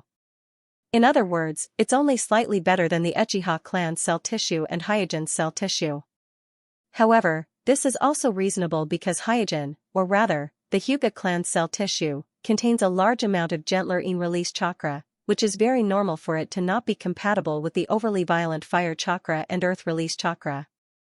Fortunately, with the new cell fusion process and new equipment, with a basic success rate, Kuroto did not have to repeat the endless failure experience when he fused with the Uchiha clan's cell tissue. Because Dedail is in the puberty period of his body, his cell tissues have strong vitality, so he doesn't need to cultivate them for too long. At most, it will take a week or so for his cell tissues to be ready for the cell fusion experiment. Therefore, after setting the cultivation period on the cell incubator, Hyojin slowly left the cell incubator. Walking out of the cell incubator, Hyojin's eyes naturally fell on the long row of brand new large nutrition tanks in front of him. These large nutrition tanks are newly purchased by Hyojin. Compared to the previous old models, these new nutrition tanks have better performance and are more stable. Because of the abundance of funds on hand, Hyojin eliminated all the old large nutrition tanks in the laboratory and purchased a total of 16 of these Shinobi World's most advanced large nutrition tanks at one time. 6 of them are used to store clones of the 6 chakra attributes, such as the water clone and the wind clone. At this moment, they are soaking in the latest large nutrition tanks. As for the remaining 10, he is going to use them to cultivate clones in the early stage. In this way, he doesn't have to cultivate 2 clones at a time like before. With these 10 new large nutrition tanks, he can cultivate a total of 10 clones at a time, and the higher the base number, the higher the probability of producing high-quality clones. In the future, he can carefully select the best clone among the 10 clones to develop. Afterward, Hyojin checked the situation of the water clone and the wind clone. The water clone is in a stable state, there is no abnormality, and the wind clone's blood disease has also been controlled after the blood exchange treatment. However, from the analysis of the data detected by the instrument, the effect of the blood exchange treatment will get worse and worse. In the first few times, the blood exchange treatment may last for a month, but after a few times, the blood exchange treatment may only last for 20 days or even shorter. In other words, even if the blood exchange treatment is used to maintain the wind clone regardless of the cost, the wind clone will have its limit. As for how long this limit is, it is very difficult for Hyojin to accurately calculate. It may be 2 or 3 years, or maybe 4 or 5 years. In short, before he makes further breakthroughs in biotechnology, his wind clone will always be in danger of being scrapped. After a busy day, Hyojin finally left the laboratory and returned to the village. After quietly replacing the shadow clone in the principal's office, Suijin briefly recalled the memories of the shadow clone of the past 2 days. In the 2 days that he was away, everything was as usual. Nothing major happened. The school was still playing the drama of Naruto challenging Sasuke and then being beaten by Sasuke. The only difference was that there was an unfamiliar face among Sasuke's challengers. This unfamiliar face was none other than the 7-tailed Jinchuriki Lifu who had just arrived in Mai. The result was naturally self-evident. In the case of not transforming into a tailed beast, Lifu was not an opponent of Sasuke who had awakened his Sharingan. Just like Naruto, she was easily defeated by Sasuke. However, Lifu's personality is somewhat similar to that of Naruto. She is also a careless and casual person, so as a loser who challenged Sasuke, she quickly became acquainted with Naruto, Xiaoli, Chisi, and others and became a member of the Losers Alliance. After reading all the memories of the shadow clone, Hyojin grinned. In fact, because there is a large number of experienced teachers and staff, Hyojin, as the headmaster, actually only needs to be responsible for the general direction of decision-making. Some daily teaching tasks have nothing to do with him at all. In addition, he has made a lot of emergency plans in advance, so leaving a shadow clone in the school is enough to deal with most of the daily affairs in the ninja school. Getting up and coming to the window, looking at the noisy playground below and the students playing on the playground, Hyojin pondered for a moment, and then immediately summoned a group of teachers and staff and held a temporary meeting. In the meeting room, Hyojin glanced at the teachers and staff and said, "I think the progress of teaching is still too slow. This is a ninja school, not a playground." The instructors sitting around the conference table were startled when they heard this. The progress of this year's students' teaching has actually accelerated a lot under the promotion of Hyojin. If he continues to improve the teaching speed, then the course will soon be finished. After all, the ninja school only teaches the most basic 3-body technique, as well as some basic skills such as tracking, patrolling, and searching that a genin needs to master. Irika asked, "Headmaster, with the current teaching speed, the students will be able to graduate in 2 years. It is simply not enough to support 3 years of teaching time. If we speed up, what will we teach in the future?" Irika asked the doubts of all the teachers and staff, and everyone looked at Hyojin. Hyojin waved his hand. You don't have to worry about this. I will apply to Naruto-sama and several elders to add some D-class and C-class ninjutsu to the teaching scope of the ninja school. What? Everyone was taken aback. Even in a great shinobi village like Mai, the channels of learning ninjutsu are very limited. Most of the ninjutsu that the ninjas practice is provided by their respective families. If an ordinary civilian ninja wants to practice ninjutsu, they either have to sacrifice their life to achieve military exploits, or they have to become a disciple of an excellent ninja and learn ninjutsu through a master-disciple relationship. In short, the basic problem of learning ninjutsu for civilian ninjas has been left far behind by the ninjas of the noble shinobi clan. This is also the case that several generations of Naruto shinobi have established a relatively complete set of master-disciple system. If there is no master-disciple system established by several generations of Naruto shinobi, then civilian ninjas would have no chance to get ahead. However, suppressing civilian ninjas and monopolizing the resources of ninjutsu is the consensus of all noble shinobi clans. This is also the reason why the ninja school only teaches the most basic three-body technique. If the ninja school opens up D-class and C-class ninjutsu to the students, it will not only affect the interests of the noble shinobi clan, but it will also have an impact on the reward and punishment system established by the village. After all, many D-class and C-class ninjutsu are the rewards given by the village to the meritorious personnel. If the ninja school teaches them for free, then these rewards will no longer be attractive. Jishui wondered, will the village agree? As a member of the noble Uchiha clan, Jishui is very clear about how much resistance there will be to this proposal of Hyojin. I am afraid that even within the Hyuga clan, there will be many people who will oppose it. I will deal with this matter, you don't have to worry about it. After a pause, Hyojin continued, this month, I want all the students to learn one of the three-body technique, and the results of the assessment at the end of the month will be posted on the display board outside the school. In the future, this will become a regular practice, every month there will be a test, and every month there will be a display. Guy's face turned black, and he seemed to think of something and muttered, is it necessary to be so strict? Hyojin smiled and said, if those kids don't want to be the last one, then they should work hard. After the meeting, Guy came up to Hyojin and whispered, Kuroto, are you really not taking revenge? What do you mean? Hyojin glared at Guy.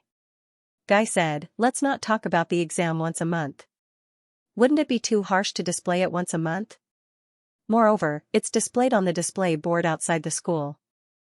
Wouldn't the whole village know the results of the exam? Hyojin curled his lips and said, so? Guy was anxious. Have you ever thought about the feeling of being the last one?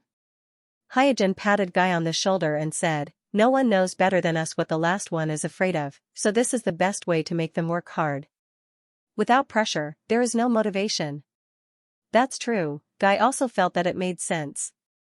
When he was in school, he was the bottom of the class, but this didn't crush him. Instead, it aroused his desire to defeat Kakashi, who was ranked first in his class. It is precisely with this idea that he has been practicing hard, and finally, he has the achievements of a jonin today, so sometimes pressure is not necessarily a bad thing. But after thinking about it, Guy shook his head and said, no, we were in the Third Shinobi World War at that time, so it's normal to be under pressure. But the children today may not be able to bear such pressure. Hyojin asked, why, isn't it a time of war now? Guy was speechless for a moment. Walking to the window, Kuroto looked at the seemingly carefree students on the playground and said lightly, I hope the children will curse me, the headmaster, for being harsh every day, and curse you teachers for being unreasonable. I also don't want them to be trampled under the feet of the enemy on the battlefield, crying bitterly and begging the enemy to spare their lives. Guy was speechless. He knew the cruelty of war better than anyone. If it weren't for his father risking his life to save him, he would have already died in the Third Shinobi World War, and it was also at that time that he completely lost his father. Hyojin said calmly, you have to always remember that we are all ninjas, and they will eventually go to the battlefield, so if they can't even bear this pressure, it's better to be a civilian. I understand. Guy nodded solemnly and left the conference room with a determined look on his face. After Guy left, Hyojin smiled and said, I finally have a chance. If I don't teach these guys a lesson and vent my anger, how can I feel at ease? A few days later.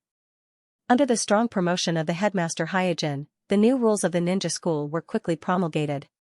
For a time, the students were wailing in grief, and everyone was in danger. Even Naruto, who was the most carefree among them, had also started to seriously practice the three-body technique that was going to be assessed this month. This was because no one wanted to be at the bottom of the village on the display board outside the school. As a result, the number of people challenging Sasuke on campus had decreased, and the playground was no longer as lively as it used to be.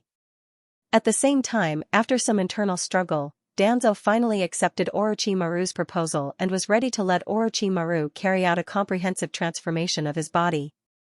Perhaps in order to keep Orochimaru in check, Danzo sent an invitation to Amatsukami, inviting Homosubi to observe this transformation operation. Kuroto, who received the invitation, naturally readily agreed. He has long been envious of Orochimaru's human body modification technology, but he also knows that it is difficult to learn the essence of Orochimaru's human body modification technology just by watching the operation. On the day of the operation, Hyojin changed into the fire release clone and came to the root base early. After everything was ready, the transformation operation soon began. In this temporary operating room, in addition to Danzo and Orochimaru who was in charge of the operation, there was also the chief research officer of the root base, Hyojin, who was dressed in Amatsukami's uniform, and 2 of Danzo's guards. There were a total of 4 bystanders. And the many bystanders didn't seem to affect the chief surgeon Orochimaru. He neatly manipulated the various surgical instruments and began the transformation operation. Danzo's body is already old, this is an unavoidable fact. Therefore, the transformation of Danzo's body can't be too radical. Otherwise, with Danzo's physique, it will either die from the rampaging of the primogenitor cells or the failure of its own organs. Because of this, Orochimaru first injected a large amount of fusion fluid into Danzo's body, trying to further strengthen the fusion of the primogenitor cells and the Sharingan. This is because only by truly fusing the primogenitor cells and the Sharingan chakra and Yin chakra, the body will have the power of the universe, and the strength will be increased. Orochimaru didn't see the stone tablet left by the six-path sage in Uchiha Shrine, but this didn't prevent him from understanding the importance of the yin and yang fusion from the balance of the chakra. Arg, as a large amount of fusion fluid was injected, Danzo suddenly screamed in pain. In the operation room, the 2 guards of Danzo suddenly became nervous, and they glared at Orochimaru. At this time, Hyojin stopped the 2 guards of Danzo. This is a normal human reaction, don't make a fuss. Although the specific composition of Orochimaru's fusion fluid is not known, the function of fusion fluid is to suppress the human body's rejection, and accelerate the fusion of the transplanted cells or flesh with the body. And rejection is a biological instinct of the human body. Forcibly suppressing the instinct will naturally cause a certain degree of harm and pain to the body. This is unavoidable. After a long time, Danzo's screams gradually subsided, and his body also showed changes. The most obvious is the part of the body that was transplanted with the flesh and blood of the first generation. The wrinkles on the surface have faded a lot, and the skin has become smoother. The whole body seems to be 10 years younger. At this time, under the flame pattern mask, Hyojin has opened the Eternal Manjikyu Sharingan in his eye sockets, and because of the Eternal Manjikyu Sharingan, some of the subtle changes in Danzo's body were all seen by his eyes. It can't be wrong. This is the power of the boundless nature, Hyojin secretly sighed. Before, the Yin chakra and the Yang chakra in Danzo's body were in a state of balance, so Danzo had to be very careful. He used the Sharingan to suppress the first-generation cells, and also used the first-generation cells to suppress the Sharingan. And now, the Yin chakra and the Yang chakra in Danzo's body have begun the initial fusion, producing the power of the universe, so the whole state of Danzo's body has changed dramatically. Of course, because it is the initial fusion, the power of the universe is very weak, not to mention compared to Nagato, even compared to Jishui, it is still a world of difference. Thump. Thump, at this moment, the pair of Eternal Manjikyu Sharingan in Hyojin's eye sockets suddenly pulsated like a heartbeat. This feeling, quietly holding his forehead with his hand, Kuroto secretly sensed the changes in his body. After the surgery where Jishui transplanted the Hashirama chakra, the pair of Eternal Manjikyu Sharingan that had initially fused with the Hashirama cells has obviously become more alive than before. There was no doubt that the sudden pulsation just now was caused by this living characteristic. And the reason for this might be that the weak power of Genzen generated in Danzo's body resonated instinctively with the pair of eternal Manjikyu Sharingan that also possesses a small amount of the power of Genzen. At this time, Orochimaru said proudly, "This is the normal reaction after fusing with the Hashirama cells. It's amazing." The chief research officer of the route and the two guards of Danzo saw that Danzo's body has undergone earth-shaking changes. In the blink of an eye, Danzo's body has become full of vitality, so they were all amazed. Unlike Hyojin, other people in the operating room can't feel the power of the yin and yang fusion, but they can see the huge changes in Danzo's body through the most basic naked eye observation. Temporarily suppressing the restlessness of the eternal Manjikyu Sharingan in his eye sockets, Hyojin observed the various instruments beside the operating table and found that after the fusion of the yin and yang chakra, other than the heart rhythm, Danzo's body on the operating table has gradually returned to the normal range. Hyojin frowned. Orochimaru's fusion fluid seems to be more effective than the fusion fluid I developed.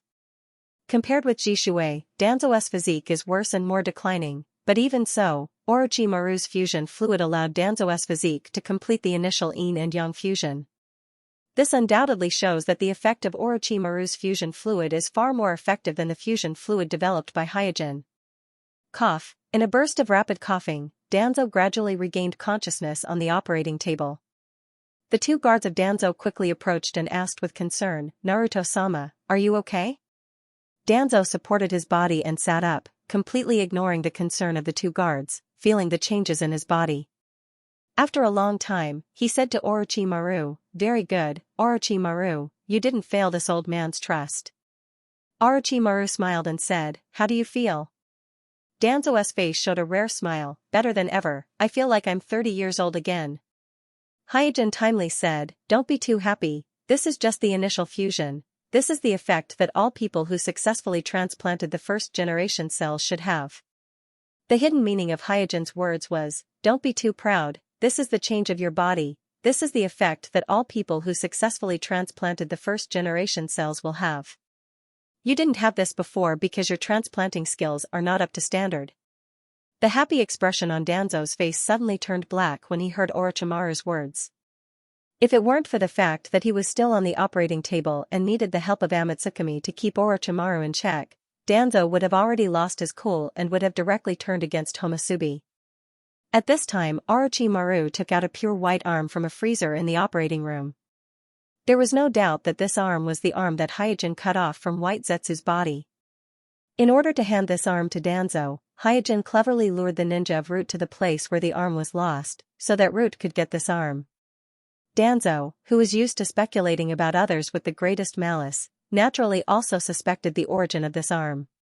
But after testing, the researchers of Root were surprised to find that this white arm not only contains the first-generation cells, but also some special substances. This special substance plays a very good role in calming the first-generation cells, and can greatly restrain the manic vitality of the first-generation cells. It is a very advanced biotechnology. Glancing at the arm in Orochimaru's hand, Danzo still looked a little hesitant. Orochimaru laughed and said, "What Homusubi just said is right, your body has only completed the initial fusion. If you want to further explore the abilities of the Hashirama cells, you have to transplant this broken arm.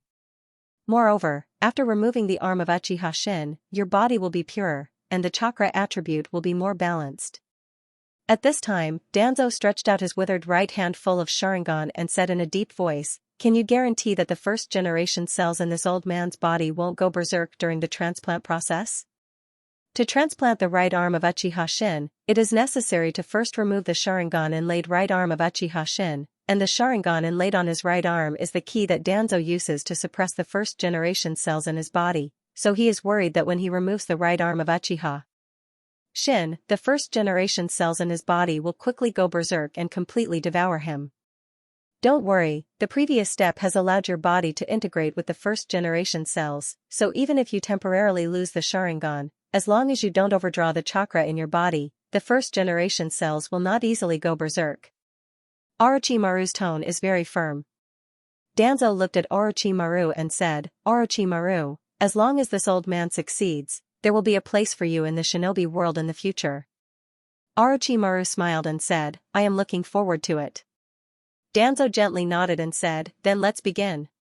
Orochimaru no longer talked nonsense and immediately began the disassembly of Danzo's original arm and the transplantation of the new arm. This surgery may seem complicated, but in fact, it is not difficult at all. Even any medical ninja in my hospital would be able to perform this surgery, because whether it is Shin Uchiha Shin's arm or the arm of White Zetsu Shin, they are very high-quality transplanted limbs, and the rejection of the host is very low, especially in the case of Danzo Shin's initial integration with the first-generation cells. The success rate of the surgery is even higher. During the surgery, Hyojin noticed that only 7 of the 10 vacancies on Danzo's arm had Sharingan, and the remaining 3 were empty. If the one in his eye socket is counted, it means that there are only 8 Sharingan in Danzo's body. It seems that Danzo's stock of Sharingan has been exhausted. When the Uchiha clan was still alive, the Sharingan in Danzo's root collection was all collected from the corpses of the Uchiha clansmen who died in the Third Shinobi World War, so the stock is not much. Plus Hyojin and Obsidian jointly raided the root secret vault, and Obsidian took away part of the stock, so the Sharingan in Danzo's body is probably the only Sharingan in his body right now. Mobile version of the fastest updated website, it only took Orochimaru 30 minutes to transplant the whole arm, which also included the transplanting of the Sharingan from the old arm to the new arm. His skill was so high that it dazzled and stunned the onlookers. Ah! Ah! Ah! After transplanting White Zetsu's arm, Orochimaru once again injected a tube of fusion fluid into Danzo. Soon, another ghastly wail echoed in the operating room. Watching Danzo rolling on the operating table in pain, his 2 guards wiped the cold sweat off their foreheads. As Danzo's most trusted subordinate, in the eyes of these 2 guards, Danzo was always the gloomy and meticulous leader of the roots. They had never seen Danzo lose his composure like this. Hyojin squinted his eyes and said, it seems that Orochimaru's fusion fluid is not without side effects. It can make Danzo wail like this. I'm afraid ordinary people can't bear this kind of pain. After a long time, the Danzo on the operating table gradually stopped.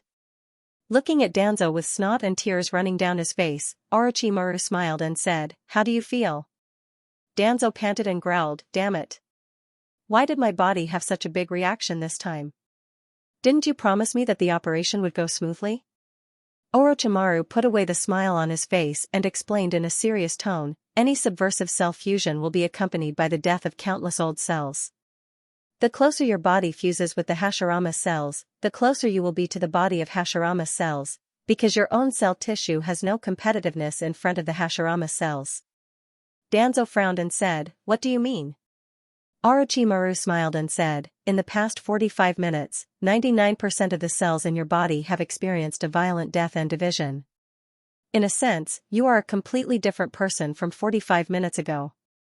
In other words, at the cellular level, you have just completed a body replacement, replacing your original body with a body that is closer to the Hashiramas.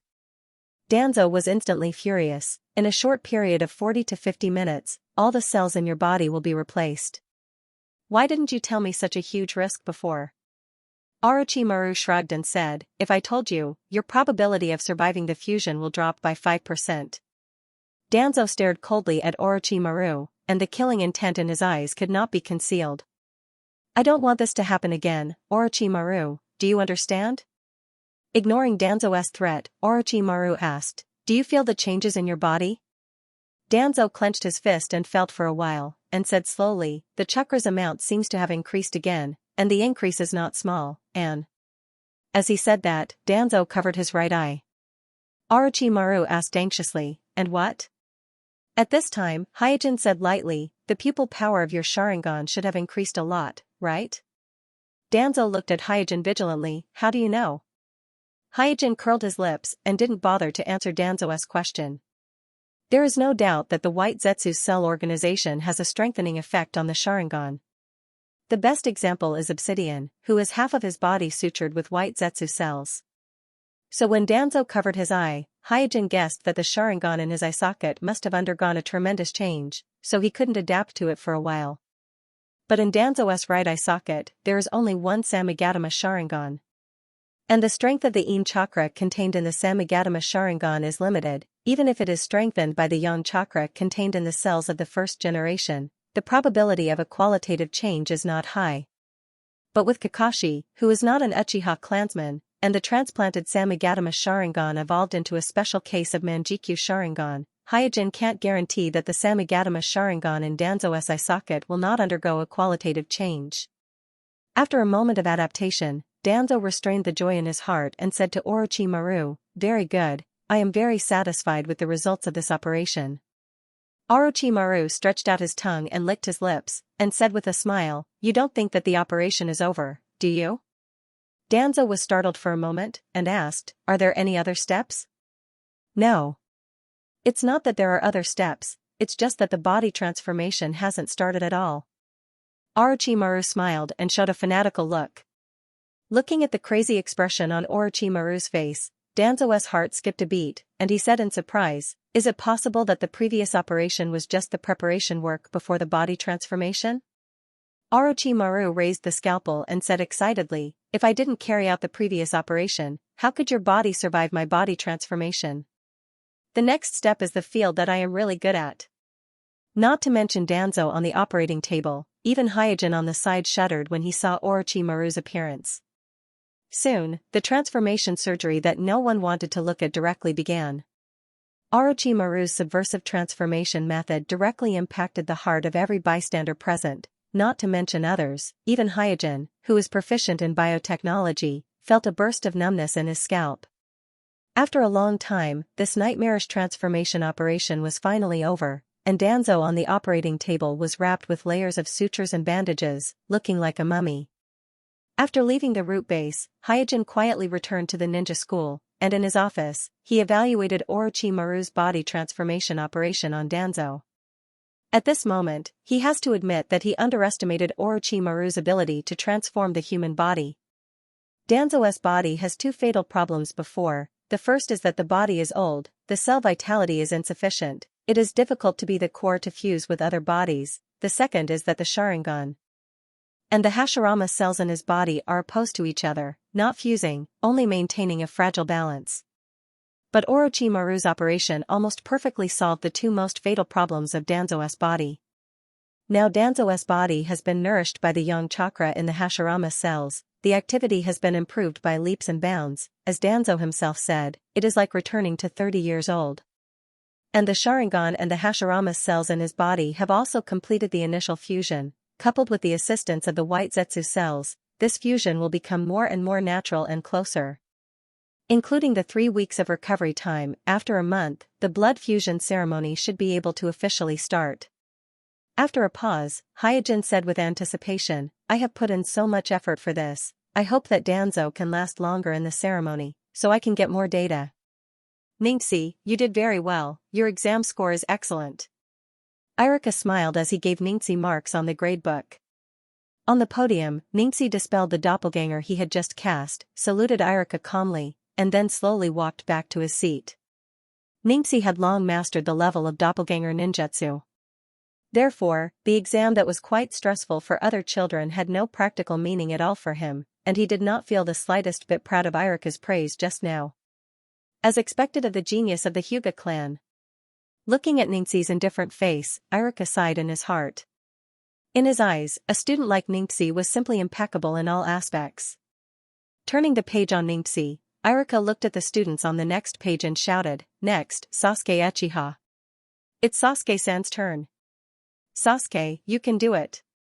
Sasuke, you're the best." In an instant, there was a burst of cheers, and these cheers for Sasuke, without exception, were all girls in the class who admired Sasuke. Sasuke's face was cold, his hands in his trouser pockets, and he walked to the podium. Naruto in the audience looked envious. Damn, why is Sasuke so popular with girls? Teeth on the side curled his lips. Tisk, Sasuke is getting more and more arrogant. After motioning for the students to remain quiet, Iruka smiled and asked Sasuke, "Sasuke, the content of this exam is one of the 3 body jutsu, which one are you going to choose?" At this time, Sasuke looked provocatively at Ningxi who had just returned to his seat, and ignored Iruka's question, directly made a seal with both hands, and activated the ninjutsu. Bang, after a burst of white smoke, another identical Sasuke appeared beside Sasuke. Sasuke chose the doppelganger technique. Wow, they look exactly the same. I can't tell which one is the real one. As expected of Lord Sasuke. When Sasuke finished his ninjutsu, the girls in the audience became restless again. At this moment, Iruka, who was on the podium, had a solemn expression on his face. This was because through the sequence of Sasuke's hand seals, he realized that what Sasuke had just cast was not the doppelganger technique of the three bodies technique at all. Instead, it was the shadow doppelganger technique that allowed one to create a real entity and use it in battle. Humph. Under the stage, Xianxia snorted softly. In the classroom, apart from Iruka, who was the instructor, only he could see that what Sasuke used was the shadow doppelganger technique. But he also knows the shadow doppelganger technique, so he was not as shocked as Iruka. At this time, in the noisy classroom, the eyes of Sasuke on the stage and Xianxia under the stage intertwined, and sparks flew, since the last time Hyojin easily cleaned up the group of Uchiha clansmen who broke into the Hyuga clan's territory to provoke. Sasuke and Xianxia have changed from a simple friendship to a competitor representing their respective families. On top of that, due to a freak combination of factors, the two of them ended up in the same batch. Since there was only one strongest in the same batch, the competition between the two of them, who bore the title of genius, became even more intense. Iruka took a step forward and advised Sasuke with a serious face, "Sasuke, what you just used was the shadow doppelganger technique, right?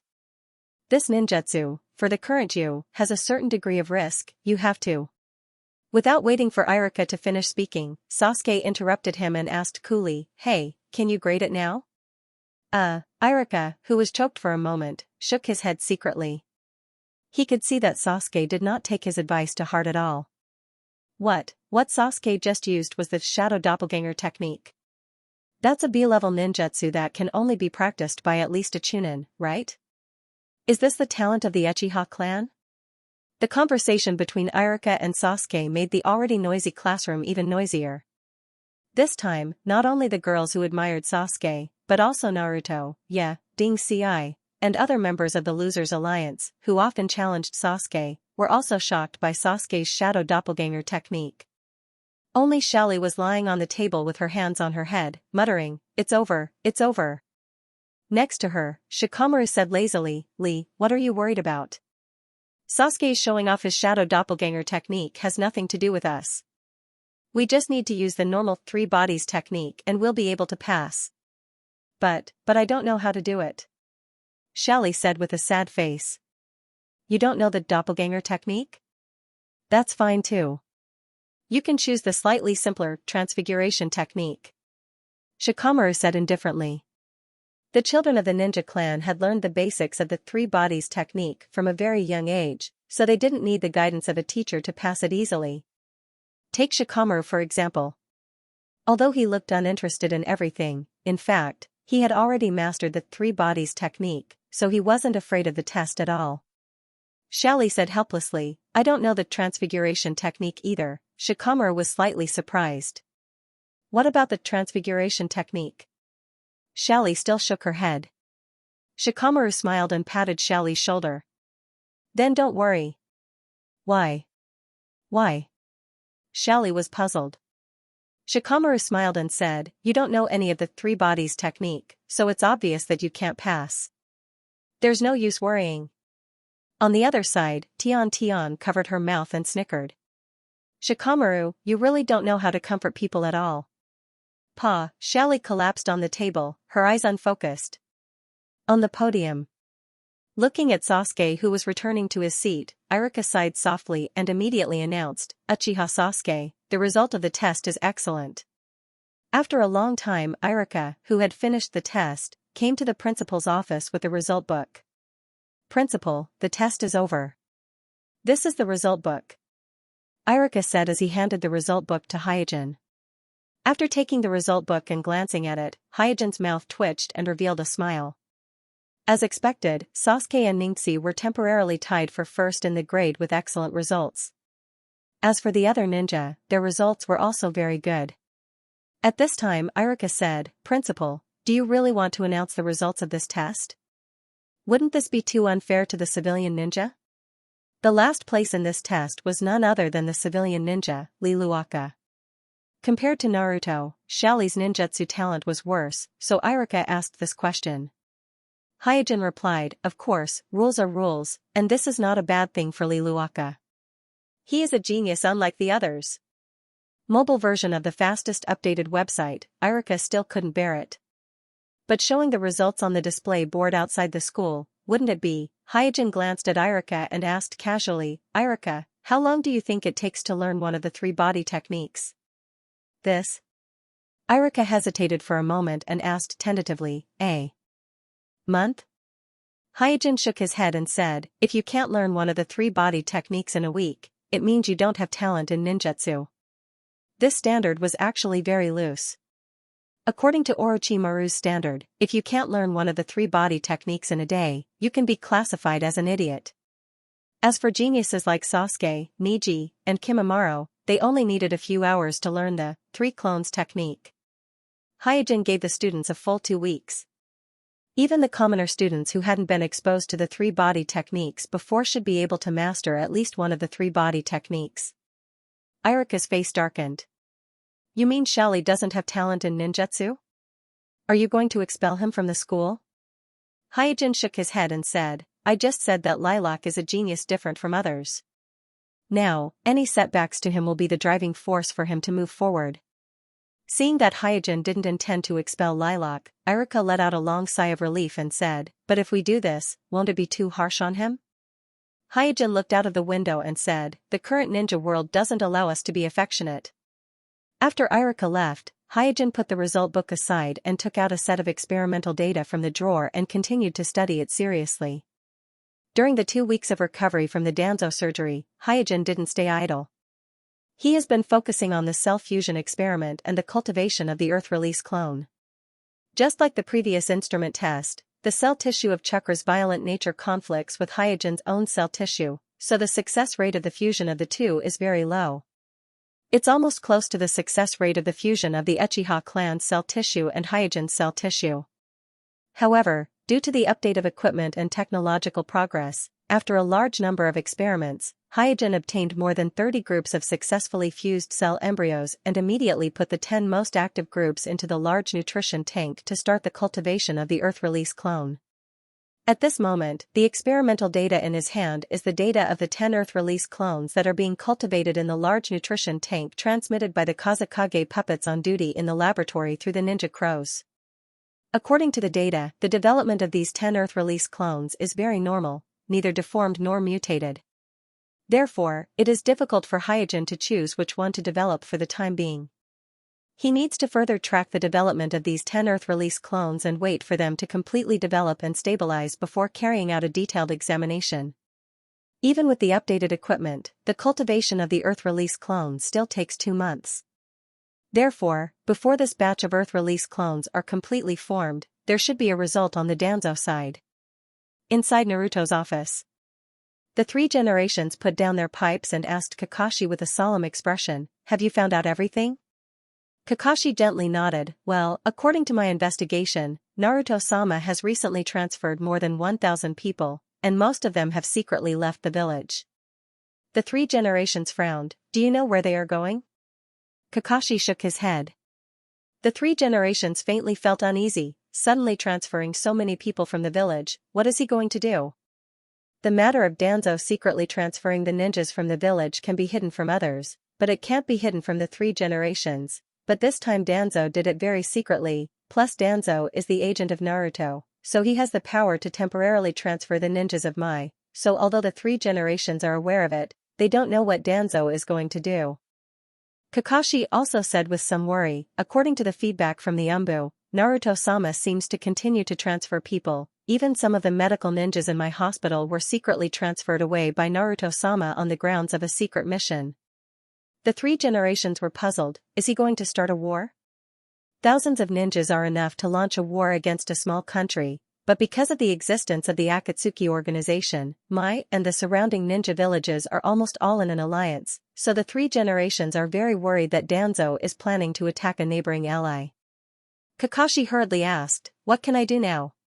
"Follow the ninjas that Danzo secretly transferred. be sure to find out where they are going, and what they are going to do. After a pause, the 3 generations did not forget to remind him, you also have to pay attention to your own safety. Whoosh, Kakashi nodded, and then immediately disappeared from the office. After Kakashi left, the 3 generations paced back and forth in the office. The more he thought about it, the more worried he was, so he ordered the man standing outside the office, go and call the elders. In a volcanic cave in the north of the Land of Fire. Orochimaru was standing on a cliff, looking at the huge volcanic cave in front of him with a smile on his face. Even the air was filled with a burnt smell. There is no doubt that this volcanic cave in front of him is the place where Danzo is going to carry out the Kekkei Genkai fusion ritual, and at this moment, there are hundreds of root ninjas busy in the volcanic cave. These root ninjas are either building the ritual altar in the center of the cave according to the plan, or they would set up seals on the walls around the cave to reinforce the cave, or they are arranging complex chakra transmission lines for the chakra transmission array. Looking at the scene in front of him, Orochimaru was very excited, and said with a smile, will the shinobi world change because of me? Hey, I'm really looking forward to it. For the upcoming Kekkei Genkai fusion ritual, Orochimaru has invested no less effort than Suijin, and all of this is of his own free will. Even if the object of service is Shimura Danzo, who he loathes, he doesn't have the slightest regret, because just the thought of being able to participate in this God creation plan makes every cell in his body extremely excited. The limitation of the upper limit of the strength of the civilian ninjas, and the short and fragile life of human, has always been the thing that Orochimaru cares about the most, and now, such a change has become a reality. Once the Kekkei Genkai ritual of Danzo is successful, the shinobi world will change because of it. Whoosh, in the sound of the wind breaking, 2 black shadows fell into a small forest, bowed to a burly figure in the forest, and reported, Xianxia, we found a suspicious place. The person standing in the forest was none other than the 4 generations Laying of Cloud Village, and the 2 who were reporting to him were the Umbu of Cloud Village. Listening to the report of the Umbu, the 4 generations Laying's face was extremely gloomy, his eyes contained a strong killing intent, and the chakra fluctuating on his body was exuding a violent aura. His whole person was like an angry ancient beast, growling, tell me, where is it? In the roar of 4 generations Laying, the 2 Umbu subordinates of Cloud Village subconsciously shrank their necks, looked at each other, and then one of them bit the bullet and reported to 4 generations Laying. According to this, a volcanic cave about 20 kilometers away is very suspicious, but there is a large number of my ninjas stationed nearby, we can't get close to investigate. At this time, a Cloud Elite Jonin next to 4 generations Laying immediately unfolded the map of the country of fire on the ground, found the volcanic cave pointed out by the Umbu, and wondered, is the ritual site here? Traitor! The angry 4 generations Laying punched the big tree next to him. Boom, with a loud noise, the thick tree that could only be held by 2 or 3 people spread out their arms was directly blown away by 4 generations Laying's punch. He had reason to be angry, because not long ago, a Jonin with the mist release Kekkei limit in the Cloud Village disappeared for no reason, and according to the subsequent investigation, the Umbu found that the missing Jonin was most likely attacked by my ninjas. As an ally against the Akatsuki, 4 generations Laying can't tolerate Mai's despicable behavior of plotting against an ally, not to mention that even in the Cloud Village, there are only a handful of ninjas with the mist release Kekkei limit. And because of Hirako, it is not difficult for 4 generations Laying to guess the purpose of Mai's abduction. Because of this, 4 generations Laying is particularly angry at Mai's betrayal, because in his opinion, the Chimera technique is a top-secret forbidden technique of the Akatsuki, and if Mai didn't collude with the Akatsuki, then it would be impossible for him to obtain the Chimera technique. And Mai abducting the mist release Kekkei limit is obviously to replicate Hirako's Kekkei limit fusion ceremony and create a perfect ninja with multiple Kekkei limit fusion ceremony. In other words, Mai must have obtained the Chimera technique at this moment. For the sake of a witchcraft, Mai actually colluded with the Akatsuki and betrayed our 5 great shinobi villages. This traitor must be punished. 4 generations Laying said angrily, seemingly having made up his mind. The elite Jonin on the side hurriedly said, Laying-sama, please don't be impulsive, we are currently understaffed, and rashly clashing with Mai will result in unpredictable consequences. Why don't we inform the other great shinobi villages first, and then put pressure on Mai to force Mai to release the ninja? Idiot, by the time we contact the other shinobi villages, Mai would have already completed the ceremony and destroyed the evidence. Waving his hand, for generations Liang said angrily, don't say anything more, gather the people around, and prepare to raid the lava cave with me. Yes. Seeing that 4 generations Liang has made up his mind, the ninjas hiding in the woods could only respond in unison, inside the lava cave.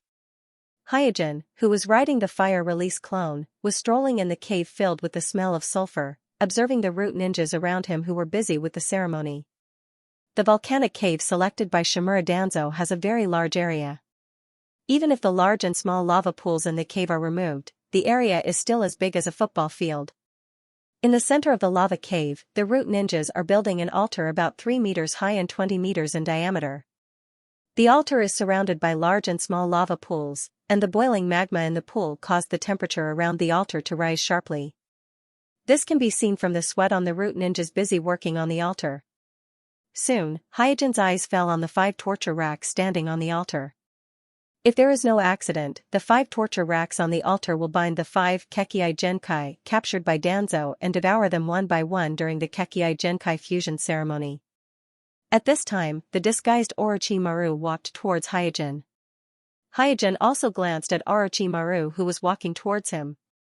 Because there are too many Mai ninjas in the vicinity of the lava cave, in order to avoid suspicion, Orochimaru, as a Mai traitorous ninja, is currently dressed like a root ninja, but the smile on his face makes him out of place with the stiff and gloomy expressions of the root members around him. After getting closer, Orochimaru asked casually as if he was chatting with Kuroto, "How is this cave?" Hyojin's face was indifferent, "Not bad, it meets the standard." Orochimaru grinned and said, "You don't seem to be in a good mood?" Hyojin was silent and didn't answer Orochimaru's question. For a ceremony that is destined to fail, Hyojin naturally won't have too much excitement, on the contrary, he is a little uneasy now. Danzo's upcoming Kekii fusion ritual, to some extent, is a preview of Hyojin's future Kekii trap plan. Although the ritual in front of him is destined to fail, but exactly which step it will fail, which part of the failure, is a crucial question for Hyojin. And the reason why he maintained a calm state of mind is to not let the anxiety of gains and losses interfere with his observation and analysis of the entire ritual. Orochimaru smiled again, "It seems that you are very pessimistic about the ceremony." Hyojin narrowed his eyes and looked at Orochimaru. He doesn't know why, but he always has a feeling that Orochimaru seems to be planning something. After a moment of silence, Hyojin simply warned, "Orochimaru, don't have any ideas about the ceremony." Orochimaru shrugged, "Everything I do is under the supervision of Amatsukami and Danzo's root ninja, what do you have to worry about?" Hyojin retracted his gaze. Orochimaru is right, whether it is the improvement of the Chimera technique or the planning of the Kekii fusion ritual, he and the root ninja participated in the whole process. Even if Orochimaru wants to play tricks, there is no chance at all. After all, Danzo only trusts himself, whether it is Amatsukami or Orochimaru, Danzo has never let down his guard. Dong dong, at this moment, with the sound of a cane hitting the ground from afar, the protagonist of the ceremony appeared. Following the sound of the cane hitting the ground, Kuroto turned his head and saw that Shimura Danzo was still in his old attire, with bandages all over his body and a cane in his hand. Humph. Hyojin couldn't help but spit on the ground. After the transformation surgery performed by Orochimaru, Danzo's physique has now surpassed 99% of the ninjas in the shinobi world. Not only is there no sign of injury on his body, but his cells are also full of vitality.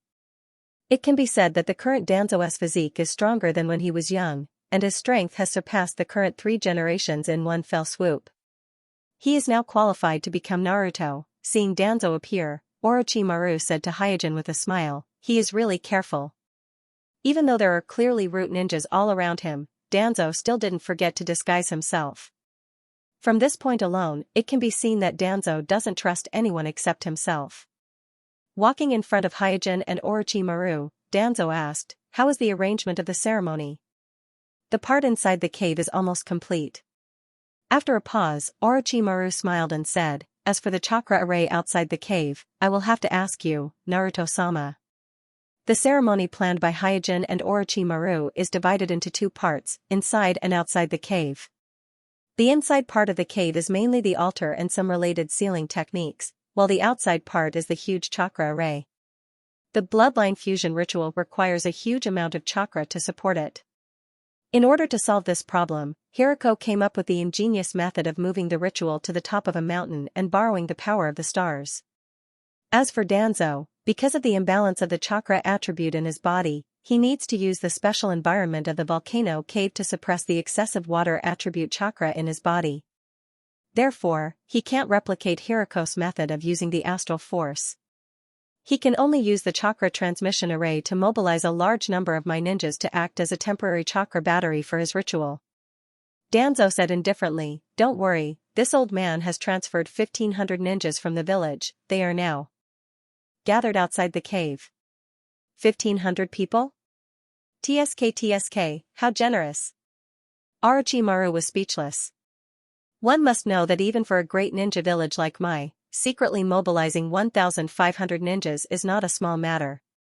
Moreover, these ninjas are used as the chakra battery, so the proportion of chakras genin shouldn't be high. In other words, among these 1,500 Mai ninjas, there should be a large proportion of Chunin Jonin, which is not something an ordinary army of 1,500 can compare with. Hyojin couldn't help but be surprised. This kind of formation can only be done by the temporary Naruto Danzo, no one else would be able to do it. This also makes Hyojin secretly glad that he chose Danzo as the guinea pig for this experiment. If the guinea pig was replaced by someone else, who knows how much effort he would have to put into this experiment. Regarding Orochimaru's surprise, Danzo responded, "This matter is related to this old man's life and death, as well as the future of the shinobi world. It is their honor to be able to participate." At this time Hyojin asked, "Although the chakra transportation array is not a difficult technology, but if it is not tested repeatedly in advance, it is difficult to guarantee the stability. You should have considered this problem, right?" Danzo said lightly, "The chakra transportation array outside the cave has been tested 47 times, and everything is in line with the standards you have set, so there should be no problems." Hyojin gently nodded, "As long as the chakra transportation array is stable, then according to the plan, a total of 1,500 Mai ninjas should be enough to maintain the Kekkai Genin ritual." Choking with sobs, Chi-Chi novel, www. After all, Danzo is no longer the same as he was in the past. After fusing the Yang chakra from the Hashirama cells and the Yin chakra from the Sharingan, the amount of chakra in his body is probably only inferior to the few famous experts in the shinobi world and the Jinchuriki who have tailed beasts in their bodies. Hyojin calmed himself down and asked, "When do we start?" Danzo glanced at Orochimaru. Orochimaru, who was responsible for the internal construction of the lava cave, grinned. "Anytime." Dong, Danzo slammed his staff into the ground and announced, "Then let's begin." Following Danzo's order, the 5 captured Kekkai Genin ninjas were brought to the altar one after another and locked on the 5 torture racks on the altar. This is the first time that Danzo showed Hyojin and Orochimaru the captured Kekkai Genin ninjas, so both Hyojin and Orochimaru looked over at the same time. The 5 Kekkai Genin ninjas on the torture racks are in a comatose state at the moment. It seems that they have been injected with some kind of hypnotic drug. 3 of them are dressed like civilians, while the other 2 are dressed like cloud ninjas and mist ninjas. The dark-skinned middle-aged cloud ninja should be the mist release Kekkai Genin, the mist ninja should be the boiling release Kekkai Genin, and the remaining 3 should be the dark release Kekkai Genin, crystal release Kekkai Genin, and rapid release Kekkai Genin. With just a glance, Hyojin roughly distinguished their respective Kekkai Genin from their physical characteristics. At this time, Danzo walked to the altar step by step with his staff. He first glanced indifferently at the 5 Kekkai Genin ninjas tied to the torture racks, then turned around and looked at Hyojin and Orochimaru under the altar, revealing a cold smile. In fact, Danzo has secretly arranged for people to bury detonation talismans at various supporting points in the cave. Once the ritual is successfully completed, he will detonate these detonation talismans, erasing all the evidence in the cave, and at the same time, purging both Suijin and Orochimaru at the same time. As for Amatsukumi's subsequent condemnation, he can just say that it was an accident, and after completing the Kekkai Genin fusion ceremony, he doesn't need to fear Amatsukumi anymore. Under the altar, Both Hyojin and Orochimaru noticed the cold expression on Danzo's face, but they chose to remain calm. In Hyojin's view, the one on the altar is just a poor white mouse, a mouse that will inevitably die in the experiment, so no matter how the mouse shows its fangs and claws at him, he won't care too much. Orochimaru also had a smile on his face, as if he didn't notice the killing intent that Danzo inadvertently revealed. Gently pushing aside the branches in front of him, Kakashi saw a neat and huge formation of ninjas. No, it should be said that it was a huge ninja army. Hiss, this scene caused Kakashi to suck in a breath of cold air. The ninja army in front of him had more than a dozen lines, roughly counting, there were at least more than 1,000 people. In other words, the Mai ninjas that were secretly transferred out of the village by the acting Naruto Danzo were probably all gathered here. But Kakashi really couldn't think of any reason for more than 1,000 Mai ninjas to gather in this wilderness. Suppressing the surging shock in his heart, he took out a monocular from the ninja bag. After the Manjikyu Sharingan in his left eye was taken away, although it made him feel a lot more relaxed, and he didn't have to worry about the chakra all the time, but also because of the loss of the Manjikyu Sharingan, his insight plummeted, so sometimes he had to use observation equipment that he didn't use before. No, the ground under their feet seems to be engraved with some kind of tactic, and there seems to be a pipeline connecting them. This is not a normal gathering. Soon, through the observation of the monocular, Kakashi found that the more than 1,000 Mai ninjas in the distance in a neat formation were not just gathering in a simple formation, but distributed on a huge tactical formation. What is Danzo trying to do? For a moment, Kakashi's heart was in a storm. Although he didn't know what Danzo was trying to do, Kakashi's intuition told him that it must be something bad, so he no longer hesitated and immediately recorded everything he saw in detail in the communication scroll, and then summoned the communication eagle in the village, and sent the confidential information in front of him back to the village. After doing all this, his eyes followed the chakra pipeline that was connected to thousands of ninjas, all the way to the entrance of the volcano cave, and thought to himself, the answer should be in the cave. However, the security at the entrance of the cave was very tight.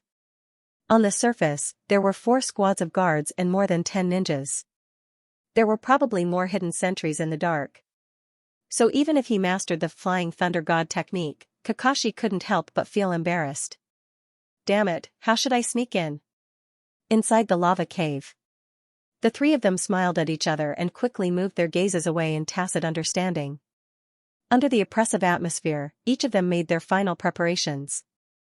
Danzo slowly walked to the center of the altar, tossing his staff to the attendant beside him. Then, he sat cross-legged and closed his eyes. Below the altar, Hyojin took out a special scroll from the ninja bag around his waist, unlocked the seal on it, and took out 2 large observation instruments from it. According to common sense, with the insight of the pair of eternal Manjikyu Sharingan in his eye sockets, he can easily observe all the details of the Kekkei Genkai fusion ritual and collect all the data he wants to collect without the help of any kind of observation instrument. But to be on the safe side, he still brought these 2 monitoring instruments with him. After all, this Kekkei Genkai fusion ritual can't be repeated, regardless of success or failure, it can only be done once, so this is the only opportunity for him to collect precious data.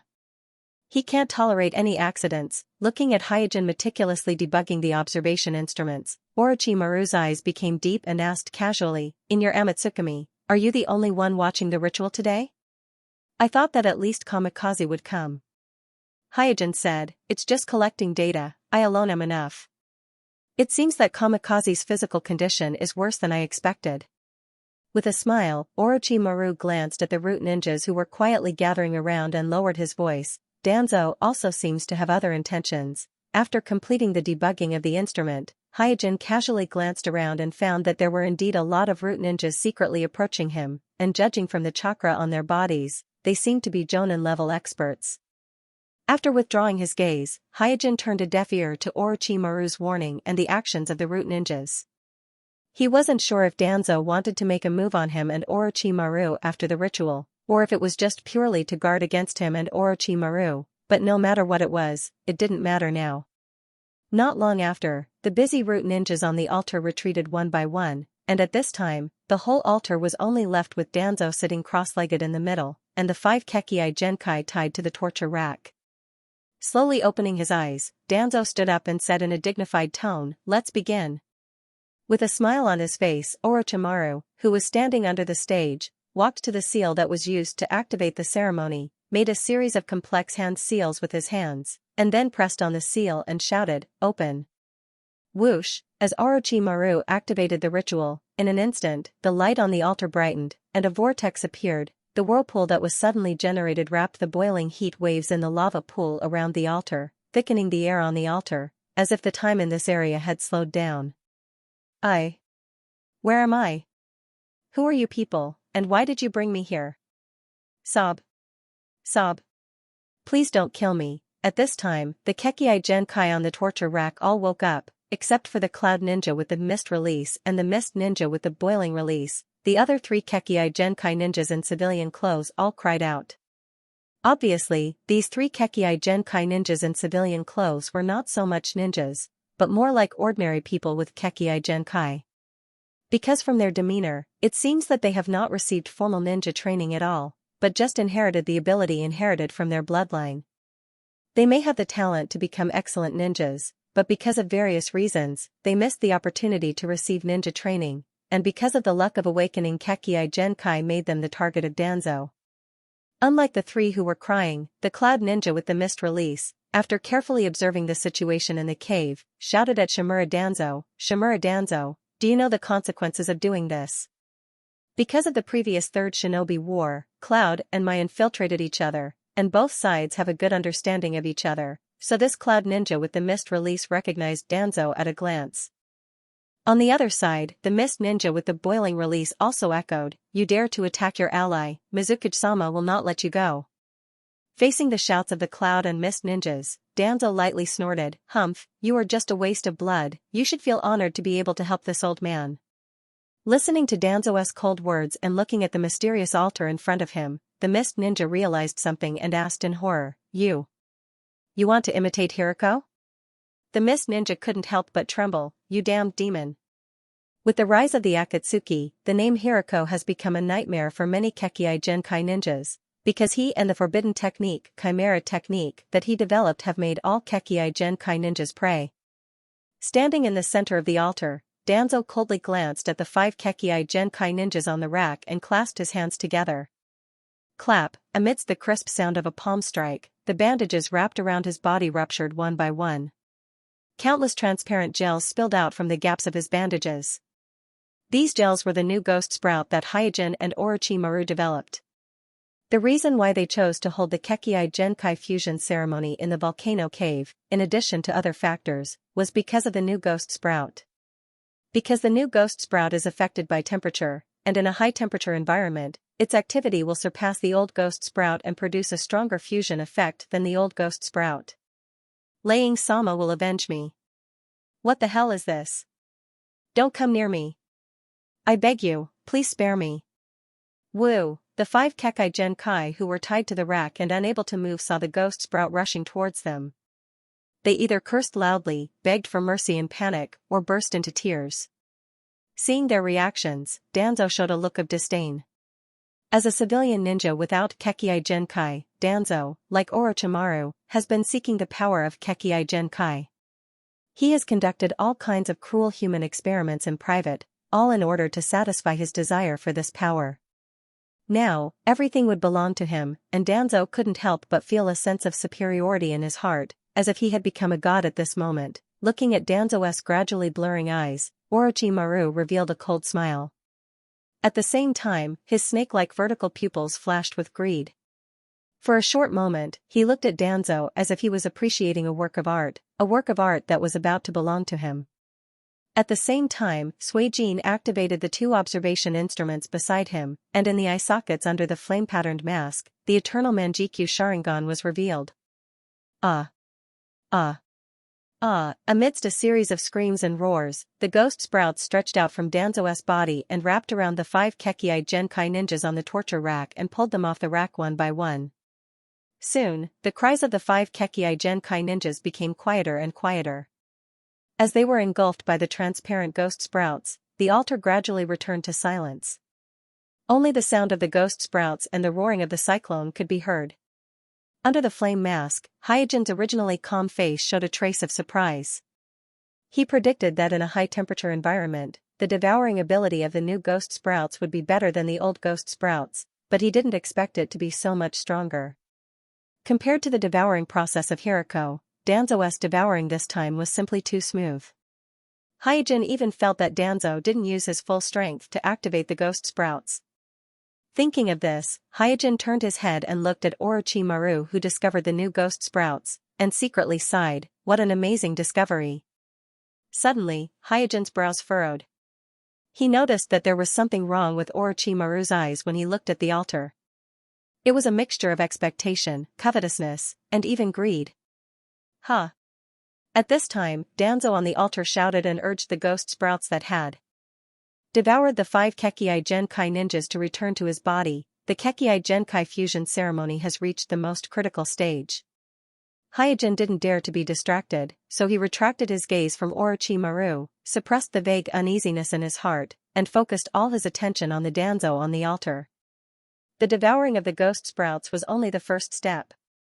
The real difficulty was the fusion, which was to fuse 5 times his own flesh and blood at once. As the ghost sprouts that had devoured the 5 Kekkei Genkai returned to Danzo's body, Danzo's face became gloomy, as if countless emotions were reflected on his face at the same time. Ah! At this time, Danzo roared, and his chakra burst out without reservation. Boom! In an instant, a huge amount of chakra lingered on Danzo's body, and as this chakra burst out, the fusion quickly intensified. What a strong chakra! Hyojin frowned and exclaimed. Even he couldn't help but be shocked by the chakra amount that erupted from Danzo at this moment. This chakra amount had far exceeded the scope of a normal ninja, and had faintly reached the level of Jinchuriki. If the Dragon Vein chakra was not counted, even Hyojin's own body, in terms of the chakra amount, was probably not as good as Danzo's. Orochimaru laughed and said, not bad at all. Hyojin suddenly felt that Orochimaru's human transformation operation on Danzo was not as simple as he thought, but he really didn't have the energy to think about it now. On the altar, Danzo roared, not enough. Orochimaru, open the chakra transmission array.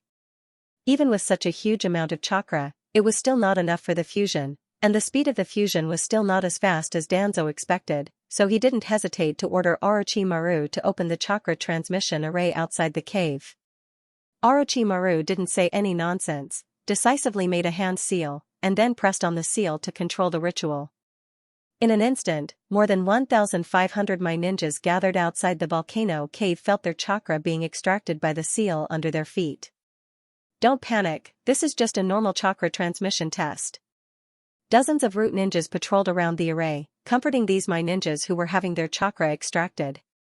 In the volcano cave, with the support of more than 1,500 my ninjas' chakra, the pressure on Danzo on the altar suddenly decreased a lot, and the fusion speed also increased a lot. Hyojin fully activated the Eternal Manjikyu Sharingan in his eye sockets, trying to capture all the details on the altar at this moment. But at this moment, he suddenly noticed that Danzo's body, which was in the process of fusing, was bursting out with an increasingly strong power of nature, and as the power of yin and yang gradually rose, the eyes in Danzo's eye sockets turned into 3 Magatama Sharingan at the same time, and the 3 Magatama flew quickly and gradually gathered together. The expression on Hyojin's face instantly froze. Kuroto clearly remembers that Shimura Danzo only had a San Magatama Sharingan transplanted in his right eye, and the left eye was Shimura Danzo's own eye. Even the previous transformation surgery did not involve this aspect of the eye. But at this moment, the 2 eyes in Danzo's eye sockets not only turned into Scarlet Sharingan, but the 2 Magatama on the 2 Sharingan were also spinning faster and faster, faintly connecting into a circle. Seeing this scene, even those who are not familiar with the Sharingan can see the abnormality of the pair of Sharingan in Danzo's eye sockets at a glance, not to mention a researcher like Sui Jin who has a deep understanding of the Sharingan, so he couldn't help but ask in surprise, is he going to awaken the Manjikyu Sharingan? Thinking quickly, Hyojin immediately analyzed the cause of this scene. Although Danzo's left eye is his own eye and not a Sharingan, but in fact, the real thing that makes the Sharingan become a Sharingan is not the flesh and blood, but the in-release chakra that has the characteristics of the Uchiha clan. In the original world, during the last battle against Kaguya, Obsidian, who was killed by the mutual kill Grey Bone, used the remaining pupil power in his soul to activate the Kamui, passing through the boundary between Yin and Yang, returning to the shinobi world, and entrusted the rest of the pupil power to Kakashi, turning Kakashi's eyes into Manjikyu Sharingan, allowing him to experience the Kamui Susanoo for a short time. From this, it can be seen that the essence of the Sharingan is the characteristic of chakra, or the pupil power. Danzo can instantly turn his ordinary left eye into 3 Magatama Sharingan, which means that in the state of fusion, his body already has a high-intensity in-release chakra that is comparable to the 3 Magatama Uchiha clan. Moreover, as the fusion progresses, the strength of the in-release chakra in his body is gradually increasing, which explains why the Manjikyu Sharingan in his eye sockets shows signs of awakening. After sorting through these, Hyojin instantly reacted. Kuroto found that he doesn't need the assistance of the 2 instruments around him at all, because as long as he looks at the Danzo's eyes, he can accurately judge the state of the Danzo's body through the state of the Danzo Sharingan, and even judge the progress of the Danzo fusion. This was undoubtedly the most direct observation and the most accurate. Orochimaru naturally noticed the abnormality of the Sharingan in Danzo's eye sockets, and his face suddenly showed an extremely crazy expression. It was a mixture of yearning, expectation, covetousness, and even admiration and shock. The greed in his snake-like vertical pupils was completely overflowing. Without any concealment, Orochimaru's ugly behavior was seen by Hyojin from the corner of his eye.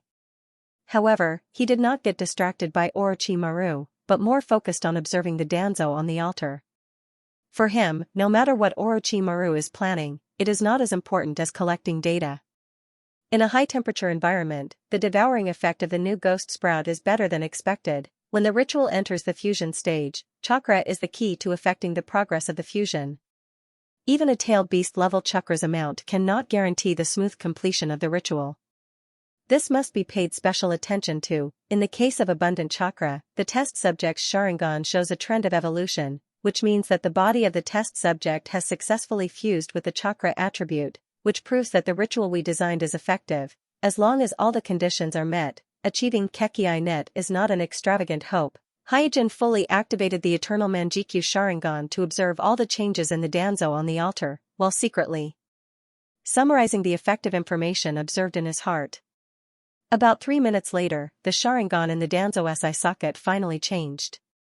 After the 3 flying Magatas gathered together, a thick circle of ink appeared in the scarlet eye. Then, protruding edges appeared on the edge of the ink circle, turning the originally smooth ink circle into an ink circle shaped like a gear. The change of the pattern on the Danzo Sharingan ended in a breath, and then the pattern on the Sharingan stabilized. Manjikyu Sharingan. Staring at the Danzo's eye socket, Hyojin was shocked. Although he had expected it, a non-Uchiha clansman awakened the Manjikyu Sharingan in front of him. Such a thing still made him feel a little unreal. And Orochimaru, who was next to Hyojin, after seeing the newly born Manjikyu Sharingan in the Danzo's eye socket, he couldn't help but stick out his tongue and licked his lips. The Danzo on the altar also seemed to be aware of the changes in his eye socket, and his face showed a proud expression. However, at this moment, a strange expression suddenly appeared on the Danzo's face. It seemed to be panic, anger, and a trace of imperceptible sluggishness. This is? Perhaps because he often used the spirit body to control the clone, Hyojin keenly noticed that the spirit body of the Danzo on the altar seemed to have a problem. Bang, accompanied by a muffled sound, Danzo's body burst. He had absorbed almost all the ghost sprouts into his body, but now, he seemed to be unable to hold on any longer, and the transparent gelatinous ghost sprouts exploded. In an instant, countless ghost sprouts spread out in all directions again. Hyojin frowned. He was a little puzzled for a while. He didn't understand what went wrong. Orochimaru was also taken aback. He murmured, "Ghost sprouts out of control?" The obvious abnormality of the Danzo on the altar not only caused Hyojin and Orochimaru to be surprised, but also caused the root ninjas who were waiting around the altar to panic. At this time, the chief research officer saw that the Danzo has completely lost control of the ghost sprouts. He didn't care much and quickly activated a large instrument that was prepared by the altar. Puff, with the activation of the instrument, an icy mist instantly filled the entire altar, and under the rapid cooling of the ice mist, the ghost sprouts on the Danzo's body immediately lost their vitality, like a withered plant, and withered at a speed visible to the naked eye. Although the ghost sprouts were controlled, the abnormality of the Danzo's spirit body was not solved.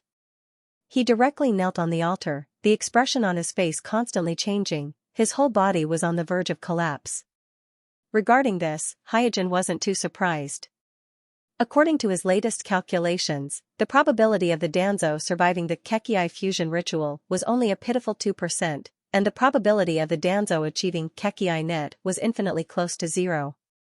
The reason for this was because the Danzo team still didn't realize the importance of the Kekkei fusion. Mobile version of the fastest updated website, damn it, kneeling on the altar, Danzo's expression became more and more distorted, as if he was drowning, desperately trying to find a life-saving straw that doesn't exist at all. The low roar that came out of his throat was like the roar of an evil spirit from the netherworld, which made people's hair stand on end. There is no doubt that the progress of Danzo's body fusion has also stagnated, which can be seen from the Manjikyu Sharingan in his eye sockets that didn't change at all. Because the newly born Manjikyu Sharingan is the most intuitive portrayal of the fusion of chakra in Danzo's body. Whether there is a fusion of different chakra in Danzo's body, the efficiency of fusion, the speed of fusion, etc., will directly reflect on his Manjikyu Sharingan. It can be said that the newly born Manjikyu Sharingan is the most accurate indicator of the fusion progress of Danzo's body. Is this the end? Hyojin secretly sighed under the stage. At this point in the ceremony, he did not know whether he should feel sorry or relieved. After all, the 2% probability of Danzo surviving the ritual is extremely low, but it is still possible. If Danzo is really lucky and survives the Chakra Genkai fusion ritual, even if he becomes a defective product like Hirako, his strength will still skyrocket, not to mention that he now has a pair of Manjikyu Sharingan with unknown abilities. So, if Danzo doesn't die, Hyojin will have a headache next. Phew, the improvement of the Chimera technique is a success, and there seems to be no problem with the arrangement of the ritual. This rehearsal is more successful than expected. But the problem of the new Chimera sprout suddenly going berserk needs further investigation. After exhaling a mouthful of turbid air, Hyojin, who has been tense all this time, began his own summary. He was generally satisfied with the rehearsal this time, because in the early and middle stages of the ritual, which was the process of devouring and fusion, everything went according to his plan, and the entire process was very smooth. This undoubtedly meant that his improvements to the Gue Yarou technique, as well as the arrangement of the ritual, were all correct. He could directly copy it and use it on himself. Unlike Hyojin, who was quietly waiting for the Danzo to die and waiting for the opportunity to retrieve his Manjikyu Sharingan, the root ninjas on the side saw that the Danzo on the altar was on the verge of collapse, and were extremely anxious. The chief research officer of Roots ran to Orochimaru's side and shouted, "Orochimaru, quickly think of something." Orochimaru stared at the altar and answered, "Don't worry, wait a little longer." When Hyojin heard this, he immediately frowned. With the current situation of the Danzo, anyone with a discerning eye would know that it was hopeless. He was a little curious as to why Orochimaru was still so calm, as if he was not surprised at all. And there are only two reasons. Either Orochimaru also knew the reason why the Danzo failed, so he was not surprised and calmly accepted the failure of the ritual. Or Orochimaru still has a backup plan, and the ritual is not over yet. At this time, on the altar, the Danzo's expression suddenly stagnated, showing a blank expression, and murmured, "This. What is going on? Where am I?" Whether it was the tone or the expression, the Danzo at this moment was not like the Danzo himself. Hyojin narrowed his eyes, and said doubtfully, "No way, the soul of the Danzo was defeated by the other souls that merged with his body, and lost control of the body?" At this time, the corner of Orochimaru's mouth twitched, and his hands quickly formed a seal, and shouted, "Open." In an instant, black spots suddenly rushed out from the Danzo's body, and in the blink of an eye, covered his whole body. At first glance, it looked as if the Danzo's body was covered with tattoos. Curse. When did he plant it? Was it during the modification surgery? Hyojin immediately recognized these markings all over the Danzo's body. They were the curse that Orochimaru developed according to Yugo's special physique, containing the chakra and nature energy of Orochimaru. At the same time, he also instantly guessed that Orochimaru must have secretly planted this curse on the Danzo's body during the previous modification surgery, because only the modification of the human body is the field that Hyojin and the chief research officer of the root are not good at, so it is difficult to effectively supervise Orochimaru. With the activation of the curse, new changes occurred on the altar. Although the Danzo's expression was still dull, but the Manjikyu Sharingan in his eye sockets had a new change, and in the scarlet pupils, the black circle with the pattern of a gear began to slowly rotate. The fusion of chakra's nature has been restored? Hyojin was taken aback. Immediately after, he looked at Orochimaru not far away with a look of fear on his face. "TSK, I underestimated him. It seems that he has also realized the problem of soul fusion." Judging from Orochimaru's behavior of secretly planting the curse on the Danzo, Orochimaru has more or less realized the problem of soul fusion, and the solution he found is to introduce nature energy, use the characteristics of nature energy to corrode ordinary chakra, and destroy the chakra that carries the souls, and without the chakra that carries the souls will naturally disappear. So this guy wants to solve the problem of soul fusion by destroying all the souls. What a lunatic. Destroying all the souls, naturally there is no problem of soul fusion. After guessing Orochimaru's intention, Hyojin was both surprised and impressed. Probably only Orochimaru can come up with such a solution. The next development was just as Hyojin guessed. With the intervention of nature energy, all the souls mixed in the Danzo's body were eroded by nature energy, and the interference caused by the soul conflict gradually decreased, and the stagnant fusion ceremony progressed again. At this time, the pair of Manjikyu Sharingan in Danzo's eye sockets has undergone a significant change. The edges and corners of the gear pattern have become sharper and sharper, like sawteeth entrenched in the scarlet pupil. This eternal Manjikyu Sharingan. Looking at this scene, Hyojin, who has been calm, couldn't help but show a look of surprise. After solving the problem of soul fusion, this bloodline fusion ceremony seemed to be developing in an uncontrollable direction. And Orochimaru, who was also staring at the Danzo's eye sockets, at this moment, with a fanatical face, he murmured, "So Manjikyu Sharingan is not the end of the Sharingan." Mobile version of the fastest updated website. The existence of the eternal Manjikyu Sharingan is actually a very big secret in the shinobi world. Even in the Uchiha clan, only a few people know about it. Although Orochimaru has always coveted the Manjikyu Sharingan of the Uchiha clan, he is no match for any Uchiha clansman who has awakened the Manjikyu Sharingan. Therefore, over the years, his research on the Manjikyu Sharingan has remained at the level of the three-tomo Sharingan. Therefore, he has never thought that there is a higher level of Sharingan above the Manjikyu Sharingan. Now that he has personally witnessed the evolution of the Manjikyu Sharingan in Danzo's eye sockets into the eternal Manjikyu Sharingan, which represents endless pupil power, Kuroto was pleasantly surprised. Unlike Orochimaru, who was pleasantly surprised, Hyojin was a little worried in his heart. The biggest obstacle hindering the success of Danzo's Kekkei Genkai fusion ceremony, that is, the problem of soul fusion, was solved by Orochimaru with violence. Therefore, the probability of Danzo surviving the ceremony has greatly increased. Moreover, judging from the fact that Danzo has evolved the eternal Manjikyu Sharingan, the probability of him achieving Kekkei Genkai net in this ceremony is no longer zero. The power of Genji in his body is getting stronger and stronger. Could it be that the eternal Manjikyu Sharingan is not the end? Can his eyes still continue to evolve? Feeling the increasing power of Genji in Danzo's body, Hyojin, who was worried, suddenly felt a trace of expectation in his heart.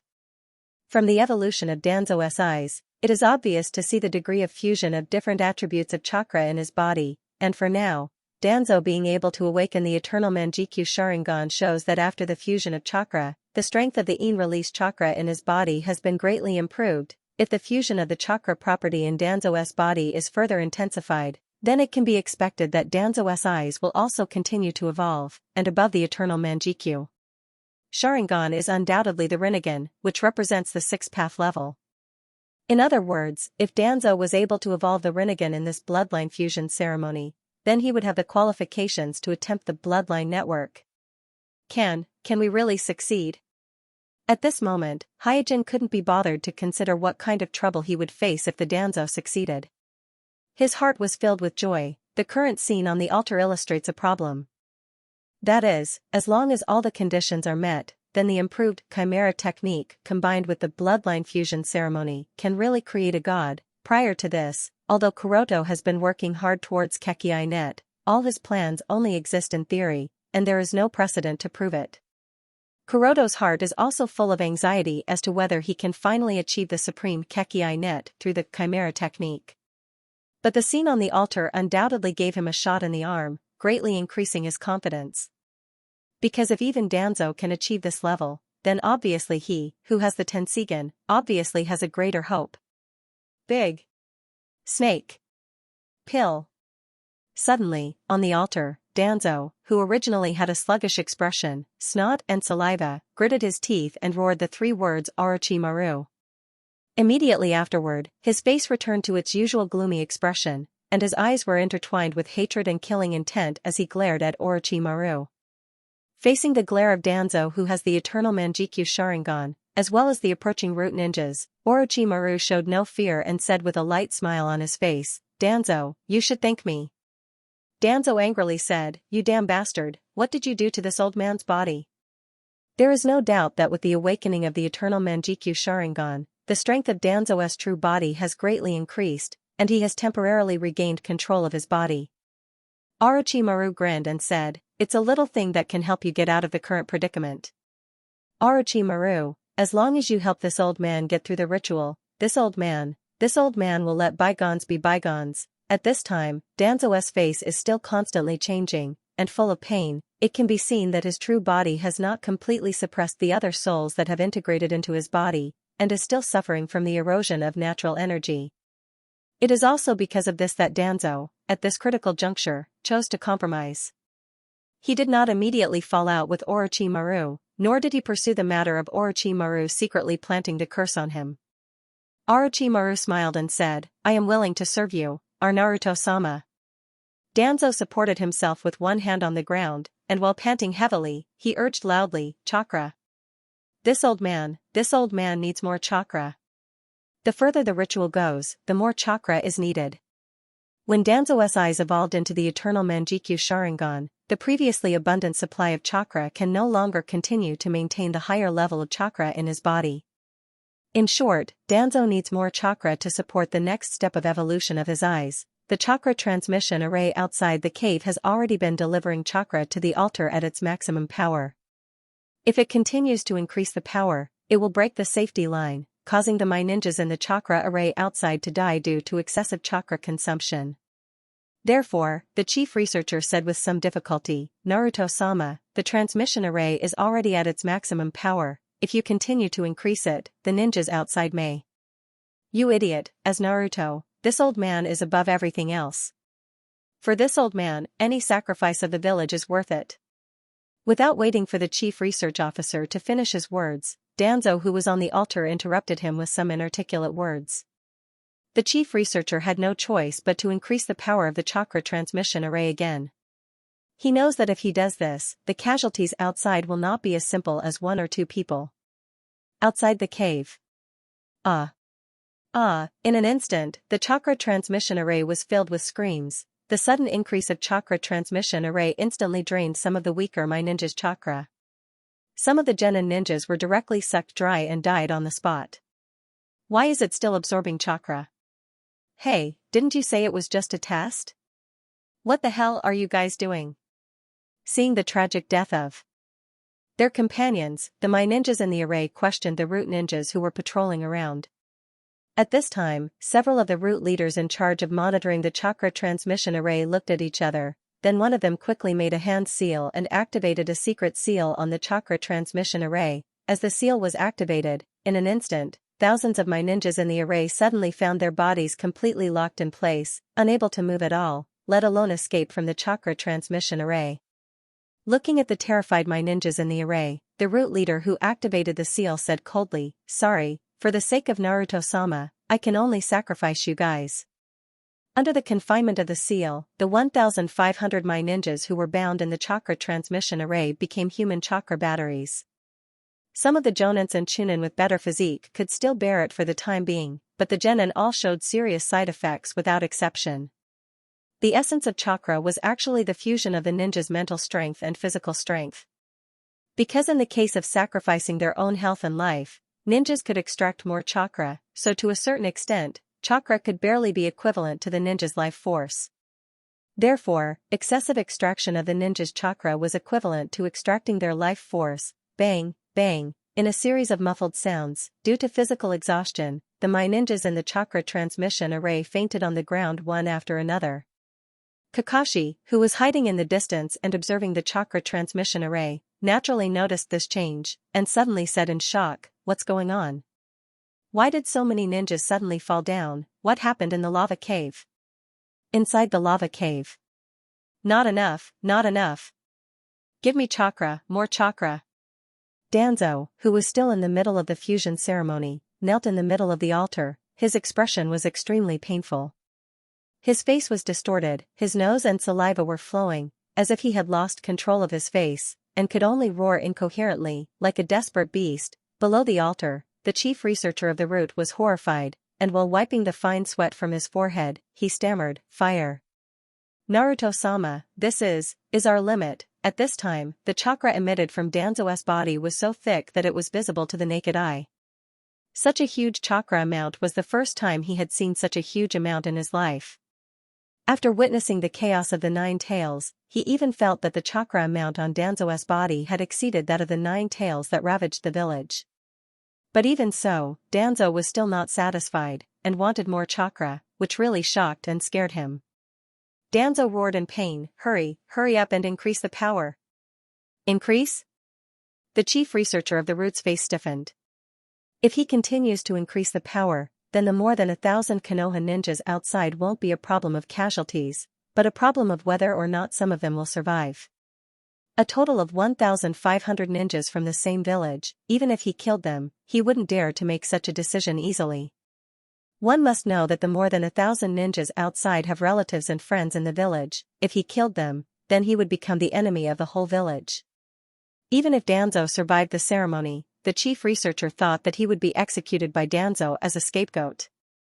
After all, someone has to bear the responsibility for such a crime. On the other side, Orochimaru was completely immersed in the blood fusion ceremony. The eternal Manjikyu Sharingan in Danzo's eye sockets were like a black hole, firmly attracting his attention, making him unable to move his eyes away. Compared to Orochimaru's obsession, Hyojin was much calmer this time. Because he suddenly realized that he seemed to have ignored an important problem, that is, the Kekkai Genkai fusion ceremony's demand for chakra is completely beyond his previous expectations. It is reasonable to say that after Orochimaru's transformation surgery, Danzo's chakra amount should already be at the top of the shinobi world. Coupled with the 1,500 Mai ninjas outside the lava cave that formed the chakra delivery array, the chakra amount should be more than enough. When evolving the Manjikyu Sharingan or even the Manjikyu Sharingan, the chakra amount prepared by Danzo was indeed enough. But when the chakra attribute fusion in Danzo's body was further upgraded, and his eyes evolved from the Manjikyu Sharingan to the eternal Manjikyu Sharingan, the demand for chakra in the ceremony suddenly increased several times, causing the previously abundant chakra reserve to suddenly become extremely tight. This is just the eternal Manjikyu Sharingan representing the ultimate Yin release chakra. There is still the Rinnegan which combines the 2 Yin and Yang chakra attributes, and the Kekkai net which combines the 7 Yin and Yang 5 elements chakra attributes. Thinking of this, Hyojin's brows wrinkled more and more tightly. According to the nature of chakra, the higher the degree of chakra fusion, the greater the amount of chakra required. Then Danzo, who is in the middle of the ritual, still has to pass the Rinnegan and Kekkai net. And from the analysis of the previous ritual process, a conclusion can be easily drawn. That is, every time an obstacle is crossed, the demand for chakra amount will increase exponentially, and when Danzo is in the eternal Manjikyu Sharingan level, the chakra reserve prepared is already close to the limit. We are all wrong. The real difficulty is not the soul fusion, but the chakra amount that we have neglected before. Until now, Hyojin put down the hope that Danzo will not be able to achieve the Kekkai net. As for whether or not he can survive the Kekkai fusion ritual and become a defective product, it will depend on Danzo's own luck. And this also made Kuroto realize a very serious problem. If the chakra of more than 1,000 ninjas is far from enough to push the Kekkai fusion ritual to the end, then doesn't it mean that the chakra of tens of thousands or even tens of thousands of ninjas are needed to complete the final sprint towards the Kekkai net? No wonder only by resurrecting the 10 tails, activating the infinite Tsukuyomi, and gathering the chakra of all the ninjas in the shinobi world together can Kagaya, who has achieved the Kekii net, escape. It turns out that when it comes to achieving the Kekii net, the chakra amount is a difficult problem that cannot be avoided. Looking at Danzo, who is roaring in pain on the altar for chakra, Hyojin felt a little empathetic for a moment. This rehearsal to break through the Kekii net first gave him hope, but also showed the cruelest side of reality in front of him. At this moment, Danzo on the altar saw that the chief research officer of the Root Academy did not move for a long time, so he turned his head and stared at him with difficulty. My body. With just a glance from Danzo, the chief research officer of the Root Academy lost control of his body, and involuntarily turned the power of the chakra transmission array to the maximum. In an instant, with more chakra support, the new pair of Eternal Manjikyu Sharingan in Danzo's eye sockets changed again, and the gears in the scarlet pupil began to distort. Is there a stronger form of Sharingan? Seeing this, Orochimaru blurted out in shock. At this time, Hyojin suddenly covered his eyes, and for some reason, the Eternal Manjikyu Sharingan in his eye sockets also became restless. What's going on? Hyojin was a little puzzled for a while, and his face under the flame mask was extremely solemn.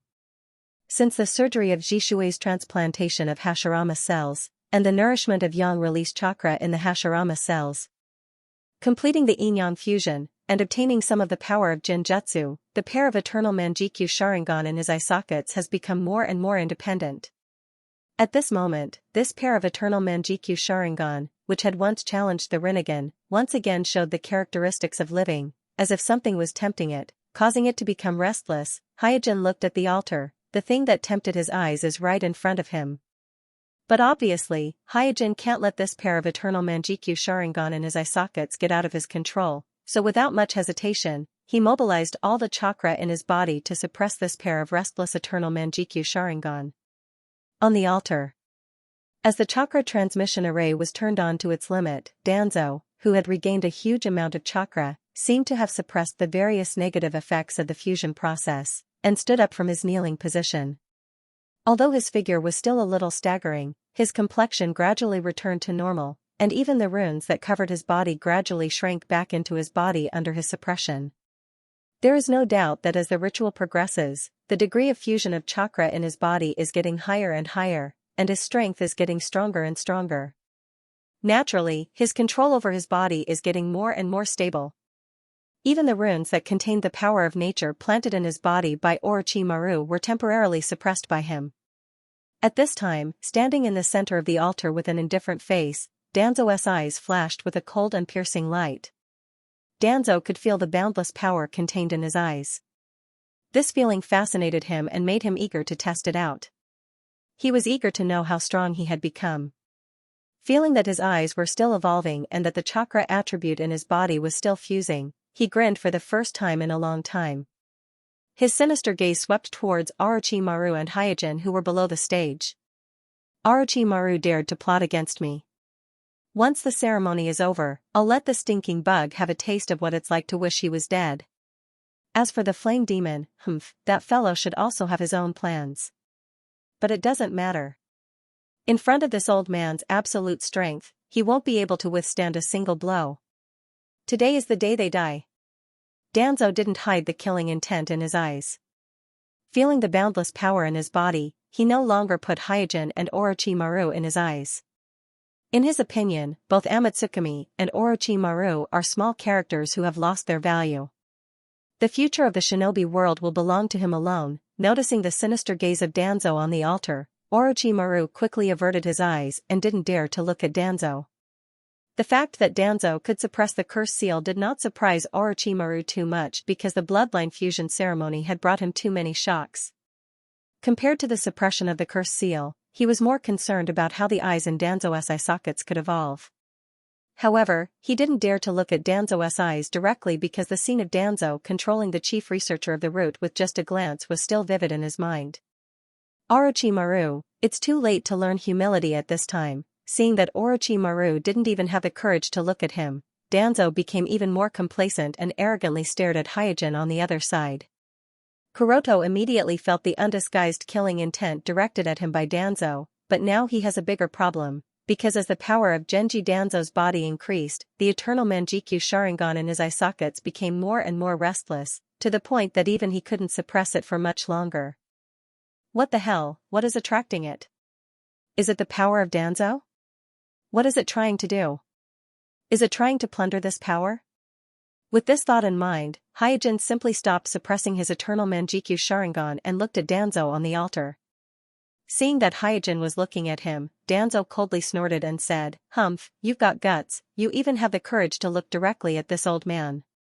Suddenly, after Hyojin relaxed his suppression, Danzo, who also has the eternal Manjikyu Sharingan, suddenly felt that the Sharingan in Hyojin's eye sockets was not an ordinary Manjikyu Sharingan, but the eternal Manjikyu Sharingan was the same as his own, a higher level Manjikyu Sharingan. Danzo was shocked. Your eyes. Roar. At this moment, a huge golden Susanoo was projected from Hyojin's body and let out a roar. This roar echoed continuously in the volcanic cave, so deafening that the root ninjas in the cave had to cover their ears. At the same time, the golden Susanoo grabbed the void towards Danzo on the altar, and the power of Danzo's body was sucked away by a magnet towards the golden Susanoo and into Hyojin's eye sockets. Orochimaru on the side showed an as expected expression. "I knew you must have other plans. Hey, you really made a move." Danzo, who was on the altar, was shocked and angry at the same time, and roared, "Damn guy, you dare to plunder this old man's chakra. This old man will let you see what is the real power of the pupil." After roaring, Danzo fully activated the eternal Manjikyu Sharingan in his eye sockets, and in the blink of an eye, a dark red Susanoo was projected from his body. The dark red Susanoo's huge figure occupied the altar, and in an instant, the ominous chakra from its body filled the entire cave. Danzo's Susanoo was different from the ordinary Susanoo. It didn't have any weapons, but its two palms were like the claws of a wild beast, and the claws were emitting a dark red corrosive mist. The sudden appearance of the two Susanoo made the originally spacious lava cave much narrower. All the ninjas in the cave, including Orochimaru, subconsciously avoided far away. Everyone knew that this was not a battle that mortals could easily intervene in. Boom, amidst the loud explosion, the two Susanoo clashed. The golden Susanoo waved the giant flame sword and slashed at the dark red Susanoo, but it was caught by the dark red Susanoo's left claw. The right claw of the dark red Susanoo directly grabbed the golden Susanoo, but it was firmly blocked by the other flame sword of the golden Susanoo. In an instant, the two Susanoo fought evenly, so the competition of the two pairs of eternal Manjikyu Sharingan's pupil power began. Boom. Boom. Boom, the deafening roar kept echoing in the lava cave. The two huge Susanoos wrestled with each other, shaking the entire lava cave as if it would collapse at any time. Dong. Dong. Broken rocks of different sizes also fell from the dome of the lava cave from time to time. When they fell into the lava pool, sparks of magma and pungent smoke rose into the air. In the midst of the shaking and roaring, Orochimaru, who was hiding far away, was full of vigor. For him, the scene of two Susanoo's duel was a rare sight, and he was also a little curious. How could Homusubi's Manjikyu Sharingan be able to compete with Danzo's Sharingan, which was obviously beyond the level of Manjikyu Sharingan, especially when Shimura Danzo blurted out "Your eyes" to Homusubi with a surprised look on his face. His heart was filled with all kinds of questions. On the altar, "This old man will completely tear you to pieces." Danzo's whole face was wrinkled because of anger, and the eternal Manjikyu Sharingan in his eyes flashed with a strange brilliance, as if it could take away people's souls. Under the control of his eternal Manjikyu Sharingan, the dark red Susanoo exuded a mist of blood. Puff. Puff. No matter what it was around, once it came into contact with the bloody mist, it instantly made a burst of corroding sound. The sturdy rocks melted in the bloody mist and shattered into pieces. The fierce magma also lost the light of the flames in the bloody mist and became colorless and pitch black. This bloody mist seemed to be the embodiment of death that harvested everything. Even the lifeless rocks couldn't resist its erosion. Seeing this, Kuroto's expression turned cold. The power of Danzo's Susanoo was completely beyond his expectation, and the dark red Susanoo of Danzo was very evil. Hyojin had seen many Susanoo, but none of them was similar to the dark red Susanoo of Danzo. This Susanoo of Danzo gave people a very evil feeling. Tisk. After letting out a light sigh, Suijin also knew that with the Manjikyu Sharingan in his eye socket, he wouldn't be able to defeat Shimura Danzo, so he no longer hesitated and pushed his pupillary powers to the limit.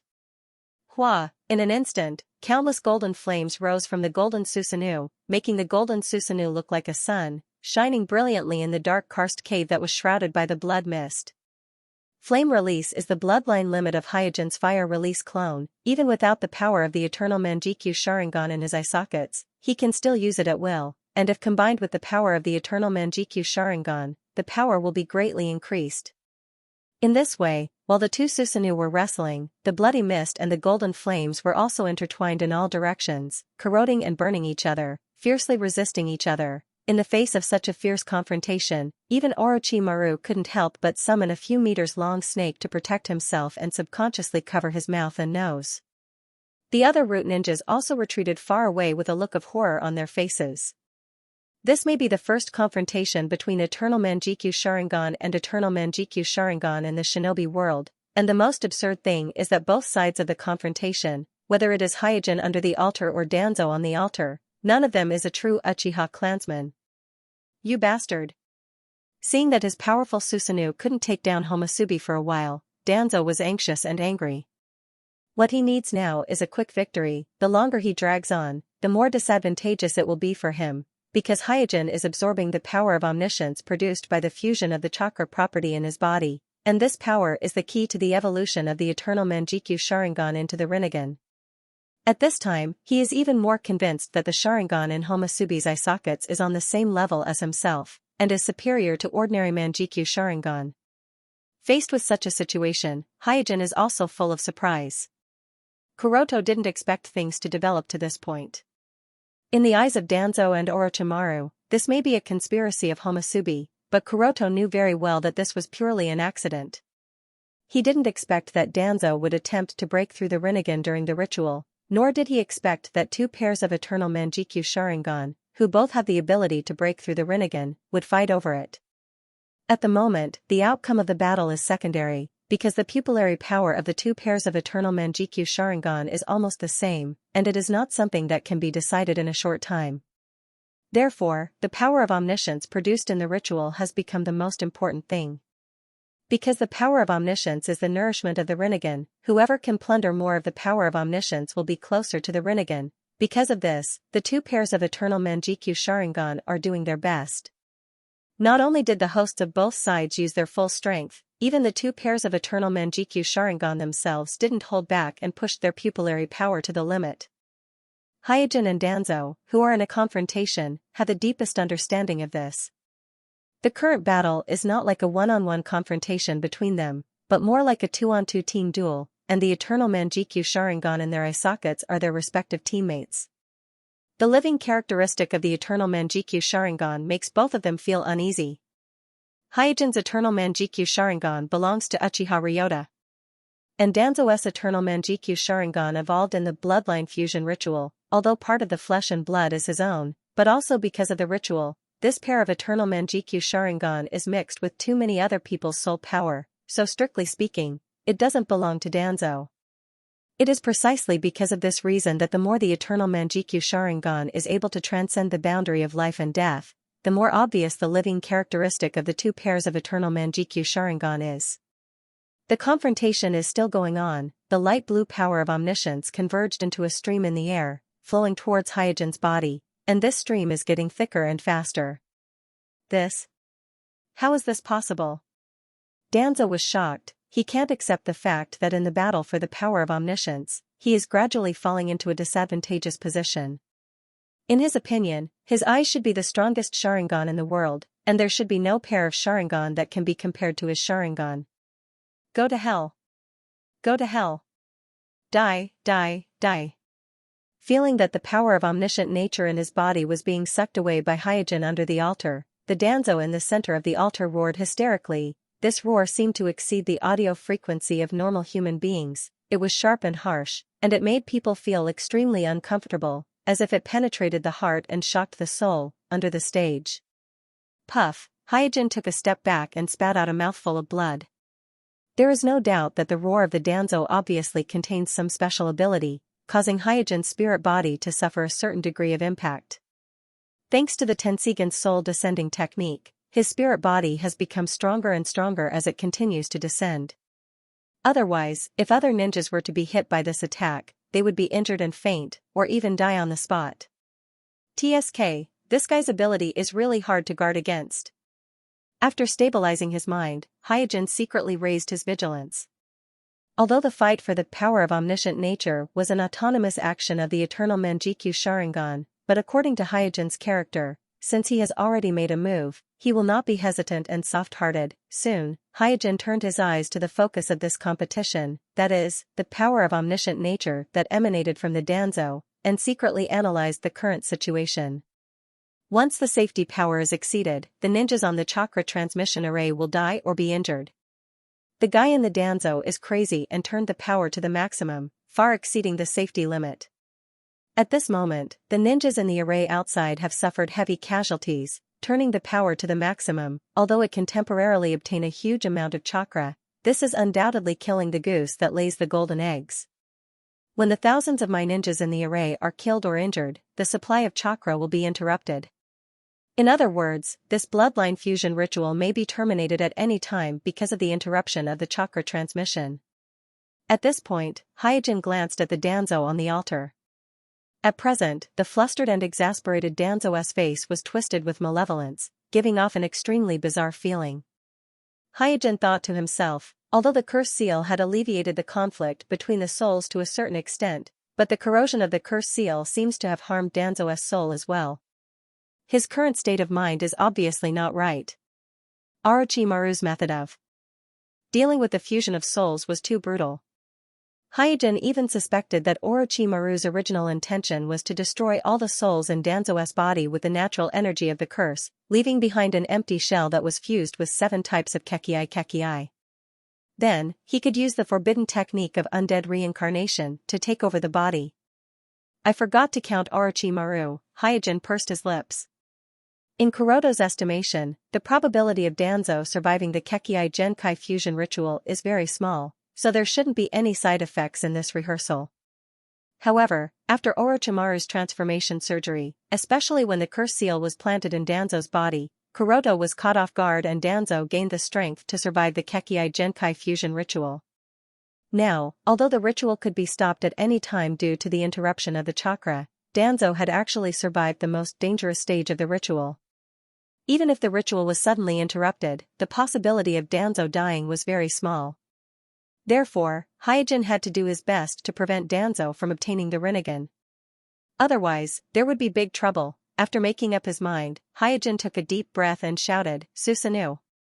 With the activation of the Manjikyu Sharingan technique, the golden Susanoo projected from Hyojin's body instantly became a circle larger, a pair of wings extended from its back, and an arm grew from both sides of the ribs, from 2 arms to 4 arms, and a flame armor composed of golden flames appeared on its body. Roar, the golden Susanoo let out a roar.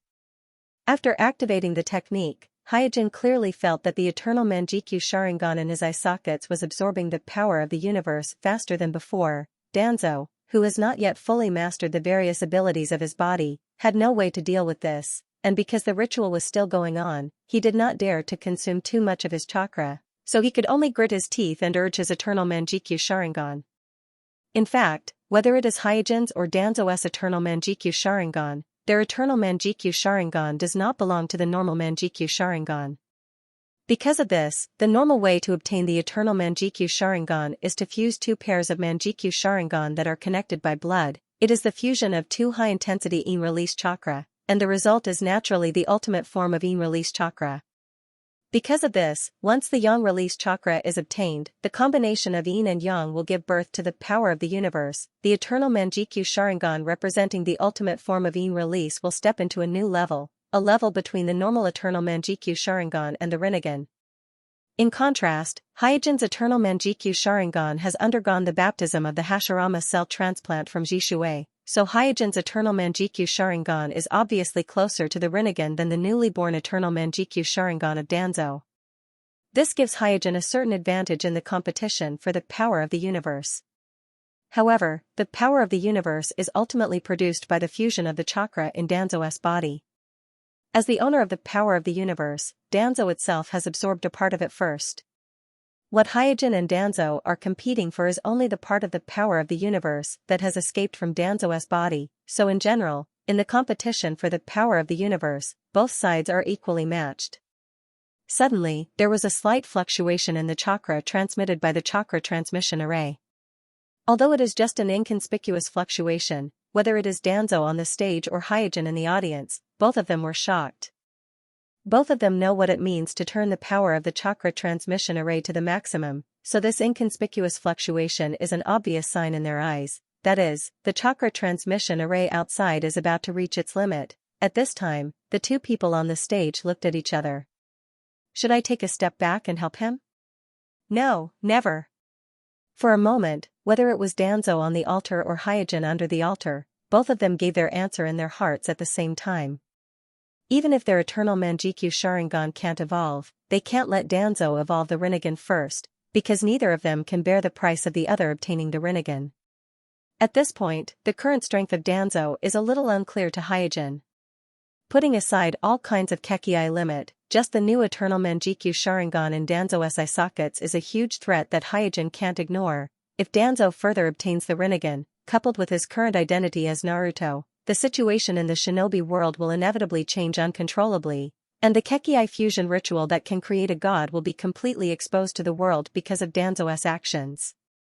Whether it is the destruction of the current situation in the shinobi world or the complete exposure of the great potential of the Kekkei fusion ritual, Hyojin absolutely cannot tolerate it, and compared to Hyojin, Danzo has no way out.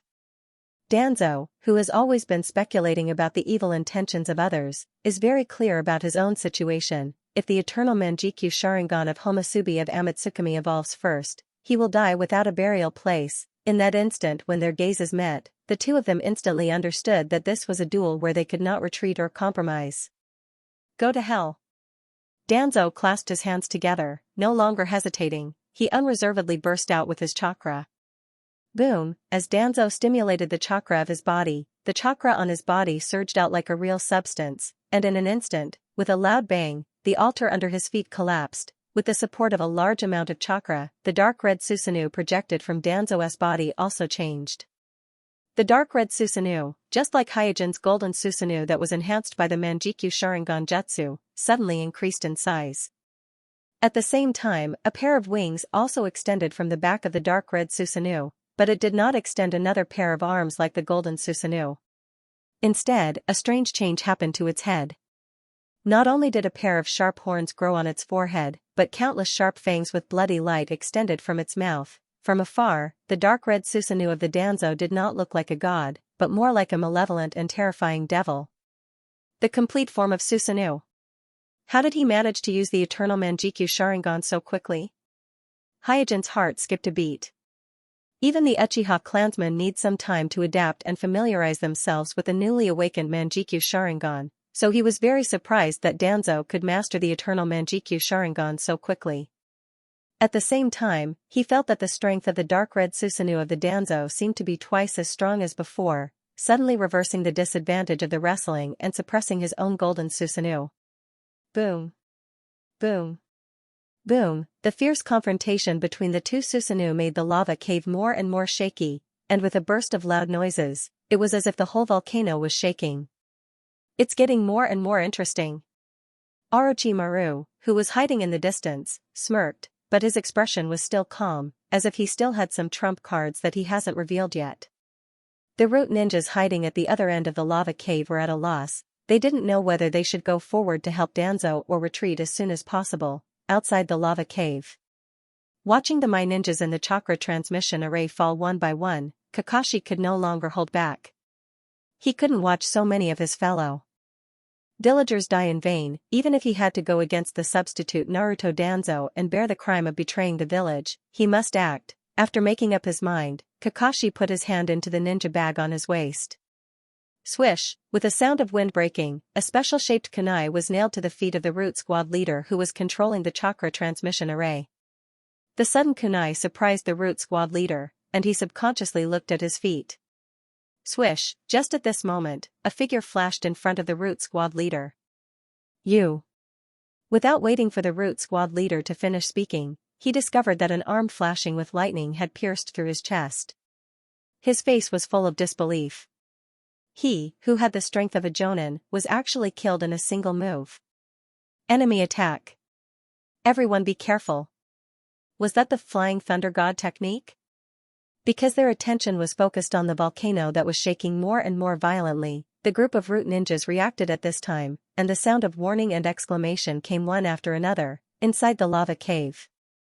Under the suppression of the dark red Susanoo, Hyojin's golden Susanoo was slowly retreating, and was about to be forced into a corner. There is no doubt that in terms of pure strength, Hyojin's golden Susanoo was no match for the dark red Susanoo of Danzo. In other words, no one Susanoo could suppress the dark red Susanoo of Danzo in terms of strength. In terms of strength alone, the dark red Susanoo of Danzo was a bit too strong. Oh no, Hyojin, who was suppressed and retreating step by step, was a little anxious. He could vaguely feel that the Danzo was gradually recovering in the fight for the power of the universe. This meant that the eternal Manjikyu Sharingan in Danzo's eye sockets had begun to overtake the Rinnegan. Turning his attention to the Danzo's eye sockets, Hyojin found that the distortion of the eternal Manjikyu Sharingan in Danzo's eye sockets was getting more and more obvious, and the scarlet color of the eyes had begun to change. All signs indicated that the Danzo's eternal Manjikyu Sharingan was evolving into the Rinnegan. Hyojin's mind was spinning, thinking about all the ways to stop the Danzo, and the Danzo, who also felt that he had the upper hand, showed a look of ecstasy on his face. He thought that he was only one step away from becoming a god. After a few breaths, the eternal Manjikyu Sharingan in Danzo's eye sockets appeared a circle of ripples like the Rinnegan, but the color of the eyes was still the iconic scarlet color of the Sharingan, but this scarlet color was also transforming little by little. Ha ha ha, this old man won, this old man is the ruler of the shinobi world. Standing on the ruins of the altar, the Danzo roared to the sky. But at this moment, the chakra transmission array on the chakra transmission array suddenly stopped. All the fusion, all the evolution was interrupted in an instant. On the ruins of the altar, the crazy Danzo's ecstasy from the bottom of his heart froze at the moment when the chakra transmission was cut off. The eternal Manjikyu Sharingan in his eye sockets that was only one step away from the Rinnegan that blurred the boundary between life and death unwillingly stopped evolving and stopped at this last step. In his pupils, the ripples that had already changed into the Rinnegan instantly reverted back to the previous pattern of the ink-colored gear wheel, and the color of his pupils also changed from light to dark, returning to the iconic scarlet color of the Sharingan. All his efforts were in vain. The state of evolution was both unstable and could not be maintained for a long time.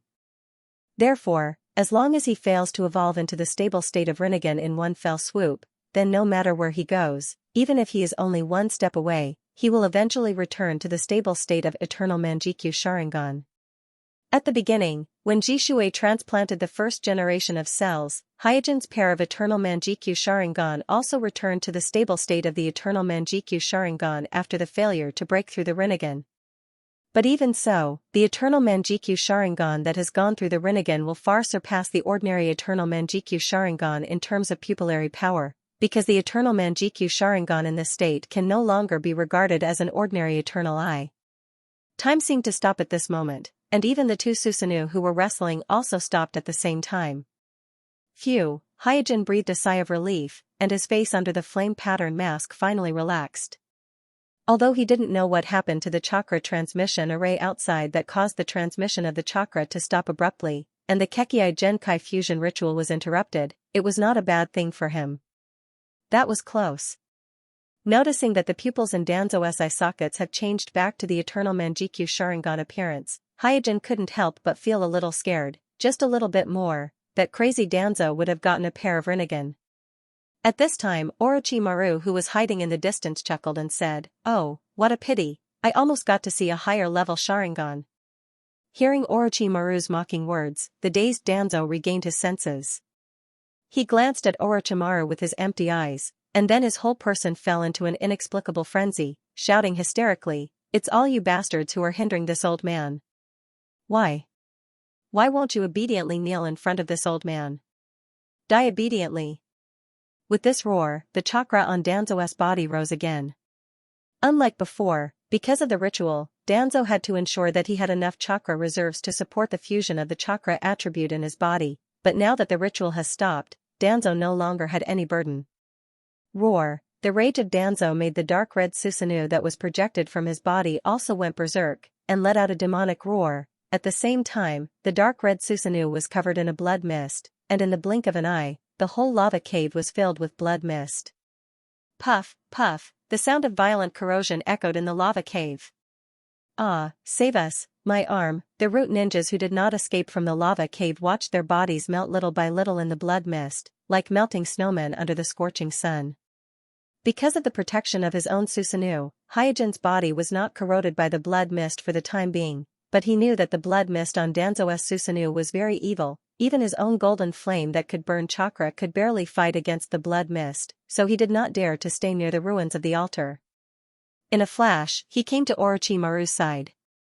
Hyojin said angrily, "Hey, you made this mess, you have to find a way to solve it." If it were not for Orochimaru's interference, Danzo would have been dead by now, and there would be no trouble at all.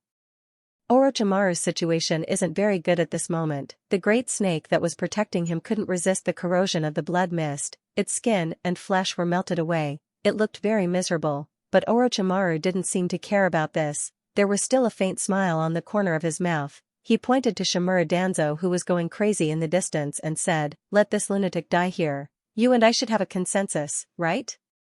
Hyojin glanced at Orochimaru and said, "If you have any backup plan, use it quickly, or you may not even have the chance to use it later."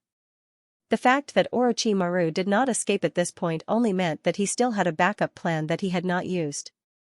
He was still thinking about the body of Danzo. In this case, it was obviously impossible for Hyojin to fight with Danzo first, and then let Orochimaru take advantage of it. Knowing that Hyojin would not let him take advantage of the situation, Orochimaru did not talk nonsense, immediately made a seal with his hands, pressed on the ground, and shouted, "Impure Earth Reincarnation." Crash. In an instant, 2 coffins engraved with the words first and second rose from the ground. Hyojin frowned and said, "This is your backup plan?" Although the impure earth form of the first and second Dame Sama was not weak, it did not exceed the scope of the Kage level. But now that Danzo has the power of the universe and has mastered the 7 Kekii limit including the eternal Manjikyu Sharingan, it is obvious that it has exceeded the scope of the Kage level. It is a monster even more terrifying than Hiriko. The impure earth form of the first and second Dame Sama is obviously not enough to suppress the current Danzo. Orochimaru smiled and did not answer. Clap clap, at this time, the lid of the 2 coffins fell, and then 2 figures walked out of the coffins. At this moment, the eternal Manjikyu Sharingan in Hyojin's eye sockets seemed to have encountered a natural enemy, and his pupils shrank slightly as he reacted to the situation. Orochimaru, you, feeling the violent chakra fluctuations of the impure earth form of the first and second Dame Sama, Hyojin finally understood why Orochimaru was so sure. Because Orochimaru did not impose any shackles on the impure earth form of the first and second Dame Sama, and judging from the huge chakra amount of the 2 impure earth form, it seems that the sacrifice prepared by Orochimaru this time is not ordinary. The impure earth form of the first Dame Sama, wearing the red armor of the Warring States period, muttered to himself, "Is it this technique again?" And the impure earth form of the second Dame Sama, wearing the blue armor, with a head of white hair, looked at the distant Danzo who has regained his youth due to the transformation surgery, and asked with a puzzled face, "Danzo, is that you?" As the instructor of 3 generations, Danzo, and others, 2nd generation Naruto has devoted too much effort to his disciples. In the end, in order to protect his disciples from danger, he even resisted the elite forces led by the Cloud Brothers alone, and finally died on the way back to the village. Therefore, when the familiar face of Danzo came into view, 2nd generation's eyes were immediately attracted. Manjikyu Sharingan?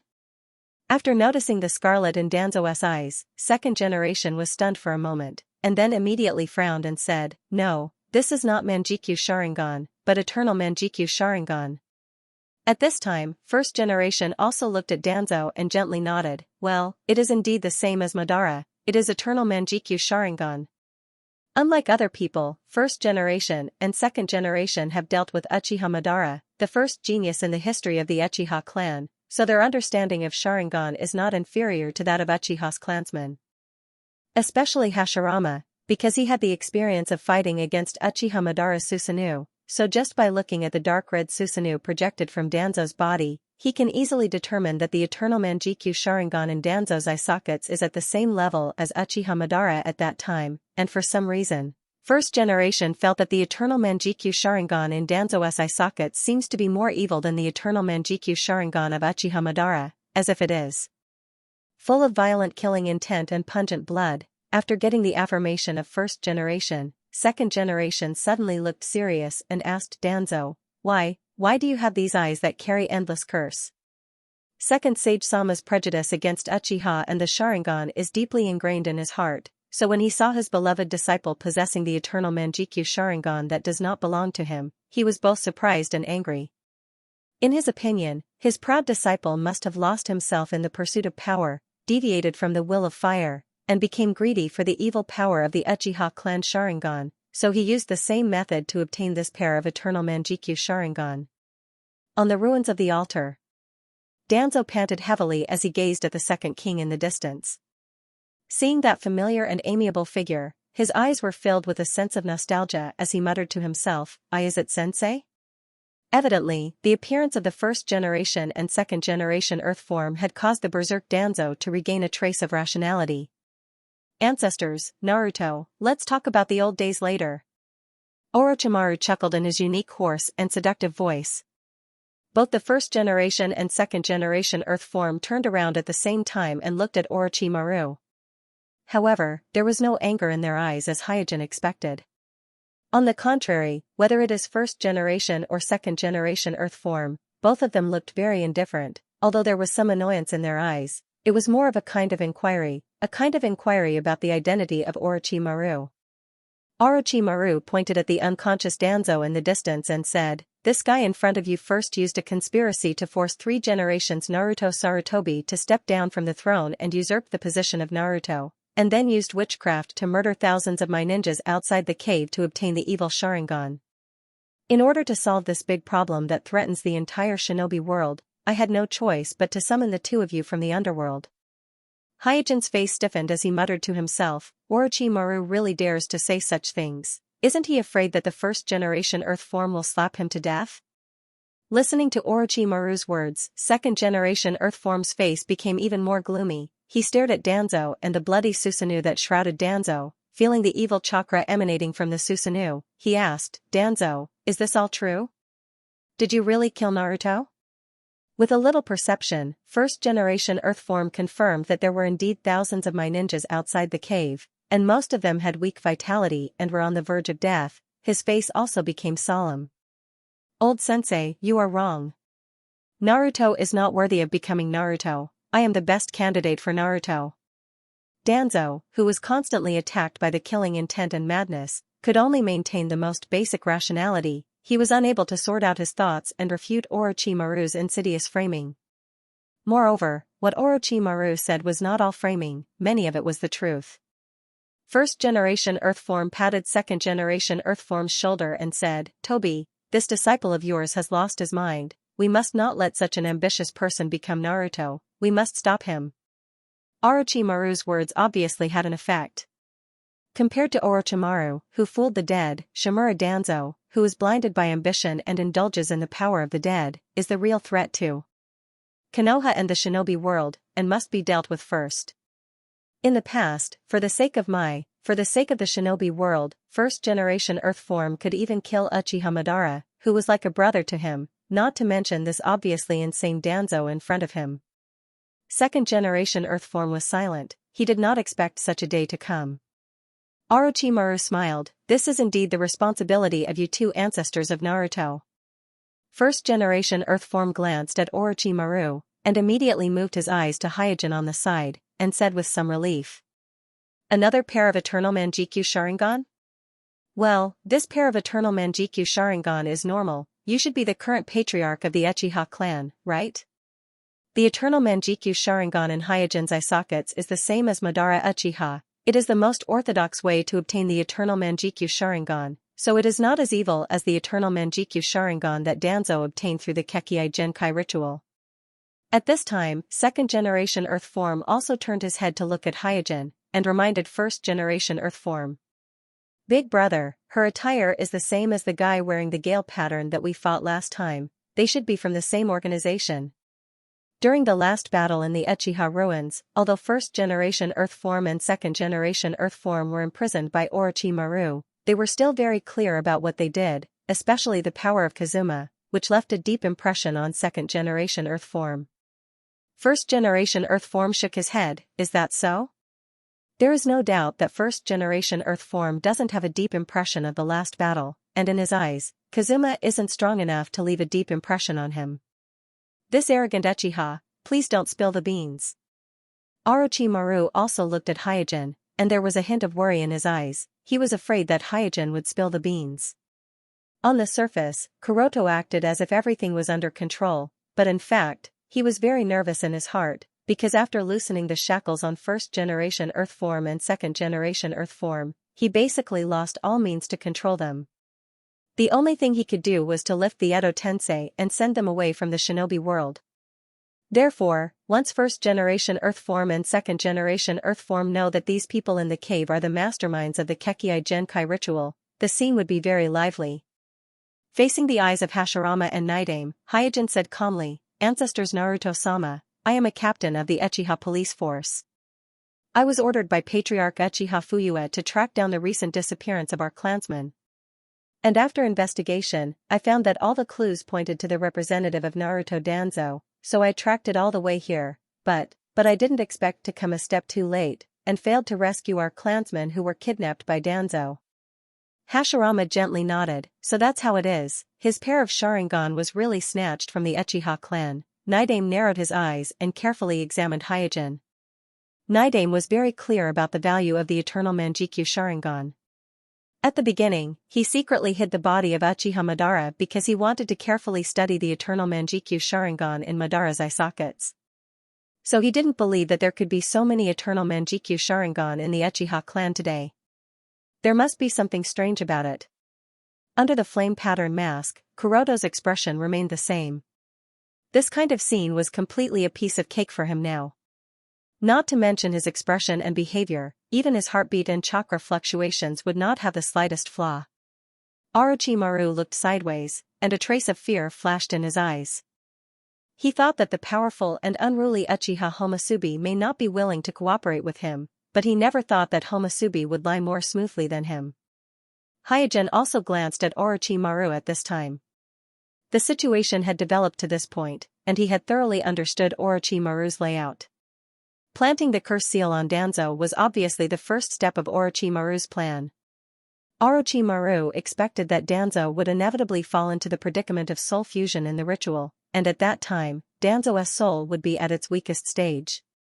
As long as he grasped the right opportunity to launch the curse seal and draw out the natural energy in the curse seal, there was a good chance that all the souls in his body including Danzo would be destroyed in one fell swoop, turning Danzo's body into an empty shell that could be easily occupied by anyone. And even if the first step failed, Orochimaru still had the second step, and that was to summon Hashirama and Naidame. Because after going through the first step, even if Danzo's soul was not destroyed by the natural energy in the curse seal, it would certainly be greatly damaged, and the possibility of it maintaining normal consciousness was extremely low. If the Hashirama and Naidame saw this situation, the probability of them attacking Danzo was very high. In the end, as long as the Hashirama and Naidame subdued Danzo, Orochimaru could calmly remove the Edo reincarnation, send away the Hashirama and Naidame, and then monopolize Danzo's body which had the eternal Manjikyu Sharingan combined with 7 Kekkai. Orochimaru, you have a good plan, even I am being used by you. Hyojin snorted coldly in his heart. The reason why Kuroto cooperated with Orochimaru is because he also needs Hidame-sama and Hidame-sama to deal with Danzo. As for what happens after that, it will depend on their own ability. Kuroto will not hand over Danzo's eternal Manjikyu Sharingan to others. Roar. While Naidame was trying to determine whether Hyojin's words were true or false, Danzo suddenly roared from the ruins of the altar, attracting everyone's attention again. At this time, Danzo's body was bent over, his hands were almost hanging on the ground, and his breathing was heavy. Every time he breathed, a large amount of white smoke would come out of his nostrils. Coupled with his messy hair and the dark red Susanoo that covered his head, he looked like a demon that just crawled out of hell. "Sensei, your time has passed, the shinobi world belongs to me, my time has come." An indiscernible roar came from Danzo's throat.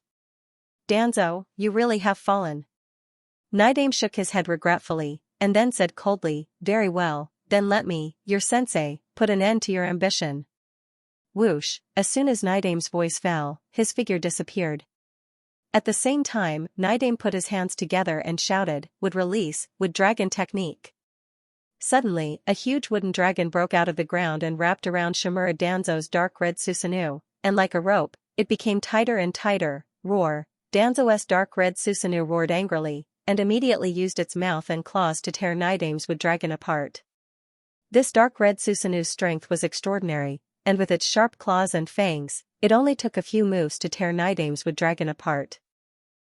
Seeing that his wood dragon attack was broken by Danzo, Naidame only let out a soft huh, and his expression didn't change. Then, he stretched out his hands and clenched them. Boom boom boom, in an instant, the earth shook, and two wood dragons, thicker than the previous one, broke out of the ground and wrapped around Danzo's dark red Susanoo. Seeing Naidame's powerful wood release ninjutsu, Hyojin asked Orochimaru, what sacrifice did you prepare for them? For the impure earth body, the strength that the impure earth body had when it was alive depended on the strength of the sacrificial offering as well as the strength of the impure earth body. If the strength of the sacrificial offering was too low, then no matter how strong the impure earth body was when it was alive, it would not be able to exert much of its strength. But now that Naidame could use such a powerful wood release ninjutsu, and it looked like he was doing it with ease and didn't use much strength, Hyojin couldn't help but be curious about the sacrifice Orochimaru prepared for Naidame and Naidame. Orochimaru grinned and said, it's a secret. At this moment, Naidame, who had disappeared before, took advantage of the gap when Danzo's attention was attracted by the two wood dragons, and used earth release to break into Danzo's dark red Susanoo. He reached out his right hand towards Danzo and said in a low voice, forbidden jutsu, soul extraction. The experienced Naidame could see that there was a problem with Danzo's spiritual body, so he used this forbidden jutsu. Once it hit, it would instantly solve the problem. Looking at Danzo who was about to pounce on him, a huge sense of crisis instantly enveloped his heart. Although he had lost his mind, his instinct as a beast was much stronger than before. Whoosh, just as Naidame's right hand was about to press on Danzo's body, Danzo's figure suddenly disappeared with a whistling sound. Even Naidame, who had always been known for his speed, was taken aback. While observing the surroundings for traces of Danzo, Hokage-sama couldn't help but exclaim in his heart, he actually has such a fast body flicker technique? At this time Orochimaru in the distance leisurely shouted, Naruto-sama, Danzo is now a perfect ninja with wood release, Sharingan, rapid release, hell release, boiling release, crystal release, and mist release. Be careful. End of chapter 610. Don't forget to subscribe, like, and share the video to support the channel.